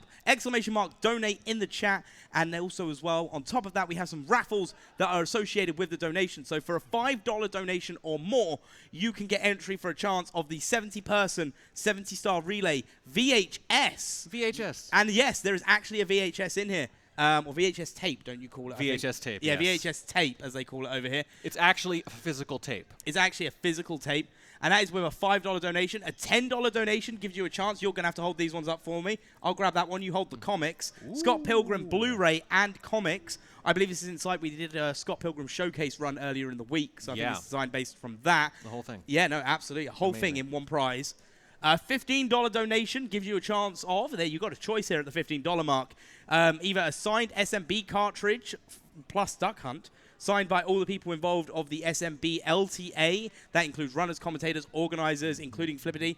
Absolutely fantastic. This is like one of the big ones to have. Very cool. Or a signed cartridge in the original box of the Japanese Super Mario 64 for the Nintendo 64. Yeah. And I feel like just anecdotally in chat, that's what we're seeing most of the donations go to. That is what we're seeing a lot of donations going Quite to. a few. Yeah. But if there's a second place, it's this. Then we have this wonderful machine here, donated by Artemis, I believe it was. Wow, I didn't know that. Where's that arm come from? What? Okay, it's gone. You probably imagined it. We have a Nintendo 64 HDMI modded, meaning you can plug it in using a HDMI cable, which is absolutely fantastic. This means that if you are thinking of speedrunning Mario games and you want the original console, don't want the hassle of buying a new device, you can still do it off of your regular monitors. So this is definitely something you want to look forward to. Plus, it's clear. You can see all the bits and bytes and computer bits. And a $25 donation gives you a chance for the Nintendo Switch OLED brand new in box. Yes, they still won't let me open it. No. No, because then it'll be invalid. It'll be tainted forever. Yeah. So it's a credible number of prizes, and you don't have to donate that much to be eligible for them. And to be perfectly honest, even without the prizes, what a cost. Yeah, no, absolutely. Now, also as well, I feel like we have a bit of an issue here. This is feeling a little bit empty. Yeah, I feel like we have about 2/3 of what we... Oh, okay. There it is. Oh, yeah. We got West Dog. Yeah. Formerly Wesley there was Doggerson. a dog-shaped hole over there, and it's just filled. So, gentlemen, I was hoping to transition this after the clear console, but because we did have the Nintendo Switch OLED, I'm just going to say this. Like this console, one thing has become perfectly clear. We are on the final day of the 120-star LTA. Yes! And not just the final day of the 120-star LTA, the final day of Summer Pace 2024. Now I know some people have been here since day zero. Some people have come, they've done their runs, they have partied their butts off and are ready to go home. But I gotta tell you what, it's the closing seconds of the final quarter, the final period. We're not here to just completely flame out. I need everybody from the crowd to the back of the practice room to ignite with energy and give us some support to see some event PBs from these fantastic runners! Fantastic! Wes, them Nuggets didn't hold you back at all, did they? We don't need to talk about Nuggets. We can cut away to the gameplay now. Yeah, please. But yeah, with that in mind, we did have a couple of donations coming in. We had Anonymous with a $20 donation, which has no comment, but you entered it for the HDMI modded Nintendo 64 console. Well done. And then we got Maximiendo with a $25 donation. And the comment is, Abibo Babi Boba. A boba. I think you can only actually A pronounce boba. that message with that little kind of finger on the lip thing. Yeah. There you go. See, that's the native tongue. Yeah, okay. I see. Exactly. We did have some people asking in the chat, because obviously the last 2 days it has been 8 p.m. for final resets. We did start later today. We obviously had a delay when, I think, going over from the drums last night, which was absolutely epic, wasn't it? Like, if you were here for the drums, such a good run. Yes. But with that, they have said, hey, do you know what? It's the last day. It's the last thing of pace. Yep. We'll just extend it an hour. We will not deprive people of a full hour of the main event at the very end. Absolutely. We're not going to do that. And if there's one time where people will tolerate the overflow, it is the big finale. Because the last few paces in particular, it has ended dramatically several times in a row. We witnessed it last night, warning track. Beast Assassin was able to get that double overtime run, or pseudoly called the double overtime run, and it turned into his first ever live 140. It may be the end here, but this is when the magic usually tends to come out and show us in all of its glory. I don't know. I'm too excited. I can't put my words together properly. And speaking with glory, I'll put the words together for you. We've got a couple more donations. Ladybug with the $25. Thank you very much. Best luck with your chance at the signed SM64 Japanese cartridge in original box. We've got Avatar. Hopefully not the legend of Avatar, but we'll see. $20 donation. Jesus wouldn't let me give him gas money, so I'll just donate it here. And then we've got Liam of the Conga with a $20 donation. Did you hear about the new boss in OSRS? Oh, old school RuneScape called the Mind. No. I'm not finishing that sentence. No. You nearly got me. You nearly got me. Avatar is what old people used to call profile pictures back in the day. Everyone laughing because they've just realized what the finishing was. It's okay. You know what? No, I will go out in style. Did you hear about the new boss in old school RuneScape called the Mind Goblin? Mind Goblin on these PBs. Got him. Jinx. And they're like, that's not fun when they're in on it. It's not fun when they like saying it.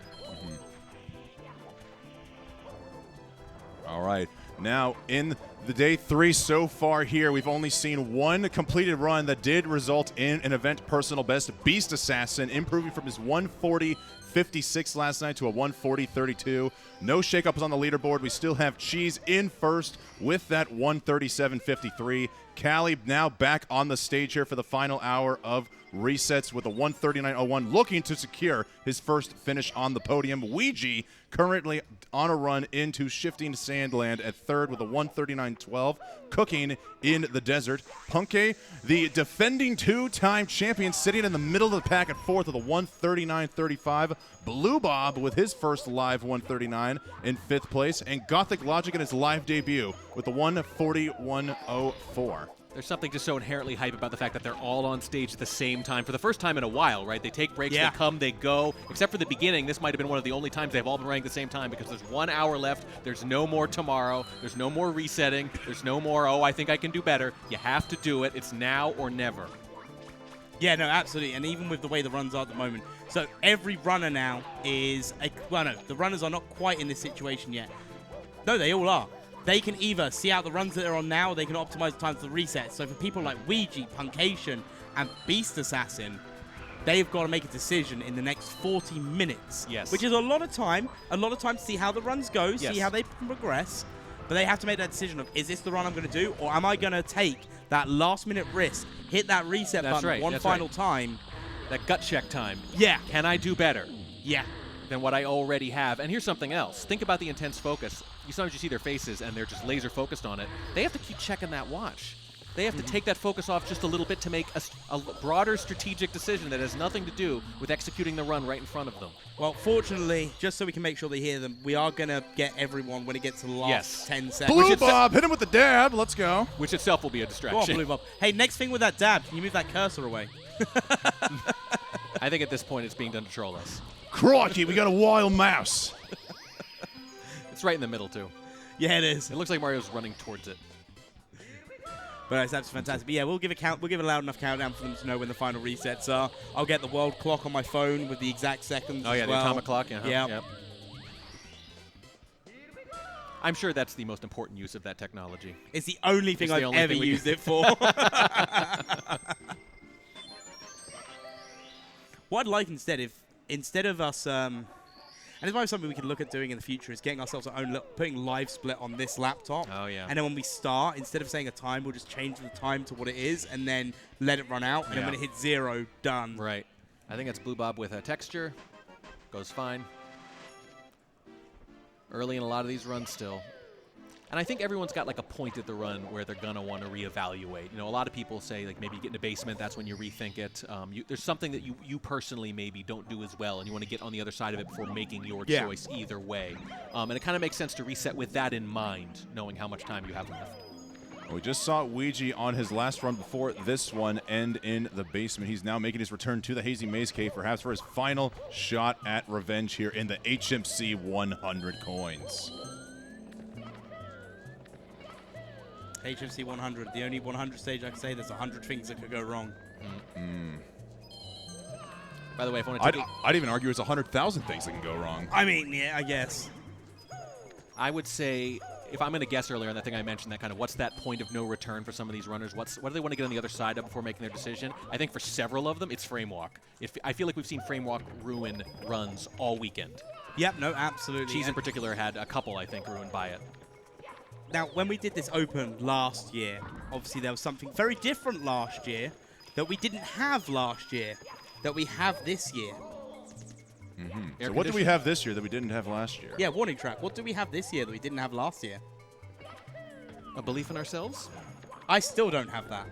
No, okay. I don't know. Carpetless. Right. Oh, last summer. Oh, yeah. I was last thinking open. last pace. Yeah, no, last open. Last pace was like a month after Carpetless hit it big. And we were thinking the odds that we're going to see a world record live just went through the stratosphere. It's like 50-50 we're going to see one live, which is crazy.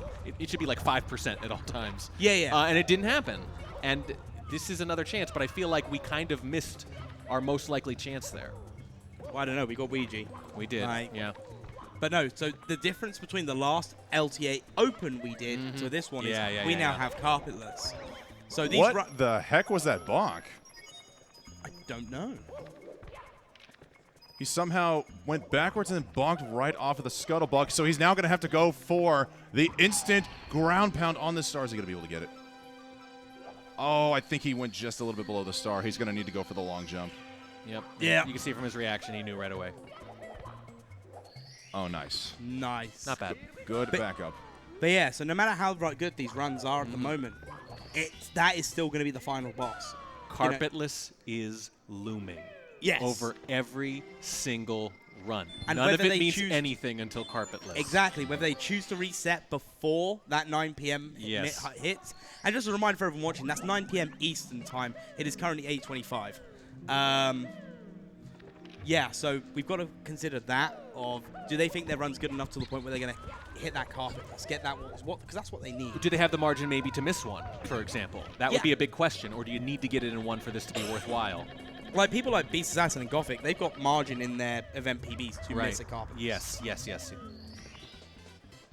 And then you get that whole thing of, am I just playing for a time? Am I resetting if I'm not getting a time that can win me the event? Or am I okay with something that will just move me up the leaderboard? Or even less than that, am I okay with something that will just increase my event best, right? What exactly are you going for there? Exactly, yeah.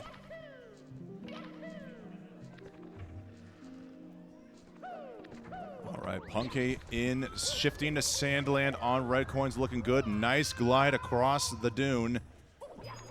Arguably one of the hardest red coin stars in the entire game, well ahead of his event personal best. Beast Assassin getting deep into Bob on Battlefield. The bottom 4 runs on the screen still chilling in the opening stars, and Ouija has taken it into Metal Cap. No Snuffit left alive. Will we see Blinkless? Don't blink or you might miss it. I think he got it last time. He's gotten it consistently with Yeah, he this has, far yeah. into a run, so there, yeah. Very well done.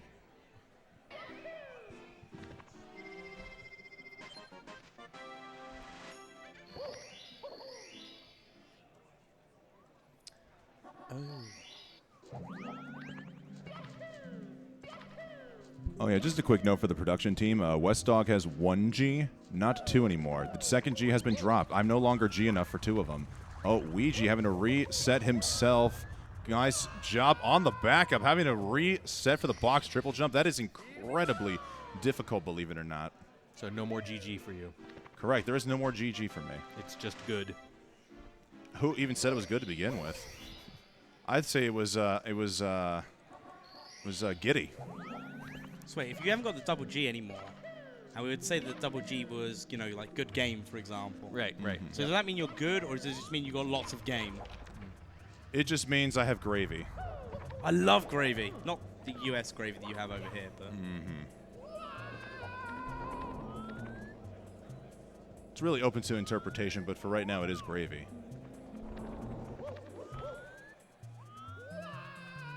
Punky wrapping up his 100 coins here in shifting Sandland. Cannot hear the audio, but we're going to assume the professional he is, there's going to be no audio glitch. Ouija got a beautiful Christmas miracle. And Beast Assassin, how many coins is he going to get out of the air? I'm going to say 67. I'm going to say 68. 68! Thank you, thank you. It's the little things in life. I would say you'll be here all week, but you already have been here all week. I have been here all week, so yeah, so let's give an update for everyone. West Dog and Warning Track have been here for the commentary. I've been here all week, so I am running on fumes. Mr. Well, I got a question for you. We've been talking about this for well over a year now, and assuming in Fall Pace that both of us make a return here, are we going to finally race each other in Casper Spirit Dimensions? If I can make it over here, yes. Like, so obviously the reason is neither of us knew if we were going to be here this summer. So, but if I know for definite I'm coming to full, yes. So I will let you know as soon as, because I want to get it done. We promised this over a year ago. Oh, yeah, we did reach an incentive goal for us both to do it. Yeah, we were going to race in it, and we never did. Still, neither of us have posted our PBs to the leaderboard either, and I lost my local recording, so that means I'm going to have to learn it again. Oh, my computer caught fire. Actually? Yeah, the one that it was done on originally. And then the dog ate the fire. No, genuine. Well, I didn't need any fire. It was the hamster, actually. The hamster ate the dog? Yeah. Okay. The hamster ate the dog, who ate the fire, who ate the speed run that ate Mr. Wah. Ain't that the truth? Hey. Ouija's on a bit of pace, yeah. Very creative excuses today.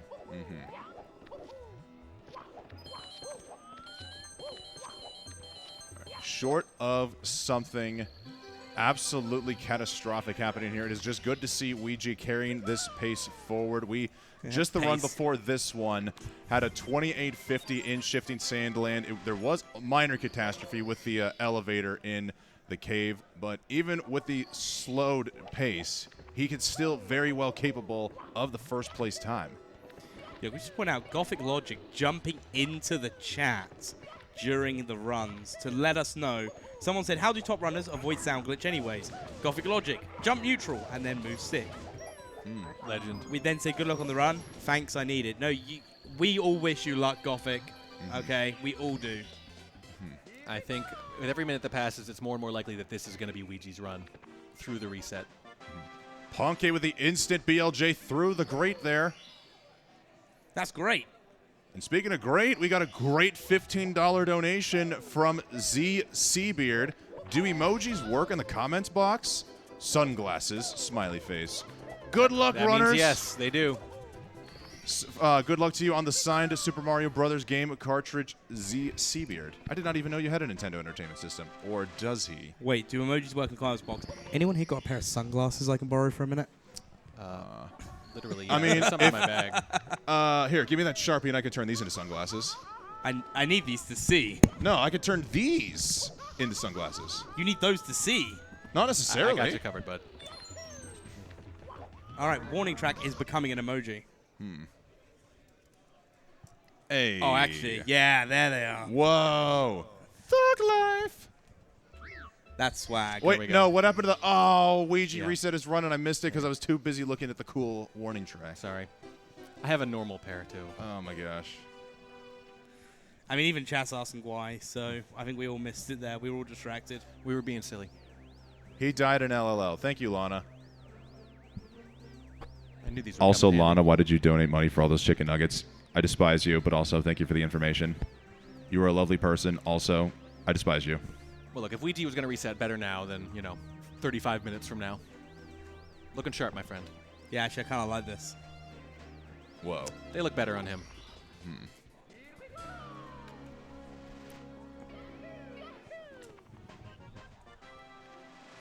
You guys can't see it, but Wes looks like he's from the future. It's me, Mario from the future. I don't know what's going on anymore. I've jumped in so many pipes. In 30 years, all men wear bows. It's going to be the fashion. Oh, yeah. I forgot I'm wearing the bow. You forgot? It feels so natural at this point, guys. I've been wearing it for the last few days. I wouldn't be surprised if I go back into work on Monday with a bow in my hair and everybody just starts looking at me funny. Listen, if it feels good, Wes, it feels natural, follow that instinct wherever it leads you. Mm-hmm. First, they're going to say, nice hair. I don't even know what they're going to say first. Nice haircut or why do you have a bow in your head? Yeah. I think no one's going to talk to you for a while. Yeah, should we take It'll be a while before someone broaches the subject. Fair enough. Whilst we're in the quiet bits, can we also make a point out, Wes? Your haircut, right, compared to how I saw your hair last year, smooth. Thank you. You look good, dude. I like the cleanliness of it. That's code for my hair was trash. I mean, at least I didn't go, it's when someone says different. when someone says they like your haircut, it is the logical implication that they didn't like it as much before, but that's still a very negative way to look at the compliment. Yeah, true. Technically, any compliment about how you look better means you looked worse before. I never said it looked better. I just said it was smooth. Oh. Okay. Well, you know what is smooth? Watching Beast Assassin saving time there in BOB, along with Blue Bob smoothly traveling down this slide. I'm going to say 12-7. Hey. Nice. Nice. I mean, it doesn't really count as a guess. It was already halfway done, so it's just good to know that I know enough about the game. I can figure out slides. We got a $5 donation from XX the Death Lord XX. Can't believe pace is almost over. Wishing all of the runners good luck as we head into the final hours of runs. Best of luck to you on the VHS of the 70-person 70-star relay. Man, that's like an AOL Instant Messenger username for back in the day. I mean, it looks like one of my old Hotmail email addresses. Yeah. But also, I have a bit of an issue with this guy. So because of them, their comment during the relay was drop the baby penguin. Oh, no. And because we donated money to drop the baby penguin, we did. And then we got a lot of hate for dropping the baby penguin off the edge of the stage. I mean, can you blame them? They're called the Death Lord. They wanted to see death, but why to Tuxie? I know, right? He deserved it, apparently. Oh, well, actually, you say he. Did you know that Tuxie's apparently a girl? Tell that's Death Lord. Oh. Right there. Death Lord, you helped contribute to killing a little girl. Tux is also the name of the Linux mascot, which is also a penguin. Oh, that's a clip if ever I've seen one.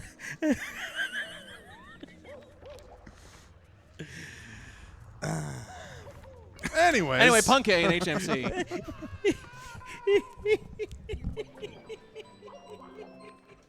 I think we broke Mr. Wah, Wes. We have. No, not we. You. You broke Mr. Wah. Are you going to get me a new one now? I don't know. I think we can fix the old one here. They only sell them in Britain, so you'd have to import it. Oh, wow, that worked. No. See, it works. I know how to fix WAS. Beast Assassin with a reset, by the way. I think exactly at the moment you clapped, just about. Yeah, like, wow.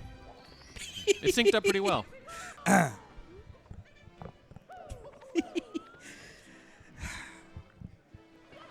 It's not even that late yet. I know, right? This is 11 o'clock talk. I didn't have my nap in the middle of the day. Oh, That's yeah. the issue. Is that a British thing? Tea and a nap in the middle of the day? So, okay, now, the one thing I don't like about the hotel that I was staying in is they don't have the little milk jugs. And I brought tea bags with me so I could have a cup of tea. Sure. Couldn't have a cup of tea because there was no thing. Also, remember, you guys put coffee machines in your hotel rooms. You don't put kettles. No, we do not. I'd be really confused if I went to a hotel room and saw a kettle. Okay, at the risk of sounding like completely uncultured swine, you put milk with your tea? Yeah. Yes. That's a thing? It's basically coffee, in every other way. Yeah, you put tea bag in, put water in, hot water. You let it sit for about 2 minutes. It's remarkably similar to coffee. Take tea bag out, add a little bit of milk, stir it up, add sugar to sweeten to your taste. Enjoy. Wow. Do you know the optimum time to drink tea after making it is 6 minutes after it's been made? Because that's the optimum temperature for the most intense flavor. That is why I've never been a fan of hot drinks. It's a very, very small window where you can get just the right temperature. I love the cultural exchange taking place here at Pace. It's like a model UN. The model of unified. I don't know. No. I was trying to find a letter that begins with N that can be pertained to speedrunning, but nothing was coming to mind. Nothing.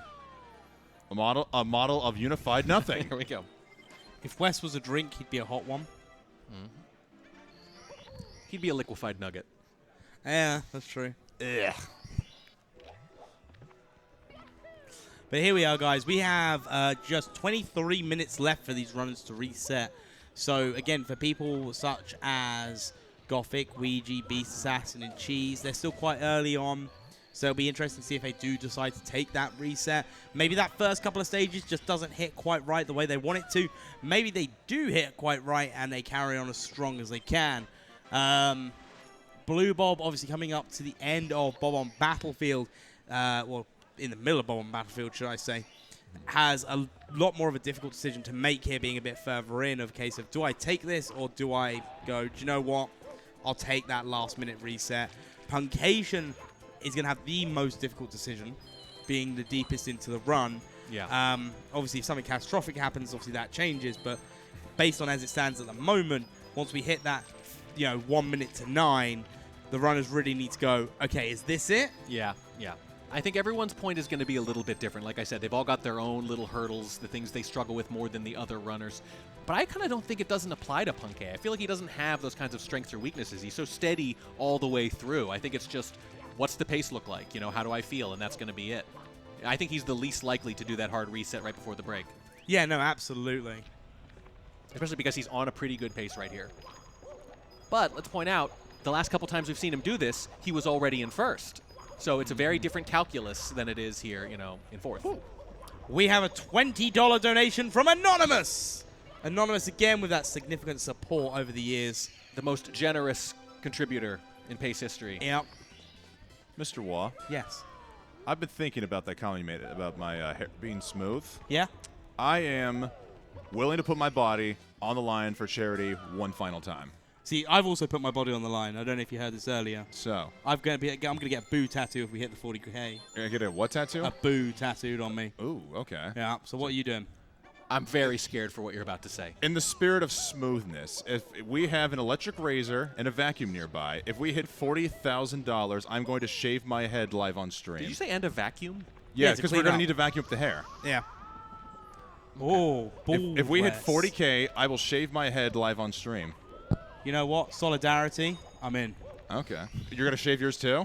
I'm in. If we hit 40K. I'm not at all. Actually, I'm absolutely not. Oh, actually, I'll clean up the hair. I think it would make you run faster for all your 8 softball teams there at track. Yeah, that's true. I'll clean up the hair. You'll clean it up, huh? I'll shave my beard. Actually, I'll get to. Okay, that's shaving something on like, a head. That's like 20 years since I've been clean shaven. Actually, we'll stick with Bald West, but if we hit it quickly, then I'll do it as well. I'm actually kind of nervous this is going to happen now. Yeah. Hey, as long as it doesn't involve any more nuggets, I'm ready to do anything. And for those that know how long my hair is quite long. Yeah, this is a real sacrifice this is a for big him. sacrifice This would take for a me. while. This would take a while. Yeah, for me it's a big sacrifice. For you it's huge. For Wes, 4 or 5 months maybe you'll be back to where you were. If even that. I think you'd rather shave your head than literally even eat one more nugget. That is actually not true. It's close, though. I could actually do with a nugget right now. I actually have the rest of the nuggets that I need to eat right now behind in the production booth, but because we are on commentary, I am not going to eat while we are talking. See, that's why he's a pro. Famously doesn't eat a bunch of nuggets in the middle of a shift. Not this time. He did it last time, so. I did do it last time because it was a speed run. I did have to get ready to get on a plane, but yeah, this go around. Oh, Punkay! No! Missing the wall kick and vanish cap and falling into the abyss. And looked genuinely shocked by it, too. Question is that going to make I was going to say, yeah, I thought that might make the decision a lot easier, but we still got 20 more minutes, so I guess might as well. Might as well see what the best possible time is when you come out of CCM. That's right. Just a reminder for the runners and for everybody in the audience and at home, we've got about 18 and a half minutes left of resets. Once we hit the 9 o'clock hour here in the Eastern time zone, or just say the end of the hour to make it more general, no more resets. Everybody will be down to their final attempts for the event. People are trickling in. Crowd twice as large as it was at 8 p.m. People know this is it. I think this is the same amount of people inside the ballroom area, but now they're just all conglomerating to the front. Yes, yes. See, the party was in the back, but now they know the cool kids are up at front. We've been at the front all week, so I don't know where you guys have been. So. It's interesting watching the reactions when you see a fall or a death or some kind of mistake. Sometimes you get that look, that like eyes to the sky, like I should have known better, where they just know they screwed up. Oh. Sometimes they're shocked. And Ouija with reset. This is the greatest thing I've ever wanted to call in my life. Blue Bob just golded Bob. Blue Bob is There gold it is. Bob. Yo, Gold Bob! Change your socials, all of them. It's going to take a while. I hope it's available. How long have we been waiting for that? Yeah. I think it's been 84 years. That was Titanic, right? Yeah. Yes. Okay. I have never seen it start to finish, but I am aware You of don't the need general to. storyline. I mean, yeah, it's a, what, 3.5-hour movie? Yes. Yeah. Congratulations, Gold Bob. He likes that. You got a nice little victory nod there. But yeah, Punkay not going for the reset yet. Probably going to take it up closer to the end now. I think it would have been. I think it's a tougher choice now than it was before. Thing is, we've got Gold Bob now, but can Gold Bob upgrade the cursor off the screen? Hey, I'm perfectly fine with seeing a cursor there. At this point, it's good luck. It is now, yeah. No, you got to keep it. It's the mascot. Yeah, absolutely. Listen, you know how this goes. Chat will complain about it for a while, but then eventually it becomes a meme, and then they will be like, I'm going to freak out if somebody moves the cursor. Just let the biology come into effect, boys. It's there now. You can see it, but within a matter of time, it's just going to become part of the environment, and we're going to completely forget it's even there. Oh, darn, yeah. It'll burn into the screen and be there even when he turns it off. Exactly. It's always been there. But yeah, we are now, by the way, almost at $23,300. We're just $12 away from that next $100 mark. The fact that Iris has a command for everything we've been doing incentive-wise is absolutely mind-boggling, and also good props to Iris for being top mod dog. Great mod team. Yeah, I think we'll say whilst we're in the middle of run as well, I'd also like to say, because I can also see that he's walking around. I want to give big shout-outs to obviously the team at GSA for allowing us to do this. Like, we have a lot of fun doing these commentaries, and we wouldn't be able to do it without these guys inviting us along to sit here in the booth and talk about one of our favorite games. So big shout-outs to GSA for allowing us, even as commentators, to be given the opportunity to come here. We really appreciate it. It's an incredible amount of work, as you could tell by the sheer number of physical wires going into and out of things near us. It's incredible. I sent the picture of the cabling out the back and in here to someone I know works in events dealing with like stage management and video games, and they went, they didn't respond for a while, and then it was kind of like, why? Yeah. Why do you have a box of snakes at your event? I thought you guys were going to be talking about the wires that were clearly loose, popping right out of my head. But I'm glad that you're talking about the actual environment around here. Yeah, there's It's like okay, 50 buddy. by You're our more feet. stable than you realize. Don't set me off again. They said never contact me again. They didn't say that to me. It's fine. Right. Punky deciding to reset the run. He's getting out of the chair, perhaps trying to look for one quick recharge before we go into the last reset. Last runs. By the way, less than 15 minutes to go on resets. Yep, this is going to be the last one for sure. Look, mental resets are free as long as you need them. We didn't say 25K for Bald Head. We said 40, guys. You've got to hit the 40. This is going to turn into a negotiation. Iris, it is going to be West Dog and Mr. Wash shave their heads while Warning Track shaves his beard. Yeah, that's where we're at. I guess exclamation point shaved. Have you spoken? Don't make Have you that collaborated? Yeah, I know. Have you I collaborated to immediately take that make back. sure you're not going to I annoy immediately take that someone back. with that choice? Oh, I'll be okay. Okay. Cool. Can we get a thumbs up? You're going to be okay with this, yeah? Yeah. I'm getting glared at, Yeah, she's very supportive. That was. Okay, there's the thumbs up. There's the thumbs up. She's okay with it. Her opinion matters more than I was mine worried there. that was going to be like the Roman emperor, where you just see the thumbs up. Yeah, that's what I was Keep the expecting. beard. Wait, what? I thought it was 25K for Warren, 40 for Wes. No, I have a lot more to lose with my luscious long locks. Yeah, it's like shoulder length, people. Yeah. Oh, if we get 40K, does Mr. Wall get the boo tattoo on top of his bald head? No, the boot tattoo still goes to the arm. Ah, But my hair won't touch it now. true.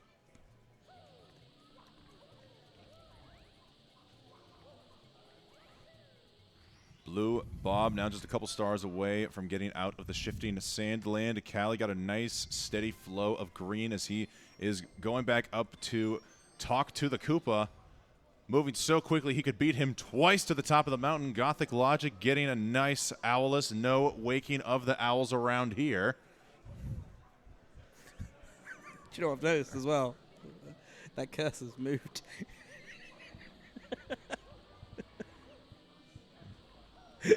Hey, man, it's a mouse. It's got to move, too. That's worse than just being there in the same spot, isn't it? Yeah. The less we think about it, the better. But also as well, remember, guys, I know we're saying about, these donation incentives. We are raising money for Urban Arts. Urban Arts does do some fantastic work, giving a chance for underprivileged children to get education in video game design and development. A lot of those skills are transferable to different sort of like job lines, career paths. They have a massive success rate for what they do. It is just absolutely fantastic course. If you can donate, every little helps. And, we've got those fantastic incentives up for grabs. Yeah, look, we're having a lot of fun. That's great. But this is a very serious and wonderful thing that they do. We've raised a lot of money for them. We're very happy for them. It's a great cause. They have a lot of different slogans and anecdotes and stories and lines you can use to explain how great they are. But the one that always stuck with me is that your zip code should not determine your education. No, absolutely. I mean, I grew up in one of those zip codes, and there's a lot of talent and desire and passion there. Now, I'm not going to make any guarantees here. Something I wanted to give a shot but could not get around to this go-around is, you guys know that for every kid who passes through the Urban Arts program, they work on a game of their own as a team. As we've even seen in the advertisement, we get to see them collaborate and work together as a team to make some games. So I'm thinking for next fall pace, should I be able to make out, I'm thinking about an Urban Arts speedrun showcase. Yeah, I think we're at the point now where it's been years and years of this, and there are going to be some actual developed games, maybe betas even, right? I don't know if we would find like an actual game, but at least just the student-made projects from the Urban Arts. Yeah. I think it would be a great showcase. I'd love to see what they've been doing. Might have to get in touch with somebody from the Urban Arts, see if there's any former students we could reach out to see if they have been working on anything. I think we might have an in with them here or there at this point. I'm not sure, actually. No? I mean, they've never heard of us. Yeah, I don't think they've ever heard of us. That's the issue, yeah.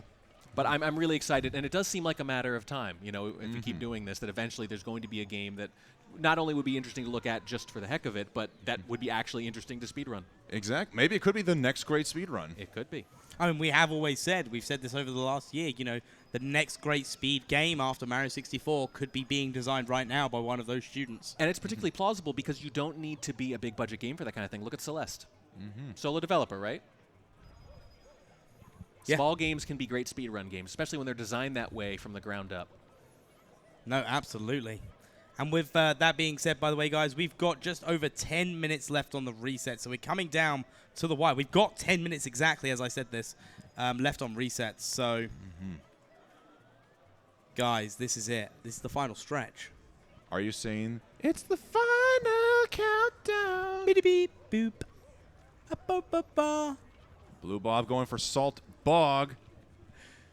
Bob bonking the bog now has got to bop his way down.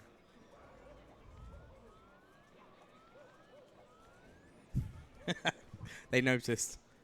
There was no getting around that. Boba. Yes, went ba-ba-ba. I see. Ba-ba-ba-ba. Oh, I didn't realize that Blue Bob missed a red. Looks like he missed the long jump for the third red here. Yeah, but and that's a long ride back now. Deciding not to take the reset and play this one through. Very interesting strat. Let's see how much time he's going to be losing here. Well, he's still got 10 more minutes to change his mind.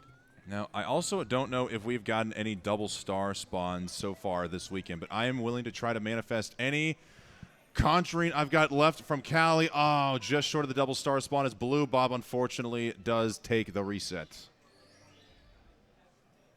Yeah, we've had 2 double star spawns this weekend. Okay, yeah, I personally haven't seen one yet, but good to know there has been at least some that show up this week. Callie, almost a sub 23 a BOB exit. Yeah, it's pretty epic, actually. 23:06 is a very, it's an amazing time, really. I don't think I've ever got sub 23, so. If we get any more resets now, they're going to have to be very aggressive and very soon. There's a very good chance that we are watching the final 7 runs right now. Yeah, absolutely. Look at the focus on all the runners' faces at the moment. Da, da, da. Gothic Logic still in the green through Womp's Fortress. Mips being caught by Callie. And Blue Bob has just enjoyed one of the most watched video game opening cutscenes on Twitch. Literally millions of hours at this point have been spent watching the introduction of this game. I was almost about to go into a discussion about intro skip, but you know what? That is not what we need right now.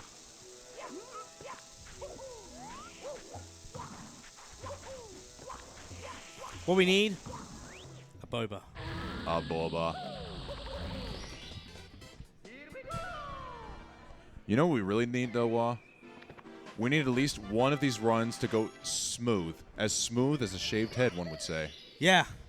Almost as smooth as 2 shaved heads. Let's not get carried away, though. We do have a $20 donation that literally just came in from JFlow Unknown.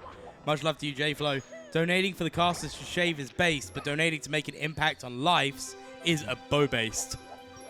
Now, we've got, speaking of abo-based, we've got the most abo-based streamer rating the channel now, Pope Squidward, Legend of Zelda Majora's Mask legend, saying Pope's tree in bio as the raid message. Pope, thank you so much for the raid, and welcome everybody to the final hour of the Super Mario 64 LTA here at Pace. Yeah, no, absolutely. And for those of you that have just joined from the raid, just to let you know, we're raising money for the Urban Arts. Fantastic cause, giving a chance to underprivileged children, chance to education, video game design and development. We have some donation incentives ranging from a VHS tape of the 70-star, 70-person relay we did at last Pace, all the way to some signed memorabilia like the SM64 cartridge, signed by the SM64 runners. The SMB runners has a signed cartridge as well. A Scott Pilgrim Blu-ray and comic book bundle, a HDMI modded Nintendo 64, so you can play Nintendo 64 on your model TVs, and also a Nintendo Switch OLED. It is not just a Blu-ray, okay? It is the Ultra 4K HD disc. We've got the entire history of media here, basically. It goes from Blu-ray to DVD to VHS. I'm surprised we don't have a carrier pigeon that someone can autograph. We also have cartridges. We're just missing a video game disc here. Yeah. Ooh, maybe a smoke signal. Can you autograph a smoke signal? I could try. The wood, maybe. Yeah. But yeah, that's keep all going stuff. back. That's all stuff we've got as donations, raffles going on. So if you have just joined us, we are raising money for the Urban Arts. Any donations would be greatly appreciated. ! Donate in the chat. And yes, at 40k, I get a boo tattoo, and Wes and I shave our heads. I've got a sinking feeling this is actually coming. I don't know why. I've just got a really, really big gut feeling that it's actually coming. I don't know how, I don't know why, but it might come. Yeah. You have some extremely limited, extremely useless psychic powers. We'll have to wait and see if it comes true. Maybe the person who's considering donating to the cause might realize I'm onto them.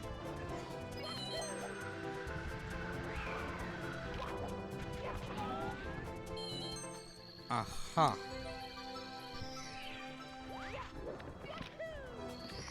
5 minutes. Oh, yeah, that's right. We should take the Wikipedia approach. If everybody watching this stream donated $5, we'd be really close. That is true, actually. What is it? Because we need 17.5, and there's, what, 1. $17,692. $8 No, each. $16,692. Everyone, $8 each. Yep. For the price of a Big Mac meal. For the price of a dozen nuggets.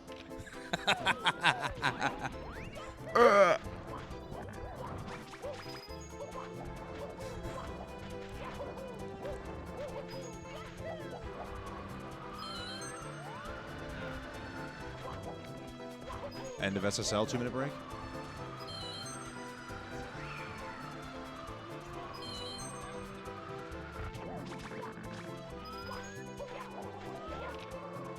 We have got a $75 donation from Dan. Pace Crowd has redeemed Hydrate and Posture Check. Okay, I don't have any. Well, I don't know whose Fiji water this is, so I'm just going to go ahead and steal this hydration. Yeah, I mean, Dan, if you want to get us some water, that'd be great. So we can do that hydrate, but... Hydration donation. The hydration donation. All right, I'm hydrated and my posture has been checked. Thank you, Dan. My posture is still terrible, but I've checked it. It's definitely still terrible. Next Pace, we're doing this on a standing desk, right? No. I mean, I would love it to honestly stand and commentate. I feel like even more energy can be brought out. Speaking of energy, Anonymous always gives us some energy here with a $45 donation. A boba. A boba. Can we get a crowd of boba on 3? 1, 2, 3. A boba. You can tell it's the end of the week. Yeah. We really need to sell it. Just like we're selling this $5 donation from Elielza Baldwa. Thank you for the $5 donation. Good luck to you in the VHS. And $100 from Smoth of the Wild. Smoth of the Wild. Let's go. One last push. This has been an incredible event, and I'm so glad I came. May every star you collect shine brightly on your path to victory. You've got this. Heart, heart, heart, heart, heart. And another $25 from Anonymous, and now it's been paid for. You're going to have to do it. Wes, please do a Toad voice. No. Please, no. I don't even have the good Toad voice. Is Zeus willing to come up here and do a Toad voice? I just saw a smoke trail as he just ran out of the room. Zia's 44. Your request is needed here at the commentator's booth. Zia's 44 to the commentator's booth immediately, please. Thank you. It's like Looney Tunes. There's a Zeus-shaped hole in the wall over there. We also got Azultite with a $20 donation. Thank you very much for that. No comment with that one. But we are going to hold off on any of the shenanigans we normally like to do here, as just to let everybody know in the crowd, and if the runners can hear us, you have 90 seconds left to reset. You are in your final 90 seconds. I'll tell you what, for the Toad voice, the next donation that comes in with a comment, I will try to read it in my best Toad voice, even though it is going to absolutely be brutal, just like we're seeing this red coin here being brutal to Callie, but what a wonderful backup. Absolutely fantastic. We have a $25 donation from Zan. That is such a long comment. Okay. Right here it is. 1 minute left. I'm the best. I'm just warming up Toad. Thanks, guys, for making this weekend so much fun. My wife and I have been glued to the screen to see if anyone can get a last-minute clutch time in. And with that, we got Vanya 42nd with a $50 donation. Thanks to all the great runners, and especially my dad and King Cheese. Right. We're going to hold off making any comments now. We're in the final 30 seconds. We're going to want to count this one down. Let's see if the BLJ is going to work out here for Callie. Okay, guys. Right, guys in the crowd, you guys ready to do some counting? You know how to go from 10 to 1, yeah? No? Well, you'll learn. We'll have to help them. Yep, you'll learn real quick. Runners, your final resets ends in 10, 9, 8, 7, 6, 5, 4, 3, 2, 1, 0. That's it. No more resets. These are your final runs, ladies and gentlemen. That's of Pace 2024. And we have a $20 donation from Anonymous with just heart, heart, heart. Yeah. Whoever said I should read in a Toad voice, Anonymous, you are the worst. Thank you for the donation, but you are figuratively the worst. A few hundred more. We'll be at 24,000. It is ticking up there. Note to self: work on Toad impersonation for next Pace. But yeah, so now we know these are the runs that they're going to be playing out. We are going to head on over to a little bit of a break for a couple of minutes with just a short one. We'll be back very, very shortly as these runs start to play out.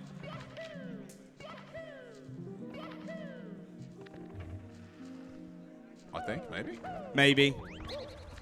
I just had production in my head, guys. Sorry. But yeah, we're going to have a little bit of a break before anyone gets too deep into a run. Obviously, we've got HMC, but we will be back straight afterwards. We won't be long because we don't want to miss any of this amazing Mario action. So before we go, any quick words from you guys? Nice BLJ from Callie. Let's have a kick butt overtime, shall we? Yeah, there's something dramatic happens every time. I don't think this is going to be any different. So yeah, we'll see you in a few minutes. Let's go. Callie's him, apparently.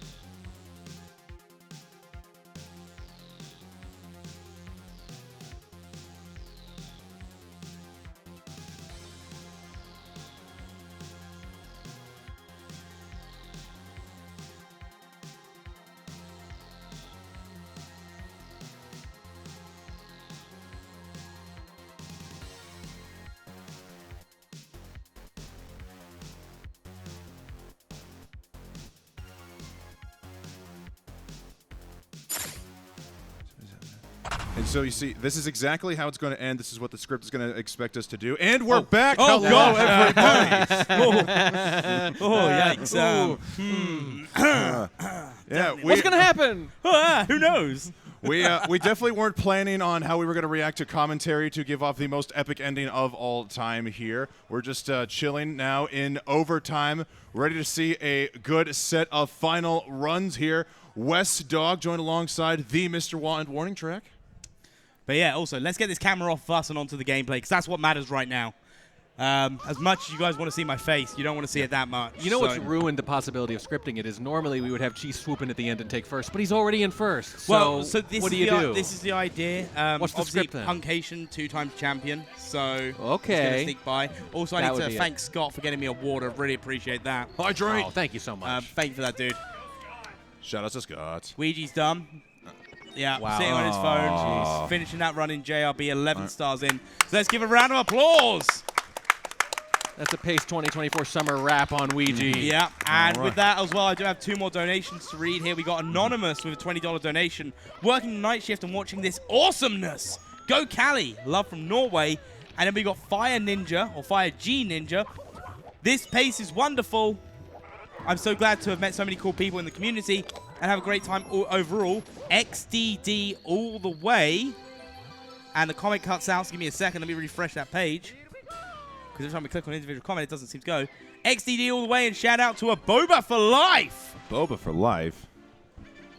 Oh, geez, was it Framewalk that got him too? Once Yeah. again, like I was saying, that's been, if there's a thing, right? There's something every pace that all the runners struggle with a little more that time, and it's been Framewalk this time. Absolutely. Oh, man. But you know what? Ouija coming in, getting a 3rd place time. Hey, yeah. Well, You there's know- 2 ways to look at it. One hand, 3rd place, this field, right? And Yep. it's a good time. A 1:39.12 is a good time. On the other hand, you're the world record holder. But So there's a also, degree to which you might say, I expect mean, to win. I mean, You know? here's the thing, just to look at it. At least he got a sub 140. Yes. Ouija being who he is and how much scrutiny he puts upon himself, at least we were able to get treated to a sub 140 Yes, a heck of a from run. Ouija compared to the 145 we saw at the beginning of the event. Right. Yeah, Yes. absolutely. And also, the only thing you got to be worried about if you're Ouija now is all of the runners behind Ouija have the capability to beat that 139.12. They've Yes. all easily got that capability. That's why they're here, because they can submit those sort of times. So it's just a case of whether these 6 runners that still remain will do that. Now, obviously, guys, as the last reset was 8 minutes ago, the longest run that may still keep going will be Blue Bob.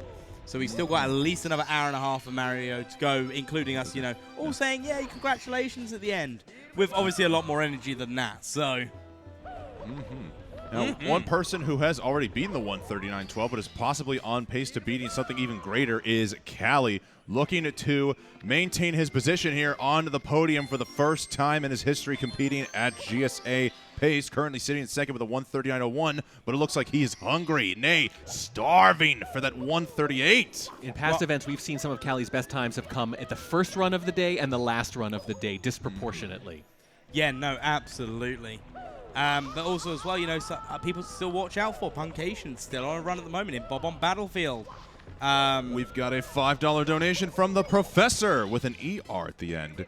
It's been a blast. Thanks for letting me bring Scott and make a VHS. Shoutouts to every single person at Pace. Yeah, I should probably clarify, Professor is the one that has made this, done the art for this, put it The onto VHS the tape. VHS, Yeah. put it all together, and given it to us as a donation prize. They are, I don't know if they're still, right there. Yeah. It's this person There we right go. here. Oh, hello. Yeah. So every single person at Pace, that means you and you and you and you and What a you shout and you out. and My you God. and you and you. You. Okay, cool, awesome, yeah. He's still going. He's yeah, still going. still going. Hang on, Still hang on. going. Let's see if We've he's still muted going. him. Don't worry. You. Yeah, he's still going. Okay. Okay, still going.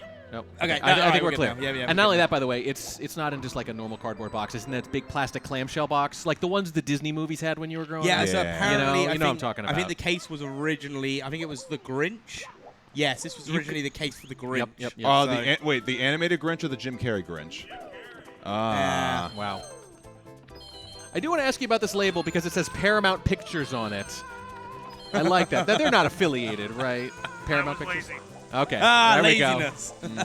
Look, hey, went above and beyond in every other regard. No complaints. You could have told us you had some under the table deal here. Yeah. I'm sure they're trying to get into esports. Yeah, there is a reason. Oh my! So we'll find out. We just got word that if you win the VHS and watch to the very end, there will be a surprise. Wow. So if you want to know what the surprise is, consider making a donation today for the VHS. It's just Nick Fury dropping a hint about PACE 2025. I was about to say it is a post-credit scene, so of course. So if it's Nick Fury, does that mean it's going to include Samuel L. Jackson saying one of his most signature lines? No. The line you should not repeat right now? Is it about snakes? No, I was thinking about the most iconic line he said from his movie Shaft. It's your duty to please that booty. Is that the tattoo thing? Is that a reference to your tattoo promise? No. Does make you wonder where Wes gets these ideas from.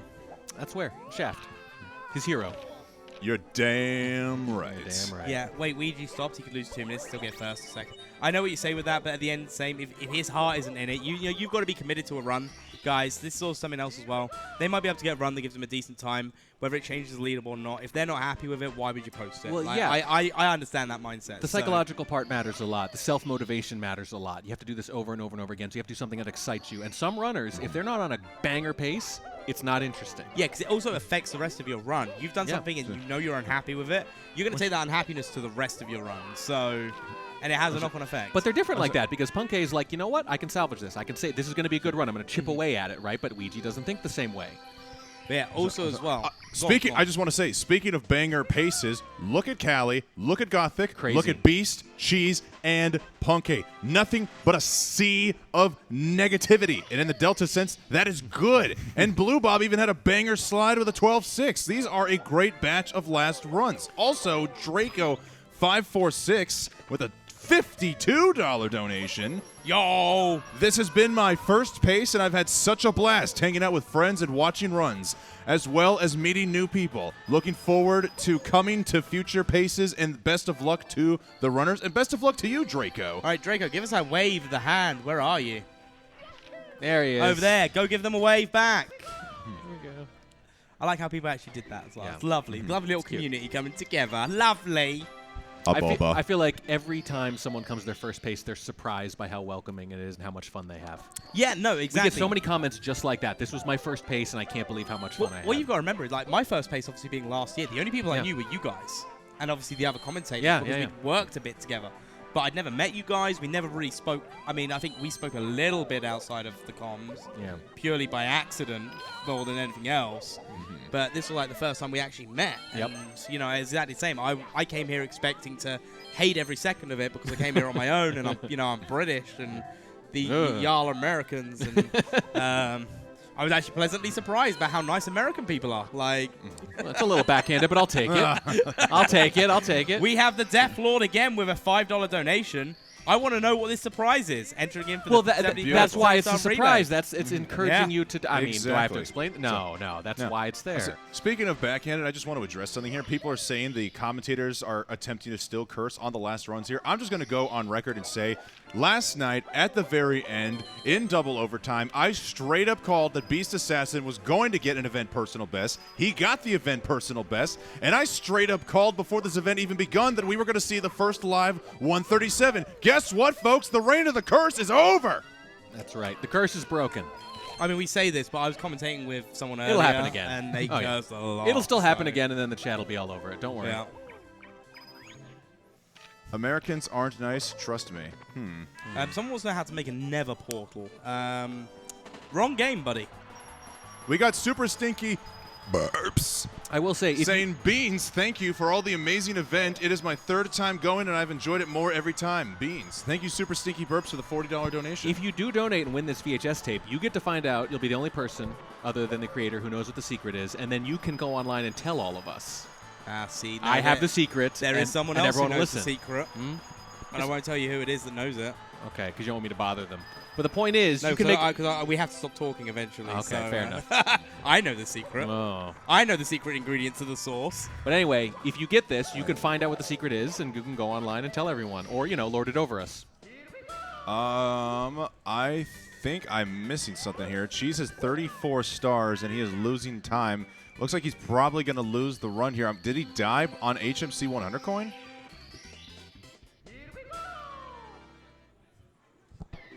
I mean, no. So in the HMC 100 split, but is now just doing HMC. So HMC 42. He fell all the way down on the salt bog. Oh, no. Yeah. So I think that is going to be it for... We'll wait till the time is done before we say definitely, but he's typing something. So I think Cheese is done. There it is. Cheese is done. Give Cheese a big round of applause. He's going to walk away with that 137.53. Will it hold? Will it hold? Will it hold? Current first place. Hold! And that also means, Cheese, you may be the second person done, but that means you cannot leave, because if you are still first place, we'll need you in here. So you got to stick around, buddy. We've got questions for you, maybe. He especially might want to stick around because Callie here still thick in the green on a potential to catch him. In the thick of it. Yes. As Gothic Logic is very big into the double-digit greens himself, minus 20 compared to a 141.53. I don't know if that's the latest finish run or an average set of splits here. I'm going to guess an average because their current time is 141.04. I like the idea if any of these runs get too good or too close, Cheese just stays on the stage and kind of shows up on their cam over their shoulder for a second. Yeah. Just hang around to sort of stand near them.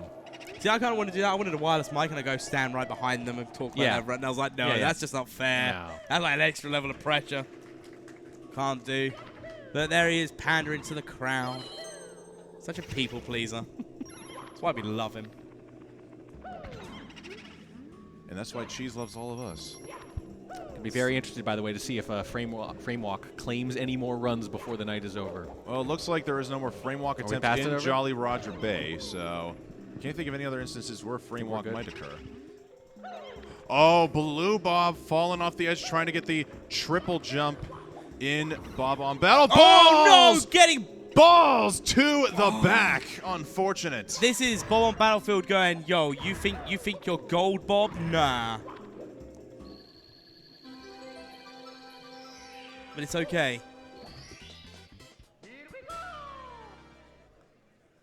Gonna be going into the cannon with 48 coins. A bit low for my liking.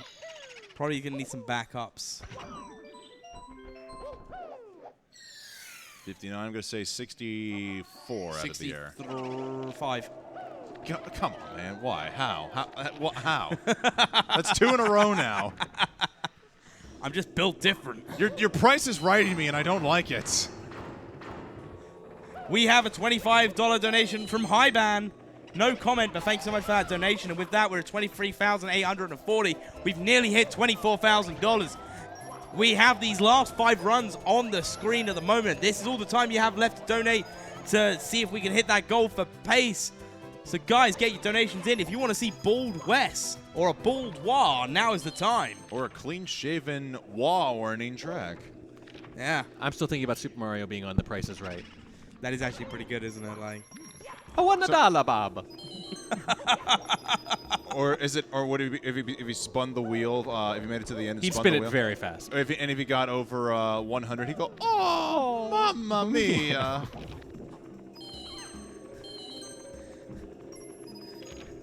somewhere Charles has just woken up.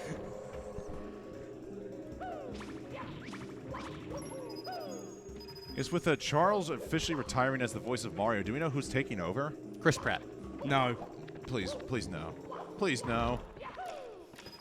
Well, I don't want to say anything, but that was the reason I almost couldn't be here. You might have an announcement to make. I'm joking. So that secret at the end of the video. It's Mr. It's a me. It's a me.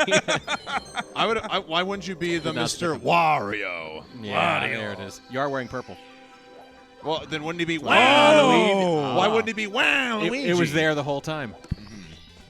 Waluigi. That's pretty good. That's pretty good. I kind of like to emphasize that. I'm the number one. $500 donation. Tom Bomb Hatter. Someone did the math. Yeah, someone did the math. If everyone watching donates $7.14, we can hit our goal. I told you guys it's gonna happen. We can do it. $500. Thank you so much for that. That puts us at $24,340. This is going to be the biggest regret of my entire life, isn't it? I'm looking at Wes's face, and it says, "What am I going to tell my coworkers?" Not even that. What am I going to tell my parents? They're going to be the ones to pick me up from the airport. I literally just have to say, I did it for charity. You're going to have to get through security not looking like your ID. Yeah. They're going to say, what happened to you? It's a long story. Yeah. But there we go. Just like that, you know, we're over the 24K mark. We could hit 25. Seabeard, that doesn't count. You're aging. Low blow. Yeah, that's right. I went there. Wow. He just put his photo up. Ooh. I've been told that the creator of the video here will reveal the secret at the end of the tape if we hit 30,000. Oh, that is very doable. I like it. That's a pretty good stretch goal. That is. But we're going to need to put, because it's a secret, we're going to put a limit on the time. Yeah, yeah, yeah. $7.14 from the Death Lord. I don't know what I expected. I'm doing my part. Yeah, it's fair. Hey, well played. The Death Lord. All right, everyone in the audience, you got $7.14. Go on, open up the Twitch stream, do ! Donate, get your $7.14, and just give us the comment, I'm over here, and then when we read it out, we'll wave at us. I think that's something we should do. See if we can get people here to do it as well. Westdog absolutely mortified with his actions towards fellow commentator ZC Beard. We didn't need to make it public. This was supposed to be a private matter. Wow, come on. You're man. doing it in the chat, so... yeah, but it didn't need to be talked about openly. People can read, mostly. C-Beard has just handed me his letter of resignation because of you, and we are going to have a chat after this. $7.14 from EBM, and you can read the comment. It says Alto Liam, which I believe in TTS Monsters. Liam. I don't know how to Alto all the way goes. A $45 donation from Graying Dragon. I can't read. Did I just donate $7? Yes, you did, because 4 plus 5 minus the 2 extra digits equals 7. That is true. And then 2 times 7 is 14. Yes. That's a 714. Got it. Mathematical, dude. I don't think numbers are reading exactly anyway. I don't even know anymore. Graying Dragon also here at Pace. Absolutely amazing person. If you're here and you haven't said hello to him, go say hello to him. He's great. We got a $30 donation from Anonymous and a $10 donation from Anonymous. Best of luck to Anonymous for the signed SMB cartridge and the Scott Pilgrim sets. Man, they are really coming in now. Yeah, there we go. Fantastic. Thank you, everyone, so much. Hang on, I just need to do this real quick. Okay. I'm gonna miss touching that so much. Doc Shamrock with a $75 saying, "Okay, I'll cover 9 other people who can't pitch in. Let's do this." And a $15 donation from the Pembroke Welsh Corgi, giving my 7-14, multiplying it by 2 and rounding up. Also, I wanted to qualify for a prize. Best of luck to everyone who's entered in for those prizes as well. Like some fantastic ones. We said we got the VHS signed cartridges from the runners of SMB and SM64, a HDMI modded Switch. We got a $10 donation from ZC Beard saying $10 from this old fart. Love you, Wes. I love you too. Aw. Scott Pilgrim Blu-ray and comic bundle and Nintendo Switch OLED. There's all these prizes up for grabs, so you don't just have to do $7.14. You can do more. Hey, if you know that the person watching next to you is broke, why not donate for them as well? I say the person watching next to you. Just look at your next door neighbor and assume they're watching the channel. Now, speaking of going broke, Callie is doing the exact opposite here in DDD. He is now the deepest in with the DDD 100 coin plus red coin star now minus 30 compared to that 139 comparison. Gothic Logic also getting the 100 coin star. Beast Assassin also getting the 100 coin star. Looks like we picked a perfect time to not talk about going broke. Blue Bob also going for a 100 coin star as he does a swagged out twirly little ballerina dance into the top of the pyramid. Swagged out twirly little ballerina dance. I like that. Yes. Sounds like my Saturday night. Huh? Sounds like my kind of Saturday night. Okay, that's Yep. You're having a lot more fun than me, man. I wish. all right, and Punke out of HMC, Hazy Maze Cave, with 9.7 seconds ahead of his event personal basis. We got a $25 donation from another meddler. I'll be honest, I wasn't going to donate, but you sound so distressed, I had to do my part. Also, I'd like to confirm that Warning Track is a god at nerds, and it's way harder online than it is in person. Heyo. Kudos. Let's go, chat. Keep up the pace. Pace. We'll play when I get back home. Yeah, We'll play a game of nerds. And we've got a $35 donation from Switch. Hi, I'm to your right. Oh, hey! There we go. And we got a $15 donation from Crab Storage saying frog car spin, a boba. Haha, ball. Haha, ball. Is it ball or ball? Ah, Ball. $25 donation from Brookie, donating for me, Art, and a random citizen. Hello, random citizen, you've been donated for. Thank you. 24,639 now. The Death Lord once again coming in with a $20 And, donation. sorry, beforehand, Blue Bob unfortunately taking a death there and shifting Sandland. See if the run will continue. Doesn't look like it. But no, it looks like taking a step back. Headsets gonna off. be it for Round of Blue applause Bob. for Blue Bob. And Headset down, hands together. Yep. Blue Bob with finishing out the event. Closing time 1:39.44. Blue Bob, absolutely amazing runs this weekend. You should be proud. And then there were 4. Yep, then only 4 remain. Anyway, as you were saying, Death Lord. Death Lord, the Penguin Drop donated is here to your right. Wait, that was you this whole time? Meet me out in the car parking lot. It's no wonder. There isn't a whole crowd of people sitting next to you. You're the Death Lord. You scare them. But no, seriously, thank you all for everything over the week as well. We really do appreciate it. Small Alley as well with a $15 donation. Shout out to the married community for being so great. Love y'all. Hoping to see Slippery Nip 1430X and Ikori 136, as well as what everyone else is cooking. Less than 3. Less than 3. So Everyone is cooking less than 3. That is for sure. So Blue Blob sitting at 5th, hoping to hold on to it now with that run ending. But getting the sub 140, tremendous accomplishment. He can no longer advance up the leaderboard, but the 2 people behind him still have runs going. Beast Assassin can still potentially improve his time, as well as Gothic Logic, who is still getting greener by the second as we get a $25 donation from Kazin, from one bald man to soon be other bald men. You get used to it. Oh my God. And Steven with a $55 donation dedicated to Karen in the food court. Karen, you're amazing. Your attendees are beyond compare. Are we cheering for Karen? I was about to say, when is the last time we've ever expressed positive emotions towards Karen? I'm trying to look now. What on earth was that aimed at? But yeah, no, for anyone wondering, we have a food court open here at the venue, open for a few days. And the woman behind there, she's like the only one that seems to work there. Or she's the main employee And there. she puts up with us. Yeah, she's been so lovely to us this whole week. I think the cheering was for chicken tenders as a concept. My lovely moderator, Carnage, has donated $10 saying, Wes, why do you always put yourself in these situations? I mean, it's a good question. Freezy You know what the worst part of it all is? Yeah, I go think because I am legitimately nervous and people are picking up on it, I've exposed myself to prey. It's like when you say don't exhibit any fear, they can smell it. Yes. I think I'm fearful in a pool full of sharks and they smell the blood. I'm about to get eaten alive out here. But yeah, we got $20 from Freezy Pop. Thanks to all the awesome people that made this pace amazing. Best of luck with your HDMI modded Nintendo 64 console raffle.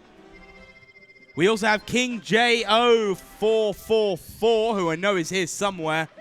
Right there.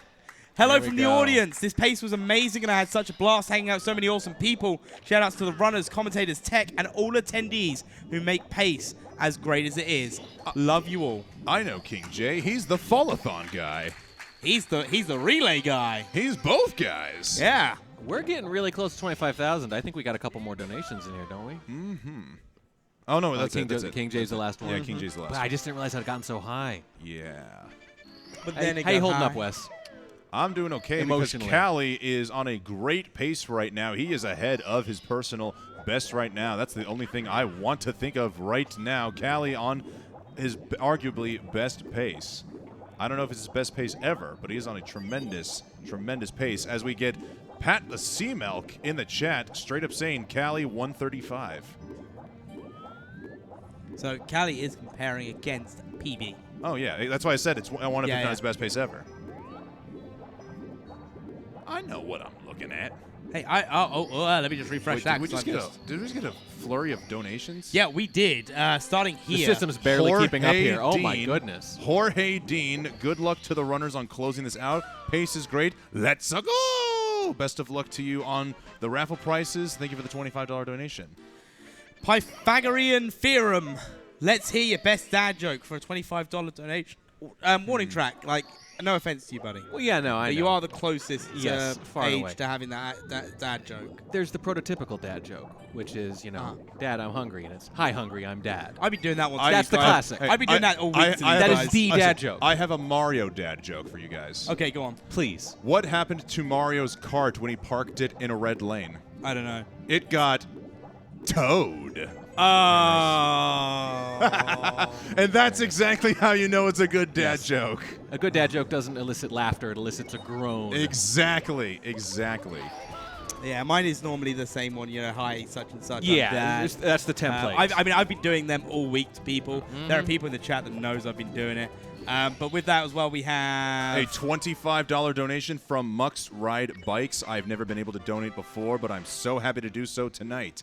I have lived and taught music in Chicago. I can truly say zip codes matter. Keep up the great work. What There a we great go. message. Great message. Yeah, no, and as you said before, where what your zip code is shouldn't matter to.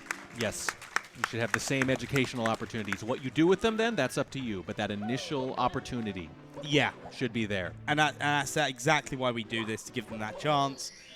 We have a $20 donation from Anonymous with no comment. And then we also have... What is this? That's Danny Girl. Danny Girl, thank you for the great experience here at my first pace. Love you all from Little Sienna. And they are $7. over there. There's little Sienna with her parents with the homemade cheese Oh, shirts. fantastic. Yes, her first pace, the little girl. She's going over saying hello. We also have $7.14 from Karate Man.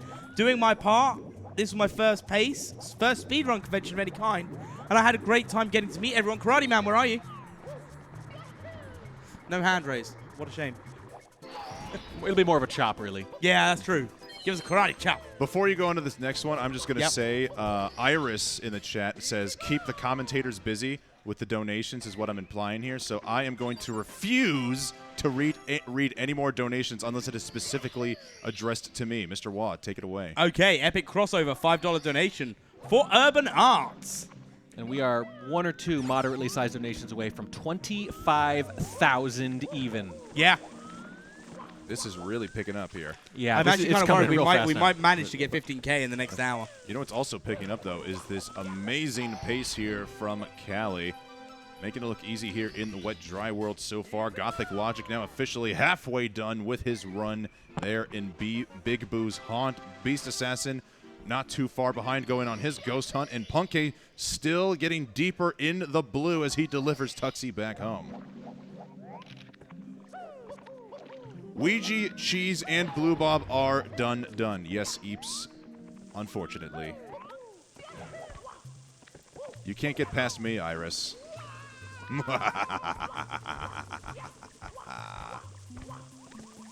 Thank you everyone for your wonderful donations over the last, last hour, really, as they've all come piling in. We are so close to even 25K. That'd be even amazing on its own, even if we don't hit that 40. But I'm sure we can, because I know you guys want to see Bald West. Oh, so much. As soon as he made it apparent that he was disturbed by the idea, yeah, it became a necessity. Yeah, as soon as it's a punishment, yeah, people want to do it. Yeah, unfortunately, Karate Man did not raise his hand because he unfortunately left pace on Thursday. Aww.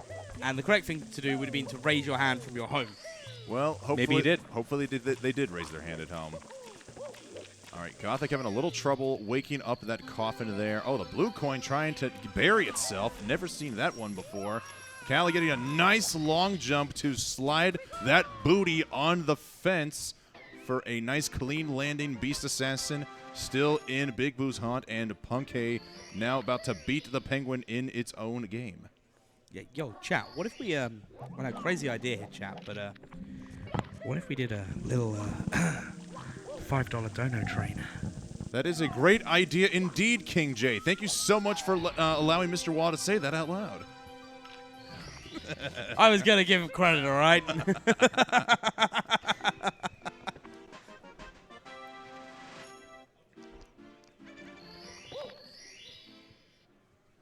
King J is a man of many ideas. I will say that. Most of them are good. And some of them are just downright terrible. I wasn't gonna go all the way, but hey.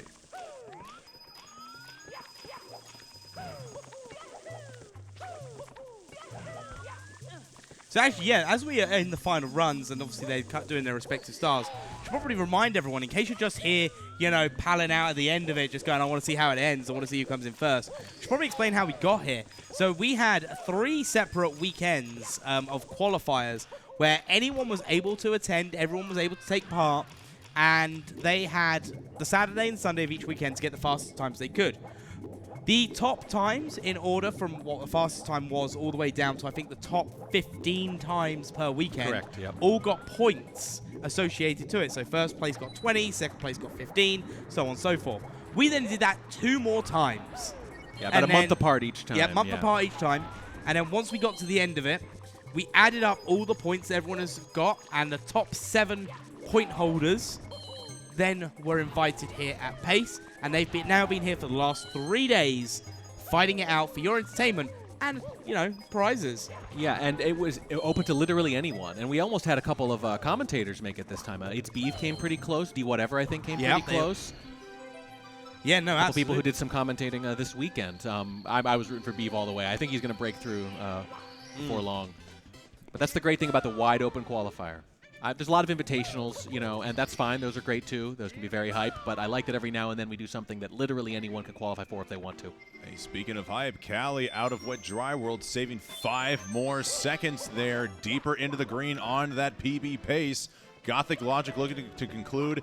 BBH, Beast Assassin, unfortunately experiencing some similar issues there, waking up that coffin for the 6th red, so probably going to lose a little bit of time, but is still holding strong as Punkay saves even more time in Cool Cool Mountain. Now it with his way in Big Boo's Haunt as Callie starts us off here with the final, or the first of the final, Tiny Huge Islands. Yeah, but we also have a $15 donation from Anonymous. Thank you, Anonymous, again. We really appreciate it. 7158 gets us to 25,000. Who's it going to be? Who's going to be the hero? Well, I saw that number go up just now. There it is. There's another one. A $20 donation from Costello Affi 18. N64 is cool, so is the console. Plus, I'd be cool to use it with the Hori I won from that raffle. Ah. Very nice. Yeah, obviously you qualify for the prizes donating from home, but there are raffles here live this time.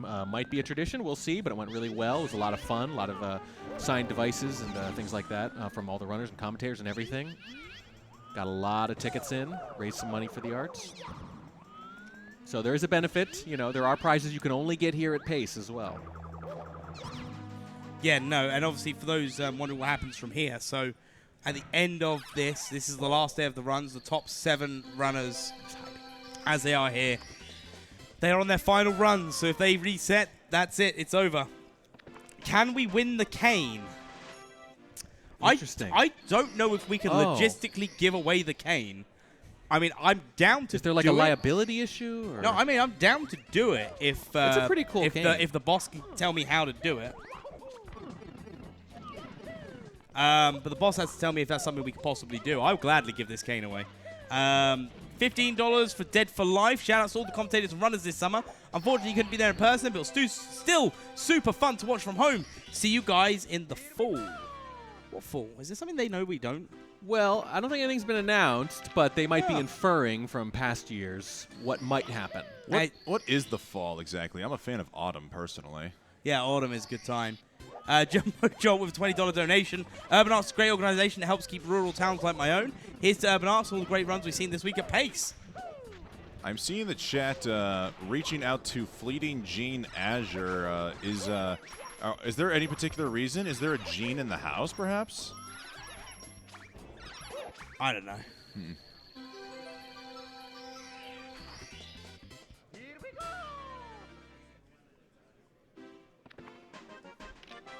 People are still trying to trickle in with some donations, it looks like, with that command. Beast Assassin is got an uphill battle to climb, but is still trying to power through. We've seen him do it before. He's more than capable of being able to do it again. We might see the Beast reawakened here with a new event PB. Punkay now going to the carousel. Callie going for red coins, as we will see him going for 100 plus Koopa Race, and Gothic Logic now in arguably the biggest stretch of the halfway point here in the Mario 64 120 run. DDD plus 100 plus red coins. 7 Rainbow 13 with a $25 donation. Had a great time at my first pace. Wonderful seeing all these runners and their supporters in person. Aboba. It's okay. I'm okay with being alone in the Aboba.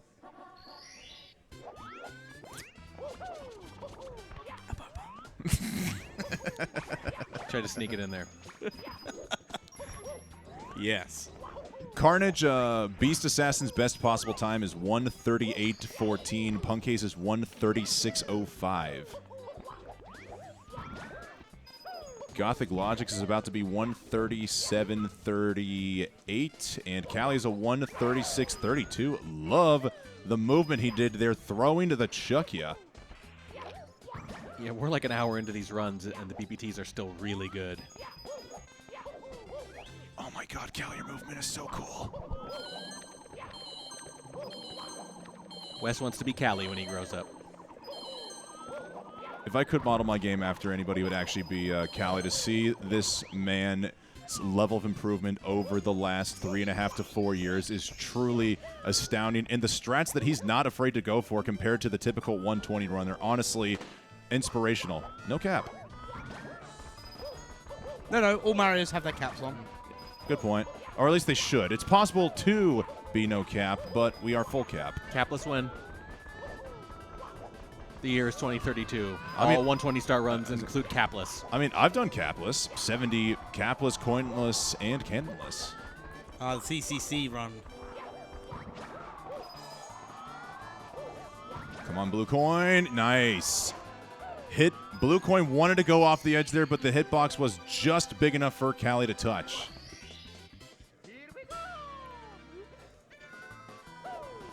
Hey, you know, if you do a capless run right and Klepto tries to steal your hat, Klepto will just steal your hair. Like these guys could do if they raise like an extra 15 grand. Actually, I was just going to say, how would Klepto be able to steal any hair if... how would he be able to steal any hair if we have shaved heads? Yeah, no, and also, can we also point out, take a moment, guys, because I just gave a round of applause for that great THI from Callie there. But just a reminder, guys, we have hit $25,000. There it is.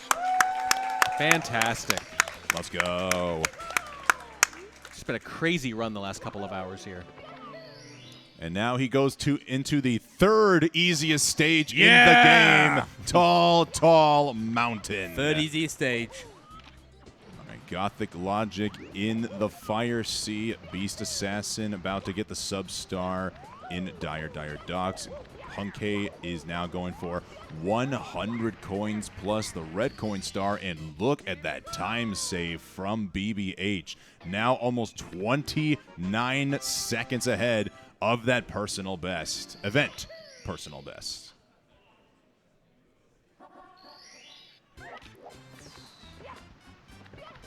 Just looking as well, because also remember as well, before Ouija posted that 139.12, Blue Bob took that first place, and then Punk Asian took it straight back 6 minutes later. Like, literally, that's how close it was earlier. So, it'll be interesting to see if Punkay... Obviously, Punkay's going to try and go for that first place, but... Yeah, that fight for third is still real, no matter who you are. Yes, absolutely. I mean, look at how closely they're bunched from second to fifth. 43 seconds. See, honestly, this is where I have personally failed as a commentator. I need to go back and look at all the previous pace times, but I swear I can't. It doesn't seem like the other events we've had, the top 5 runners, all with a time less than 1 hour and 40 minutes. This is actually incredible. Probably one of the best we've ever seen. No, I think we were actually... I think last time in full we were very confused. No! Oh! That is a death for Beast Assassin in Fire Sea. Are we doing it? The And headphones are coming off. Are the headphones off? Is Yep. that it? Headphones are off. I think that is. That's going to be it for Beast Assassin. All right. Will not get the sub 140, but a Yeah. 140-32 on a sick run in double overtime, which is basically Beast. still made pace history last night. I think if he wasn't already a minute behind on those splits, he probably would have gone for another go, but Yep. unfortunately not this time.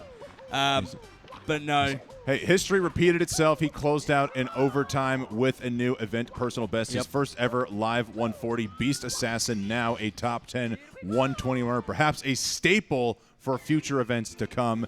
Congratulations, you legend. I doubt we've seen the last of him. Oh no, and if we've, there's no way we've seen the last of Beast. And then there were three. Callie on PB, actual PB pace here in Tall Mountain. Gothic Logic continuing to get deeper into the green now in the second part of Dire Docks. And Punkay, despite having a slip up on that front sub during 100 coin, still saved time on his event personal best. This is what we keep seeing. It's not that he doesn't make mistakes, it's that they never hurt him that much. The saves, the backups, the Yep, no, recoveries, absolutely. it's just he gets right back on track. Mm-hmm.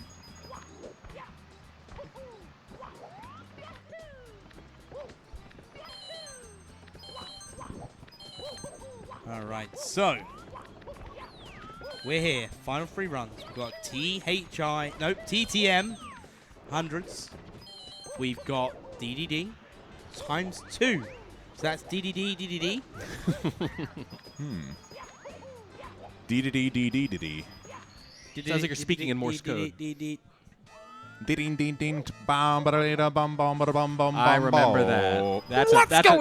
That's a very old meme, sir, but it checks out. I was going to say I might be showing my age with that one. No, That's I'm an showing mine by Ebola. recognizing it. We have That's a classic.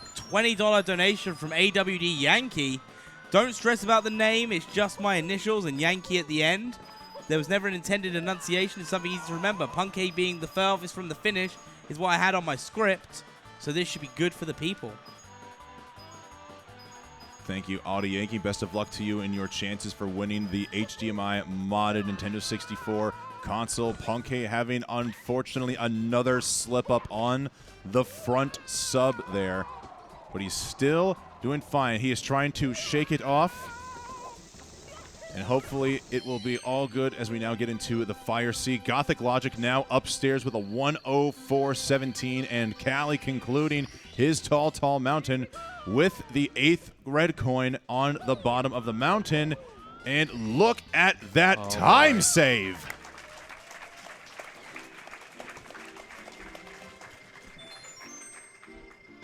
Yeah, so at the moment, look at the best possible times for the runners at the moment. Gothic Logic in Wet Dry World, currently with a 137.40 best possible time. You've got Puncation in Fire Sea at the moment, best possible time, 136.29. And Callie in Snowman's Land, furthest deepest into the run with a 136.46. And these are the best possible times you usually see much earlier in runs than this, too. We got another donation that Tacos is going to read because, or not Tacos, that Wah is going to read because I almost did it and jinxed it. Go ahead, Mr. Wah. Do you know what? Yeah, go on then. We got Falling Tacos with $20 donation. This message is for Drudy Boy. Son, you may face many hardships, but trust in yourself, be patient, and when things look bleakest, just remember, you can always gold bits. Ah, it's easy. True. Yeah, you can always gold bits. True. Just save a little something for the end. That's all. Yeah. Save the best for last. Yeah, pure adrenaline. I mean, let's ask people here. If you are here and you speedrun this game, put your hands up if you know you've got time-saving bits on your PBs. It's like 5 people. That's like 1, 2, 3, 4, 5, 6. That was 7. I'll take Okay. 7. Fair enough. The rest of them aren't listening to us. It's fine. Both of GTM's hands are up. Well, that's GTM. What do you Yeah. expect? Yeah, Like, fair enough. perfectionist right there.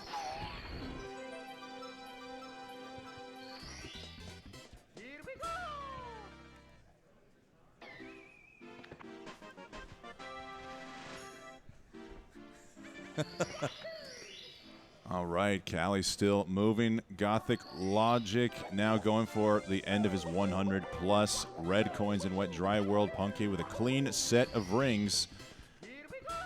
And We are still $14,951.58 away from the 40K goal. We have come so far. We started out at around the $9,000 range from all of the money we raised during the qualifiers. We've raised a little over 16, if not close to $16,000 from Pace alone. But can we possibly find our way all the way to the finish line? I don't know. I'm pretty sure we can. We do have a little bit more to add from in-person cash that we need to donate as well. We've got some extra donations to add on there. Oh, good. Trey Bordeaux is here. I needed a fresh pack of Bordeaux here in the booth. Thank you, Trey. She wants to take a moment to point out you're now blocking the fire escape route for us. So,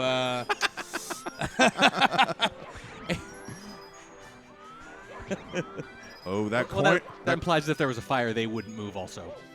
Look, they're speedrunners. They hold their ground. Yeah, there we go. Callie having to go chase after those coins. Fortunately, was able to get them before they faded away.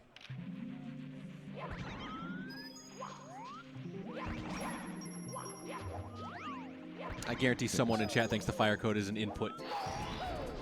What's the fire code? Up, up, down, down, left, what was it? I mean, they also up, down, down, run, left, run, right, be a start. And then run for your life. Leg it. And then Florence! Now remember, in the case of a fire, walk, don't run. Unless you're on fire, in which case run. I thought it was supposed to be a stop, drop, and scream. Yep, stop, drop, and scream. Was that supposed to be like a metal voice right there? No, it was meant to be my voice box already ruined by the smoke inhalation. Oh, yeah, I went a man. lot darker with that one. But also as well, you know, we are joking. They're not blocking anything. Just want to make that very, very clear. All right, I'm reading this chat message here from GTM, and I will say it once Callie is done collecting his final couple of stars here.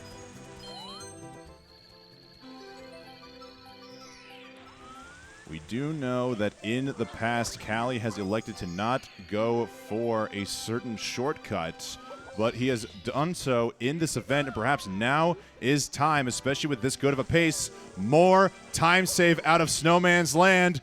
Guys, gals, pace pals, if you believe in the power of this run, throw your hands up and praise for Wilco Clip.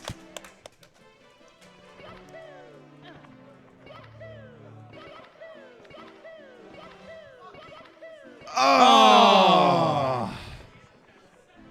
It was almost there. He was on the stairs, but just couldn't quite get it slippery enough to travel upwards. But what is traveling upwards, or rather downwards, is the negativity in Gothic Logic's Delta. Still a 1:37 best possible time going into Tiny Huge Island, and Punkay with a 1:03 upstairs door touch. This is a good set of final run. They really are. They really are. I thought we were going to have one or two, but to have three at this kind of pace is fantastic. Yeah, this far in, this deep, like, you know, and obviously these guys didn't reset at the top of the hour. No. Like, these guys were already on these runs. I don't think anyone really elected to reset at the timer, which I'll be honest, I was quite surprised about. No, Punkay about 15 minutes before because he took a death. It wasn't just a choice, right? I thought you were about to say he took a nap. He took a nap. That's a good way to refresh right before the reset. But yeah, guys, this is your... Obviously, we're coming into the last bits of the runs. We've got about 30 minutes left. So, guys, 30 minutes. If you want your donations to be read out on the stream, now is the time to get them in. 30 minutes-ish. Yeah, careful, chat. Wes is looking way too relaxed right now. He's becoming hopeful. I am not hopeful, nor am I relaxed. I am Zen. Hi, Zen. I'm Dad. There it is. Daddy? I'm back. You never tell that joke with someone who doesn't know their father. And look, I got them. Oh, just like my hopes and dreams, empty on the inside.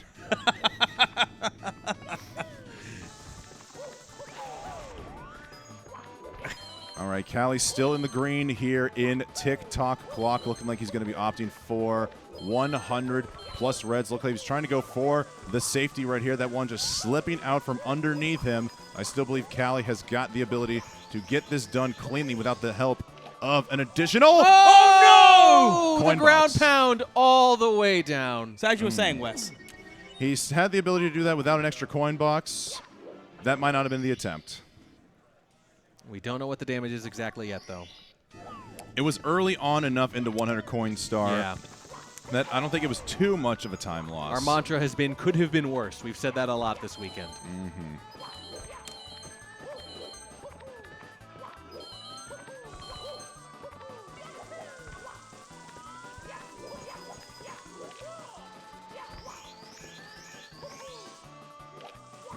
Gothic a few stars into Tiny Huge Island as Punky still chilling in Wet Dry World.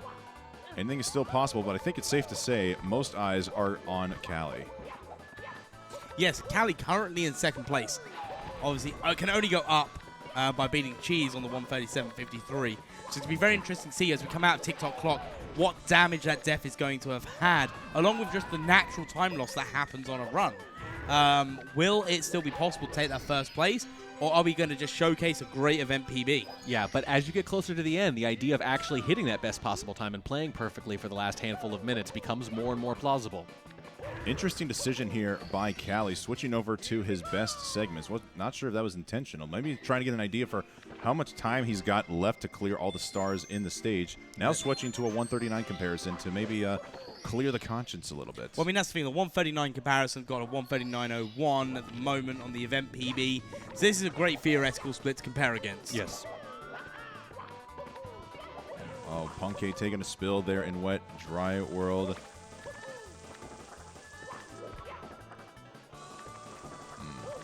Little fall for Callie, little bonk right afterwards. Third time. Only a few more seconds, but it is adding up. But again, it's that thing, natural time loss. Yeah. I know you were saying we had nowhere to go but up, Mr. Wall. I got to say, my anger is probably going nowhere but up because this clock is incredibly infuriating. TikTok clock, one of the worst stages in the game for speedrunners. So, of course, it's right there near the end. Oh, absolutely. You know, why invent a trick like Carpenter's if it wasn't going to be at the end of the run? Right. Like, you know? Tippy just gets worse over time. Callie going for moving bars. There it is. Nicely done. That's a good recovery after the previous few minutes of loss. Yeah. A strategy mostly unique to Callie. You don't see many runners going for that, and he executed it perfectly. Yes, to those just tuning in, this is the final runs of the final day of the Wonder 20-star LTA. No more resets as of 57 minutes ago. The 3 runs you see on the screen now are the final 3 runs of the entire event. Ouija, Blue Bob, Beast Assassin, and Cheese are all done for the event. It is now down to Callie, Gothic Logic, and Punkation. As we've got something popping up here in the donations box. Yeah, we've got G Parmesani with a $15 donation. Thanks for your work. And I'm assuming that's going out to everyone involved here. So, no, we really appreciate it as well. Gothic Logic with a blazing 14.6 time against Koopa, taking in the view. Fortunately not triggering any emotional manipulation. Gothic Logic, a man of many morals. Love to see it. And Callie with a beautiful set of moving reds. Woo-wee! I love to see it. My favorite. Yeah, no, absolutely. Moving reds is just my favorite thing in the whole game. Now, coming out of TTC with a 1:38.02 best possible time. Now, if Callie can, like, just gold Rainbow Ride and Sky by 9 seconds, we're all good, Hey, right? We said something about golding bits, not golding Rainbow Ride. Yeah, but carpetless is a thing now. It's true. We do see that Callie is a carpetless last runner here. We heard it talked about from Ouija yesterday after that 1:37 run. Carpetless last, probably better in this circumstance, especially knowing that this is the final run here. You want to get the least amount of extreme pressure on you as possible. First, just worry about getting cleanly through Rainbow Ride as it gets both of the coins from Fly Guy, and then worry about carpetless. Yeah, no, absolutely. I'm one of these sort of people where if you know that the stage has one of those tricky things, whether it be Rainbow Ride carpetless, or even just the terrors that is TTC hundreds, for example, in Tippy, those sort of styles I personally like to do last. because you like to get that, not just for the sake of, it's the last thing, last run, but you get that feel back for being in that stage. You get the muscle memory clicking back in. The more routine things you can do right before the big trick, basically, the better. Exactly, yes. All right, guys. So I think I was saying we. Oops, sorry, Wes, didn't mean to hit you there. No My worries. apologies. Ow! Go on. Yep, I'll use the stick next time. Anyway, so obviously I know we've got our things for 40K now. I'd love to hit 40K, but let's see if by the time that Gothic and Puncation finish, do you reckon we can at least hit 30? By the time the runs finish. Not before the end of pace, just when the runs finish. It's possible. I sure would love to see it because I want to know what the surprise is. Yeah, the surprise at the end of the VHS tape. If we hit 30, will be made public. But that has to be done before the end of the runs because we get busy on that. Yeah. Oh, we got a woo! Yep, Callie executing the Callie kill, the new cool way to end off the 100 coin star in Rainbow Ride. Now it's just going to end with a quick cannon shot over to the island. Zip on past the Chuckya, and bada bing, bada boom, there goes the star. We've really settled back in after those couple issues in TikTok. Yeah, no, absolutely. You know who is settling in especially is Gothic Logic. He's just settling in to the high-speed vehicle he is clearly operating right now, continuing to just get deeper and deeper into the green. Somebody called James Cameron. I think Gothic Logic has found new depths yet to be explored by the common man. It's a Marianas Trench reference, yeah? Possibly. Yeah, nice. And I'm just sat here wondering what on earth's going on. Yeah.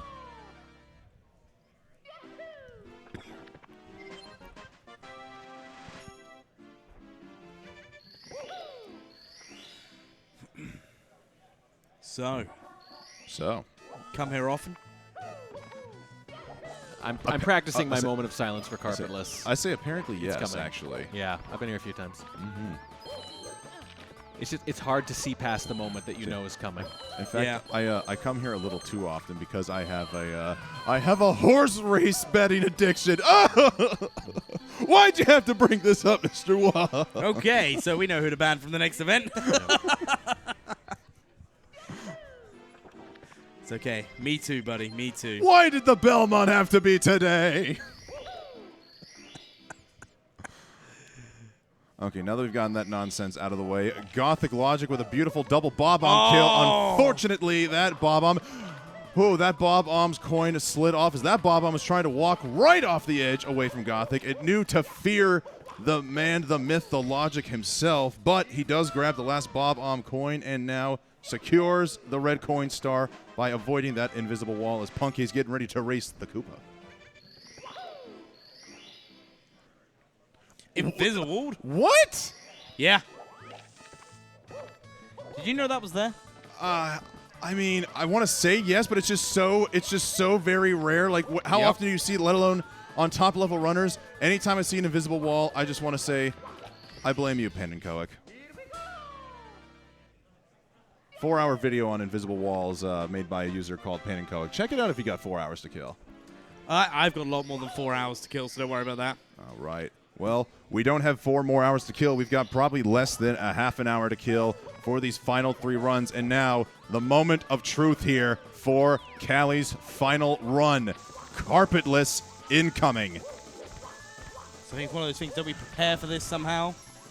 Yes, we are going to prepare by just Taking a break. holding. We're not taking a break. We are not taking a break. Oh, crowd's got their hands in the air. All right. Let's just first make sure he gets over to the edge. Oh, yes! All right.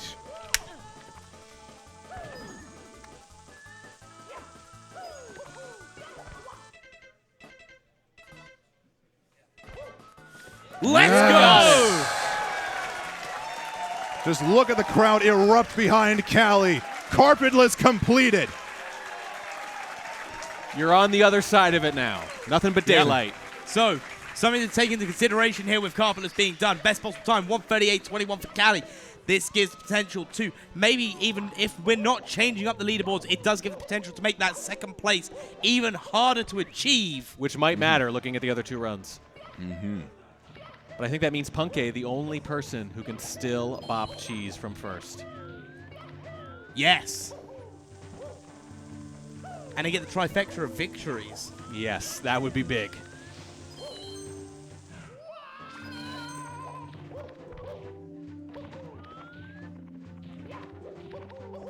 But I have most of the crowd is silent now as we watch Bowser in the Sky. I don't know about you guys, but I'm on the edge of my seat with anticipation right now. Clean side flip over to get the 4th red. Gothic Logic, let's hope the RNG does go well for him. Looks like the coin is making his way over to the final spin drift. Looks like he's going to be one short, but still working pretty nicely, just like Callie is here in Bowser in the Sky. Great pole grab there.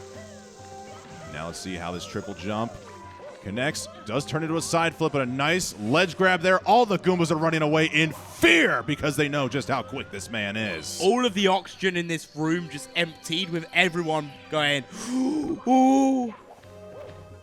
Here we go. 120 stars has been collected.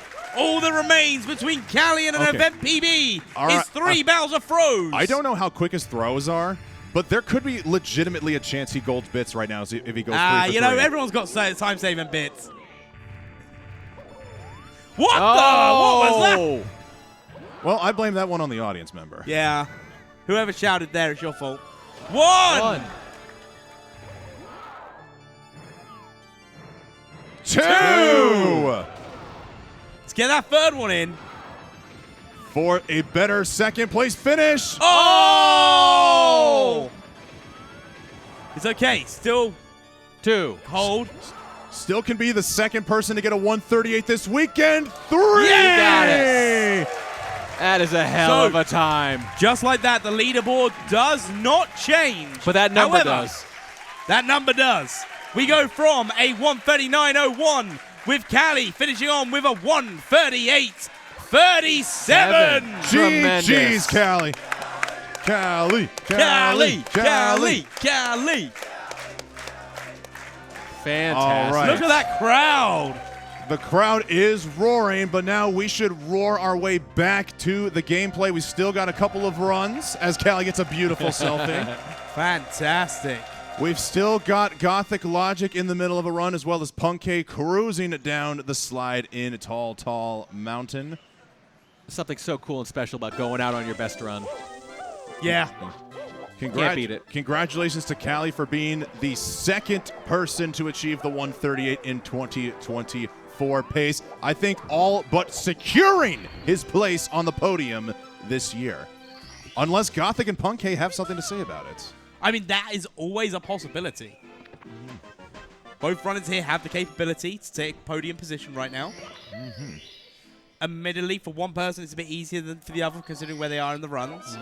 138.09 best possible time for Gothic Logic, meaning to even be able to beat Callie's time has 28 seconds of time loss available to them. Beautiful double kill there from Punke. Loved how the bob-ombs just ran right into each other. Something comical you'd see out of a movie almost. Yeah. I like the Super Mario movie. The live action I'm talking about. Oh, no. I wish you were talking about the Chris Pratt movie, man. We learned the worst piece of lore imaginable. Mario and Luigi Mario. It's canon, though, so... All right, Gothic Logic coming out with a 138.29 best possible time, coming out on a 125.26. 53.8 seconds against the splits that they are comparing against at the moment. Is Gothic going for Wilco clip, potentially? All right, he's setting himself up. Oh! Look, Mario may be canon, but we're going canon.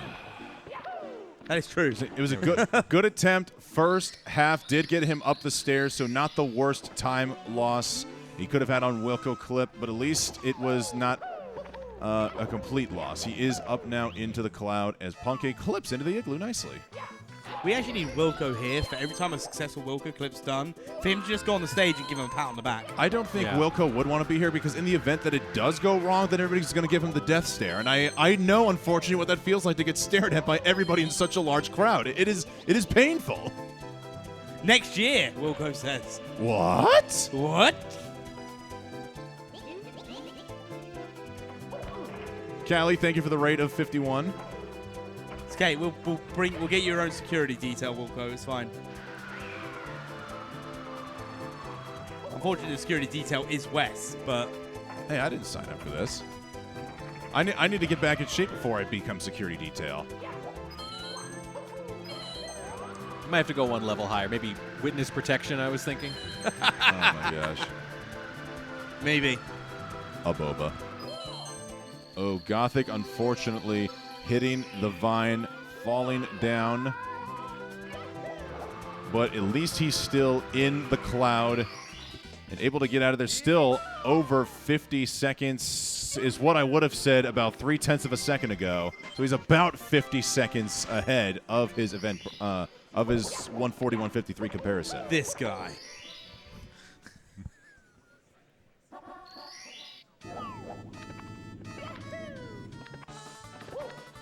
All right, starting off with 100 coins plus Stomp on the Thwomp. Got that backup coin. Absolutely fine to do that, especially with TT 100, especially when you come in at the end now. So Gothic with a 140-104 currently on the board. So this is absolutely massive. Like, this might be the biggest improvement time of the day. Yeah, and it would give us 6 of the 7 runners getting a sub 140 potentially, which is incredibly hype.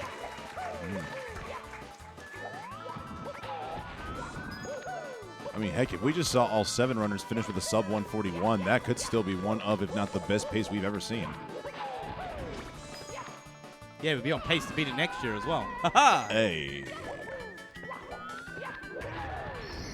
Dad jokes are real. But is Dad real? No. Whoa. That was a smooth 100 coin, actually. And an even smoother trip up to the top. Thwomp cooperating with him very nicely. Punkay flying over the spin drift there in Snowman's Land. I saw a fish. I got excited. That sounded like an ADHD dog moment. Fish. That's exactly what it was. I saw a fish and so I had to comment on a fish.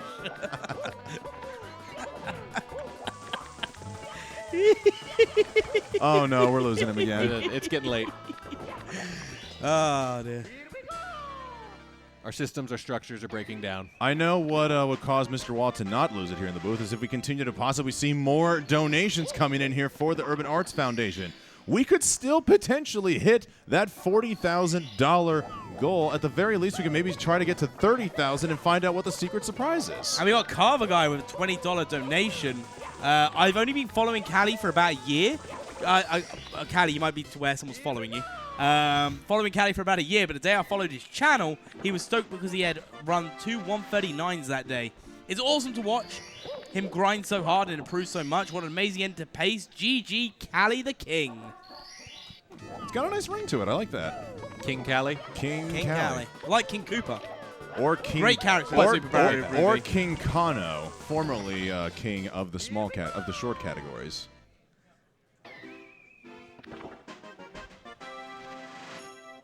Chat, let's do a $5 donation train. We want to see a special surprise. That's true, King J. Joey, this is your VHS. Are you telling me even you don't know what the super secret surprise is? Yeah, no, he doesn't know. I mean, he does, but... But here we go, like... And remember, guys, as we're in these final ones... One last Wilco clip attempt. Wilco saying one last one. Please, let's go! There we go. We can end off on a happy note there. Wilco happy to see one successful Wilco clip from Punkay. Who else? The king of consistency. Yep. Right, Punkay now in the cloud. Probably one of the most gut-wrenching red coin stars in the entire game. But speaking of red coin stars, Gothic is now going for reds in TikTok clock, playing it safe here, keeping it non-moving, and some good side flip movement inside the clock. Pretty close to gold, going to be saving some time, now over 50 seconds ahead of that 140-153 comparison.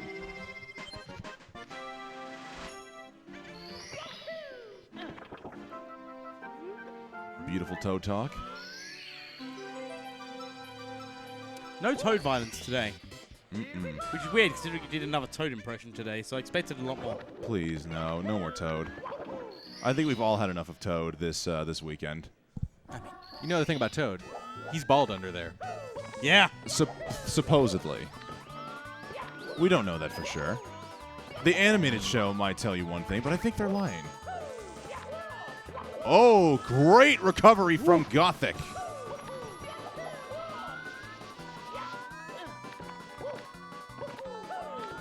Man, someone's turned up the AC in here. I'm so glad about that. I think all the heat is just leaving from our bodies because we're just so incredibly attached to these runs.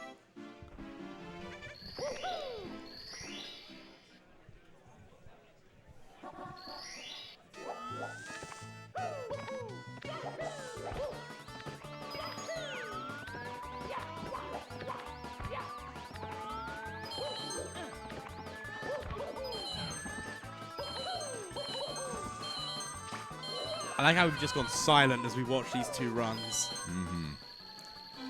Honestly, sometimes we just got to let the gameplay speak for itself, guys. There's only so much our words can convey here. Punk a nice ledge grab. As we just need to be one with the crowd. We need to watch it all unfold. The gameplay's the star.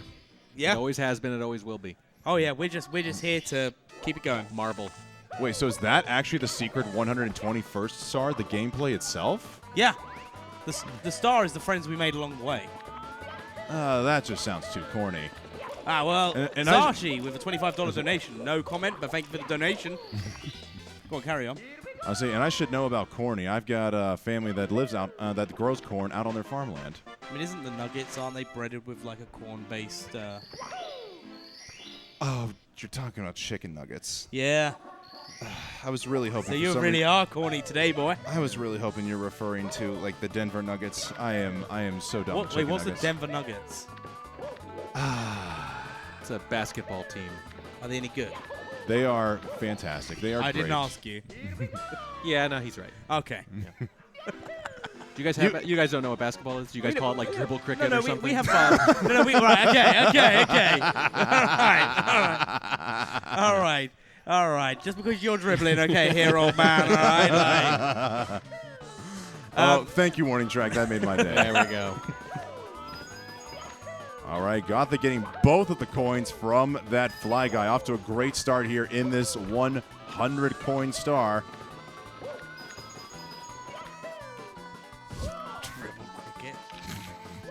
You're never going to be able to let that one go, are you? Oh, great. Side flip, getting all the coins from Lakitu. Yeah, so what? Only 6 red coins need to be collected. 7 for that safety, obviously, which obviously he's still going to do because it's right there.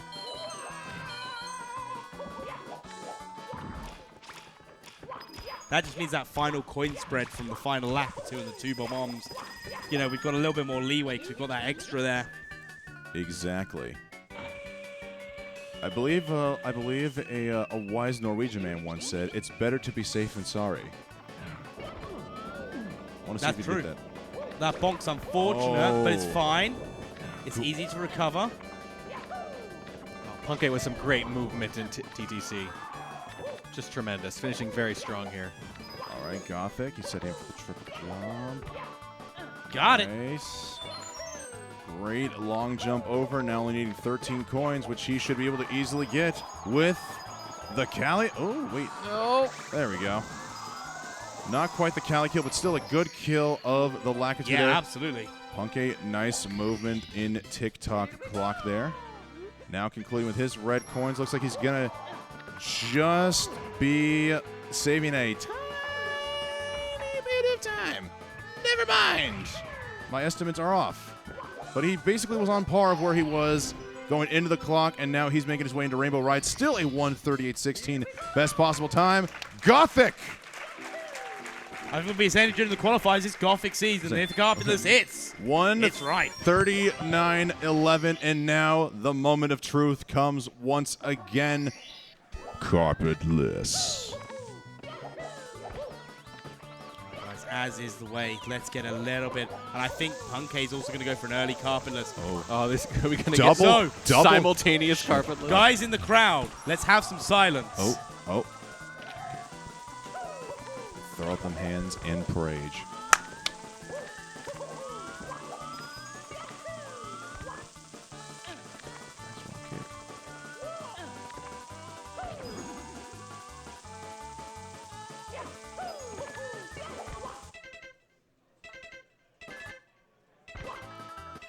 Oh. So close. Unfortunate. Gothic can still finish this one out, though. He's comparing against the 141. He could still finish this one out. Nice. And Punke hits it right after. Fantastic. We almost had the first synced carpetless. Yeah, that's fine. Gothic has another attempt at this. Currently, obviously, the time is ticking down. And if Gothic can get this in the next minute, still has a chance to knock Beast Assassin. Oh! Oh, I think all of our hearts just fell directly out of our chests there.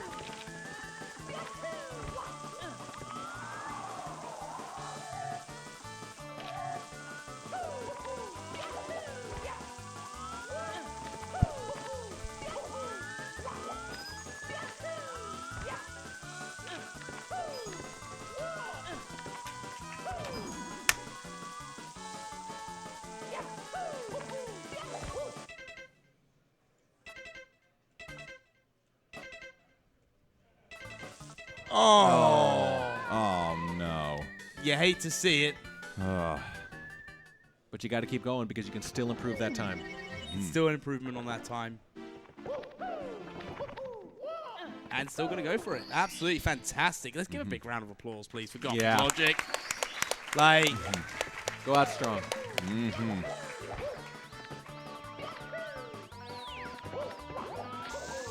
Meanwhile, quietly in the background, Punk. Oh. But you know what? At least you can laugh about it. You got to laugh at it, yeah. It's a funny game. I'm not going to lie. I've even got a tear forming up in my eye at No. this one. So I feel like actually too.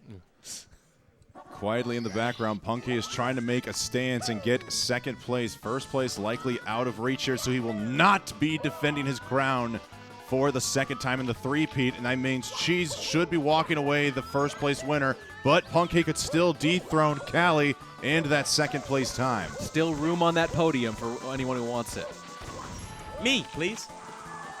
Almost anyone who wants it. No, sorry, Mr. Wad. The resets were done an hour and 22 ago. Yeah, I've been an hour and a half. Yeah, you were counting it down, I think.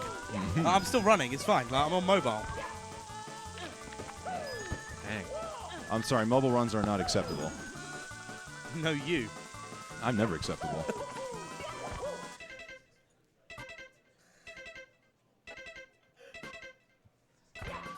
Oh. All right. That's a close one.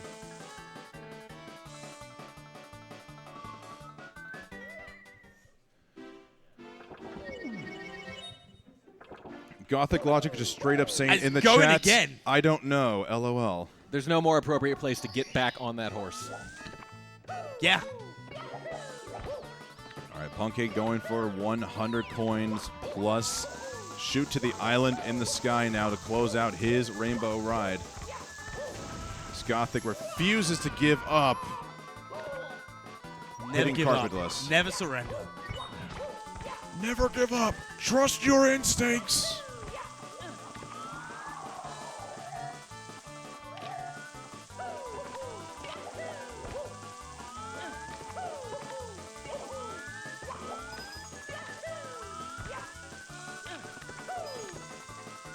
Oh, wow. Unfortunate.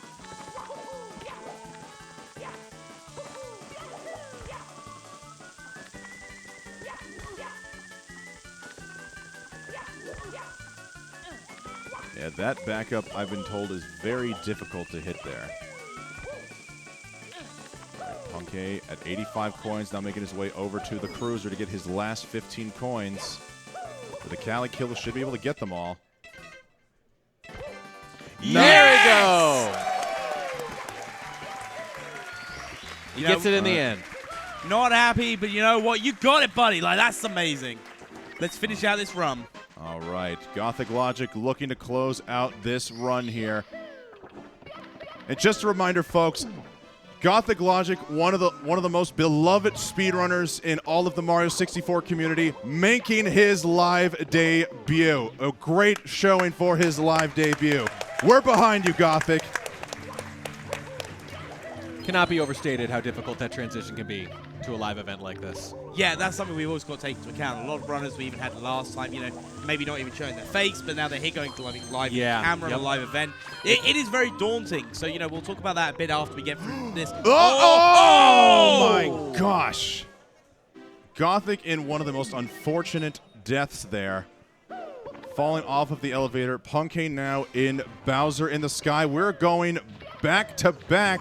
Bowser in the Sky to close out the final 2 runs here of Pace Summer 2024. And not only that, if you look at Punkation's best possible time. It's not possible anymore. He missed the first red coin. He can't gold bits. He's going to get third at best. Sorry. Yeah, no, that's what I was going to say. But he can still take third. Coming in here just a second away from that second place. Has a 25-second difference. Nope. 35-second difference. From Ouija, 35 second. Yeah, 35, 36 second difference. Don't confuse my math, boy. Never thought I'd hear a British person say boy. Yeah. There was a little southern gentleman there for a second, wasn't it? That's definitely what the cane does to a man. That's true, yeah. It's a bit of southern in everyone. What are you talking about? Fair. Mine's normally southern comfort, but, Yeah. Hey. All right, Gothic now getting the 7th red coin. Punky about to collect star number 120.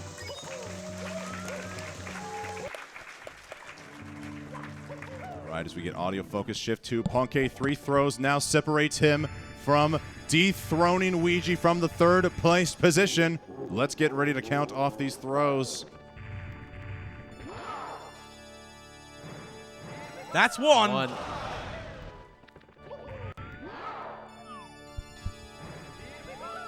2. And just like that, we have now a new event PB for Punkation, a change in the leaderboard. 1 from Gothic.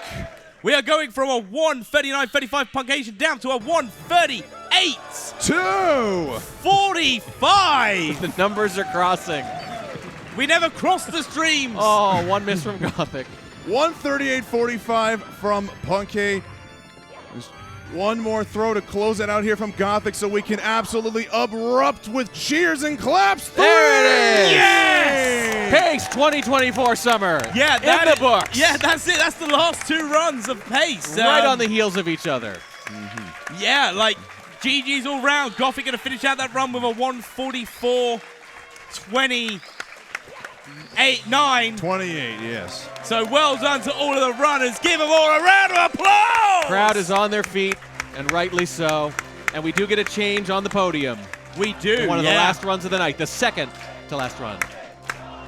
There we go. There we go. There's that smile. Go.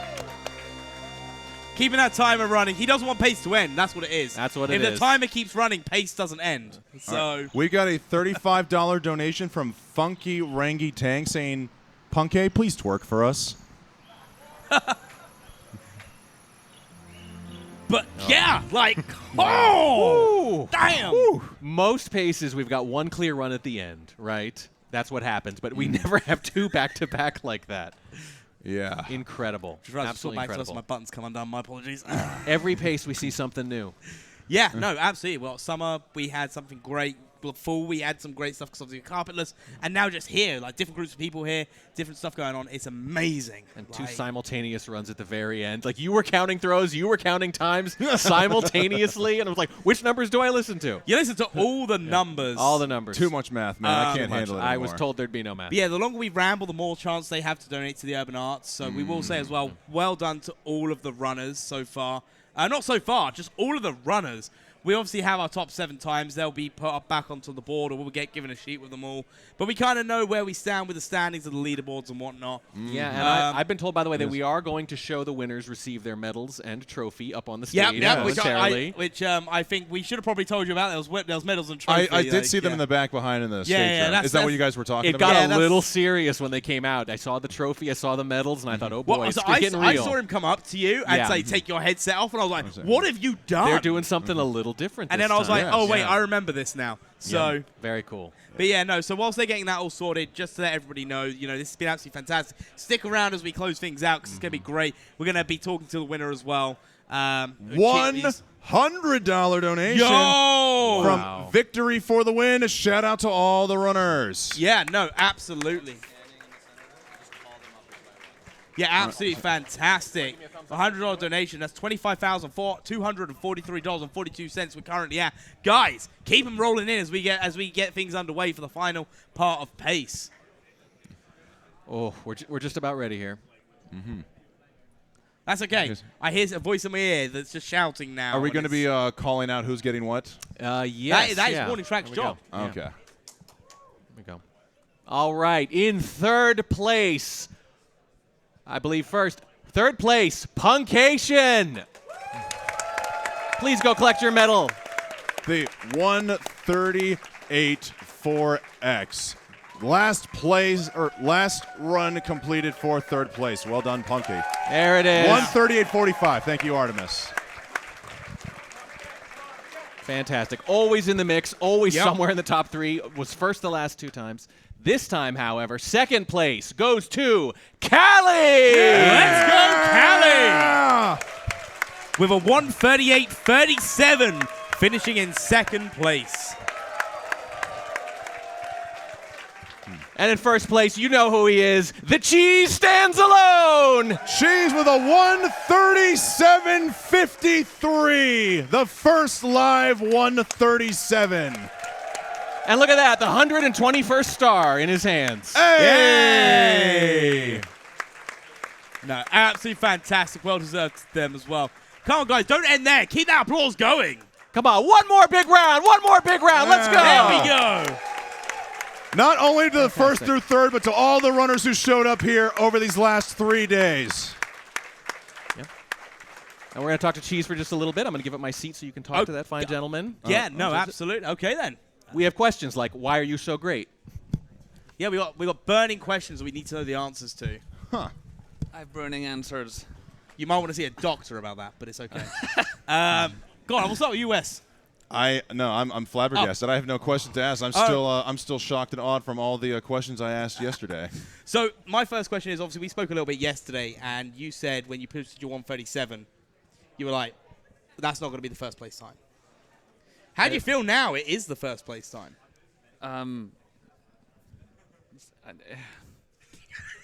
surprised. I don't know why, but I'm surprised. I feel like the last few months, there's so many 137, so many 130. There was like a week where every single day I opened Twitter, and it's like 5 people got a 137 yesterday and 136s, and I'm like, holy crap! Like the competition is so good.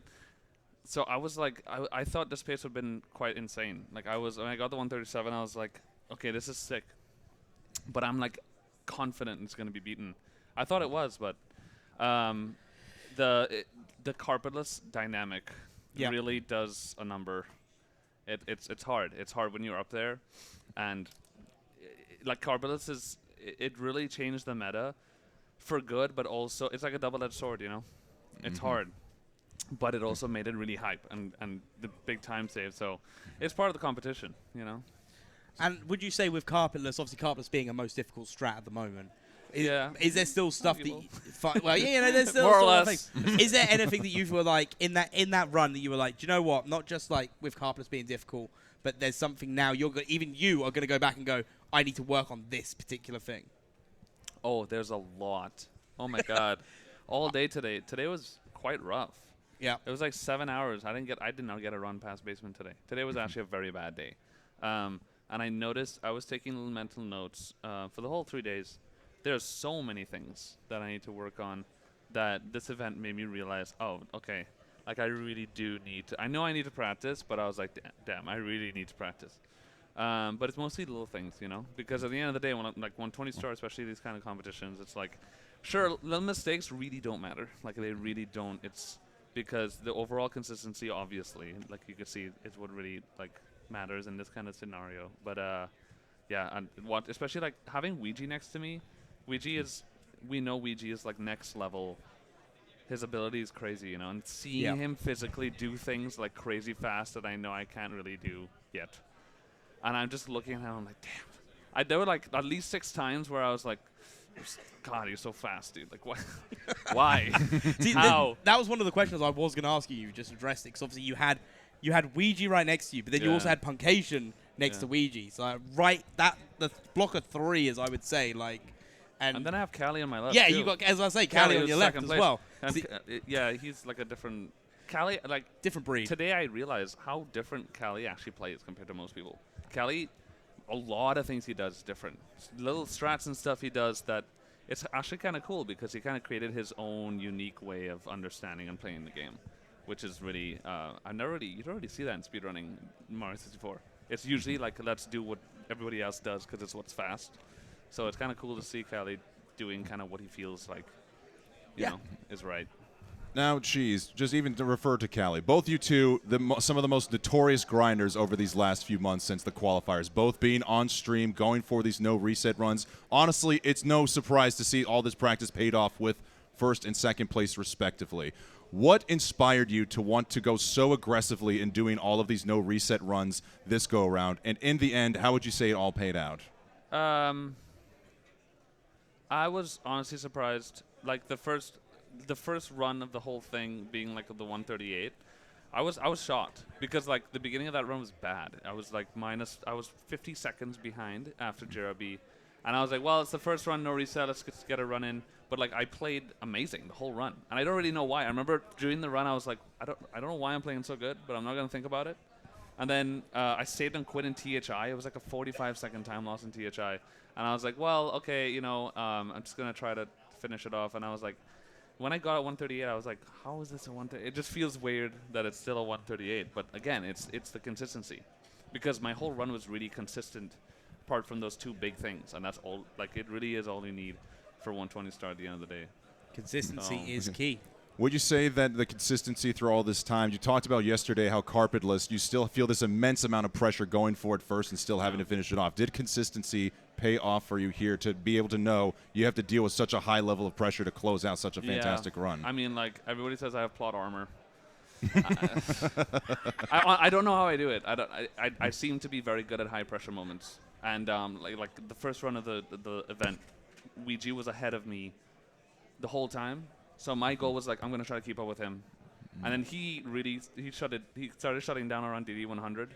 And then I passed him and I was like, okay. And then honestly, I started getting flustered when I was ahead of him. I started getting flustered of like, oh, this is weird. Now it's like against myself.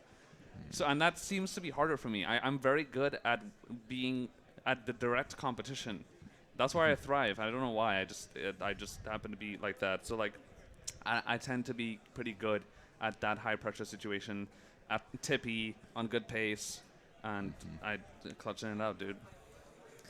That's what you got. So another question for you. Yeah. Obviously, one of the things which I've noticed when even tuning into your stream, sometimes even you said, I think a couple of months ago, you're worried you reset too much. Yeah. Now, were you worried at any point this weekend that you were resetting Yes. too much, considering the format? Yes, especially today. Like most of today, after a while, I noticed, it's weird because the way ego works in speedrunning, you notice this is bad. I'm resetting way too much. I know that this is not good for me. But it's like you make a few mistakes in the beginning and it's like it almost feels like an inability to just tell yourself, forget about it. Just keep going because you know there's like 4 minutes you can lose and still beat my time here. But sometimes it's just you literally get like blinded in like a few hours of just like, oh, I have to get a good beginning and I keep making mistakes. I can't do that. And then you lose what's actually what you need to do. It's like, oh shit, I need to not worry about that. You just get lost in the sauce. Man. Lost in the sauce. That happens sometimes. Now, speaking of lost in the sauce, how was that chicken nugget earlier today? Very good. I forgot about that one. It was a good appetizer for my lunch that I had about half an hour after that. Beautiful. People were saying that they thought it might have been concerning that you had that one nugget and then suddenly weren't doing runs. I was hoping I hadn't poisoned you. No, I want to go eat because I was like, damn, now I'm hungry. Oh, even worse, I discouraged you from running. Good job, man. Good job. So one final question from me anyway. Yeah. So obviously we did the open qualifiers. Obviously top 7 people came here. And obviously there were people that didn't quite make the cut and there were some people that are still learning the game and they may be the next potential qualifying contenders next year. What advice would you give to them? Yeah, you weren't expecting that one. No, I was not expecting that one. What advice do I give to potential qualifiers? For LTA specific as well. Honestly, don't reset, dude. Don't reset as much as you can. I know it's hard. I know the feeling, but if you could fight that feeling and just finish as much runs as possible when you know that it's good enough, you can get your spot, because it's all about the points at the end, you know, getting a decent time in. And yeah. Yeah, no, absolutely. Well, I've got no further questions. Okay. Do you have anything you want to say, address? I do have a donation here as well, so. I love you. We love you too. I want to read the donation. Yeah, go on. That one at the top. $5 from Andy Hine. Andy Hine.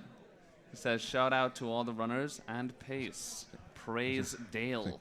So, I don't know who Dale is. I did. But they're praised.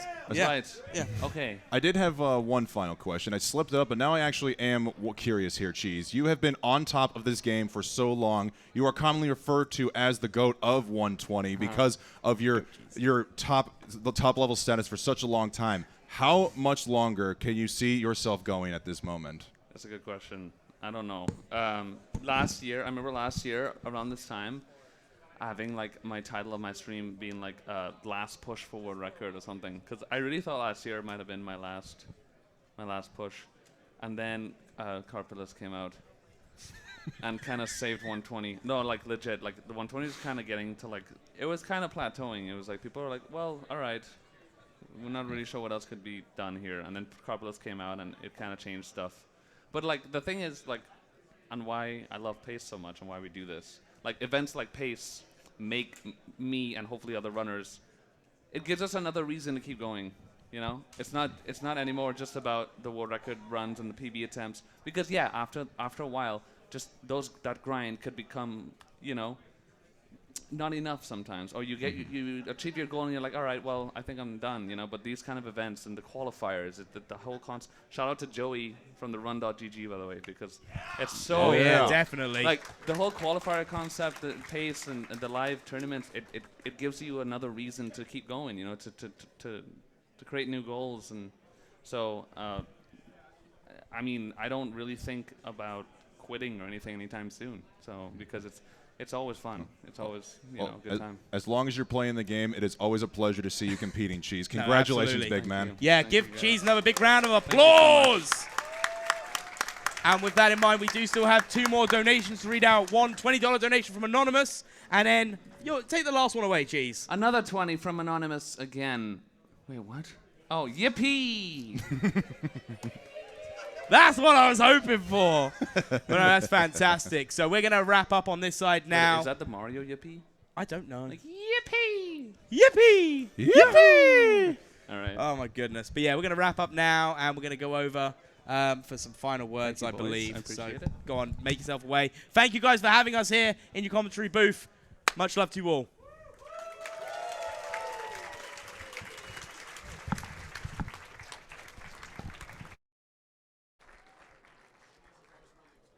Okay, test. Hi, everybody. I'm Milo. I am the head organizer of PACE. Just want to do some quick thank yous with Steve and Cheese, of course. First of all, we want to thank all of the runners and commentators throughout the week that made PACE happen and put on an amazing show for you guys, both for the tournaments and all of the showcase runs. So huge round of applause for them.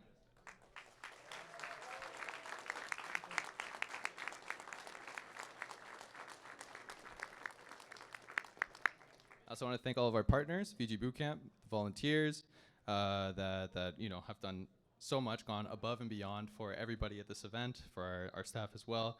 All our tech crew, Gen Game, who has been a huge support, MagFest, the Run GG, as Cheese mentioned, and everyone who's helped organize with tournaments here and online. Huge round of applause for everyone who had made this event possible.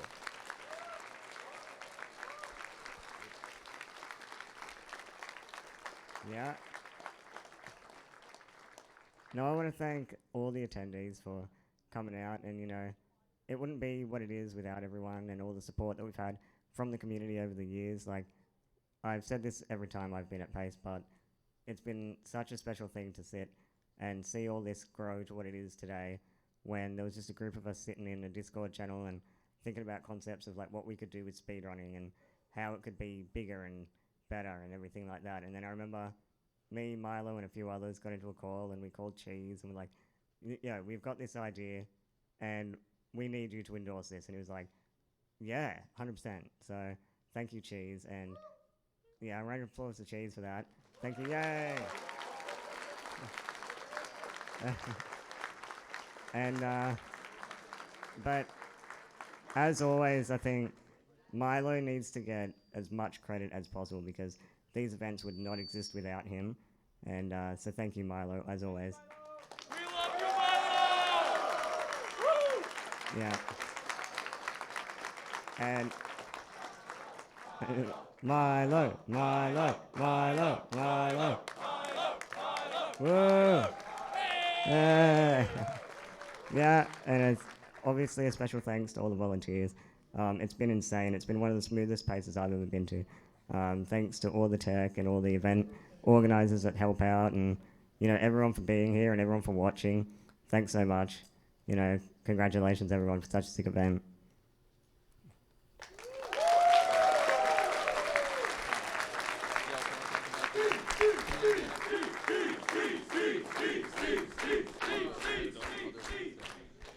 We would also like to thank the incredible charity Urban Arts, who we have all gathered to support throughout the week. We raised a total of $25,288.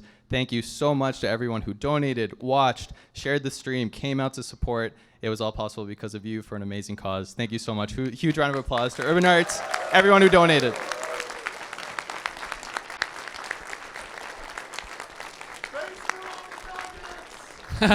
Hi. All right, guys. Exciting news. Next pace. Dates. I'm sure you guys are ready. So, pace fall, of course, is happening. The dates will be November 3rd to 9th. Yeah. And we will once again be having qualifiers starting in July, a month from now. 120-star qualifiers for fall pace. So get your practice going, get your no resets going. Right. First time ever, we have an announcement. We will be doing the first official Speedrun Awards for fall pace. At the end of the event, we will be doing a Speedrun Awards. I'm very hyped for that. I think that's... All right, well, of course, the Speedrun Awards will be a community, it will be voted by the community for all the awards, of course, because that's the best thing, I think, for speedrunning, because speedrunning is obviously the very community-oriented thing, so it will be all voted by the community, for the community, by the community. Yeah. All right. And yeah, one last thank you to all the attendees. Every time I think pace is like, I always think it can't be any bigger, it can't be any better, and every time it's just better. Every time it's just better and bigger, and I can't wait for more. I'm so excited. So thank you all once again for coming out, and here's some more paces. Like, you guys are awesome.